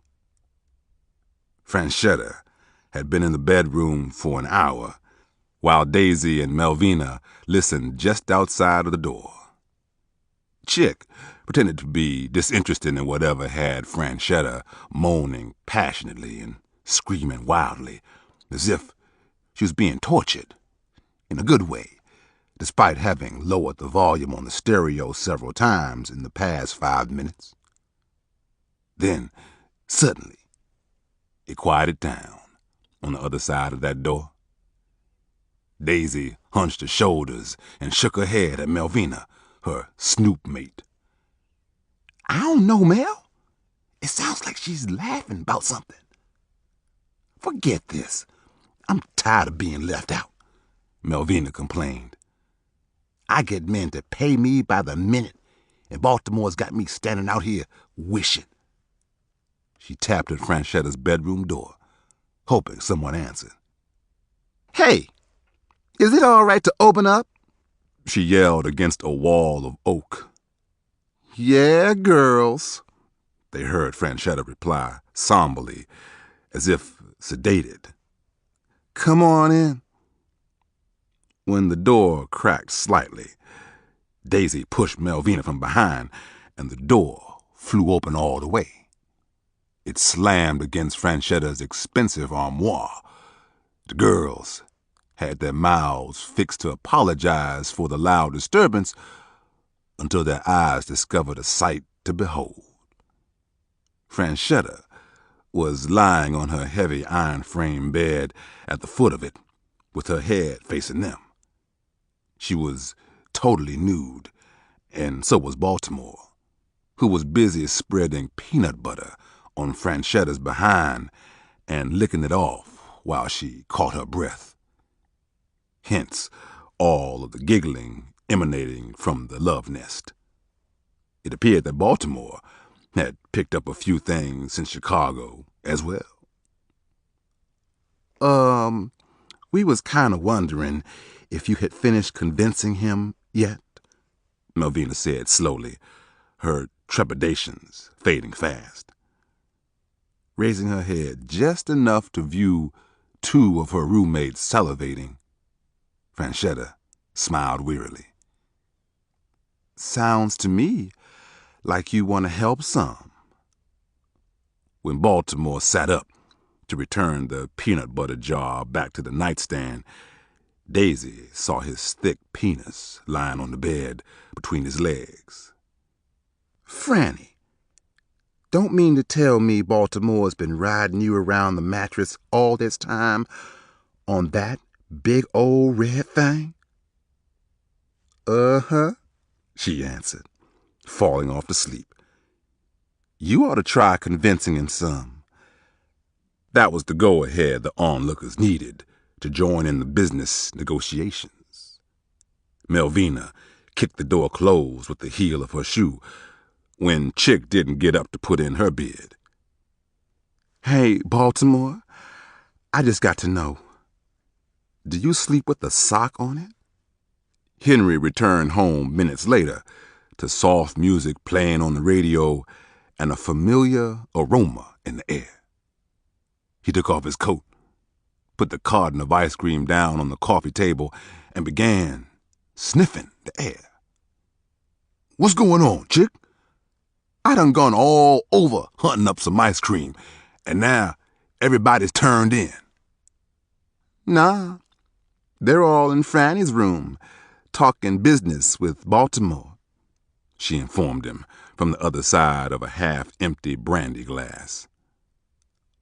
Oh, that don't make no kind of sense, Henry reasoned. Business, huh? He marched over to the bedroom and put his ear to it just as the ladies had done. When the laughter started, Henry turned the knob and eased the door open. Through the thin crease, he saw Melvina smearing what appeared to be peanut butter between Baltimore's legs. Oh, my goodness, Henry stuttered softly, trying to get the door closed without being detected.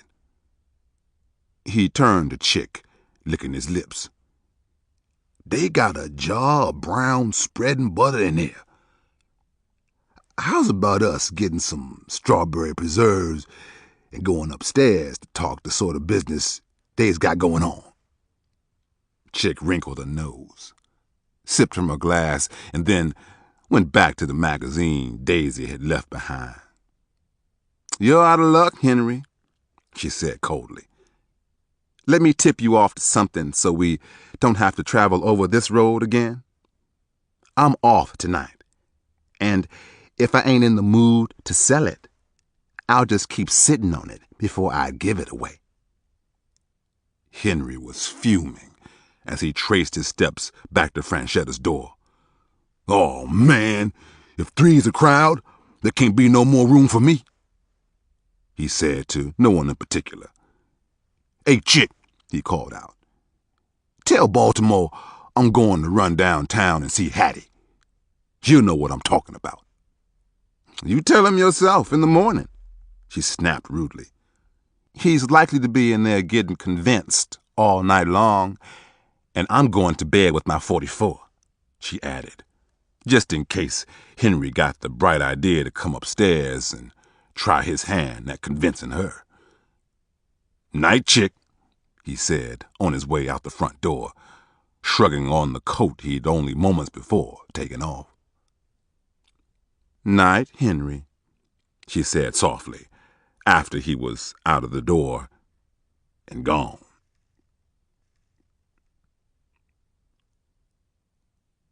Chapter 6. A Fool's Paradise.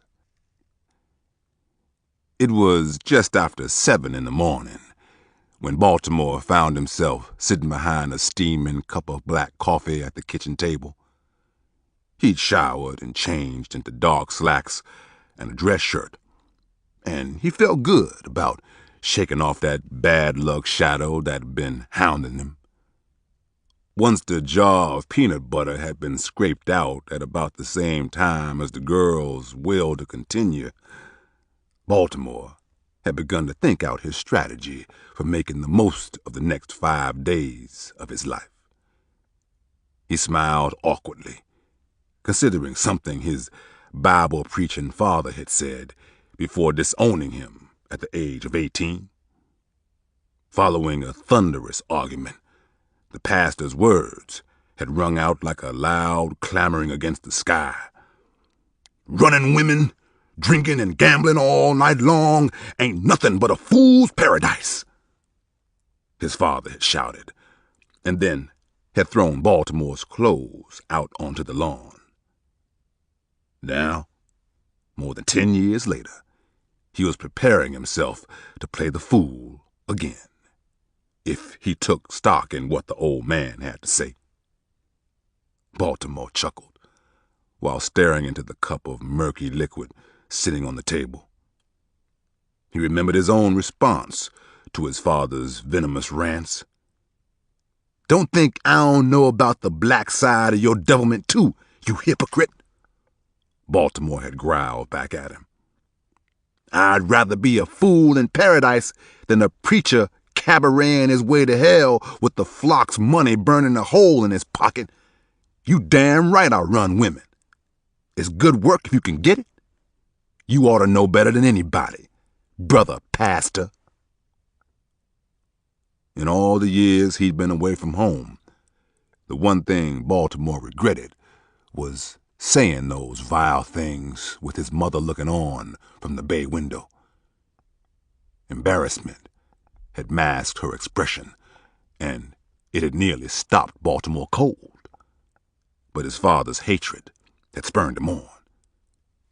"See you in hell, old man," he cussed loudly, dodging hard-soled shoes hurled off the front porch. "If I get there first, I'll tell the fellas you'll be down directly and have 'em save a spot for you." Full of piss and vinegar, Baltimore had been too grown to hold up under another man's roof and rules. He never made the same mistake twice. Henry stomped through the front door, rusty and reeking of alcohol. Baltimore glanced over at him as he plopped down at the small wooden kitchen table. "Where you been? It's got you looking all spit out," Baltimore inquired suspiciously. "Seeing as how you passed on joining me and the girls last night, I figured you and Chick was upstairs getting acquainted." "Hell no. Chick wouldn't have nothing to do with me, and I don't pretend cotton into brown butter spread nor trying to satisfy a crowd, neither." It was obvious that Henry was exasperated over something, but Baltimore didn't have time to concern himself with it. "Here you go, Henry. Start off by drinking some of this," Baltimore suggested to him. "Then you need to get your head straight, 'cause we got a mess of business to get on today. Done spent most of the night getting my head straightened over at Hattie's, and then I woke up with somebody jiggling on a bedroom doorknob, wanting to get in," Henry explained. "I reached for something to strike back with, but came up nello. I was about to let loose and fly with my Johnson dangling when 3 of the ugliest little children kicked the door in and commenced to hopping up in the bed." "3 of them?" Baltimore asked. "What'd you do then?" "Who, me? I hid in betwixt the covers and kept quiet," Henry answered, glaring at Baltimore, who was trying to hold his laughter down to a mild roar. "Man, it wasn't nothing to laugh about.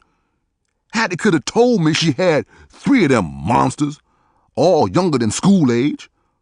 A mama with the gout living in her basement, and a man who done run off last fall.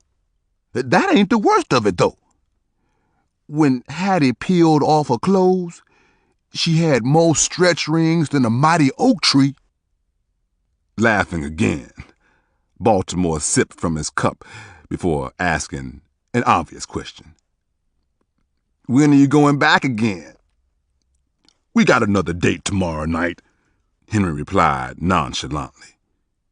"Yep, can't pass up on all of that, especially this thing she does with her yams flapped together. all night long. It sounded like somebody was in the bed with us, cheering me on. Catch a bath and get on back down, Romeo. I'll put on another pot of coffee and start up breakfast. It won't be long before the girls wake with a powerful want for something to eat. I'll bet they're tired as hell of that brown butter spread, sneered Henry. Don't matter none. We finished that off around 5 or so this morning. It took me damn near an hour to get all of it off everything I aimed to keep, joked Baltimore, as he opened the round-faced icebox to hunt for ham and eggs. By 9 o'clock, everyone had eaten and discussed Baltimore's strategy to best utilize their time throughout the week. Before Pudge arrived, Baltimore explained how he and Henry would set up an office to take the calls and prime the cow from both ends and in the middle. That meant working the men and the money. If he went about his business the right way, he figured he'd have everyone up to their eyeballs just after dinner time the same day. Baltimore understood how some white men like to let their hair down while out of town and sample some of the local delicacies in the process. He also understood how quickly those men would pass the word around, raving about how good the steak would be if he did an adequate job of selling the sizzle. So, that was what he and Henry set out to do when Pudge pulled up to the curb and tooted on the horn. "Hiya, fellas," Pudge hailed from the driver's side of the taxi. "Where we off to first?" "Hey there, Pudge," Baltimore hollered back as he approached the long blue and beige automobile. "I'd like to know that myself," Henry said, breaking down the front part of the brim of a light-colored felt hat. "Run us over to Uncle Chunk's," Baltimore decided, as he counted his money over again as if it had multiplied in his front pocket since the last time he counted it. "Me and Chunks got unfinished business." When Henry heard the cold tenor in Baltimore's voice, he was glad he'd borrowed a hammer from the car shed out back of Franchetta's house. He never could tell when he might need to bring something along with him that was harder than Baltimore's head. Uncle Chunks was a watering hole and pool hall on the east side of town, just off of Troost Avenue and 18th Street. The building sat on the corner like a shady gangster surveying the intersection, with a broad gray brick face and a high roof that flattened off way up on the second floor.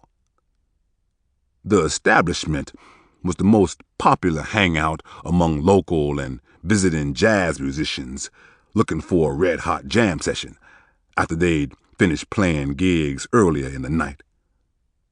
Uncle Chunks offered everyone who walked through the door a no-holds-barred good time, as the music burned brightly until daybreak, and frequently deep into the next morning. Baltimore knocked at the door with his head down. He was already working on his next stop after getting what he needed from the bar and grill's proprietor. "Come on now, open up," he shouted. "Pull your pants up and tend to the door.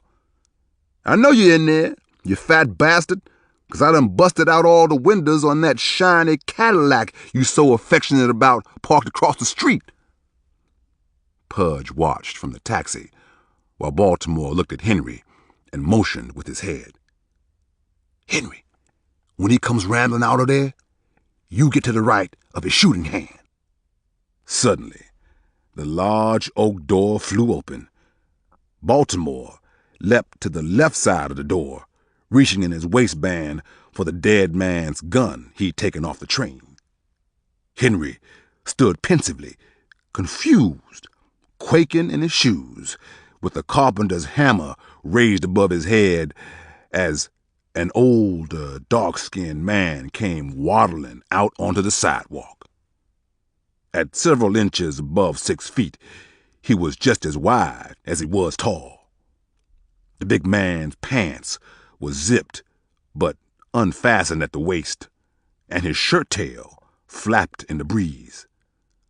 The long-barreled pistol he stuck in Henry's face was steady, and his aim locked on. "Who the hell are you to be busting up my car and—" he said, interrogating Henry before Baltimore eased the steel revolver he'd brought along against the big man's right temple. Baltimore frowned at the man's poor decision to dye his hair coal black to cover the gray beneath. "How many times I got to tell you to draw from the right and aim to the left, you old reprobate?" Baltimore warned him as he pulled back the hammer on his gun. The large man sighed slowly and lowered the pistol to his side. "Look at there, Henry. Have you ever in your life seen a head that big? It's fatter than a $50 bag of pennies." "But Baltimore Floyd?" the large man stammered, turning cautiously toward the man who'd gotten the drop on him. "If you ever play with me about my caddy again, I'ma plug you and this handyman you brung with you," he huffed, while tossing a nasty glare at Henry's weapon of choice. "Now quit that acting out and get on inside before John Law shows up, thinking you mean to do me harm. You know they's on my payroll." He shook his meaty head at Henry and sneered. "What you aiming to do with that hammer? Build a barn?" As they followed Uncle Chunk into the spacious building, Baltimore rolled his eyes at Henry. "Man, put that thing down. Can't you see we's among friends?" Baffled over Baltimore's idea of a practical joke, Henry was glad not to have ruined his day by peeing his new pants. Although Henry felt foolish, he felt better about breathing. "You look good, Uncle Chunk," Baltimore offered sincerely to the mountain of meat walking ahead of him. After he'd noted that he'd indeed interrupted the man's early morning exercise, more than likely with the newest waitress, Baltimore quickly put his gun away. "I see you haven't changed your ways." "Don't plan to, neither," Uncle Chunk answered slyly. "That's why they's my ways. They suit me just fine. And so did the piece of tail I was riding on my lap before you come breaking it up." Once they were inside, the smell of rank tobacco and spilt beer filled Baltimore's nostrils. There was a stage to the right, 7 or 8 tables in the middle of the front room, and several tables along the far wall. Generally speaking, it was a relatively dazzling joint, with a grand jukebox stationed against the wall nearest the stage. As Baltimore surveyed what was referred to as the lounge, he stopped to take a closer gander at the owner, whose tolerance was a bit strained. "Go on back to it, then. We'll wait," Baltimore suggested, on his own account. "Where's she at anyway? In the office? Let me see her." "Hell no. I don't want her hugging on that snake of yours until I'm good and finished with her," the older man argued. When he saw Henry listening in and smiling, he got his dander up. "What's the matter with you? You see something funny?" "No, sir, Mr. Uncle Chunk," Henry said, cowering. "I'm just trying to keep up with the strangest carrying on I ever did see, is all. I know one thing. I'm still waiting on them to tell me why he's beating down my door at this time of the morning," the weary owner said, without actually asking. "See, me and Uncle go back a ways," said Baltimore, looking around to see if anyone was in earshot before he brought up some mighty delicate information. "We've done business in the past, and it always turned out all right, huh, Uncle?" The man kept an ear peeled to Baltimore as he leaned against the marble bar top, while tossing generous glances at the closed office door, behind which was where he'd rather be. "Uncle, you still got that illegal phone line hooked to the back room?" "Why you asking?" Uncle Chunk grumbled hastily. "It's not like I'm fixing to let you do some wrong with it." "Come on, Uncle. I need you to loan it out to me. Let's not forget what we've been through." Baltimore squinted and stared at the floor, trying to appear more disappointed than he actually was. "Wasn't I the one to tell you how somebody had wrecked your sedan downtown?" "Yeah, but you're the one wrecked it." Uncle Chunk grunted loudly. "Okay, that was a bad example. But I was the one who tipped you to another mule kicking in your stall, and I wasn't the one doing the kicking," Baltimore fired back, reminding Chunk that he'd learned of the man's wife's infidelity with the insurance agent. Now, Baltimore watched his annoyed expression grow even dimmer. He could see right off how that might not have been a sterling example either. "All right, I got a good one. In case you forgot, I stepped in and played 3 sets with a damp fever when your piano player up and broke his back from slipping off the stool stone drunk. Seems like you ought to be itching to have me around." Sufficiently secure with his argument, Baltimore let his eyes rest on Chunk's, expecting an amiable response. But it didn't turn out quite like he intended. Instead, the burly man wiped saliva from the corners of his mouth with a folded handkerchief. It seems to me like my troubles only come calling when you do. I don't want nobody getting themselves killed messing around with you in that back room, or else they won't be the last one," Chunk threatened. "Get my meaning, Baltimore?" "Sure, Uncle," Baltimore answered, grinning and nodding his head eagerly. "You won't have no trouble out of me. Not one speck. Besides, what could I do wrong in the few days I'll need it?" When the gruff old barkeeper stood away from the bar, it indicated that the time had arrived for his visitors to find some other place to be. "I'm trusting you this last time, and the number to the back line ain't changed.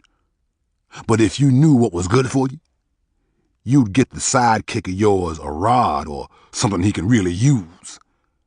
Don't nobody scare too easy from no hardware tools." Although Henry didn't care much for his hammer being slighted in the least, he was smart enough to hit the door before Uncle Chunk changed his mind about letting them use the back room to facilitate their new enterprise. As they hopped back into the car with Pudge, Henry wrinkled his forehead before speaking out. "Hey, Baltimore." "Yeah, what is it?" Baltimore answered, looking at some notebook paper he'd unfolded. "Was that Uncle Chunk really going to shoot me?" "Probably not," Baltimore replied honestly, before changing the subject as if it didn't matter one way or the other, since Chunk didn't actually pull the trigger. "Hey, Pudge, is that bellhop Ashy Corvine still at the Marquette Hotel?" he asked, settling into the back seat.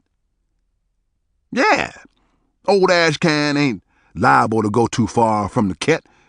He's been there around 10 years now." "Good. Then he ought to know a few other hotel hawks who can help our situation," asserted Baltimore, pulling his suit coat closed at the chest.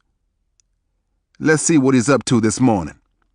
The last time I was in KC, I put a lot of money in his pocket, but didn't get the chance to benefit from it. There was this girl he hooked me to. She got herself killed dead as Moses when a beer truck ran her down. She was minding her own business, too, just crossing the street to my rooming house. I didn't even have the pleasure to see what all of the fuss was about. I found my way to the funeral, though, looking to get a refund from old Ash Can, or at least some of my money back." Baltimore rubbed his chin as he thought back to that very day with regret. Funny thing, he didn't show up, though. "Don't figure I would have either," Henry reasoned, seeing as how he was partly the cause of her meeting that truck of suds head on. "I never considered that," Baltimore replied sympathetically. His brow furrowed like he was really thinking it over for the first time.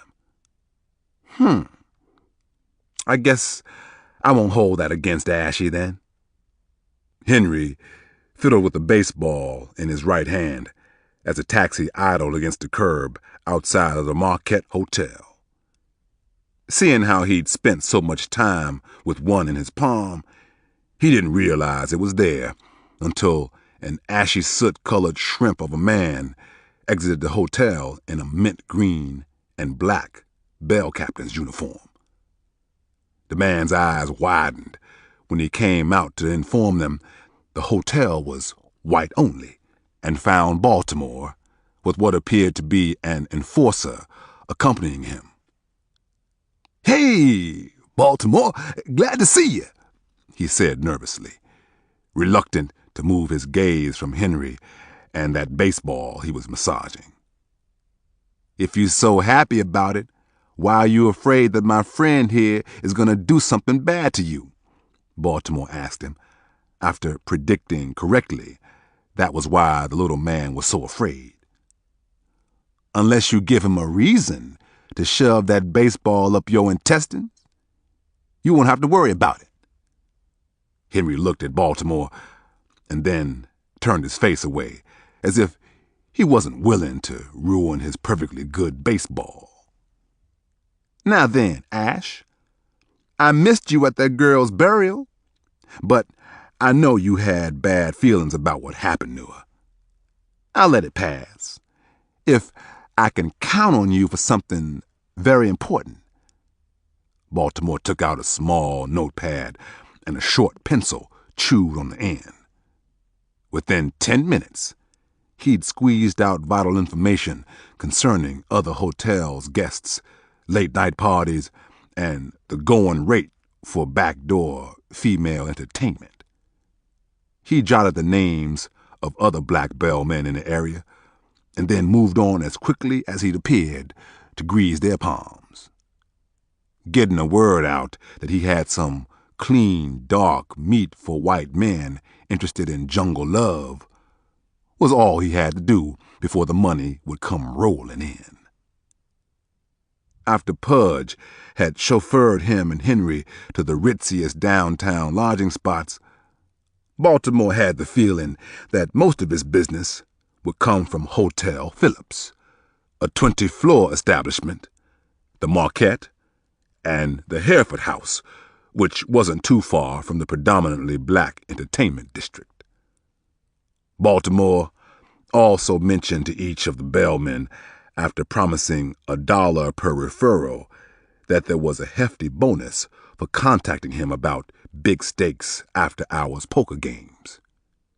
He'd say, kinda smooth and sly, "If you was to hear something, we'd be much obliged and willing to pay for the privilege of knowing the time and location." Of course, the baggage carriers understood he wanted a line on the big money games. They also appreciated the risks and rewards associated with staying in his good graces for a shot at the big payoff. With a lot of planning and little luck, everyone involved could hit the jackpot. Chapter 7. Got my mojo working. Daisy hid her face when she overheard Baltimore explaining to Franchetta why he needed a room closer to the action. She fully understood how emotions sometimes got in the way when sex for profit was up for discussion. It was best for him and Henry to pick up and move south, near toward downtown, but that didn't stop Daisy from missing Baltimore before he'd gathered up his things and hit the avenue.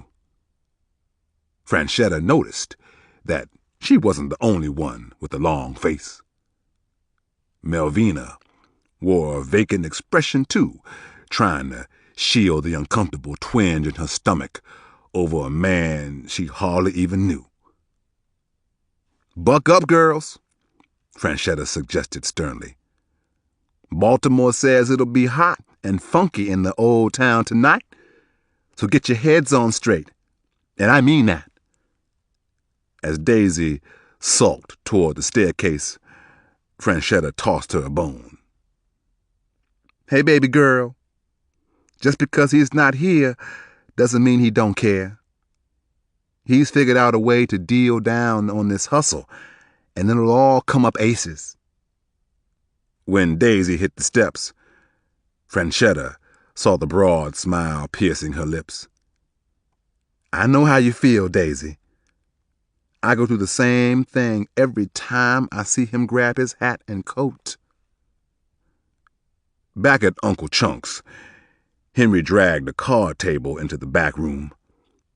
He took a seat, and then he took his time stacking a sandwich with several leaves of lettuce, cold cuts an inch thick, and half a dozen pickle slices from a gallon-sized jar he'd pilfered from the kitchen pantry.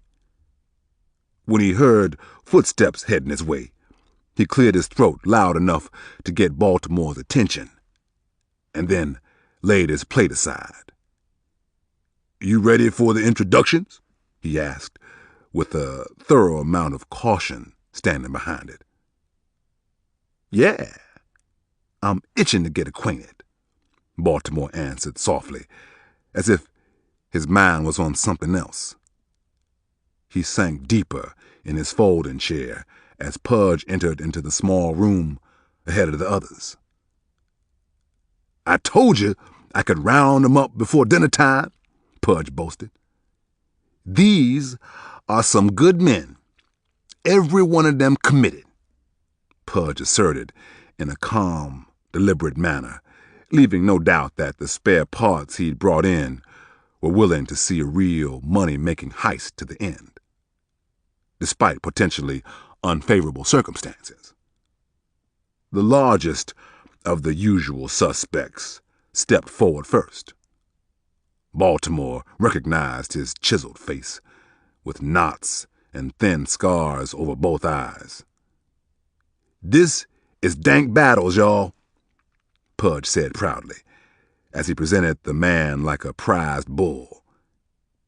Henry looked the bull over as if he knew what to look for. Dank's deep-set, piercing eyes and dark, leathery skin, black as a Virginia coal mine, caused Henry to nod his head agreeably. He rationalized that Dank was the kind of man he'd want back in his play, considering what might lie ahead. "Dank here is an ex-boxer," Pudge announced. "Maybe you heard of him. Once killed a man in the ring when he was a top contender." "Yeah, I seen Dank put that man down for good in Tulsa," Baltimore admitted finally. "If I recall, it was on a 4th of July. Dank sure did emancipate the hell out of him." Baltimore signaled he was satisfied with this selection by shaking hands with the genuine article as far as legitimate head thumpers were concerned. Another of the men looked familiar, but Baltimore was certain he didn't know the third one. "Who's this here?" he asked, referring to the obvious stranger. I'm Louis Strong, Mr. Floyd, the man answered on his own behalf before Pudge had opened his mouth. Louis was in his early 30s, closer in age to Dank and Pudge, and medium brown with straight, slick-back hair. His eyes were dark and narrow.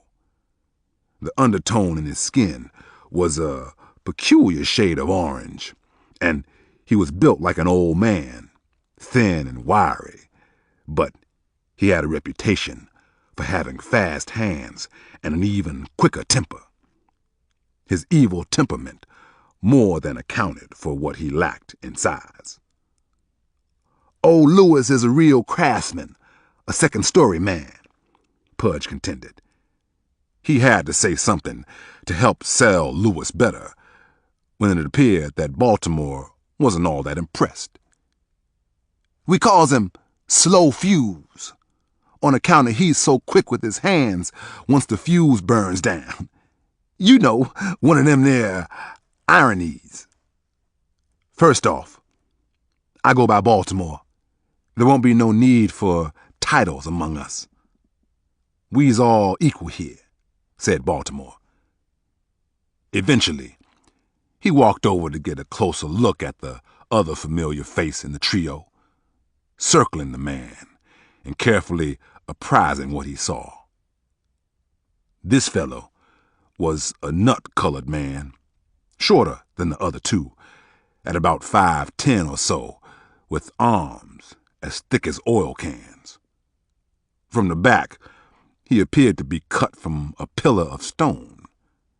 His broad shoulders and solid legs reminded Baltimore of a wild boar he had to kill many years ago. The scar raked across the back of his neck insinuated that somebody had jumped him from behind, but the mere fact that he was still walking around meant the other fella got the worst end of the altercation. Baltimore smiled when it came to him that he'd met Rot Mayfield in a Joplin, Missouri county jail cell. However, he doubted that the man remembered their brief stint sharing a worn-out cot and concrete floor overnight. When Baltimore came face to face with him, Rot grinned as if he had remembered. Despite his foul-smelling breath, which reeked of chewing tobacco and cheap liquor, those were the two things that reminded Baltimore of his old pals from home. Rot, it's good seeing you again. How long did they keep you? 2 months, after you took off with the sheriff's secretary, Rot told him, cackling at the memory, which had returned for the first time since the event occurred long ago. Everyone in the room laughed heartily as the tension finally loosened its hold over the tiny room and everyone in it. Sit down, fellas, and take a load off, Baltimore offered, once the pleasantries were completed. We've got a lot of things to talk about.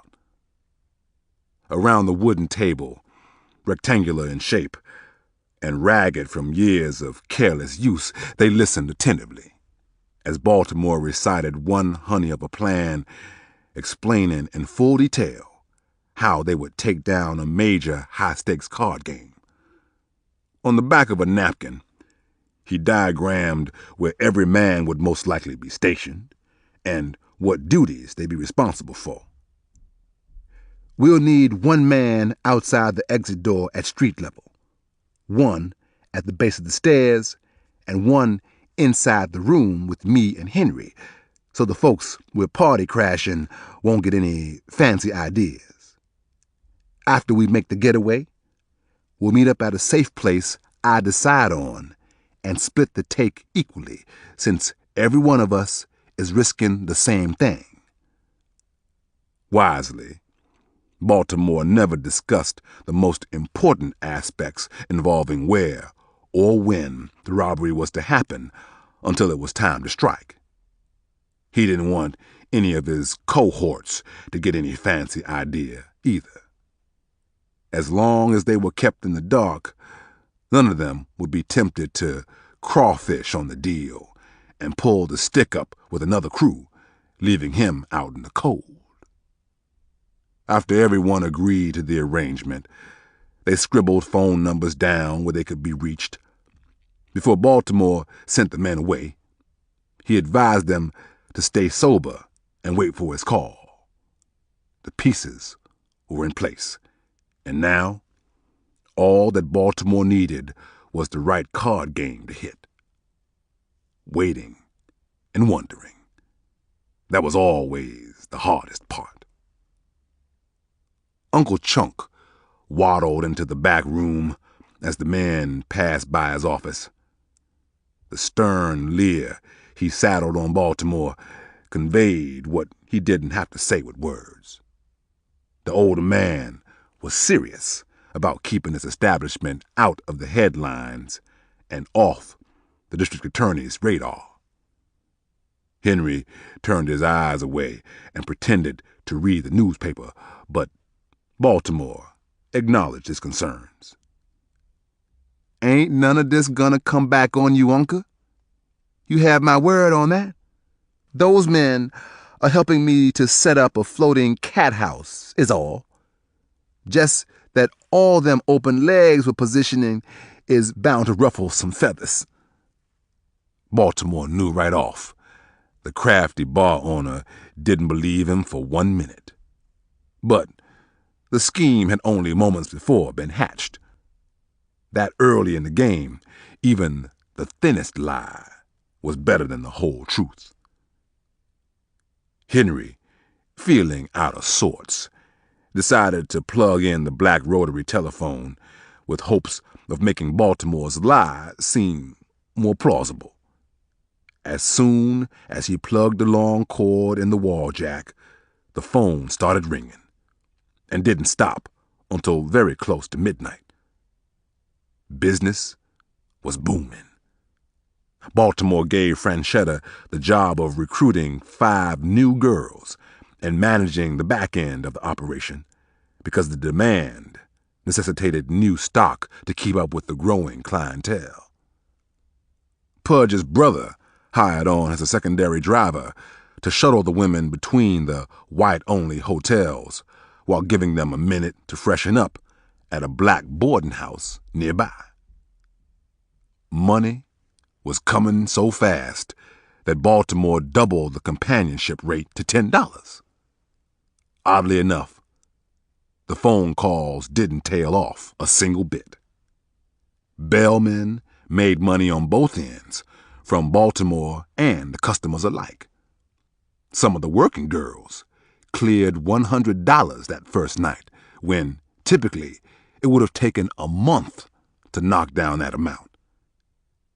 Henry couldn't believe how many white businessmen were practically standing in line to try out what others were talking about over breakfast the following morning. On the other hand, Baltimore knew that the novelty would wear off at about the same time those businessmen's wives expected them to catch the homebound train. The more things changed, he thought, the more they stayed the same. Around about 1 in the morning, when Baltimore couldn't see taking any more requests for late-night company, he unplugged the cord to the illegal phone line and stretched his legs. "Franchetta, I'm getting too old for this line of work," he joked, as if he was the one actually putting in the work. He peered over at her when she didn't respond. At first glance, the longing in her eyes was a giveaway. Baltimore suspected what played on her mind. All right. I know that look," he said, chuckling warmly. "I need to talk at Henry, and then we can slide by Club de Ville or the Blue Room. Now, I can't close it down tonight. Someone has to see to it that the money makes it all the way home by morning."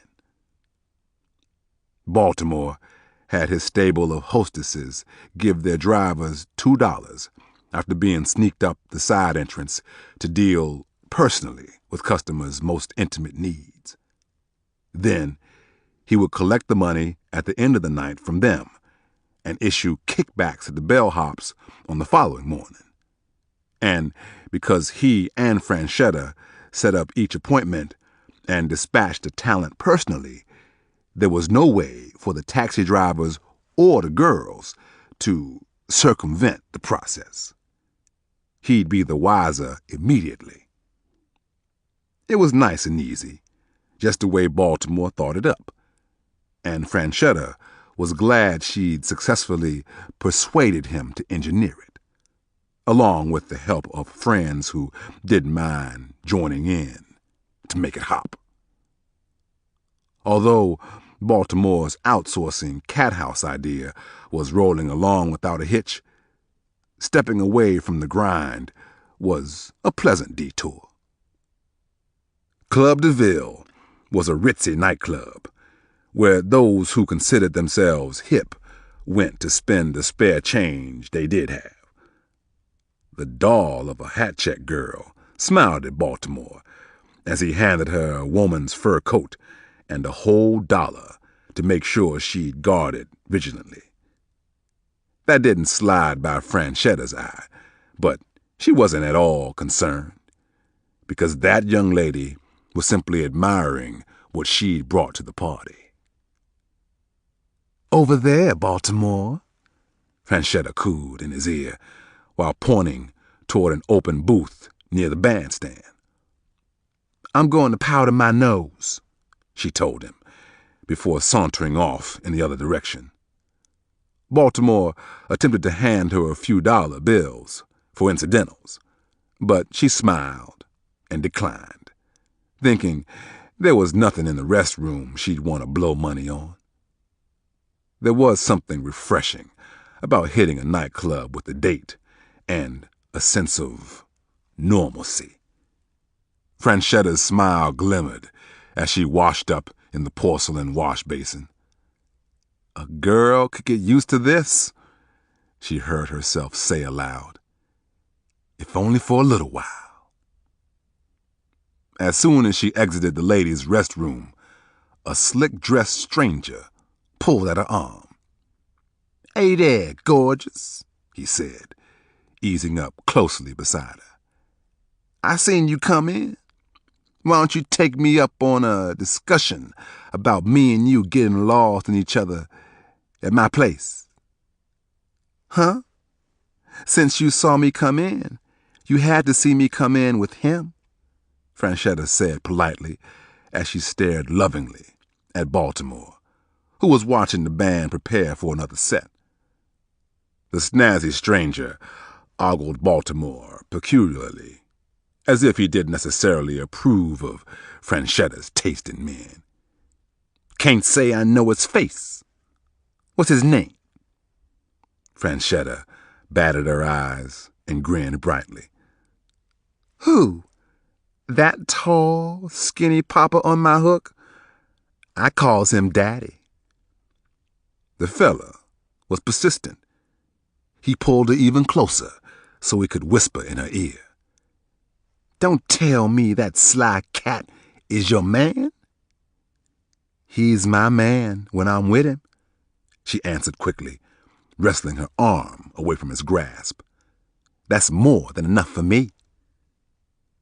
That'll teach him to rough handle a lady, she thought, especially one who's already nuzzled up on a date for the night.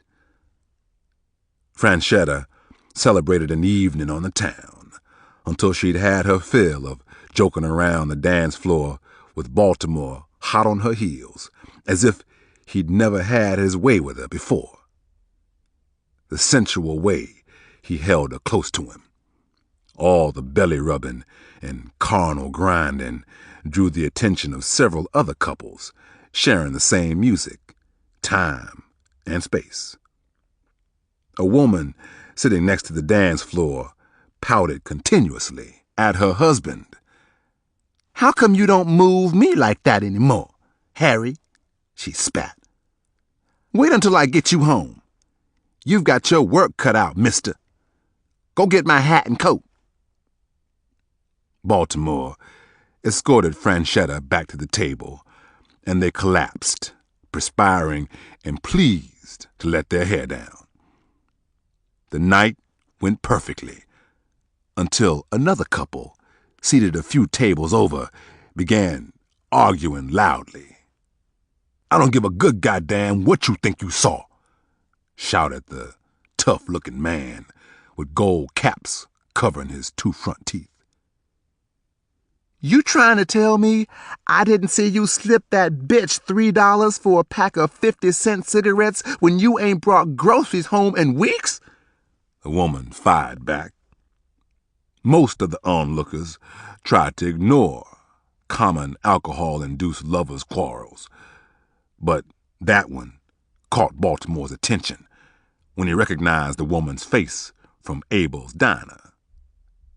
It was Macy, whose husband had a handful of her skin clenched in his fist underneath the table.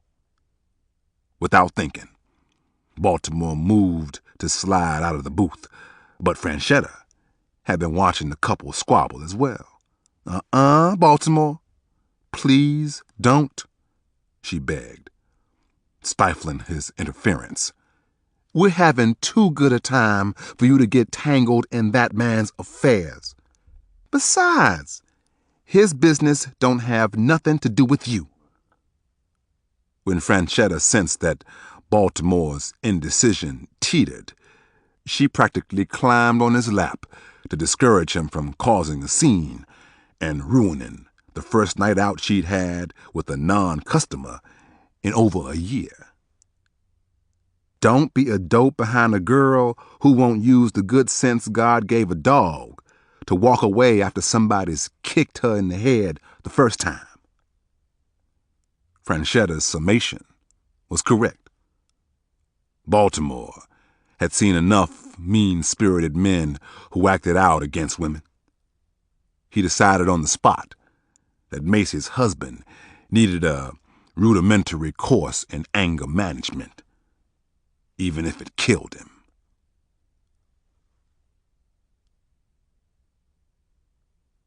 Chapter 8. Things People Do. When 3 a.m. rolled around, Baltimore had seen enough of the flashy women and loud music for one night. So he made his way out front and hailed a cab. An orange Continental taxi pulled up to the curb. It quickly whisked him and Franchetta off to the north end of town. Franchetta, very intoxicated, snuggled up next to Baltimore in the spacious backseat, like a woman who was utterly in love and couldn't get enough of it. However, the man she couldn't seem to get enough of was seeing red, blood red. He was counting the seconds until he'd render Macy's husband sorry for handling her that way, especially in public. Baltimore would find a way to meet up with him and pull on his coattail for a discussion, man to man. In the meanwhile, he had Franchetta on his arm and a bunch of money that needed to change hands. When they reached the pale, yellow-colored house, Baltimore helped his date up the stairs. Franchetta laughed riotously when she came dangerously close to falling off the cement porch. Daisy opened the door after hearing a commotion out front. "What happened to her?" she asked, wearing a childlike smile across her lips. "Too much whiskey and beer," Baltimore replied, struggling to hold Franchetta up. "Looks like she fell in the bottle, but good," Daisy concluded, as Baltimore ushered Franchetta into the bedroom and closed the door behind him. We're out there peeling white boys' peckers, and Fran is tripping the light fantastic," Melvina snarled, objecting wearily from the divan. "Ain't that a bunch of nothing?" she added, having not too long ago made it in herself. "What's that?" asked Chick, returning from upstairs in her flannel house coat and slippers. "Who done peed down your leg now?" she teased, plopping on the divan next to Melvina. Chick lifted her legs and anchored her tiny feet in Melvina's lap. Instinctively, Melvina began massaging them. "Nobody, child," Melvina answered. "Franny done went out and had herself a grand old time with Baltimore, and I would be up bitching about it, but I'm just too tired to care." "Tired ain't even the name for it," Chick sighed, laying her head back against the divan. "I've had the damnedest time trying to figure out what one of those white fellas wanted from the next." "Isn't that something?" Daisy contended. "Two of the men's tonight just wanted to look at me. Nothing else." "Look at what?" Melvina hollered in a comical manner. "I don't rightly know," Daisy said and chuckled. "We started kissing and fooling around. Then I gets naked and they just stood there looking, like it was their first time doing that sort of thing." "Uh-huh," Melvina laughed, still working the tension out of Chick's barking dogs. "I wish I could get my fee while the man was wasting his time gawking. I had 3 fellas in a row who all just rather squeeze and suck on my teats. Then, of course, I opened my legs and let them touch on it too, expecting them to pull their peckers and go to work. But they sat there, spilling their sacks while holding the little pink things in their hands. What a mess it was," she said, curling her lips like she could have done without all that. "Although it made for cleaning myself a jiff." Encountering white customers wasn't such a infrequent occurrence, but those men were in the habit of cruising for dark-skin entertainment and were a lot more comfortable in their midst. Some of the white men Baltimore had booked were well-to-do executives and captains of industry, as opposed to 9-to-5 working stiffs looking for diversion from their normal deviant trysts. But as far as the girls were concerned, it was all pretty much business as usual.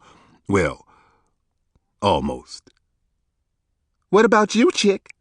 Daisy asked, watching Melvina rub away at her heels. "Huh?" answered Chick, semi-sedated. "Oh, tonight was different, all right.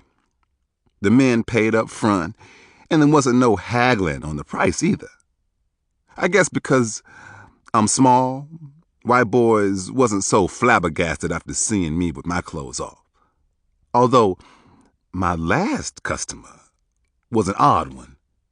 Offered me an extra 20 if I was to slick my toes down with grease and then ram them up his lily-white behind." Daisy, who had been drifting off, tried to imagine such a spectacle. "So, what did he say when you told him to go and jump in the lake?" "Nothing," Chick muttered, half asleep during one heck of a massage. "I took the money, slapped some grease on my ones and twos, and mashed my foot so far up his tail that my ankle damn near got stuck." When Melvina realized what that meant, she flung Chick's feet from her lap and hollered frantically, "You nasty heifer! Got me rubbing your hooves what's been shoved up in some man's filthy crack. I'm gonna go and soak my hands in the tub of bleach. You do the same if you knew what was good for you." Daisy's eyes flew open wildly. She hoisted her leg up and peered at her size 10 foot, hoping she'd have an occasion to run into a customer with the same fetish.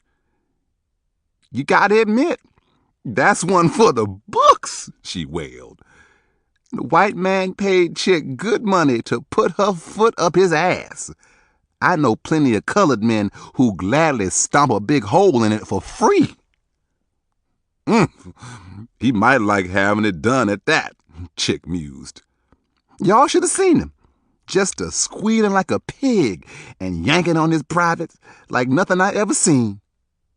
I took the money from off the dresser, got my clothes, and left him laying there, balled up like a baby, slobbering on his thumb.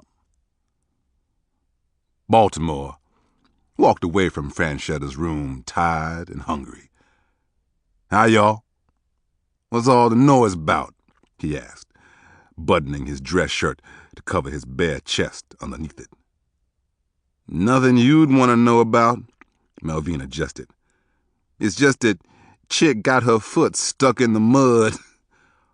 "Oh, good," Baltimore answered, scratching the top of his head.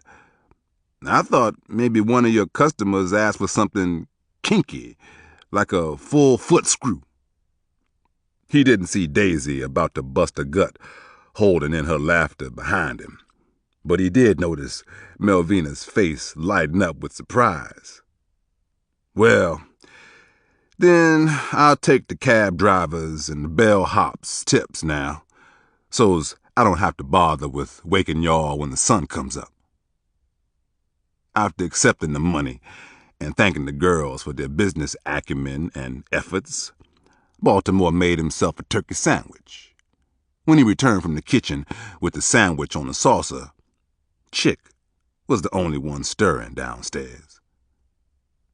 "So, it looks like you and me tonight," she suggested shamefully, after playing impossible to get the night before. "I'd have thought you'd be all spent after taking in 3 more pricks than the other girls tonight," Baltimore assumed. "Nah, I was saving my best for last," Chick replied seductively, without as much as a hint of shame to speak of. She tossed Baltimore a come-hither stare, and then she playfully pushed him down on the divan. "As I recollect, you passed on the party in Franchetta's room last night." "Well, I don't share their fondness for peanut butter," Chick informed him, raising her house coat to straddle him. "Besides, I like to ride alone. That way, nobody gets bent out of shape if I'm not in the mood to let up off the pedal." She unzipped his pants and manipulated the situation to suit her. "Oh, yeah, that's the way I want to go, Daddy," she groaned tenderly. "Now, mash on the gas." Baltimore continued mashing on the gas until Chick coasted off to sleep on top of him, broken down and bewildered. Henry came in afterwards, angry and out of sorts, as Baltimore eased Chick aside. He laid her down gingerly before pulling up his pants. "What? You want me to wake her and see if she can stand some more attention?" I'll pass," Henry declined. "I followed behind you once before and made a fool of myself. Chick looks plumb tuckered out anyway and ain't likely to be able to stand up till around noon." "Fine by me," Baltimore said casually. He sunk his teeth into the sandwich he'd made before Chick prolonged the late-night snack. "Where you been anyway?" "Working on a little something I met over at Uncle Chunk's when you and Franchetta ditched me," Henry barked half-heartedly. "We shared on everything from canned meat to big-chested, brown-eyed triplets. But we need to talk about being stacked up in this house. Let's go to town and find a spot to stretch out." Considering Henry's pleas, Baltimore nodded assuredly and tore the sandwich down the middle. He handed his best friend an equal share to devour. "Okay," he said evenly. "We'll move out in the morning." Morning came soon enough. The fellas were both packed up and gone when Franchetta awoke to find Chick in dreamland on the divan, bundled up comfortably beneath the thick, multicolored quilt Baltimore had found in the downstairs storage closet. Stumbling into the kitchen, Franchetta stretched and yawned before discovering a note scribbled on a piece of wax paper. "Faye, me and Henry are going to stay in town for the rest of the week," she read. Signed, B. Franchetta stood there, staring at her middle name written in block lettering. She predicted that Baltimore was up to something he'd be sorry for later and was merely getting at the apologizing part early. Franchetta also suspected that whatever he had on his mind to do wrong, she'd be there to forgive him afterwards. She was convinced he'd do the same for her. He had already proven that too many times before to see it any other way. After 2 hours of catching up to bellboys and prostitutes to make the scratch come out right, Henry was tired of watching Baltimore play facilitator for what amounted to $50 worth of compensation to be split between the two of them. "That's enough, Baltimore. Let's knock off and go have something to eat," Henry suggested, while massaging his empty stomach. "Okay. That wraps up last night's dealing, anyhow," Baltimore replied, sitting next to Henry in the back of yet another cab. "Do I have to guess where it is you want to have something to eat?" Henry leaned back against the vinyl seat cushion and smiled. "I have heard of this one place where they serve mean plate of chicken and grits." "Well, then, we better get over there before Hattie gets off work," Baltimore snickered lightly. "Besides, I always did like grits." Henry glanced at him from the corner of his eye, wondering who he was trying to fool, knowing full well Baltimore couldn't stand the sight of grits. Movement inside the diner was sluggish at best, probably because the time of day landed somewhere between breakfast and lunch.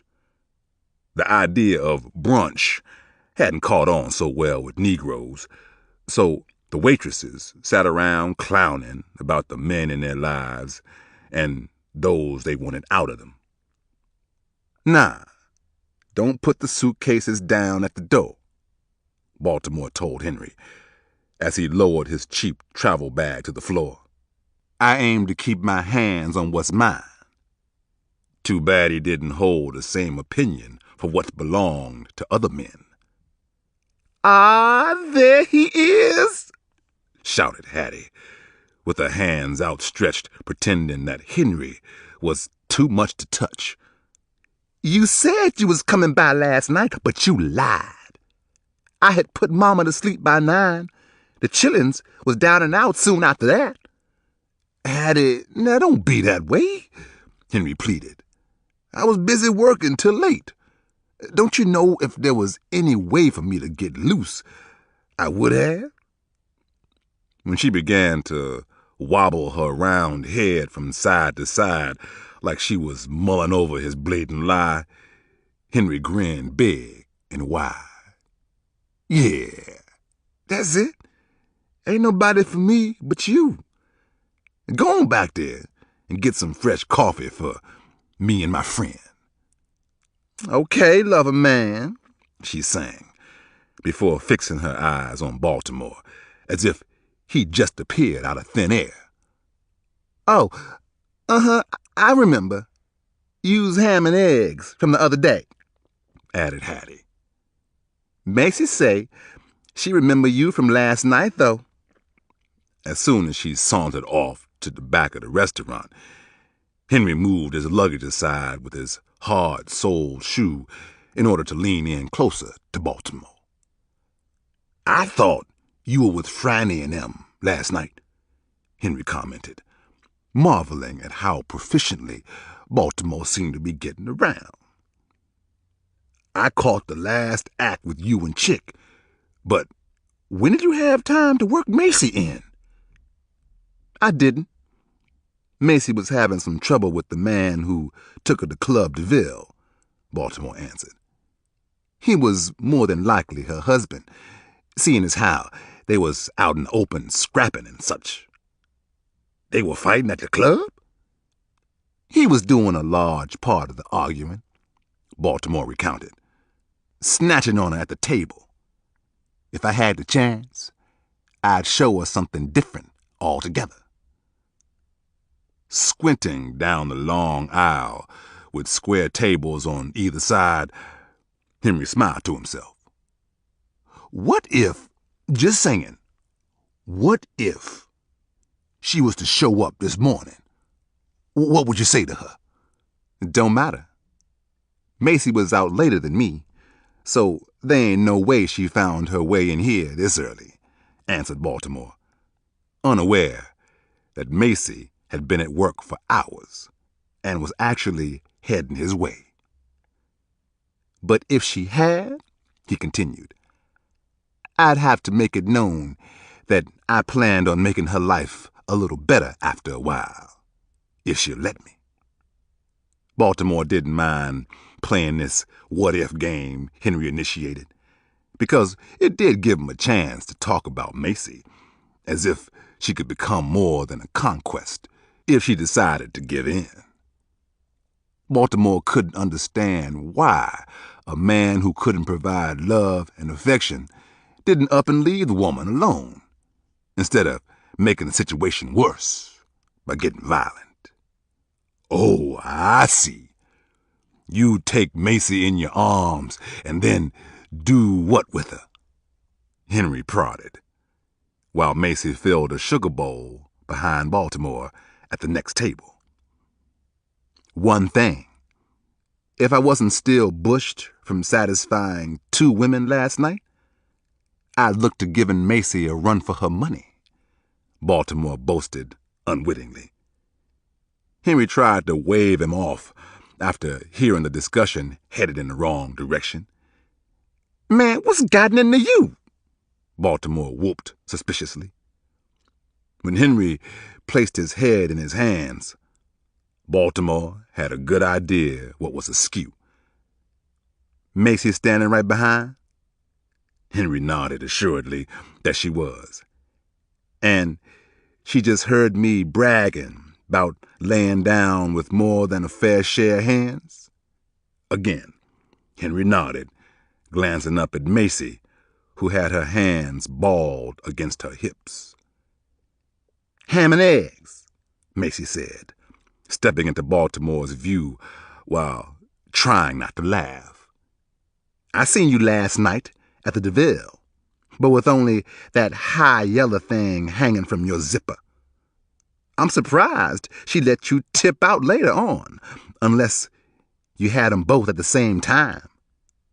Nah, they was separate, Baltimore admitted, slightly non-repentant. They live at the same house, though. Somewhat mystified, Macy shrugged her shoulders and began fiddling with her apron strings. Is that where you live at? She asked. With the 2 of them women? Despite Henry's disbelief, Macy appeared turned on at the thought of Baltimore getting more than his fair share of feminine affection. Nuh-uh, Baltimore uttered. Slowly, he came to the understanding that Macy was the type of woman who was very interested in a man who could pull off such a feat and didn't think twice about bouncing back for a third. I don't have a place to lay my head, he informed her honestly. Got my luggage right there. Slow down, ham and eggs, she teased. I'll be off work in another hour. We can see what you got to say about it then. After Macy disappeared to the far end of the diner, Henry stared at Baltimore endlessly, worshiping and despising him simultaneously. Baltimore, I done seen you pull off a lot of things, but for this here occasion, I ain't even got the words for it.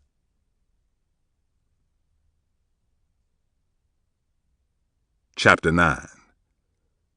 What They Call You. Macy yelled for the taxi driver to pull over when he rounded the turn at Euclid and East 7th Street. "Stop here! This is it!" she shouted from deep in the back seat, with Baltimore's fingers dancing beneath her waitress uniform. "Go on now, ham and eggs," she chuckled, stepping out of the long blue Oldsmobile in front of the Euclid Terrace Hotel. "We just getting around to knowing each other. Don't start acting like this is going to be a regular thing." Baltimore's smile gleamed brightly. He pulled his thin suitcase from the floor of the taxi and then whispered in Macy's ear. "All I need is today." Macy stared at him. A nervous glint flashed in her eyes. She must have believed every word, because she ran flat out of objections. In fact, she didn't have anything else to say until her uniform was thrown across the cloth-covered chair in room number 6 at the end of the hall. Her heart pounded with anticipation as she watched him unlatch the pull-down style Murphy bed from the wall. "I don't know what you think of me, but I ain't in the habit of catting off with men to strange hotels," Macy said eventually, in a way that told Baltimore she was being truthful. "I'm a married woman, but things with my husband are not like they need to be, is all." When Macy tried to explain her situation at home and justify stripping down to her slip and brassiere, Baltimore quieted her with a warm embrace and heated kisses. "See, Macy, I don't have to know why you decided to come here with me," he uttered passionately, running his wet tongue along her neckline. "It just means I get a chance to show you how happy I am that you did." Baltimore wanted to sweat the sheets with Macy for 2 reasons. He figured she needed a kind hand on her body instead of one bent on bruising it. He also figured she deserved it.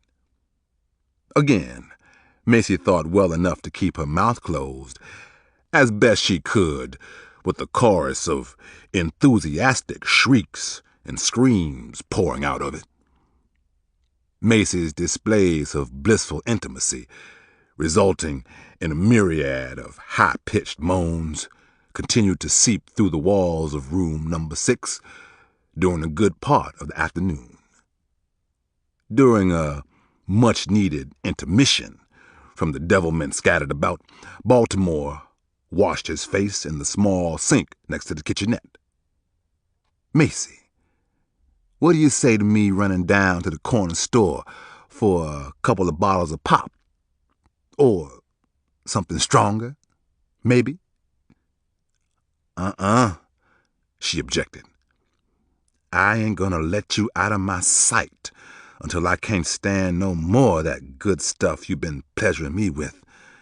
No, sir.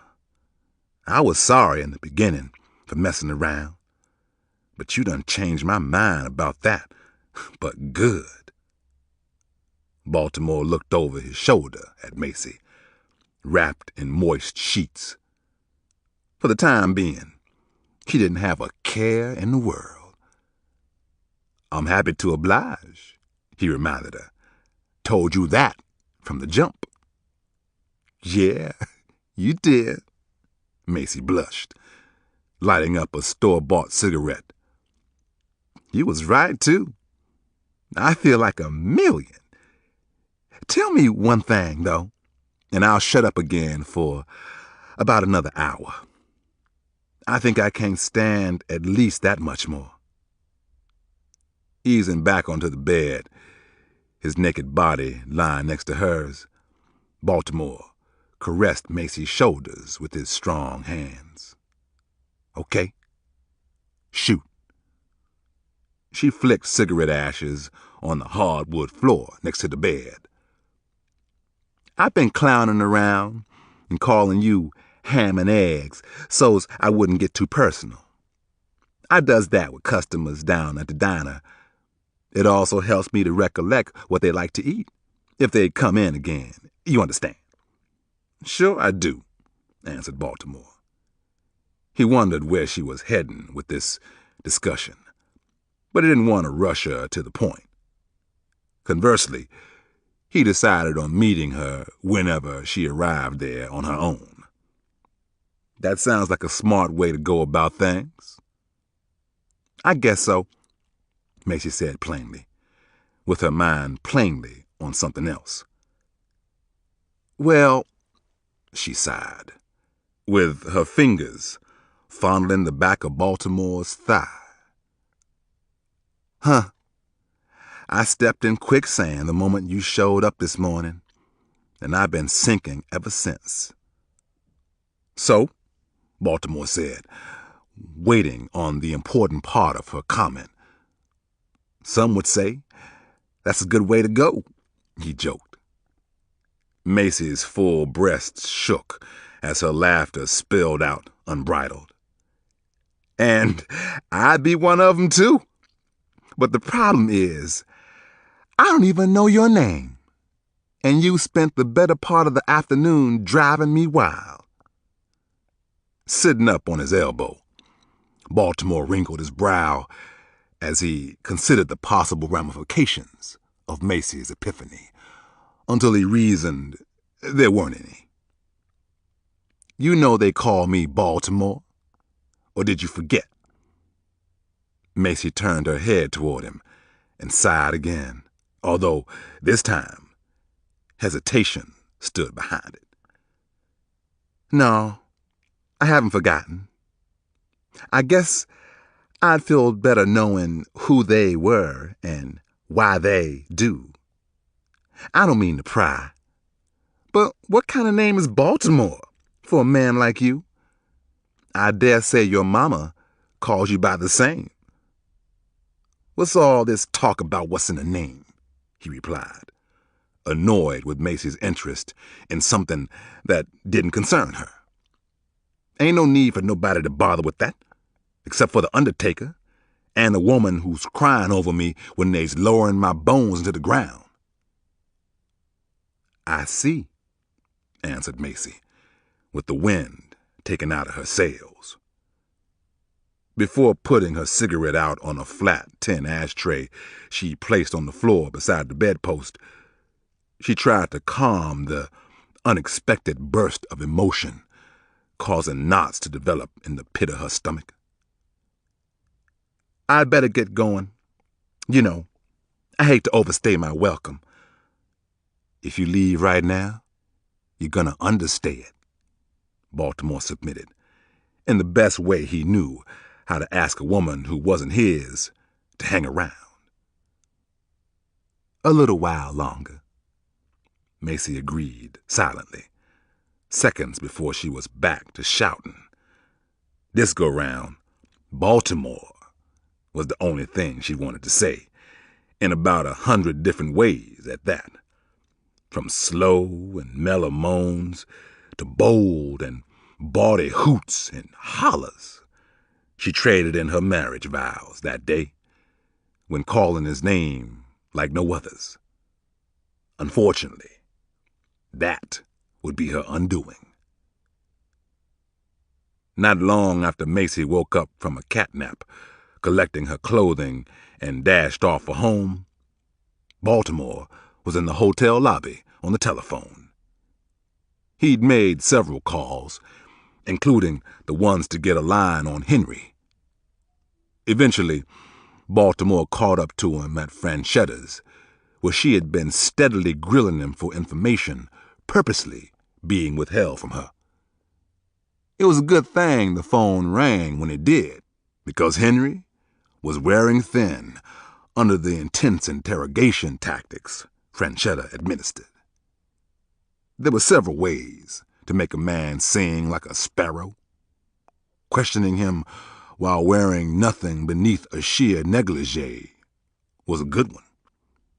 When Baltimore arrived at her front door, he didn't have to wonder why his pal sounded all shook up on the line, stammering timidly. "Why'd you bring your big, thick head back over here if you didn't want Franchetta attempting to waggle some news out of you?" Baltimore fussed, dragging Henry out of the house with his pants down around his ankles. "A few more minutes, and I'd had him talking, Baltimore," Franchetta yelled from the front porch, her negligee swaying in the winter wind. "If I wanted you to know what I was up to, I'd have told you myself," Baltimore hollered back in her direction. A colored mail carrier on his route stopped dead in his tracks on the sidewalk when his eyes discovered what he thought to be a practically nude white woman jawing with a smooth-looking black man. "You ought to be ashamed, Franchetta," Baltimore scolded her playfully. "I told you Henry's got a weak constitution for pretty girls." "Yeah, I know," she screamed, pretending to be stomping mad. "That's what I was counting on." When it didn't appear the wide-eyed mailman was interested in vacating his spot on the cold concrete, Baltimore stared him down. "Something on that porch belong to you?" he asked harshly. "Huh? Oh, no, sir," said the mailman as he backpedaled, cradling his bag. He didn't know exactly what was going on, but Baltimore's tone suggested he forget about it and get on about his business. Before Pudge's taxi stormed off down the residential street, the postal worker was long gone, and so was any chance of Franchetta learning what she'd almost pulled out of Henry: information about the heist. After Baltimore retrieved Henry, he had Pudge driving back over to the Marquette Hotel to meet with Ashcan Corvine, the reluctant bellhop. The taxi rested against the curb on the home street side of the hotel, where there would be fewer interruptions. The message left at Uncle Chunk's suggested that the big news Baltimore had been waiting for had finally come through. "Ashcan!" Baltimore hailed gleefully as the apprehensive older man stepped out of the side door with a cigarette trembling from his lips. "Hey, fellas, I sure wanted to thank you for putting some extra money in my pocket," Ashcan said, as a matter of record. "Been a long time since I had enough money to blow some of it. I'm just saying, much obliged. Those white men are crazy for the girls you've been sending over." "Don't mention it, Ash," Baltimore responded, watching the unlit cigarette bounce up and down as the man rattled on. "What I want to hear about is the word you left at Chunk's concerning a sporting event set to go down." "Oh, yeah, that. Well, you said before there was some pay tied to the privilege of knowing if I happen to hear something." There was a pregnant pause, which annoyed Baltimore. He pursed his lips over the deliberate ploy to stall for a payoff on the front end. Ashcan struck a match, but he was far too nervous to light up what he'd whipped out to smoke. "Okay, I can see you're a man of your word. I'll just come out with it then." "You'd be wise to do that," Baltimore agreed, growing more impatient by the second. Leaning in, The bellhop shared what he'd overheard some men discussing about putting the hospitality suite to good use. Ashcan went on to explain that several smaller stakes games had cropped up, but this was by far the most promising, because Mr. Houston Olds, heir to the Oldsmobile fortune, would be one of the participants. Now that the bellhop had Baltimore's full attention, he dropped the bomb. The onlyest thing you might have to worry about is a city cop who likes to pal around with these stuck-up rich boys. He won't be able to sit at the same table with them, but he's liable to come and watch a spell. That's good, Ashcan, Baltimore said sincerely, mulling over what he'd been told. That's real good. Here's a 10 spot. If this pans out, I'll lace your palms with more than a year's pay. For that, you've got to forget this conversation ever happened, and ever knowing me in particular. I done already started working on forgetting about knowing you, Ashcan replied before thinking. I mean, I'll do that, Mr. Baltimore, he added, flicking the dampened, unlit cigarette into the gutter. This here be the end betwixt us? Yeah. This is where we part company, answered Baltimore from his seat on the front passenger side wheel fender. Thanks for calling me, and only me, about this. He threw in the last comment to dissuade the aging bellhop from thinking of selling the same information to anyone else. That kind of mistake was a killing offense, and Baltimore needed to make sure the man understood that. A square deal was a square deal, even in the midst of planning a high-profile robbery. There was such a thing as honor among thieves, after all. Speaking of thieves, Baltimore called an immediate meeting in Uncle Chuck's back room. Immediate meant sometime later that same day, because it took Pudge a few hours to round up the boys.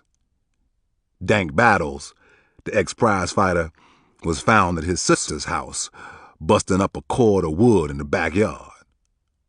Rod Mayfield had gotten himself thrown in jail overnight on a public disorderly charge, which he swore was an absolute misunderstanding between him and the barmaid who refused his drunken advances. Louis Strong had lit his slow fuse and was perfectly contented to snuggle up next to her until Pudge came banging at his door. Louis had no qualms about tearing himself from a hot woman and the comforts of a warm bed, especially when the rent was due. He'd agreed to go in with the money-making scheme, believing that he shouldn't have to work too hard to pull it off. It was easy money, as far as he was concerned, although he'd done enough wrong to know that keeping it was often another story entirely. Honor, a strange bedfellow to most criminals, was one of the things Baltimore cherished whenever going in with other men on a caper. The heat of battle affected people in different ways. Some cowered in its wake, and others charged right through. But Baltimore could always count on a stack of money bringing out the very worst in men. The very worst. He'd have to choreograph the takedown and consider making preparations for the contingency of someone freezing up or getting it in their minds to freelance.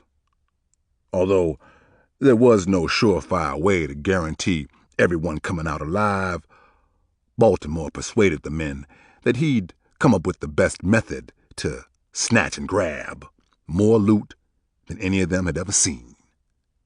And if they kept their cool in the process, living long enough to spend it, it would be worth their trouble.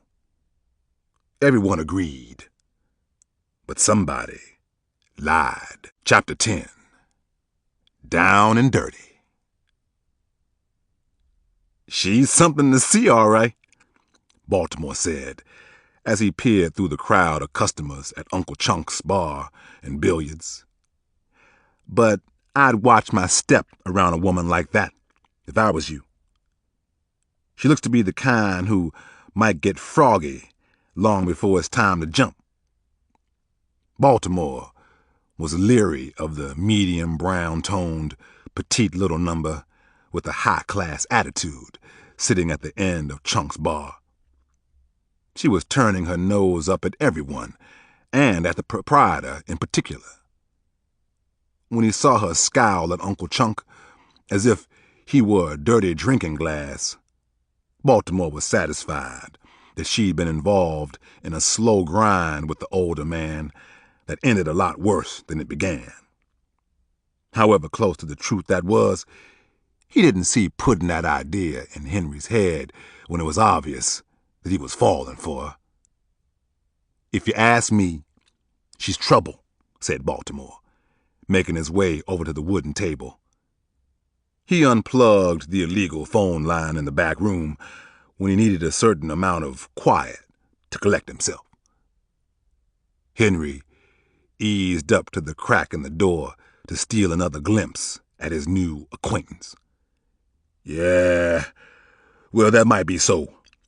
But Estelle's the kind of trouble I've been looking to get into." "Oh, here comes Franny," he informed Baltimore.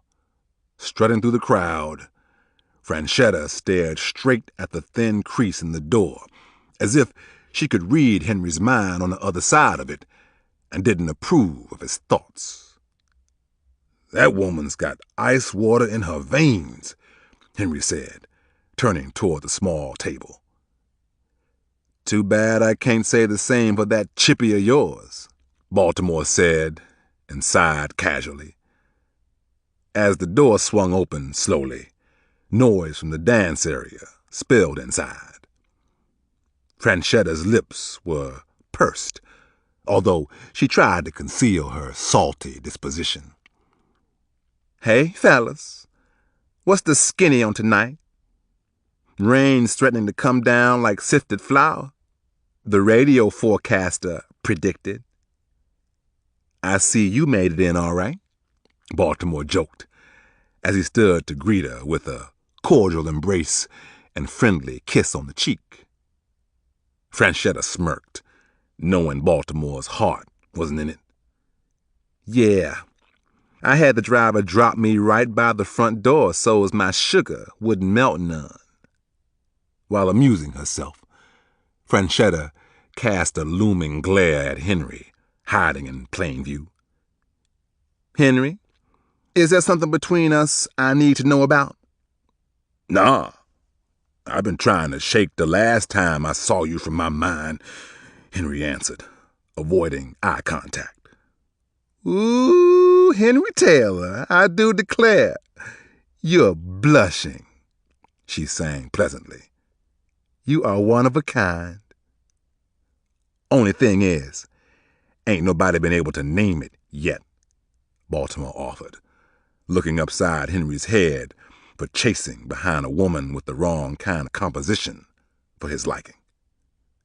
"Go on now with all that, Baltimore," Henry growled. "I'm gonna stroll out yonder for a quick look-see. Be back in a jiff." "Franchetta, take a load off," Baltimore said, gesturing with his hand toward the seat opposite the table from his. She smiled as best she could, but refused his offer, though not entirely. "Thanks, but I'll sit here." She took the seat closest to him. "I want to get a clear picture of the lie you're about to tell me. I've never kept anything from you, unless it was for your own good. But I won't fix my mouth to hold no lie. You know me better than that." Franchetta lowered her head, feeling a slight bit ashamed of challenging Baltimore's integrity as a good friend and as a man who had been nothing but honest with her in the past. Here it is, down and dirty. He was second-guessing himself on the other side of a stone poker face. Me and a few local boys need to handle something tonight. I want you to work the phone and keep business flowing as usual. It'll be a mite heavier 'cause of the rain, but that's okay.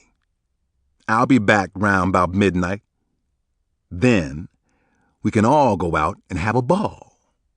Me, you, Melvina and Daisy. Hell, Chick can even come along too.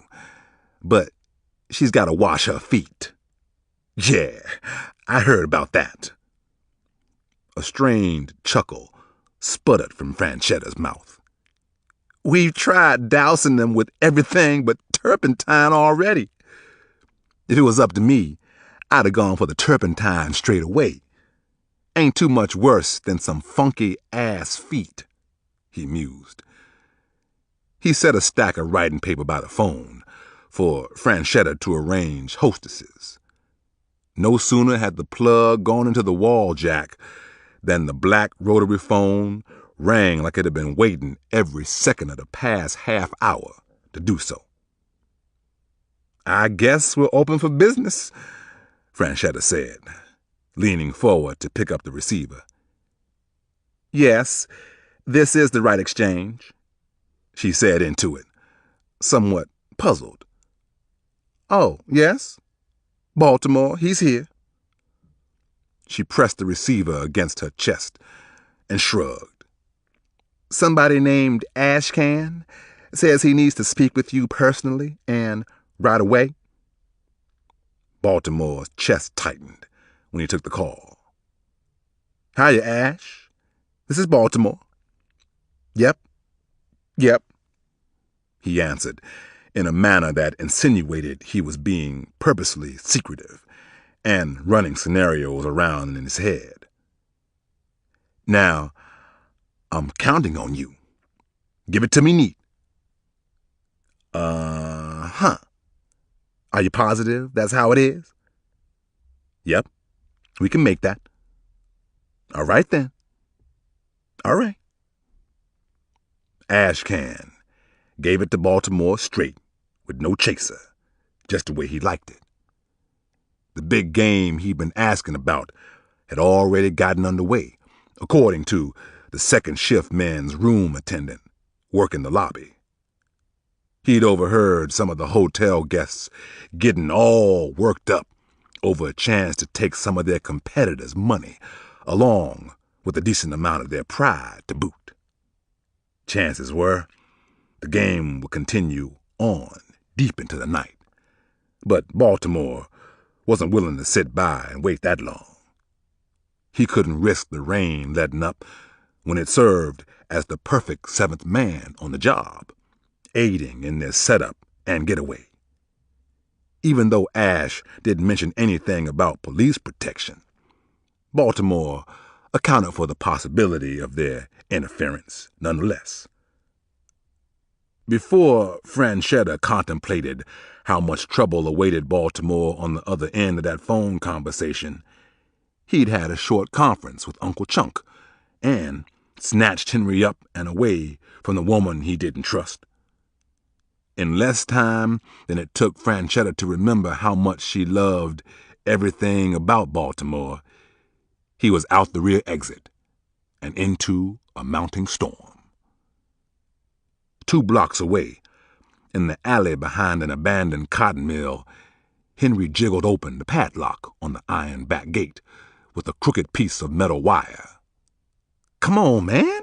We got to move, Baltimore insisted, as he ducked inside the large warehouse constructed of little more than rusted tin and rotting lumber. Chunk's done put a call into Pudge by now, he said. They'll be here before long. In the meantime, the 2 men worked diligently, cleaning and inspecting the guns Baltimore had copped from Rascal at the second-hand clothing store.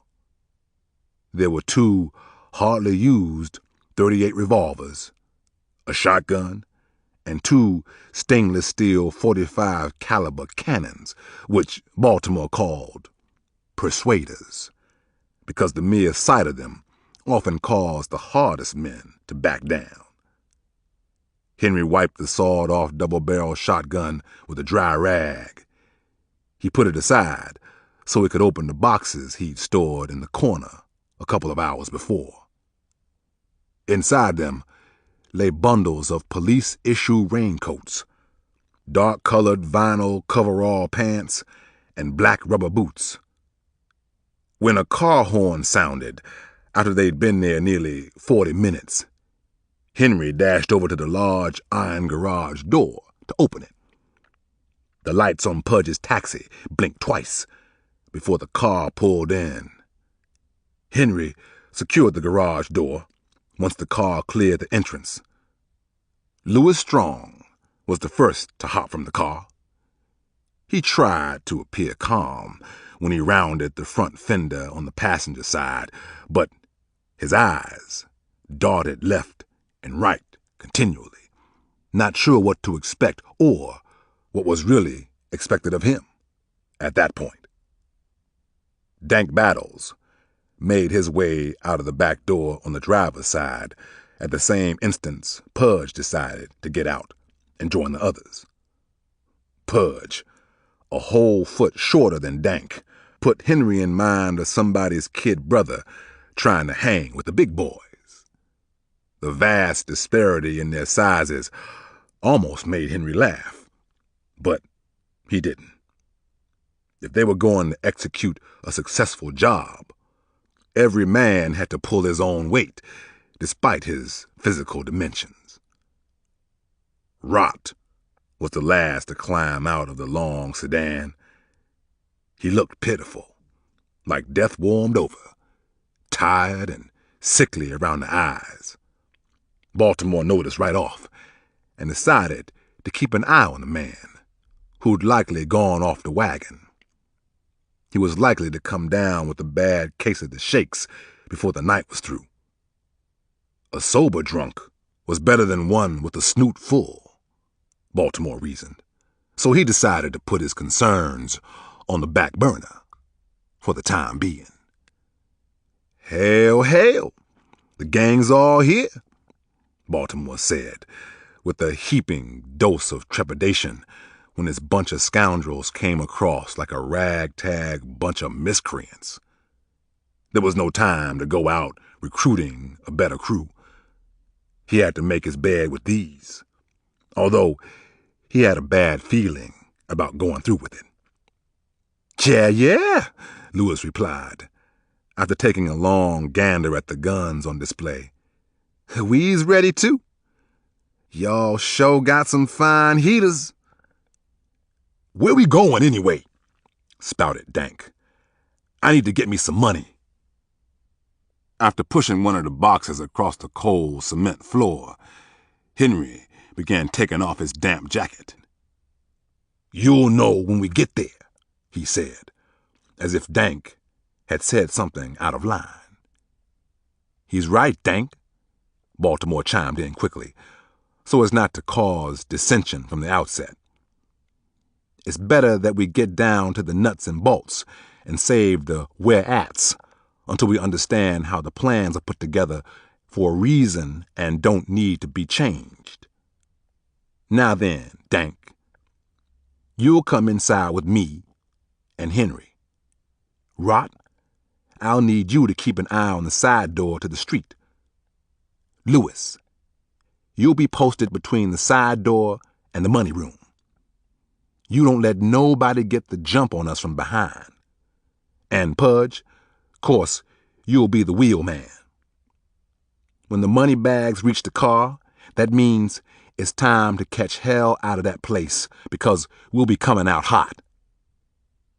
Each of the men was nodding agreeably.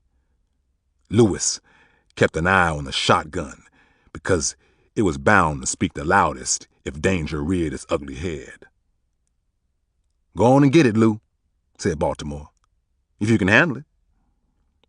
Louis leapt at the chance, grabbing a handful of shells for backup. After all the other guns were allocated, except for one of the heavy .45s, Baltimore whipped out the one he'd taken from Darby Kent the night he and Henry killed him on the train. I'll pack this one with that persuader so's it don't get lonely. Why don't y'all get on some of these rain clothes and take a handkerchief from this pack? He held out a small plastic bag, and each of the men took one as instructed. Hold on to it until we get around the corner from the spot. Now, let's load up. When the men began digging into the boxes with rain gear inside, Baltimore pulled Rod aside so the others couldn't hear their conversation. I know this must be hard on you, Rod. Here, take a little nip to settle your nerves. Without hesitation, Rod accepted the fifth of gin bottle from Baltimore and took a nice swig. Thank you, Baltimore. It's good to see you haven't changed a bit. You still have a kind heart. I don't know if I could have made it without a little taste. I need you to be right on this, Rod.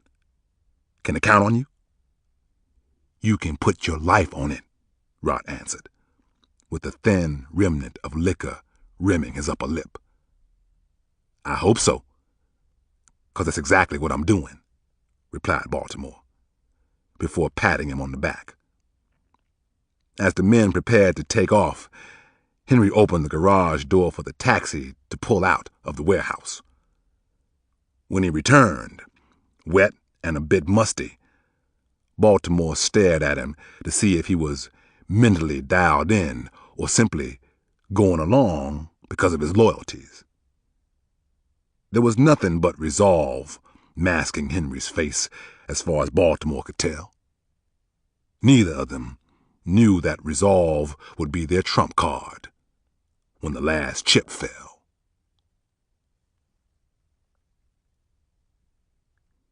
Chapter 11. Round about midnight. As the taxi idled in the alley a few streets over from the Marquette Hotel, rain began pounding the streets in sheets like the radio weatherman had forecasted. Baltimore was glad he'd gotten his predictions correct for once. Now, this is the way it goes, he announced. There's a heap of money piled on the table in the hospitality suite over at the Ket. I know they don't allow no Negroes up in there unless they carrying bags. So we'll abide like they want us to, only we'll be carrying them out. Baltimore reached beneath the front seat and pulled out 2 large canvas mail bags. Come on, Pudge. Let's get it over and done with. At 11:15, a taxicab with 5 gunmen packed inside parked along the curb on Holmes. It was as quiet as a cemetery on the lonely one-way side street, while very few cars passed in front of the hotel on 12th. Good. No innocent bystanders to get in the way on our way out. Baltimore reveled as he peered at the deserted intersection. Pudge, we'll be back directly, so keep this old clunker fired up. Dank, Henry, I got only 2 things to say before we go in. Don't hesitate to shoot, but only if we have to, because there will be some men whose families will stop at nothing to catch us if one of them was to get killed. That's only one thing, Baltimore, answered Dank with a perplexed expression. What's the other one? Baltimore held up his handkerchief and then folded it diagonally. Don't be stupid, he responded casually as he slipped it on to conceal his face. Time on now. Let's get this show on the road. just before the men piled out of the car and stepped into the puddles on the sidewalk. Baltimore checked both of his guns again and flashed a glare at Pudge. "If this car ain't here when I get back, you'd better keep on driving all the way to hell." He didn't wait on a reply after making his point crystal clear. Dressed in dark, police-issued garb from head to toe, and with handkerchiefs tied just below their eyes, they exited the car, one by one. Henry found the side door unlocked, just as Ashcan had promised it would be. He cracked it open, peeked in, and waved for the others to come forth. Dank and Baltimore eased inside. So far, the coast was clear. There was no one to be seen. The well-made plans had been discussed in strict detail, and the time had come to follow them to the letter. Rot, just about evenly tempered after that quick hit of gin, was as steady as he was going to be. Lewis climbed the back stairs behind the other three who were going after the cash. He stopped halfway up the second flight, where he could tiptoe and see if anyone was coming down the long corridor. Baltimore signaled that was the perfect place to stay put, but close enough to help mow someone down if it came to that. Moving in formation, as if rehearsed, Henry and Dank followed closely behind their leader with their guns drawn. Baltimore crept along the wall in the direction of the hospitality suite, situated in the middle of the second-floor hallway. His heart raced faster as adrenaline filled his veins. With each step he took, the uncertainty of what awaited on the other side of that wall intensified, although he couldn't allow that to deter him. If he wanted to shake that bad luck shadow for good, he'd need money to cinch it. With the right amount in his hands, Baltimore figured to change his luck for a long while. He climbed off that train to make it happen. This was his chance to redirect his fate, and there'd be no turning back. Directly outside the door leading into the suite, Baltimore motioned for Henry and Dank to stand on either side of it while he rapped on it 3 times. It wasn't that he knew of any friendly signal. 3 knocks had always gotten him into any speakeasy he wanted in, so he went with it. The door opened quickly as a thin, neatly dressed white man wearing a gray suit saluted his contemporaries with a contented grin and a stiff drink in his hand. "Not, fellas," the white man hailed loudly. "I'm going up to spend some of my winnings with the choice piece of jigaboo tail that bellboy ordered up for me." With the door wide open and cigar smoke clouding the room, he failed to read the eyes of the men inside, who saw a reason to be alarmed. "Why the dirty looks?" he asked, totally unaware. "These nigger bitches are supposed to be cleaner than a Safeway chicken."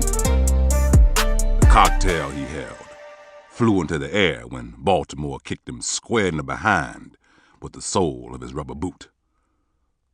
"What in the hell is this, Horace?" asked one of the older men seated at the poker table. "You said this was a safe game." Not one of the other 7 men inside the room moved a muscle. They simply gawked, with their mouths hung open, at what appeared to be 3 renegade colored policemen. "It's okay, Mr. Greenlee. This must be some sort of prank," the one called Horace surmised, standing up from the dip he'd worn into the love seat. "Right, guys? Isn't this a joke?" "Hell nah, it ain't," Baltimore shouted, giving the room a once-over to see if there was anyone hiding. What he did discover was a bigger stack of money than he'd witnessed on the train, possibly twice as much. This was the jackpot, and soon he would walk away with it, barring no one tried to stop him. I want everybody to get up, shake your pockets out on the table, and then step away from it. When no one acted as if they were going to comply, Baltimore cocked the .45 and shoved the cannon in the face of the one they called Horace. I'm not in the mood to say it again. On cue, the middle-aged white man wearing a scowl and a cheap brown suit raised his hands reluctantly. He's serious, Horace said, his voice rattling noticeably. Just do it. Whatever he says, do it. I can't believe this, remarked the other man, with enough gall to speak up.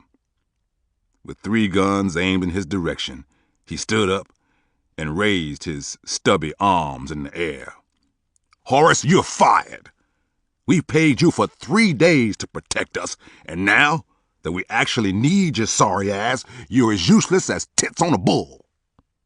Now that's funny, Baltimore said, moving all of the men to the far side of the room by fanning the pistol at them. Let's get what we come for and leave peaceful, if these gentlemen want to cooperate. Baltimore shook his gun in Dank's direction for him to gather up the money covering the circular wooden table decorated in green felt. Horace, you a house detective? Baltimore asked while Henry stood just inside the doorway. Do me a favor and put your gun on the table with all of those greenbacks. The chubby man in the roach brown suit pulled a weapon from his side holster in a slow, careful, and deliberate manner. A Kansas City detective, he barked angrily. That's why you'd best forget about busting in here and taking what doesn't belong to you. Ain't that just like a cracker? Lewis quipped, entering the room from Henry's flank. Man's got a rod pointed at his snoot, and he's still trying to call the shots. Baltimore grunted, in order to shut Lewis up when he was supposed to be covering their exit from the staircase. Get back to your post, Baltimore demanded. Not before I get even for all the hell old Horace Spivey over there put my baby brother through some years ago, Lewis debated. I was standing out there on the stairs, wondering what was taking y'all so long. Then I come up to see for myself, and I'll be damned if you didn't get the drop on the crookedest cop in KC. I always said if I ever got the chance, I would bust all the teeth out of his mouth. When the other white men heard Lewis's vicious declaration, they moved decidedly away from Horace. See, this pecker would come around every time somebody said, a nigger did it, but he couldn't find nobody to answer for the crime. Yeah, he blamed all kinds of muck on me and my kid brother until he got a murder rap to stick. That may be so, but we didn't come for that, Baltimore argued insistently. Dank raised 2 mail bags stuffed with bills to signify it was time to depart. Let it go. We're done here. I don't think so, Lewis refused. Teddy was killed in the pen because of that rat bastard getting an eyewitness to lie on him. That's it, Baltimore yelled to everyone involved. Y'all take the bags and wait outside in the car. Dank and Henry didn't waste another minute taking the money and exiting the same way they came in, hurriedly. Dank was glad to be out of there, but Henry knew that it wasn't over. If he had to bet on it, Horace wasn't the only one who was going to die that night if Lewis kept after it. Horace likes to keep a throwaway in his ankle holster, so he can plant the spare on a dead body he shoots in self-defense. Lewis educated the room. Ain't that right, Detective Spivey? Suddenly, the detective's eyes grew broad with terror. He was genuinely scared now, and it showed on his face. Something wrong? You fat, lazy stiff? I thought I recognized your voice, Horace Spivey confessed, to his own detriment. You're Louis Strong. I put your punk of a little brother Teddy away, he spat, trading venom for fear. Baltimore took a calculated step to the right when he heard the detective's revelation, knowing what the next move would be. "Damn you, Louis!" Baltimore hollered, preparing to do what had to be done. "What?" Lewis fussed, before the hot lead from Baltimore's gun ripped through the detective's skull. Several of the men bolted for cover, hoping they wouldn't be next. "Damn it, man!" Lewis complained, turning toward the shooter. "You crazy for croaking the cop? They'll hunt you down like a mad dog." "Not if my trail ends with you," Baltimore enlightened him, a split second before blowing 2 giant holes in Lewis's chest. Baltimore made sure he took a steady aim so Lewis's mother would still have the option of an open casket funeral for her son. However, he didn't hold the same respect for the detective's family. "Everybody on the floor, and count to 100 before you move," he ordered to a completely compliant room. As Baltimore lit out of the hospitality suite, other hotel guests poked their heads out of their rooms after hearing the thunderous blasts. The only thing on Baltimore's mind was getting to Pudge's taxi before something else went awry.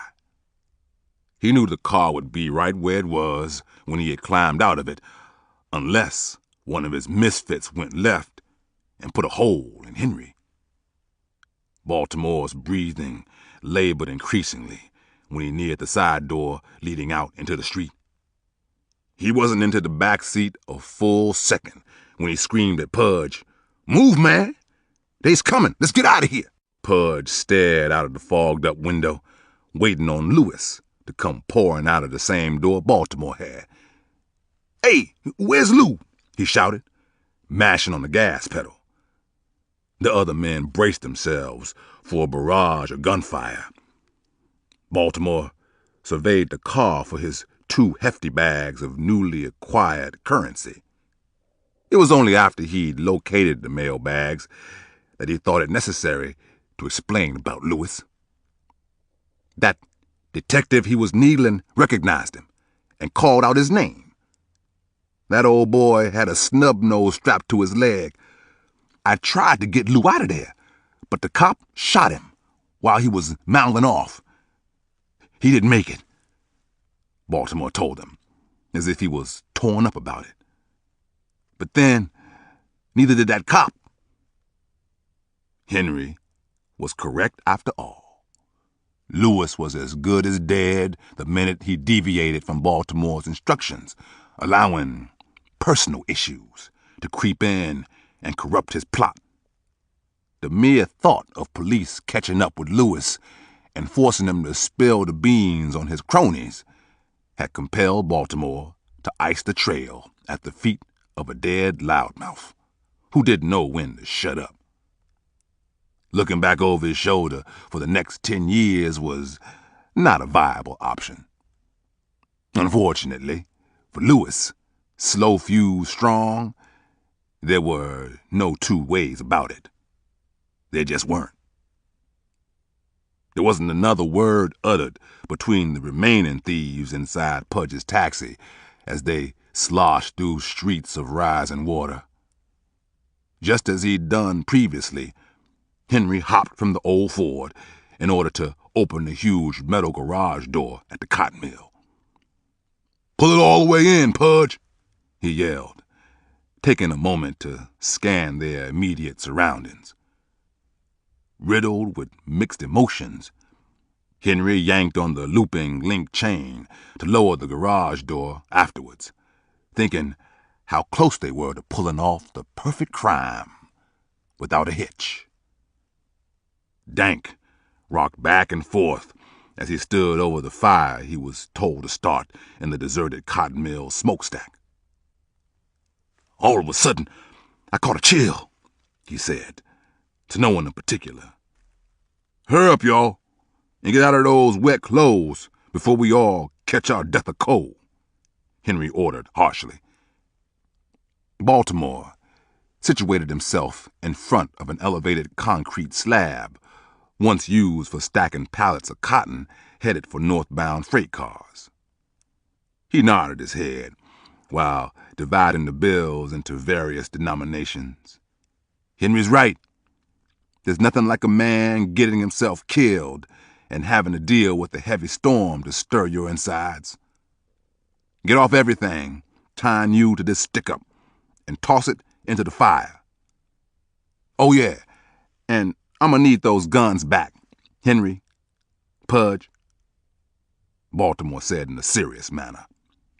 Round them up so we can shell out what the fellas are owed. Rot, sunken down to his knees, dry-heaved continually after he vomited a second time. Dank, there's a jigger of booze in the glove box. See to it that Rot gets a taste. Dank, assuming Baltimore knew best, trotted to the opposite side of the taxi and retrieved the bottle. Rot stumbled to his feet, used his sleeve to wipe at his mouth, and then bent his elbow until the last drop of hooch was gone. That Baltimore is a good man, Rot swore to everyone as he started to feel better immediately. Yeah, I'll be right as rain in a tick. Right as rain. With Henry posted behind Dank, Rot, and Pudge, Baltimore felt comfortable about doling out the money as he saw fit. If any of the men objected, there'd soon be one less to figure in and more cash to divvy up among the survivors. Fellas, Lewis didn't come out of this on the right end because he brought it on himself, said Baltimore, as a reminder in case they developed other ideas later on. The total grab was just about $37,000, he said, to a chorus of oohs and ahs in return. He took out a small notepad and a pencil chewed down to a nub. Now, there's $400 for the use of the uniforms and the guns. The bellman what clued me in has $3,000 coming to him. When Dank opened his mouth to protest, he remembered what happened to Lewis for opening his trap at the wrong time. He deserves it, Baltimore asserted passionately. Without him, someone else would have taken down the game. Now, that leaves $33,000 parted 6 ways, he said, while computing the long division on the small pad. Shouldn't that be parted 5 ways, considering that slow fuse done burn out? Dank inquired. On his own behalf, mind you. He threw in that last comment so that he wouldn't come across as heartless. Yeah, I'm splitting up his share now, answered Baltimore. Unless you boys have a problem with me getting half of his take for putting a hole in that fat cop. I'll see to it that y'all share the other half equally. Of course, no one made a sound, despite what they might have been thinking. Good. Then we all agree. Here's $5,590 for each of you. None of the men had the slightest problem getting handed enough money to change their lives if they made decent investments. Dank had recently spoken of allocating a portion of his money to open his own barber shop and shoe shine stand inside of Union Station. The others kept their plans to themselves while marveling at their newly found wealth. Baltimore handed Pudge an additional $500 for chauffeuring him around town. "Listen up, and listen well," said Baltimore, as the dirty deed was officially done and compensation for it had been paid in full. "The police gonna be on the lookout for Negroes out on a shopping holiday. Lay low for a while until these automobilers blow town in a few days. If you get snatched, you don't know me or anything about this heist. I'd be willing to give up every thin dime to have you put to sleep before I let you turn on me." As the others examined themselves mentally, Baltimore threw his arm around Rot's shoulder. "Rot, get yourself somewhere and lay down. Have a woman you can trust look after you."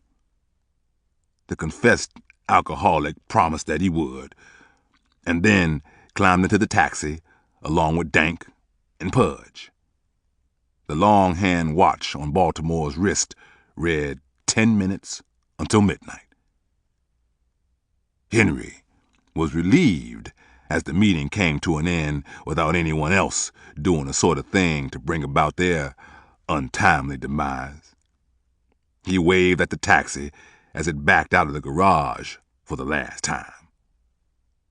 Afterwards, he took a moment to congratulate his best friend on a job well done, although he held his reservations closely to his vest. "At my best estimation, you came away with over $8,000 for yourself.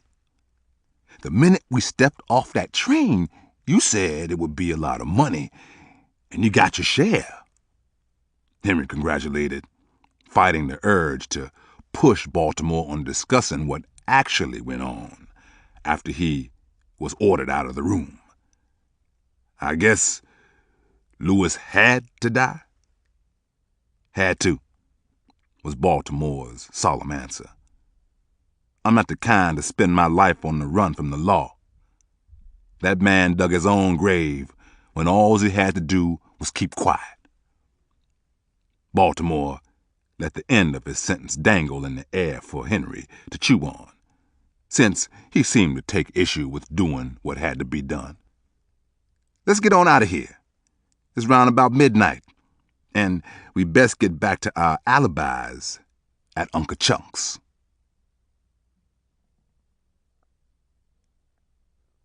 Chapter 12. Don't Explain. The deadpan expression Franchetto had worn over the past hour disappeared the moment Baltimore followed Henry into that poorly lit back room at Uncle Chunk's.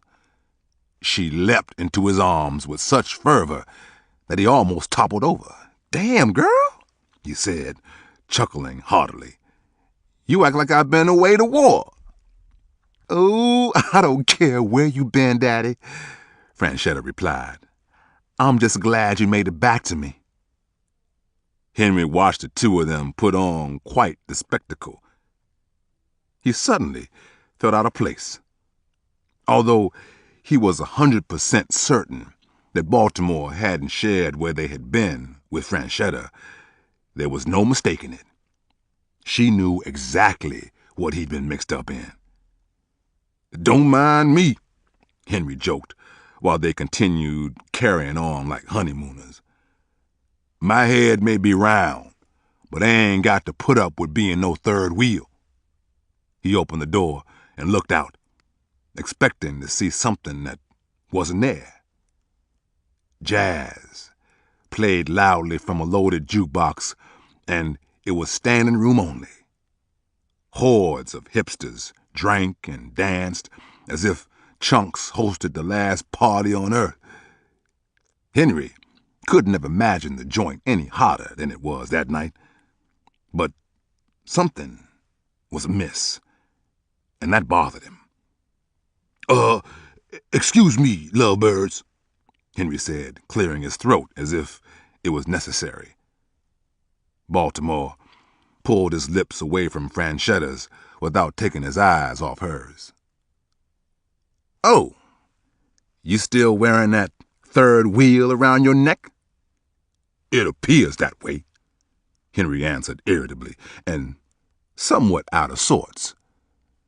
Franchetta, has a fine brown thing come back here asking about me? She muttered, her mouth pressed against Baltimore's.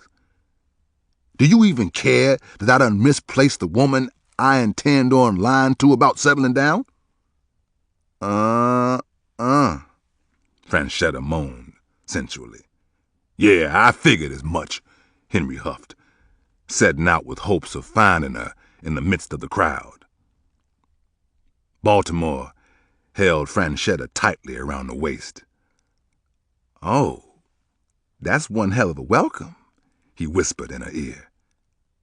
Now that Henry's gone, I want to tell you something. It's about tonight. Shh. Hush your mouth, Baltimore. I'm not interested in your dealings that don't factor me in. Franchetta was falling in love all over again, just as she had each time Baltimore fell back into her life. On the other hand, there's something I should tell you. A man came beating at that door a half hour ago. He was an ugly cuss, clean-headed, and mad as hell, too. Baltimore stood back on his heels, flashing a surprised expression. He didn't want Franchetta to see how concerned he was, but it took some doing to conceal it.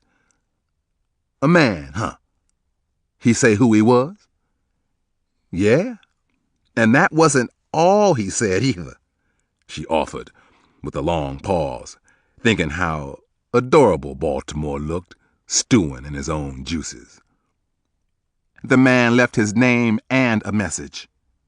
Said to tell that no account Baltimore Floyd that he was gunning for him, and he'd stop at nothing to defend his wife Macy's honor. Macy? Who the hell? He started to ask, before remembering exactly who that happened to be.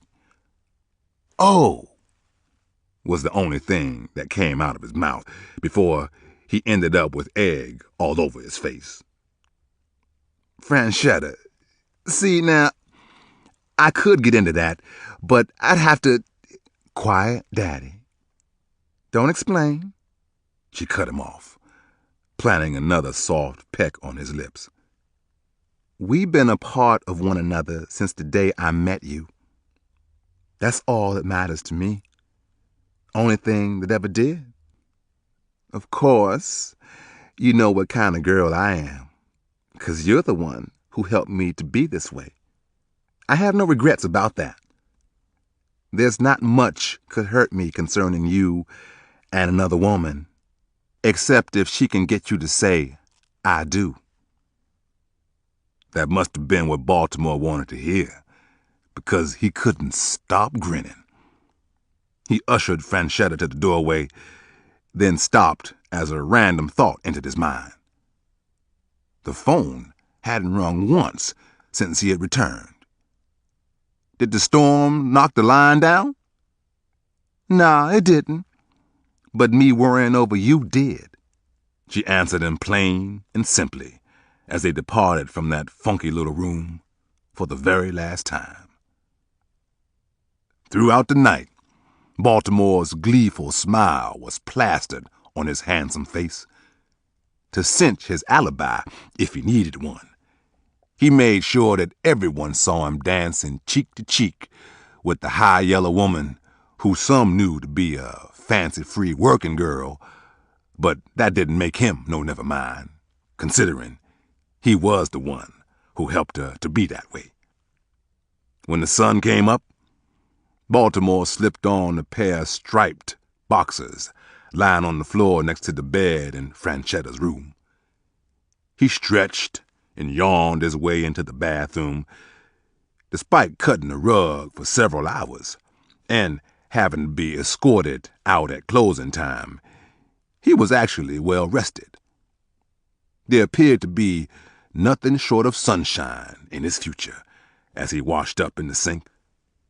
He caught himself staring back at a man who seemed to have shaken his bad luck shadow once and for all. His pockets were inflated, and so was his ego. Kansas City had been kind to him over the past 4 days, and the time had come to say farewell and move on. Baltimore's philosophy had him itching to hit the road again. Never sit too long in one place, he'd told Henry on more than a few occasions after a pretty girl caught his eye and begged him to stick around. There's a lot of living to do that won't get done if you're studying on planting your feet. Next thing you know, somebody will come along and try to cut you down and use your ass for firewood, he kidded. Now tell me, is that your idea of living? 'Cause it sure ain't mine. Speaking of Henry, he hadn't shown up at Franchetta's house, nor had he left word at Baltimore's hotel, where a room key was left in his name. It was assumed that he had tied on a good one, found that fine brown thing he was so in a hurry to locate, and spent the night breaking in the new year on his own schedule. The thought of sitting down long enough to enjoy their good bit of fortune did have its appeal. So, Baltimore's mind started working on sharing some of it. Lena Horne was starring in a double feature with Harry Belafonte at the Landmark Theater. Since Lena was Henry's idea of the end-all, be-all in black womanhood, Baltimore would take in a picture show with the girls. Unfortunately for Henry, he'd have to hear about it secondhand later on. Baltimore climbed out of the taxi, accompanied by 4 good-looking women. It was an unusual scene. Baltimore and his harem unloading at the box office window to purchase movie tickets. It felt like old times when he ran women for a living, having Franchetta on his arm with Daisy, Chick, and Melvina in tow. Several people, white and black, paused to stare, wondering if that lucky man was a Negro League baseball star or perhaps an entertainer. The snazzy new suit that Franchetta and friends had tailored specially for him earlier that day made Baltimore fit the part exquisitely. After the 8 large boxes of popcorn, 7 soft drinks, and an armful of candy from the snack stand had been consumed, Franchetta fell asleep, with her head parked on Baltimore's shoulder during the second feature. The other 3 women sat up, fully engaged, with their eyes glued to the screen until the final credits rolled. They couldn't say thank you enough for the break from their normal routine, nor could they stop yapping about the films they'd seen. It was Lena Horne this and Harry Belafonte that, as if they were children on their first field trip. Baltimore understood how mixing up a normal afternoon every now and then was a treat for ladies, young and otherwise, so he enjoyed it as much as they did. It wasn't so much that he had spent a few dollars to make them happy. They had money of their own. The day was special because a kind man came into their lives and considered them worthy of spending his afternoon with, in public, mind you, while expecting absolutely nothing in return. Later that same day, Franchetta's jaw dropped when Baltimore sprung the news that he had reserved a table for all of them at the famous hotspot Reno Nights, where musicians travel from far and wide to knock the walls down with the rhythmic beats and sultry tunes of the era. If there was a place to be when the sun set on Kansas City, it was at the Reno. "How do you like this mug?" Franchetta said with a kiss. "Pinch me, I must be dreaming," Chick teased, smiling from ear to ear. "I have just the thing to step out in. Bought me some Glad rags last year, and I've been waiting on something special to show them off." Melvina slapped her thigh when she got the news. "Baltimore, you're not shining us on, are you?" she gushed and hugged him tightly. When she caught a glimpse of Franchetta clocking that twinkle in her eye, she tried to pass it off as a ruse. "Franny, I knew you said that first night we shared him was a one-time kind of thing, but I have half a mind to fight you for him." "Go on and knock each other out," shouted Chick. "Then I'll take on the winner." Laughter filled the living room of the pale-colored house until Baltimore noticed how a certain somebody seemed to be toting a sad sack. Daisy hadn't said a word either way regarding a night out on the town. After slipping on his coat, Baltimore winked at Franchetta, then signaled for her to follow his gaze all the way to Daisy's flat expression. "Daisy May, what in the world could be the matter with you?" Franchetta asked her. "Haven't you been listening? We're going to paint this town red tonight. Every one of us deserves to let our hair down, spread our wings, and fly. What could be wrong with that?" Daisy sat on the divan, leaned back, and began wringing her hands. Sensing that something was plaguing the youngest of the four roommates, her friends gathered around to hear her out. "I didn't want to say nothing about it," she whispered, barely audible and visibly distressed. "You'd better tell us what's ailing you, child," Chick demanded, taking the role of protector. Baltimore had learned how the women often counted on one another to get bailed out of jail when busted on prostitution charges. There was even a story circulating about how Chick had taken it upon herself to shoot a man 6 times for sodomizing Daisy against her will and then sending her to the hospital all torn up, beaten, and bruised. After the assault, Chick caught wind of a man thumping a young working girl to within an inch of her life and leaving her to rot in a nasty alley. Daisy had a broken jaw and her mouth was wired shut, but her fingers still worked fine. She scribbled down the man's name and where to find him. Chick located him, delivered him alone to the same alley where he'd accosted Daisy. She enticed him to drop his pants before he knew what she had plotted. And then Chick whipped out a small .25 caliber gun. She blew his crusty, gnarled penis clean off and planned on leaving him like that, but he wouldn't stop screaming and calling her demoralizing names instead of apologizing for whatever he'd done to bring that kind of karma back to his doorstep. The idiot didn't know when to stop talking his way out of a pine box. As Baltimore remembered that story, Chick instantly assumed the worst. "If I need to strap on my man upstairs, you know I will," she threatened through clenched teeth. "No, Chick, it's nothing of the sort," Daisy explained, before they all jumped to the wrong conclusion. "It's hard to explain, but I'll try." She sighed hard and stared at her hands, one taking turns comforting the other. "See, it's been a long time since I've left home.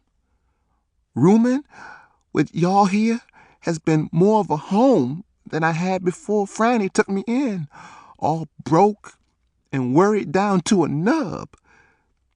I won't lessen my joy here by making it seem I could have been welcome anywhere and fit in just the same," Daisy added, glancing up at Franchetta's caring eyes.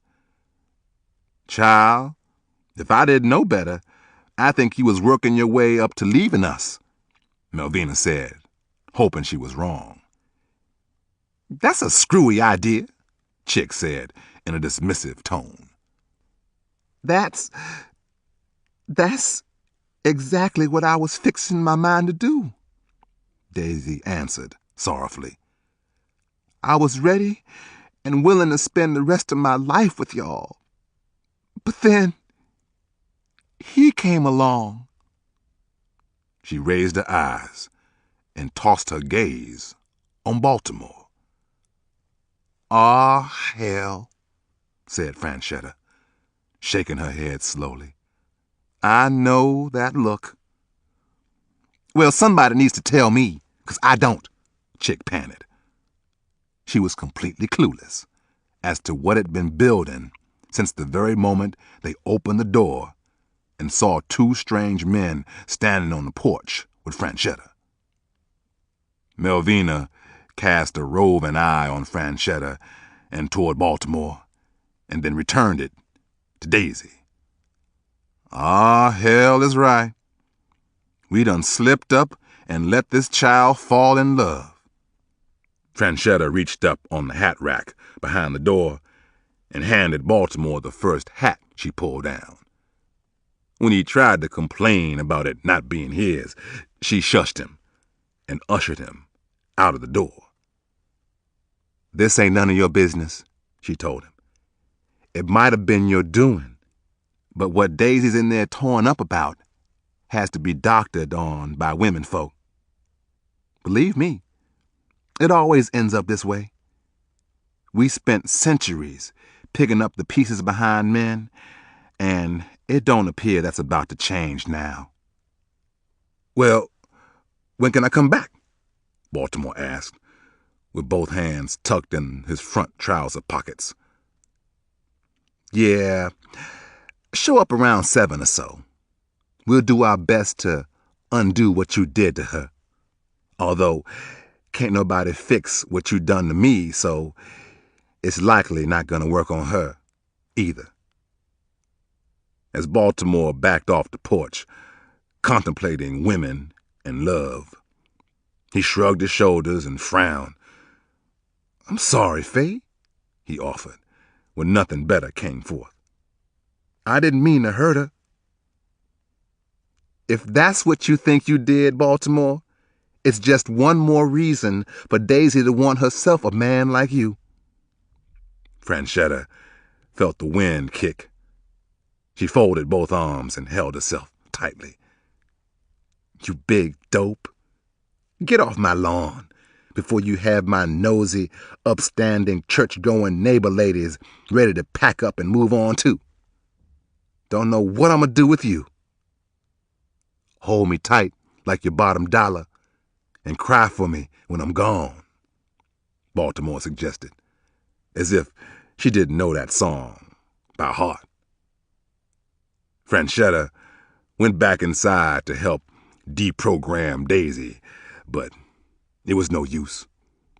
Baltimore had reminded Daisy that she was a 21-year-old who had a lot to offer a man, although she wouldn't be able to keep a good one on a leash when it came down to it because of her profession. She knew that whores had everything and nothing a man wanted, both at the same time. And for the first time in her life, Daisy believed she was good enough to fall in love and have that man love her back. It just so happened that the way Baltimore made Franchetta feel had rubbed off on her somehow, and she liked the way it felt.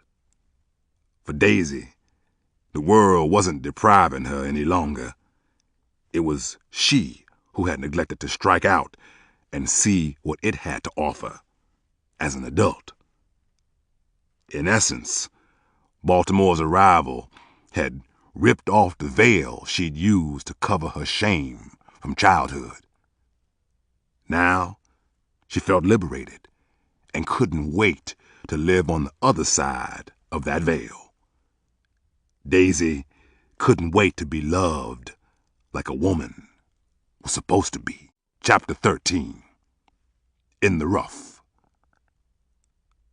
Baltimore had walked 4 blocks before an empty taxi rolled by to carry him from place to place. He didn't know where to search for Henry, so he leaned against the back seat and told the man to drive. The first place he checked was Abel's Diner. The cabbie waited outside while he stepped in to investigate. As soon as Baltimore hit the door, there stood Hattie on her meaty legs. She hosted a mean leer to stare him down. He hadn't insulted her, not to her face at least, so the crooked demeanor she put on was lost on him. "Hey, Hattie, how you been?" Baltimore asked apprehensively, behind his best manufactured grin. I was a whole lot better before that lecherous friend of yourn come creeping up my skirt," she answered, too loud, in fact, to be on the job. "Is that so?" Baltimore grunted, not caring one way or the other if it was. "Hell yeah, it is," she hissed. "He ain't been around since the day before yesterday. And the no account stood me up last night. Had me wash my hair and set out my new dress, and for what? Oh, I can't stand that lying scoundrel."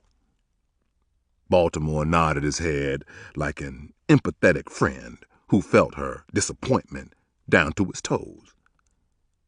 "Sorry to hear that, Hattie. If you happen to see him, tell him I'm out and about on his heels." "You know what you can tell him for me?" she quipped rudely. "I know," he answered quickly. "I happened to call you." "Would you please, Baltimore? Tell him to ring my phone right away," she begged, all pretenses aside.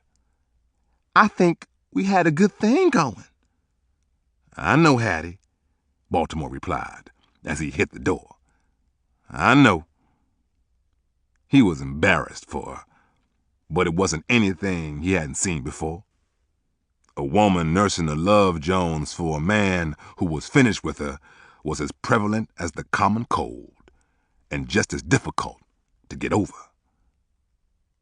At 5:17, Baltimore paid his fare and tipped the man. Uncle Chunks wasn't due to get busy for another 2 hours, and that made it a good time to settle up with the owner for his hospitality. The front door was unlocked, so Baltimore didn't bother to knock.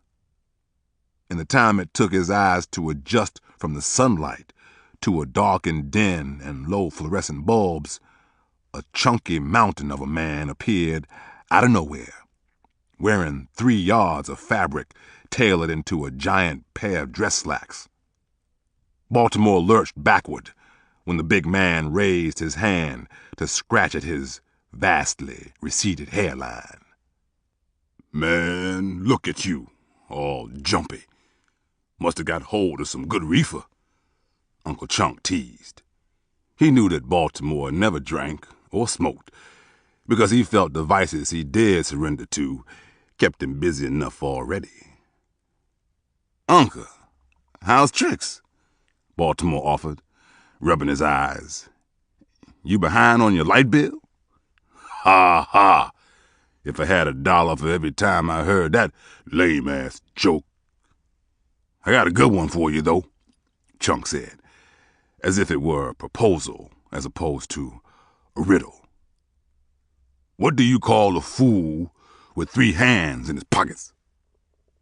Baltimore's gaze drifted toward the floor, as if the answer might have been written down there. "That's a stopper, all right. 3 hands, huh?" "Yeah, 2 of his own And one of hers, the older man added, assuming the sad truth would slap Baltimore across the head. When it didn't happen fast enough, the proprietor nudged him over the edge.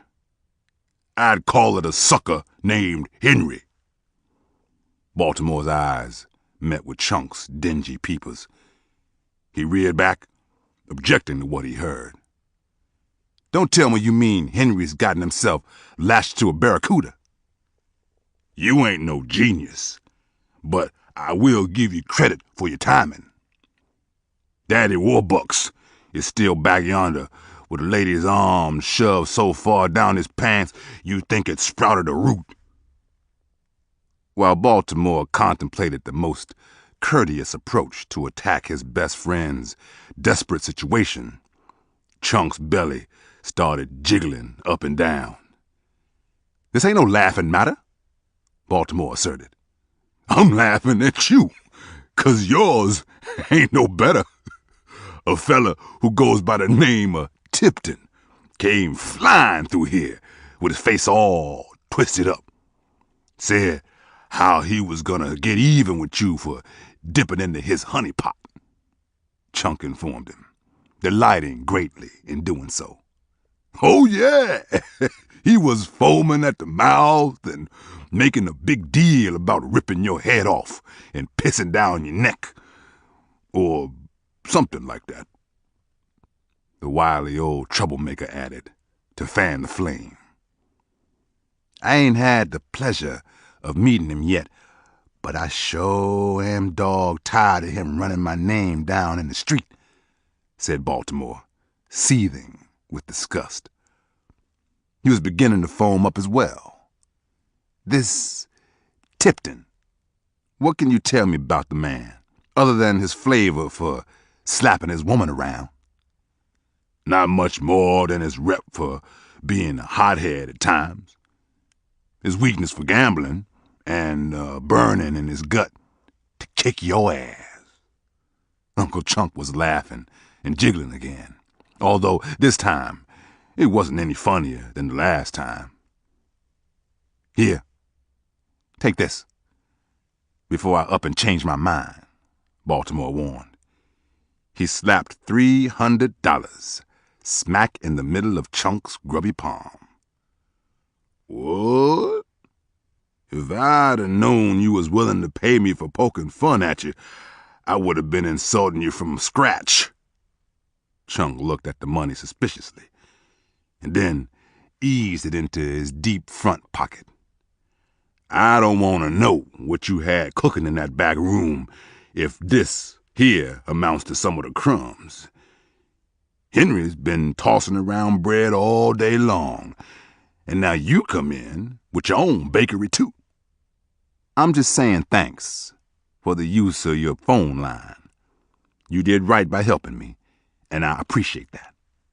Now, I need to do the same for the three-handed man. And what if he ain't in the mood for accepting your idea of help? The wise sage countered with a raised brow.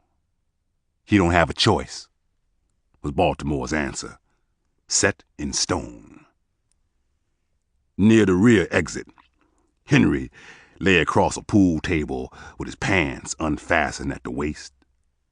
Baltimore heard him giggling up a storm, but he wasn't in the least bit amused. The suit Henry sported was a shiny green satin three-piece with matching spats over his newly acquired dark-colored alligator shoes. Baltimore watched a woman's behind wiggle back and forth, but he couldn't see her face because it was pressed against Henry's bare chest. And though Baltimore couldn't say for sure, the vast assortment of department store boxes piled on a nearby table affirmed his concerns. Henry Taylor, get your thick head off that billiard table so I can talk to you, Baltimore shouted, like a man who had thrown both courtesy and caution to the wind. When his voice bounced off the walls, Henry snapped his head up and guided the woman away from him. Move now, Henry growled. Go on, get. That's the pal I've been telling you about. Hi there, Baltimore. I've been meaning to look you up. Got busy, though, picking up some extras, he explained further, with a broad wave of his hand to show off his wares. Apprising the number of boxes heaped on one another, Baltimore was getting beside himself with anger. Henry, don't make me ask you twice. I need to know every place you've been and who you've been flashing your money to. Ain't that a rip? Henry's fine brown frame spoke out on his behalf. He's a grown man and don't have to answer to you. Henry staggered off of the table and gathered his long-sleeved shirt from the lampshade in an effort to make himself look presentable. Shut up, Estelle, he barked loudly. Can't you see my friend is calling himself seeing after me? You can't tell me to shut up, she spat back. Just 'cause you bought me a fur coat don't mean you can lead me around by the nose.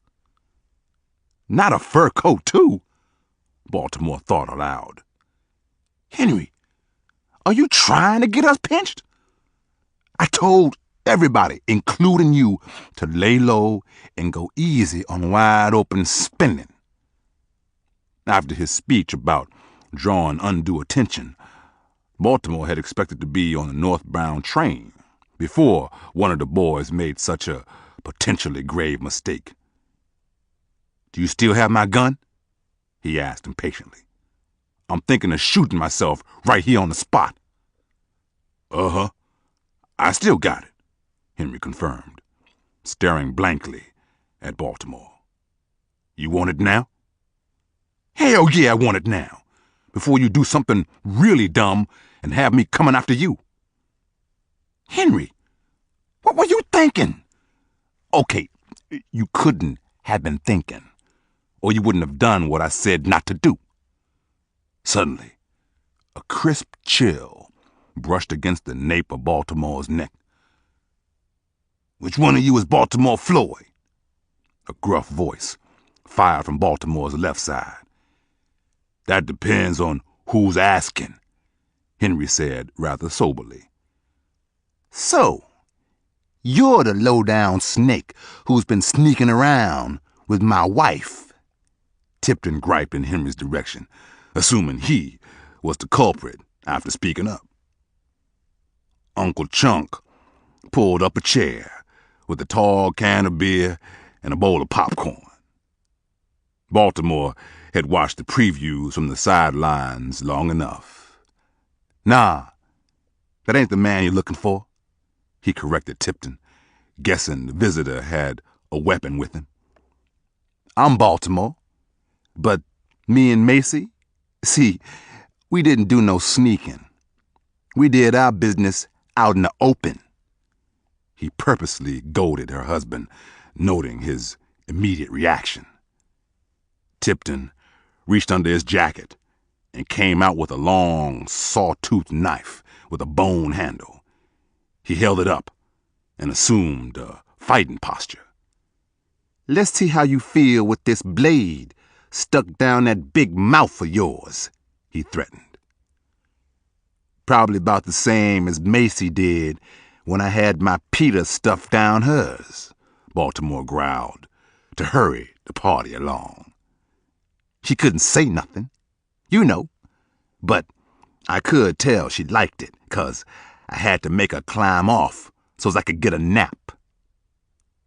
Henry motioned for Estelle to head over to the other side out of danger with Uncle Chunk. She complied, but kept a close eye without even blinking once. Baltimore, remember, I still got that rod you lent me, Henry said calmly as Tipton began moving in on his prey. Baltimore backed closer to the pool table. Nah, I'll handle this like a gentleman, he objected. Hey, Tipton, I've done some asking around about you. People say you're quite the duke with the pool cue. When the knife-toting menace hesitated over being complimented, Baltimore knew how to get what he wanted without shooting him. Say you a bad loser, too. Step for step, Tipton circled the pool table behind Baltimore. They were two men involved in a life-size chess game. I don't know of any man who cottons to losing, but what's that got to do with me slicing off both your ears? Tension mounted as Baltimore allowed Tipton to draw near. Nothing, really. It's just that I've got $5,000, and I'm willing to play you a game of 8-ball for Macy. But no bitching when you lose your woman to me. Baltimore had previously baited another man into a game he couldn't win and ridiculed him afterwards when his initial goal was killing him in self-defense. Henry knew about it and didn't want to see this one played out the same way. Why don't you go on ahead and kill him now, Baltimore? He urged riotously. There ain't no sense in fleecing this fella out of his wife beforehand. Plus, I need to get me something to eat, and I can't do that while you's in here fooling around with him. Tipton took his eyes off Baltimore to glare at the drunk making outrageous comments. Fleece who? I'll take this chump's money, then carve my name in that pretty face of his. A scream rang out when Baltimore came crashing down on Tipton's arm with the heavy end of a pool stick. Estelle covered her eyes and hid her face when a bone popped out of Tipton's wrist. Told you she was skittish, Henry, Baltimore grumbled as he kicked Tipton's knife to the far side of the room. Give me that claw hammer you took from over at Franchetta's, he demanded. I've been waiting on you to find me, Tipton, so as I can teach you what ought to happen to men who likes to hurt women. Henry returned quickly and waved the business end of the hammer to Baltimore. Tipton groveled on his knees, groaning and trying to push the fractured bone back into place as blood poured from the open wound. Uncle Chunk looked on attentively, chugging on his cold beer. Help me! I need a doctor! Tipton bawled hysterically. Nah, you're gonna need more than that, Baltimore replied sullenly. You need a lesson in keeping your paws off women, and I'm gonna help you with that. He cocked his leg and rammed his shoe into Tipton's stomach. When the man rolled over, clutching at his belly, Baltimore held his good hand against the cement floor with his knee. Tipton wet his pants after the hammer smashed his outstretched fingers. A long stream of saliva poured from his lips while he hollered frantically. Shut up! Shouted Henry. Shut up! It hurts my empty stomach to hear a man scream like that. Hit him again, Baltimore. Maybe that'll quiet him some. The hammer found its mark a second time, amid blood-curdling shrieks. Make him stop! Estelle panted, as if she was about to vomit. Why don't you waltz over there with your new fur coat and make him stop yourself? Chunk answered, belching crassly after making his declaration. Baltimore was face to face with Tipton.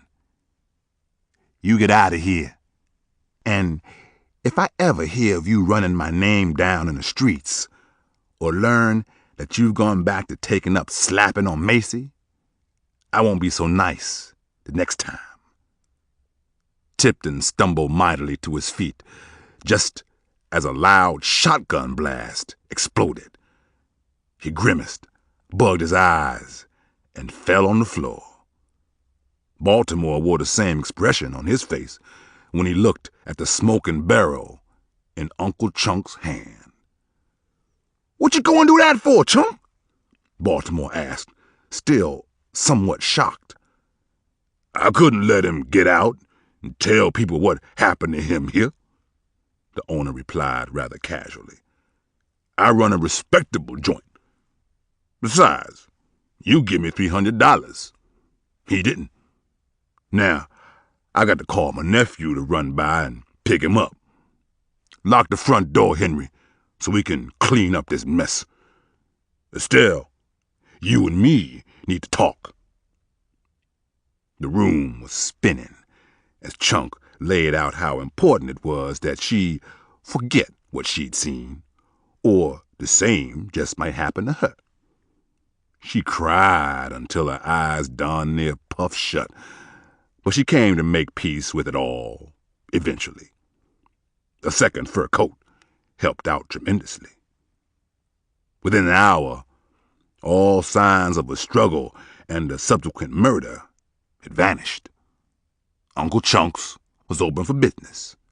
Henry was off to dinner with Estelle, and Baltimore headed on about his way, thinking about Franchetta's and hoping that she'd had better luck with Daisy than he'd had with Tipton.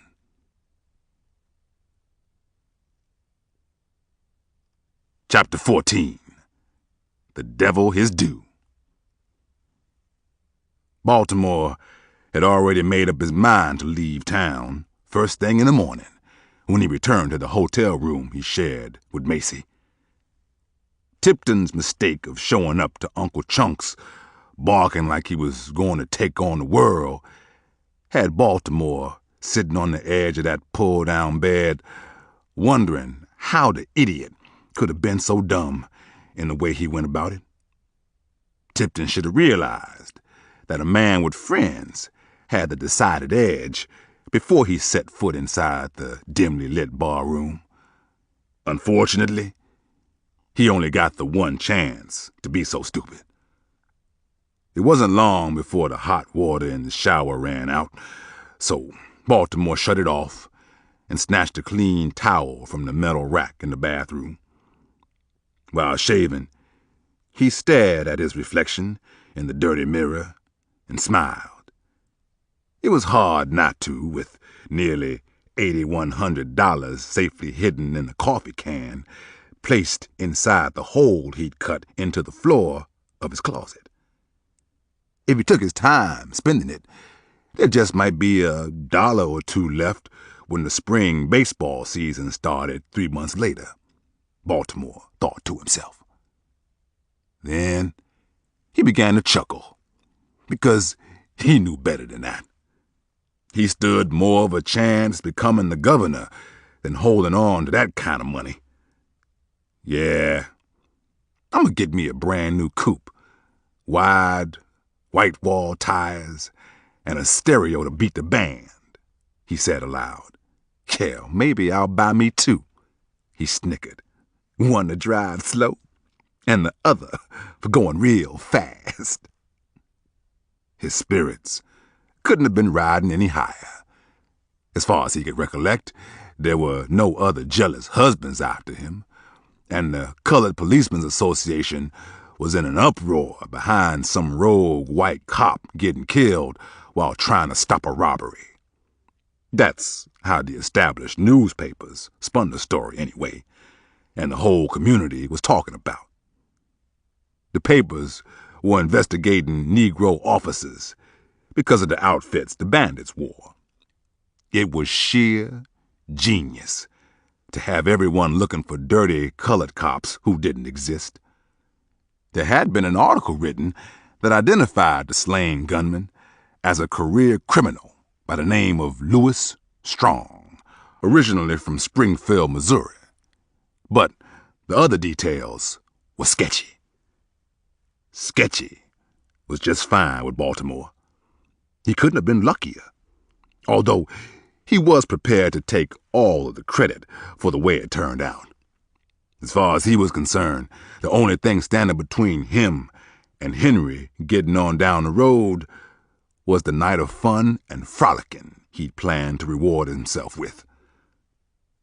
Once he'd gotten dressed in that dark pinstripe suit and shiny gold-toned shirt, with a matching necktie and pocket kerchief that Rascal had made him a great deal on, Baltimore hailed a cab and set out to pick up all 4 of his dates. Franchetta was patting on a smidge of light-colored foundation in front of her vanity mirror when someone rapped on the front door. "Melvina! Chick!" she yelled. "Somebody's knocking." Chick sipped brandy from a cocktail glass as she made her way out of the kitchen, wearing an enchanting off-the-shoulder number, powder blue, down past her knees. "I'm seeing to it now," she replied at full volume. "You could have gotten it yourself, you know. Other folks got things they want to take their time doing, too," Chick muttered under her breath as she moved the window curtain aside with the back of her hand. "Like this here, for instance," she cooed quietly, after discovering it was Baltimore at the door. Melvina came down the stairs in a red sleeveless dress, form-fitting but tastefully designed. "Is that him?" she asked, while clipping on a set of dazzling fake ruby earrings to complete her ensemble. Shortly after opening the door, Chick blushed at the way Baltimore leered at her approvingly. "Uh-huh. It's him, all right," she answered seductively. "It's him, straight up and down. Wow, Chick, get a load of you," Baltimore complimented. Melvina stepped beside her roomie to see what had softened her around the edges. When her eyes locked on his, her jaw dropped too. "Yeah, it's him," she mumbled, as if he hadn't been consistently handsome the other times she'd seen him. Baltimore winked, reading her mind. "Ah, damn, Melvina. You look good enough to dream about, but I can't take you glowing at me that way. It might give me the wrong idea." "That'll do Melvina fine, because she ain't got nothing but wrong on her mind," Franchetta presumed correctly as she zipped Melvina's dress up in the back. "Somebody needs to go on and invite the man inside so we can flirt with him some more." Chick grinned and took Baltimore by the hand. "By all means, then, do come in. If I didn't know better, I think you girls were up to something," he said, making an assessment of the unusual attention being heaped on him. "You better watch yourself, Slick. They went out and bought up damn near all the peanut butter in town," Franchetta teased. "Now I see why. You do clean up nicely." "I can't say enough about you ladies. And, Franchetta, I swear for God that Lena Horne can't hold a candle to you in that gown," Baltimore added, praising Franchetta's movie star appearance in the black embroidered dress with spaghetti straps and beaded detail, designed in an attractive beige pattern. Narrowing his eyes, Baltimore glanced up at the ceiling. "Hold up. Somebody's missing. Where's little Miss Daisy May?" Chick went back to sipping from her glass when she decided to let Franchetta tackle that one. Melvina sat on the divan, adjusting the small rectangular buckles on her sling-back pumps. A hush fell over the living room until Franchetta picked up on the other's reluctance to speak on the subject. "Well, Baltimore, a young girl like Daisy is still impressionable at times. She was a tinge mixed up about matters of the heart, so I convinced her that she needed some time to herself, you know, to clear her head," she asserted, with an evil eye, daring the other ladies to utter a single word. "These two chickadees who are wise to dummy up now, Franchetta said flatly. Well, they didn't necessarily agree about me sending Daisy to the hairdresser for some private pampering, while the rest of us got all gussied up to step out and howl. Chick smacked her lips in objection. I only meant that Daisy could start getting her head right tomorrow morning, is all, after she's had the chance to spin her wheels. What do you know from spinning wheels? The last time you had your hair let down, your mama was pressing it over a hot kitchen stove, snapped Franchetta. At least I know my mama, Chick fired back. Franny knows her mama too, Melvina chimed in. It's her papa she ain't too clear on. Seeing where their friendly sniping session was headed, Baltimore played the diplomat, quickly reining it in before it got out of hand. Whoa! Maybe we ought to get a jump on the chow line. They don't like holding reservations past the sitting time. Anyhow, Roscoe Gatemouth McSwain is in town from Texas with his boys. That's guaranteed to pack the house. After his cordial effort at maintaining order, a slight calm came over the room. Melvina smiled like she had something else to say, but didn't. However, Franchetta did, on the sly. Your daddy is only the man your mama claims to be the papa, she said, sneering behind Chick's back. I heard tell you favor the milkman. Heifer, Chick yelled, pointing her finger so there'd be no misunderstanding who she was insulting. Nag, Franchetta spat back. Hey, Baltimore intervened. I'm not putting up with this all night. Either y'all can stay here and act a trifling mess, or come on out with me to the jazziest spot in all of KC. Me, for one. I'm hungry, and I got the car waiting outside for anybody else who wants to ball on champagne and chitlins. Let me get my bag, then, Melvina squealed with delight. I ain't had no Southern cooking in a good while. You can have all the slave food you want. I'll dine on some of them steaks I've been hearing about, Chick said, wrestling on her overcoat. Preparing to hit the door, she found Franchetta hovering over the perfume collection in her bedroom. Well, you heard 'em. We's going out to feast on slave victuals, so is you coming or is you ain't? She queried playfully. Since you put it like that, I is, Franchetta cackled. Let me get my coat. Long after Franchetta had gotten her coat and joined the party inside of a warm taxi, she enjoyed the way people at the extravagant Reno Nights Club fussed over them, while escorting the entourage past the long line waiting to be let in, and all the way up to a ringside table next to the bandstand. Franchetta couldn't help but feel a little distracted about dissuading Daisy from joining them, although it had seemed like the right thing to do at the time. The girls were right about working on Daisy's bright ideas concerning love at a later date. The empty seat between Chick's and Melvina's should have been filled with their youngest protege. By morning, Baltimore would be glad it wasn't. The evening was electric.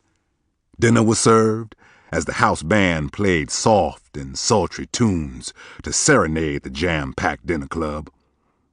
Couples mingled at tables built for two, and larger parties, like Baltimore's, passed stories among themselves as candlelit centerpieces overheard each one of them. It was a night of wine, women, and song. Baltimore glanced at the doorway every so often, expecting Henry to shake that new chippy of his and hang out with people who really gave 2 cents about his well-being. By the time the real entertainment was introduced to the audience, All hopes of Henry's late arrival seemed wasteful, so Baltimore sat back, watched the girls enjoying themselves, and tried to talk himself into doing likewise. A slick-dressed announcer grabbed the spotlight and the microphone. He straightened his black tuxedo jacket and belted out his welcome. "Good evening, ladies and gents. We always like to start the festivities out by thanking you for dining with us and sharing in a good time here at Reno Nights, the jewel of Kansas City, Missouri. Now put your hands together for a true country boy making out nice in the big cities of our great land. All the way from Dallas to join us, please welcome Mr. Roscoe Gatemouth McSwain." To thunderous applause, a middle-aged man, attired in a purple crushed velvet dinner jacket and black slacks, with a strip of purple running down the side of each pant leg, stood up from the piano without interrupting the arrangement going on between his fingers and the piano keys.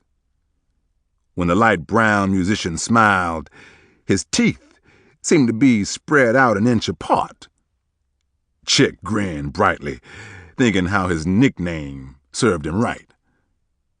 Baltimore wondered if the famous entertainer remembered meeting him one blistering summer in Texas. "I used to know that cool cat," he told Franchetta.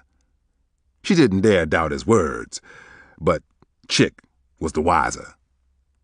"Go on, Baltimore," Chick said, with a hint of uncertainty in her voice.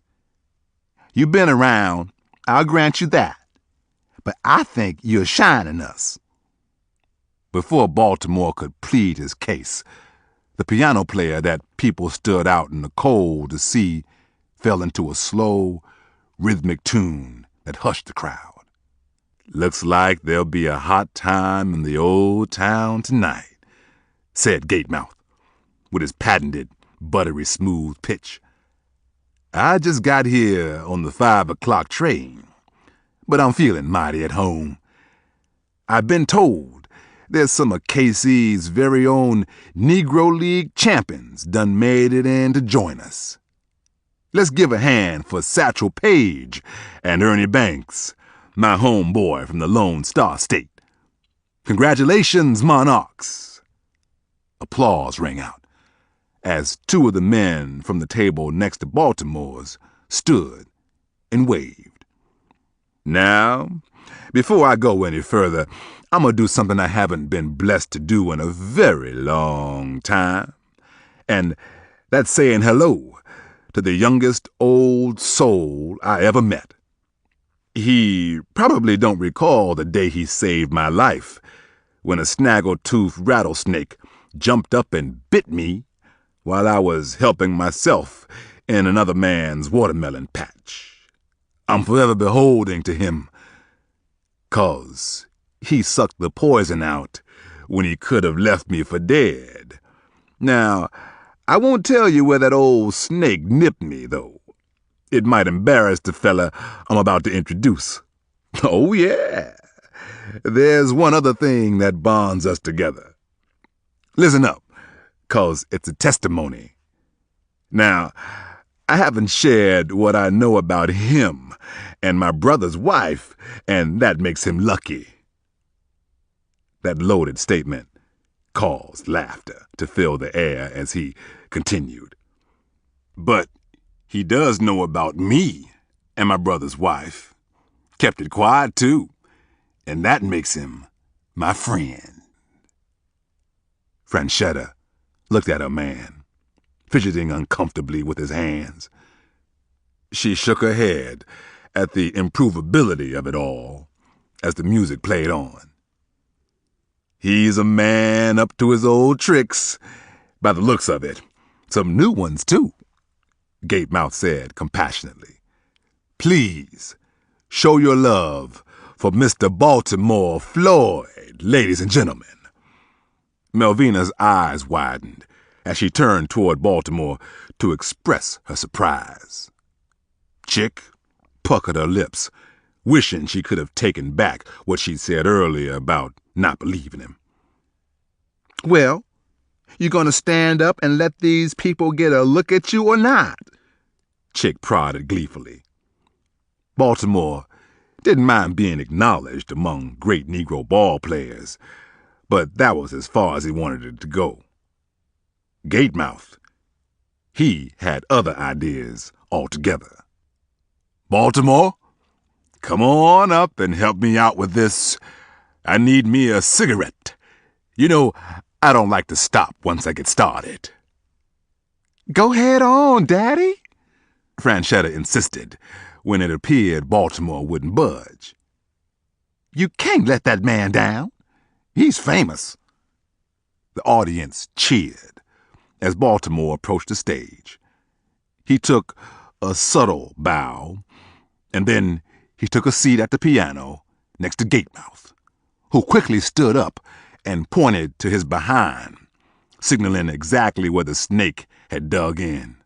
Sorry, Baltimore, but they wanted to know. He apologized half-heartedly. In turn, Baltimore played along, wiping both lips on the sleeve of his suit coat as if he was still trying to get the taste out of his mouth. Guess I should have washed it first, Gatemouth jested, before hugging Baltimore with his free hand.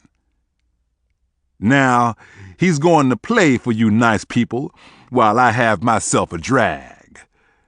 The older man slid off the piano stool before his accompaniment was ready. Baltimore's first note fell flat, so he grimaced while Gatemouth poked fun at him. After he'd found his key, Baltimore sat in on 2 duets at the entertainer's behest. By the end of the night, Baltimore had considerably more admirers than the 3 he'd brought with him. Chick must have told him how foolish she felt half a dozen times during the cab ride home. Franchetta marveled at how a man who never believed in practicing the piano could have hopped up there at a moment's notice and ripped off one musical number after another without missing a beat. Not counting that first one he stumbled over miserably. Baltimore tried to shrug off all of the attention, but there was no use. He had 3 very captivated ladies in his company, none of whom was ready to stop talking about it. And if a strange noise at the front door hadn't broken up their merriment, it would have continued for hours. You should have seen the look on your face when that man called you up to bang on that piano with him, Melvina recounted joyously. I thought you was gonna die. What you mean? I was as cool as a cucumber, argued Baltimore, holding out his hands and making them tremble wildly to get a bigger laugh. Well, I was more settled then. Wait, did y'all hear something? Chick uttered nervously, staring in the direction where she'd heard the noise. Baltimore reached inside his jacket and pulled out the revolver he'd taken off the man on the train. Shh, he cautioned them, slowly walking over to the door. I'll check it out. As he lifted his hand to brush back the window curtain, just as Chick had when he'd arrived to fetch them that evening, the door opened. Baltimore cocked the pistol, pointed it, and prepared to fire. Daisy strolled in, sobbing silently. Tears streamed down her cheeks. Baltimore put his gun away and held her around the shoulders. He peeked out into the yard, concerned about what might have happened to her. She's ice cold, said Melvina, after ushering Daisy inside like a person who'd lost their grip. Oh, poor thing, Franchetta whined, with the blanket in hand. Daisy, take your time, but we need to know What's got you quivering like this? Did somebody hurt you? Chick asked hurriedly. That question seemed to bring Daisy out of her catatonic state. She shook her head faintly, then turned her saddened eyes on Baltimore. Your friend, Henry? She said in a haunting tone. Your friend. They got him.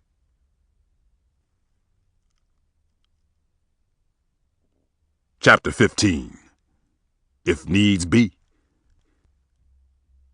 Franchetta's heart began to flip-flop inside her chest. She understood the bond between Baltimore and Henry, his closest friend. Somebody was going to die behind this. Maybe even the wrong somebody. Franchetta got up and retreated to her bedroom and closed the door before Baltimore asked the million-dollar question. Chick and Melvina sought to comfort Daisy, but neither of them had any idea what to say to Baltimore as their eyes darted back and forth to one another. He cleared his throat to choke back the knot swelling in it. Huh? Who's got him? He asked carefully, avoiding eye contact. Daisy's words were running laps in his head. You said they got him. Who? Some fellas over at the Crestmont Hotel. Gangster types, with the ones you and him robbed. Daisy was wringing her hands again, although this time she worked at massaging away her sadness for Baltimore instead. That's not all, she said as a solemn afterthought. They beat him real bad, too. Say they're gonna kill him, unless the niggers who clipped him brings all their money back. Daisy went on to tell them how she came about this valuable information. Moments after Franchetta had told her there was more to life than the birds and bees, much more, Daisy had agreed that a hair appointment might serve her well, especially if she was going to catch the morning train to Chicago like she intended. See, I was sitting here on this very spot, trying to decide whether I was going to grab a hot plate downtown or go straight over to Brenda's for a wash and set. Daisy recalled rather coolly, considering the circumstances. I wasn't that hungry, so I went directly to the beauty shop. The minute I sat down, two big thugs came in asking Brenda if she'd heard anything about a big poker game getting knocked over. Said they was colored policemen and wanted to turn the whole gang over to these white boys to prove they had nothing to do with it. When they didn't think I was listening, they started popping off about already finding one of them with this floozy in a new fur coat and a load of fancy rags. Well, I didn't think much of it until one of the cops mentioned how they haven't made Henry talk yet, but they would break him before long.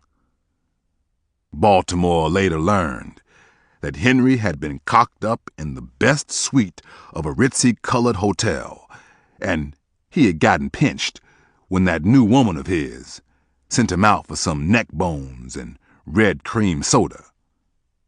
It seems that Henry was showing off an expensive ring that only the White Motor Assemblyman's members wore, and that was what tipped them off he might have been involved. If Baltimore had known about the dim-witted decision to keep Darby Kent's ring, he would have cut it out of Henry's hand to elude enduring his bad luck shadow's dismal shade. Baltimore was mad at himself because he didn't see this coming. Conversely, he did recognize the black cop's ploy of sprinkling gossip in the community and hoping to trick Henry's pals into trying to come and break him out. What Daisy thought she overheard was simply bait, but what they hadn't counted on was encountering something too treacherous to pull into their boat. Eventually, Daisy's tears ceased flowing. Like a small child, she peered up at Baltimore and chose her words before speaking. You're not studying on tangling with them, are you? I mean, they could kill you both. Yeah, Baltimore agreed. His labored expression was stiff and stern.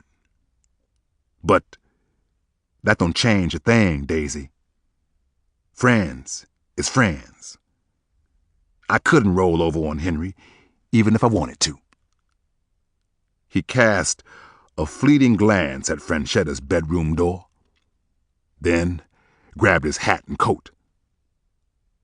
Please tell Franchetta Fay goodbye for me. I reckon she can do without hearing that from me. I'm grateful to the three of y'all for taking me in when you didn't know me from Adam. That says a lot.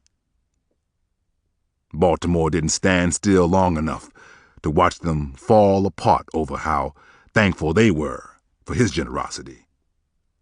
He eased on his coat, held the felt hat in his hand, and disappeared into the darkness, much like he'd appeared, with a cloud of uncertainty surrounding him.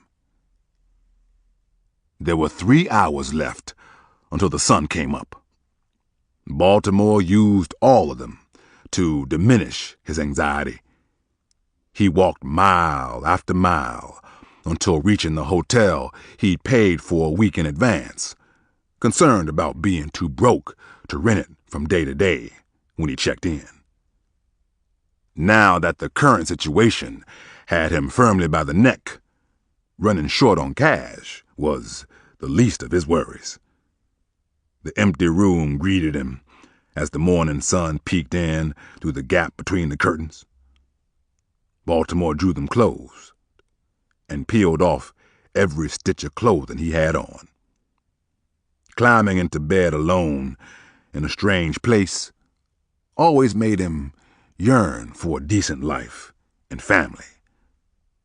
In a few hours, he'd awaken with a knot in his stomach and a desire to sacrifice ever having either of them. At 9 o'clock, a housekeeper tapped at his door, asking if he needed any new towels. Baltimore stirred, rolled over, and then mumbled, "No thanks," toward the door. The maid must have heard him, because she went away without making a further disturbance. Moments later, he yawned and asked himself if it was a good day to die. With a coffee can full of cash tucked away in the closet, he didn't come up with the answer that lent itself to braving a dangerous trap. Baltimore realized he needed to do something that facilitated him coming up with the right answer as he sat up on the side of the queen-size bed, with his bare feet resting on the unkept hardwood floor. It just don't seem right to check out with that kind of money on hand, he reasoned with himself aloud. After wiggling his toes against the dusty wood beneath them, he decided on a remedy he could live with, or die with, for that matter. "I need to lighten my load," he said assuredly. "Yeah, I got a way to fix that." Baltimore washed his face, ran a toothbrush through his mouth, and gargled. He didn't bother shaving, though, deciding that the undertaker should earn his funeral fee, if it came to that. After scribbling notes to remind himself of important things that needed to be done, he folded the small sheet of paper in half. A list of places, people, and things lined the page as he shoved it down the back pocket of his dark brown, casual trousers. He exited that tiny rented room pretty much the way he'd found it, except for the hole he carved to hide his stash in, of course. With the bundle containing all of his worldly belongings gathered beneath his arm, Baltimore made his first stop along the route to impending perdition. His smile evened out as he passed through the door at Abel's. Macy had seen him when he entered. She was determined to prevent Baltimore from catching a glimpse of her split lip and blackened eye, so she hightailed it to the rear of the restaurant. Macy ducked into the kitchen, tapping her shoe pensively and praying he didn't see her attempt at eluding him. When she assumed he had gone, she jutted her head out slowly, only to find Baltimore waiting on the other side of the wall she'd found herself hiding behind. "By the looks of it, you're not in too big a hurry to see me," he said, knowing she would rather not answer him. "I figured you and Tipton had another tussle when word got out he'd been pacing the streets to get at me. Well, that's what I wanted to tell you." Baltimore was leaning back against the wall, painted a dingy shade of white by someone who'd obviously gotten paid in advance by the looks of the end result. He felt sorry for Macy, and the way she turned out, too, as she kept her bruised face from his. "Something told me you'd show up," she said eventually, using slow, deliberate words. "And I can't, for the life of me, understand why you'd want to." Baltimore chuckled, knowing that her self-esteem had been kicked and stomped on for years. He was glad then, because her life had already begun a metamorphosis before he'd had the opportunity to explain just how that was supposed to happen. "Funny thing about understanding," he offered. "It all finds a way of clearing itself up sooner or later. I came by to tell you I was moving on, and that Tipton caught up with me yesterday." Macy's eyes bucked as fear brushed over them. "Huh? He got a powerful temper. Did he hurt you?" she asked, roaming his body with her eyes, checking for signs of trauma. "Nah. We had to sit down, a powwow, like Injuns, and talked about things like gentlemen," he told her, although she knew that couldn't possibly have been true. Tipton ain't one for powwowing. He would just as soon die first before wasting words after what he beat out of me about you," Macy said, before rubbing the scab on her lip. "But you don't have not one mark on your face," she marveled. "Told you. We had to sit down. A meeting of the minds.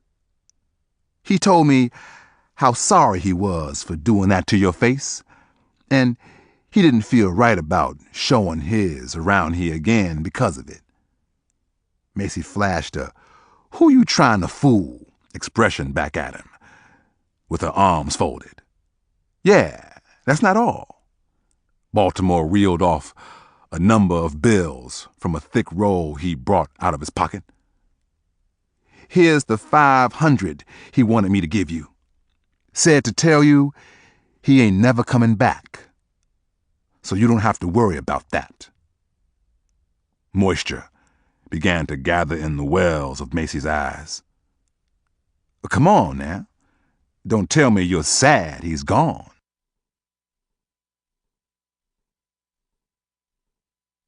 The end. You've been listening to Bad Luck Shadow by Victor McGlothin, narrated by Ezra Knight. This has been Borrowed Trouble, 2 stories by Mary Monroe and Victor McGlothin, narrated by Shari Peel and Ezra Knight. And thank you for listening to Griot Audio. Audible hopes you have enjoyed this program.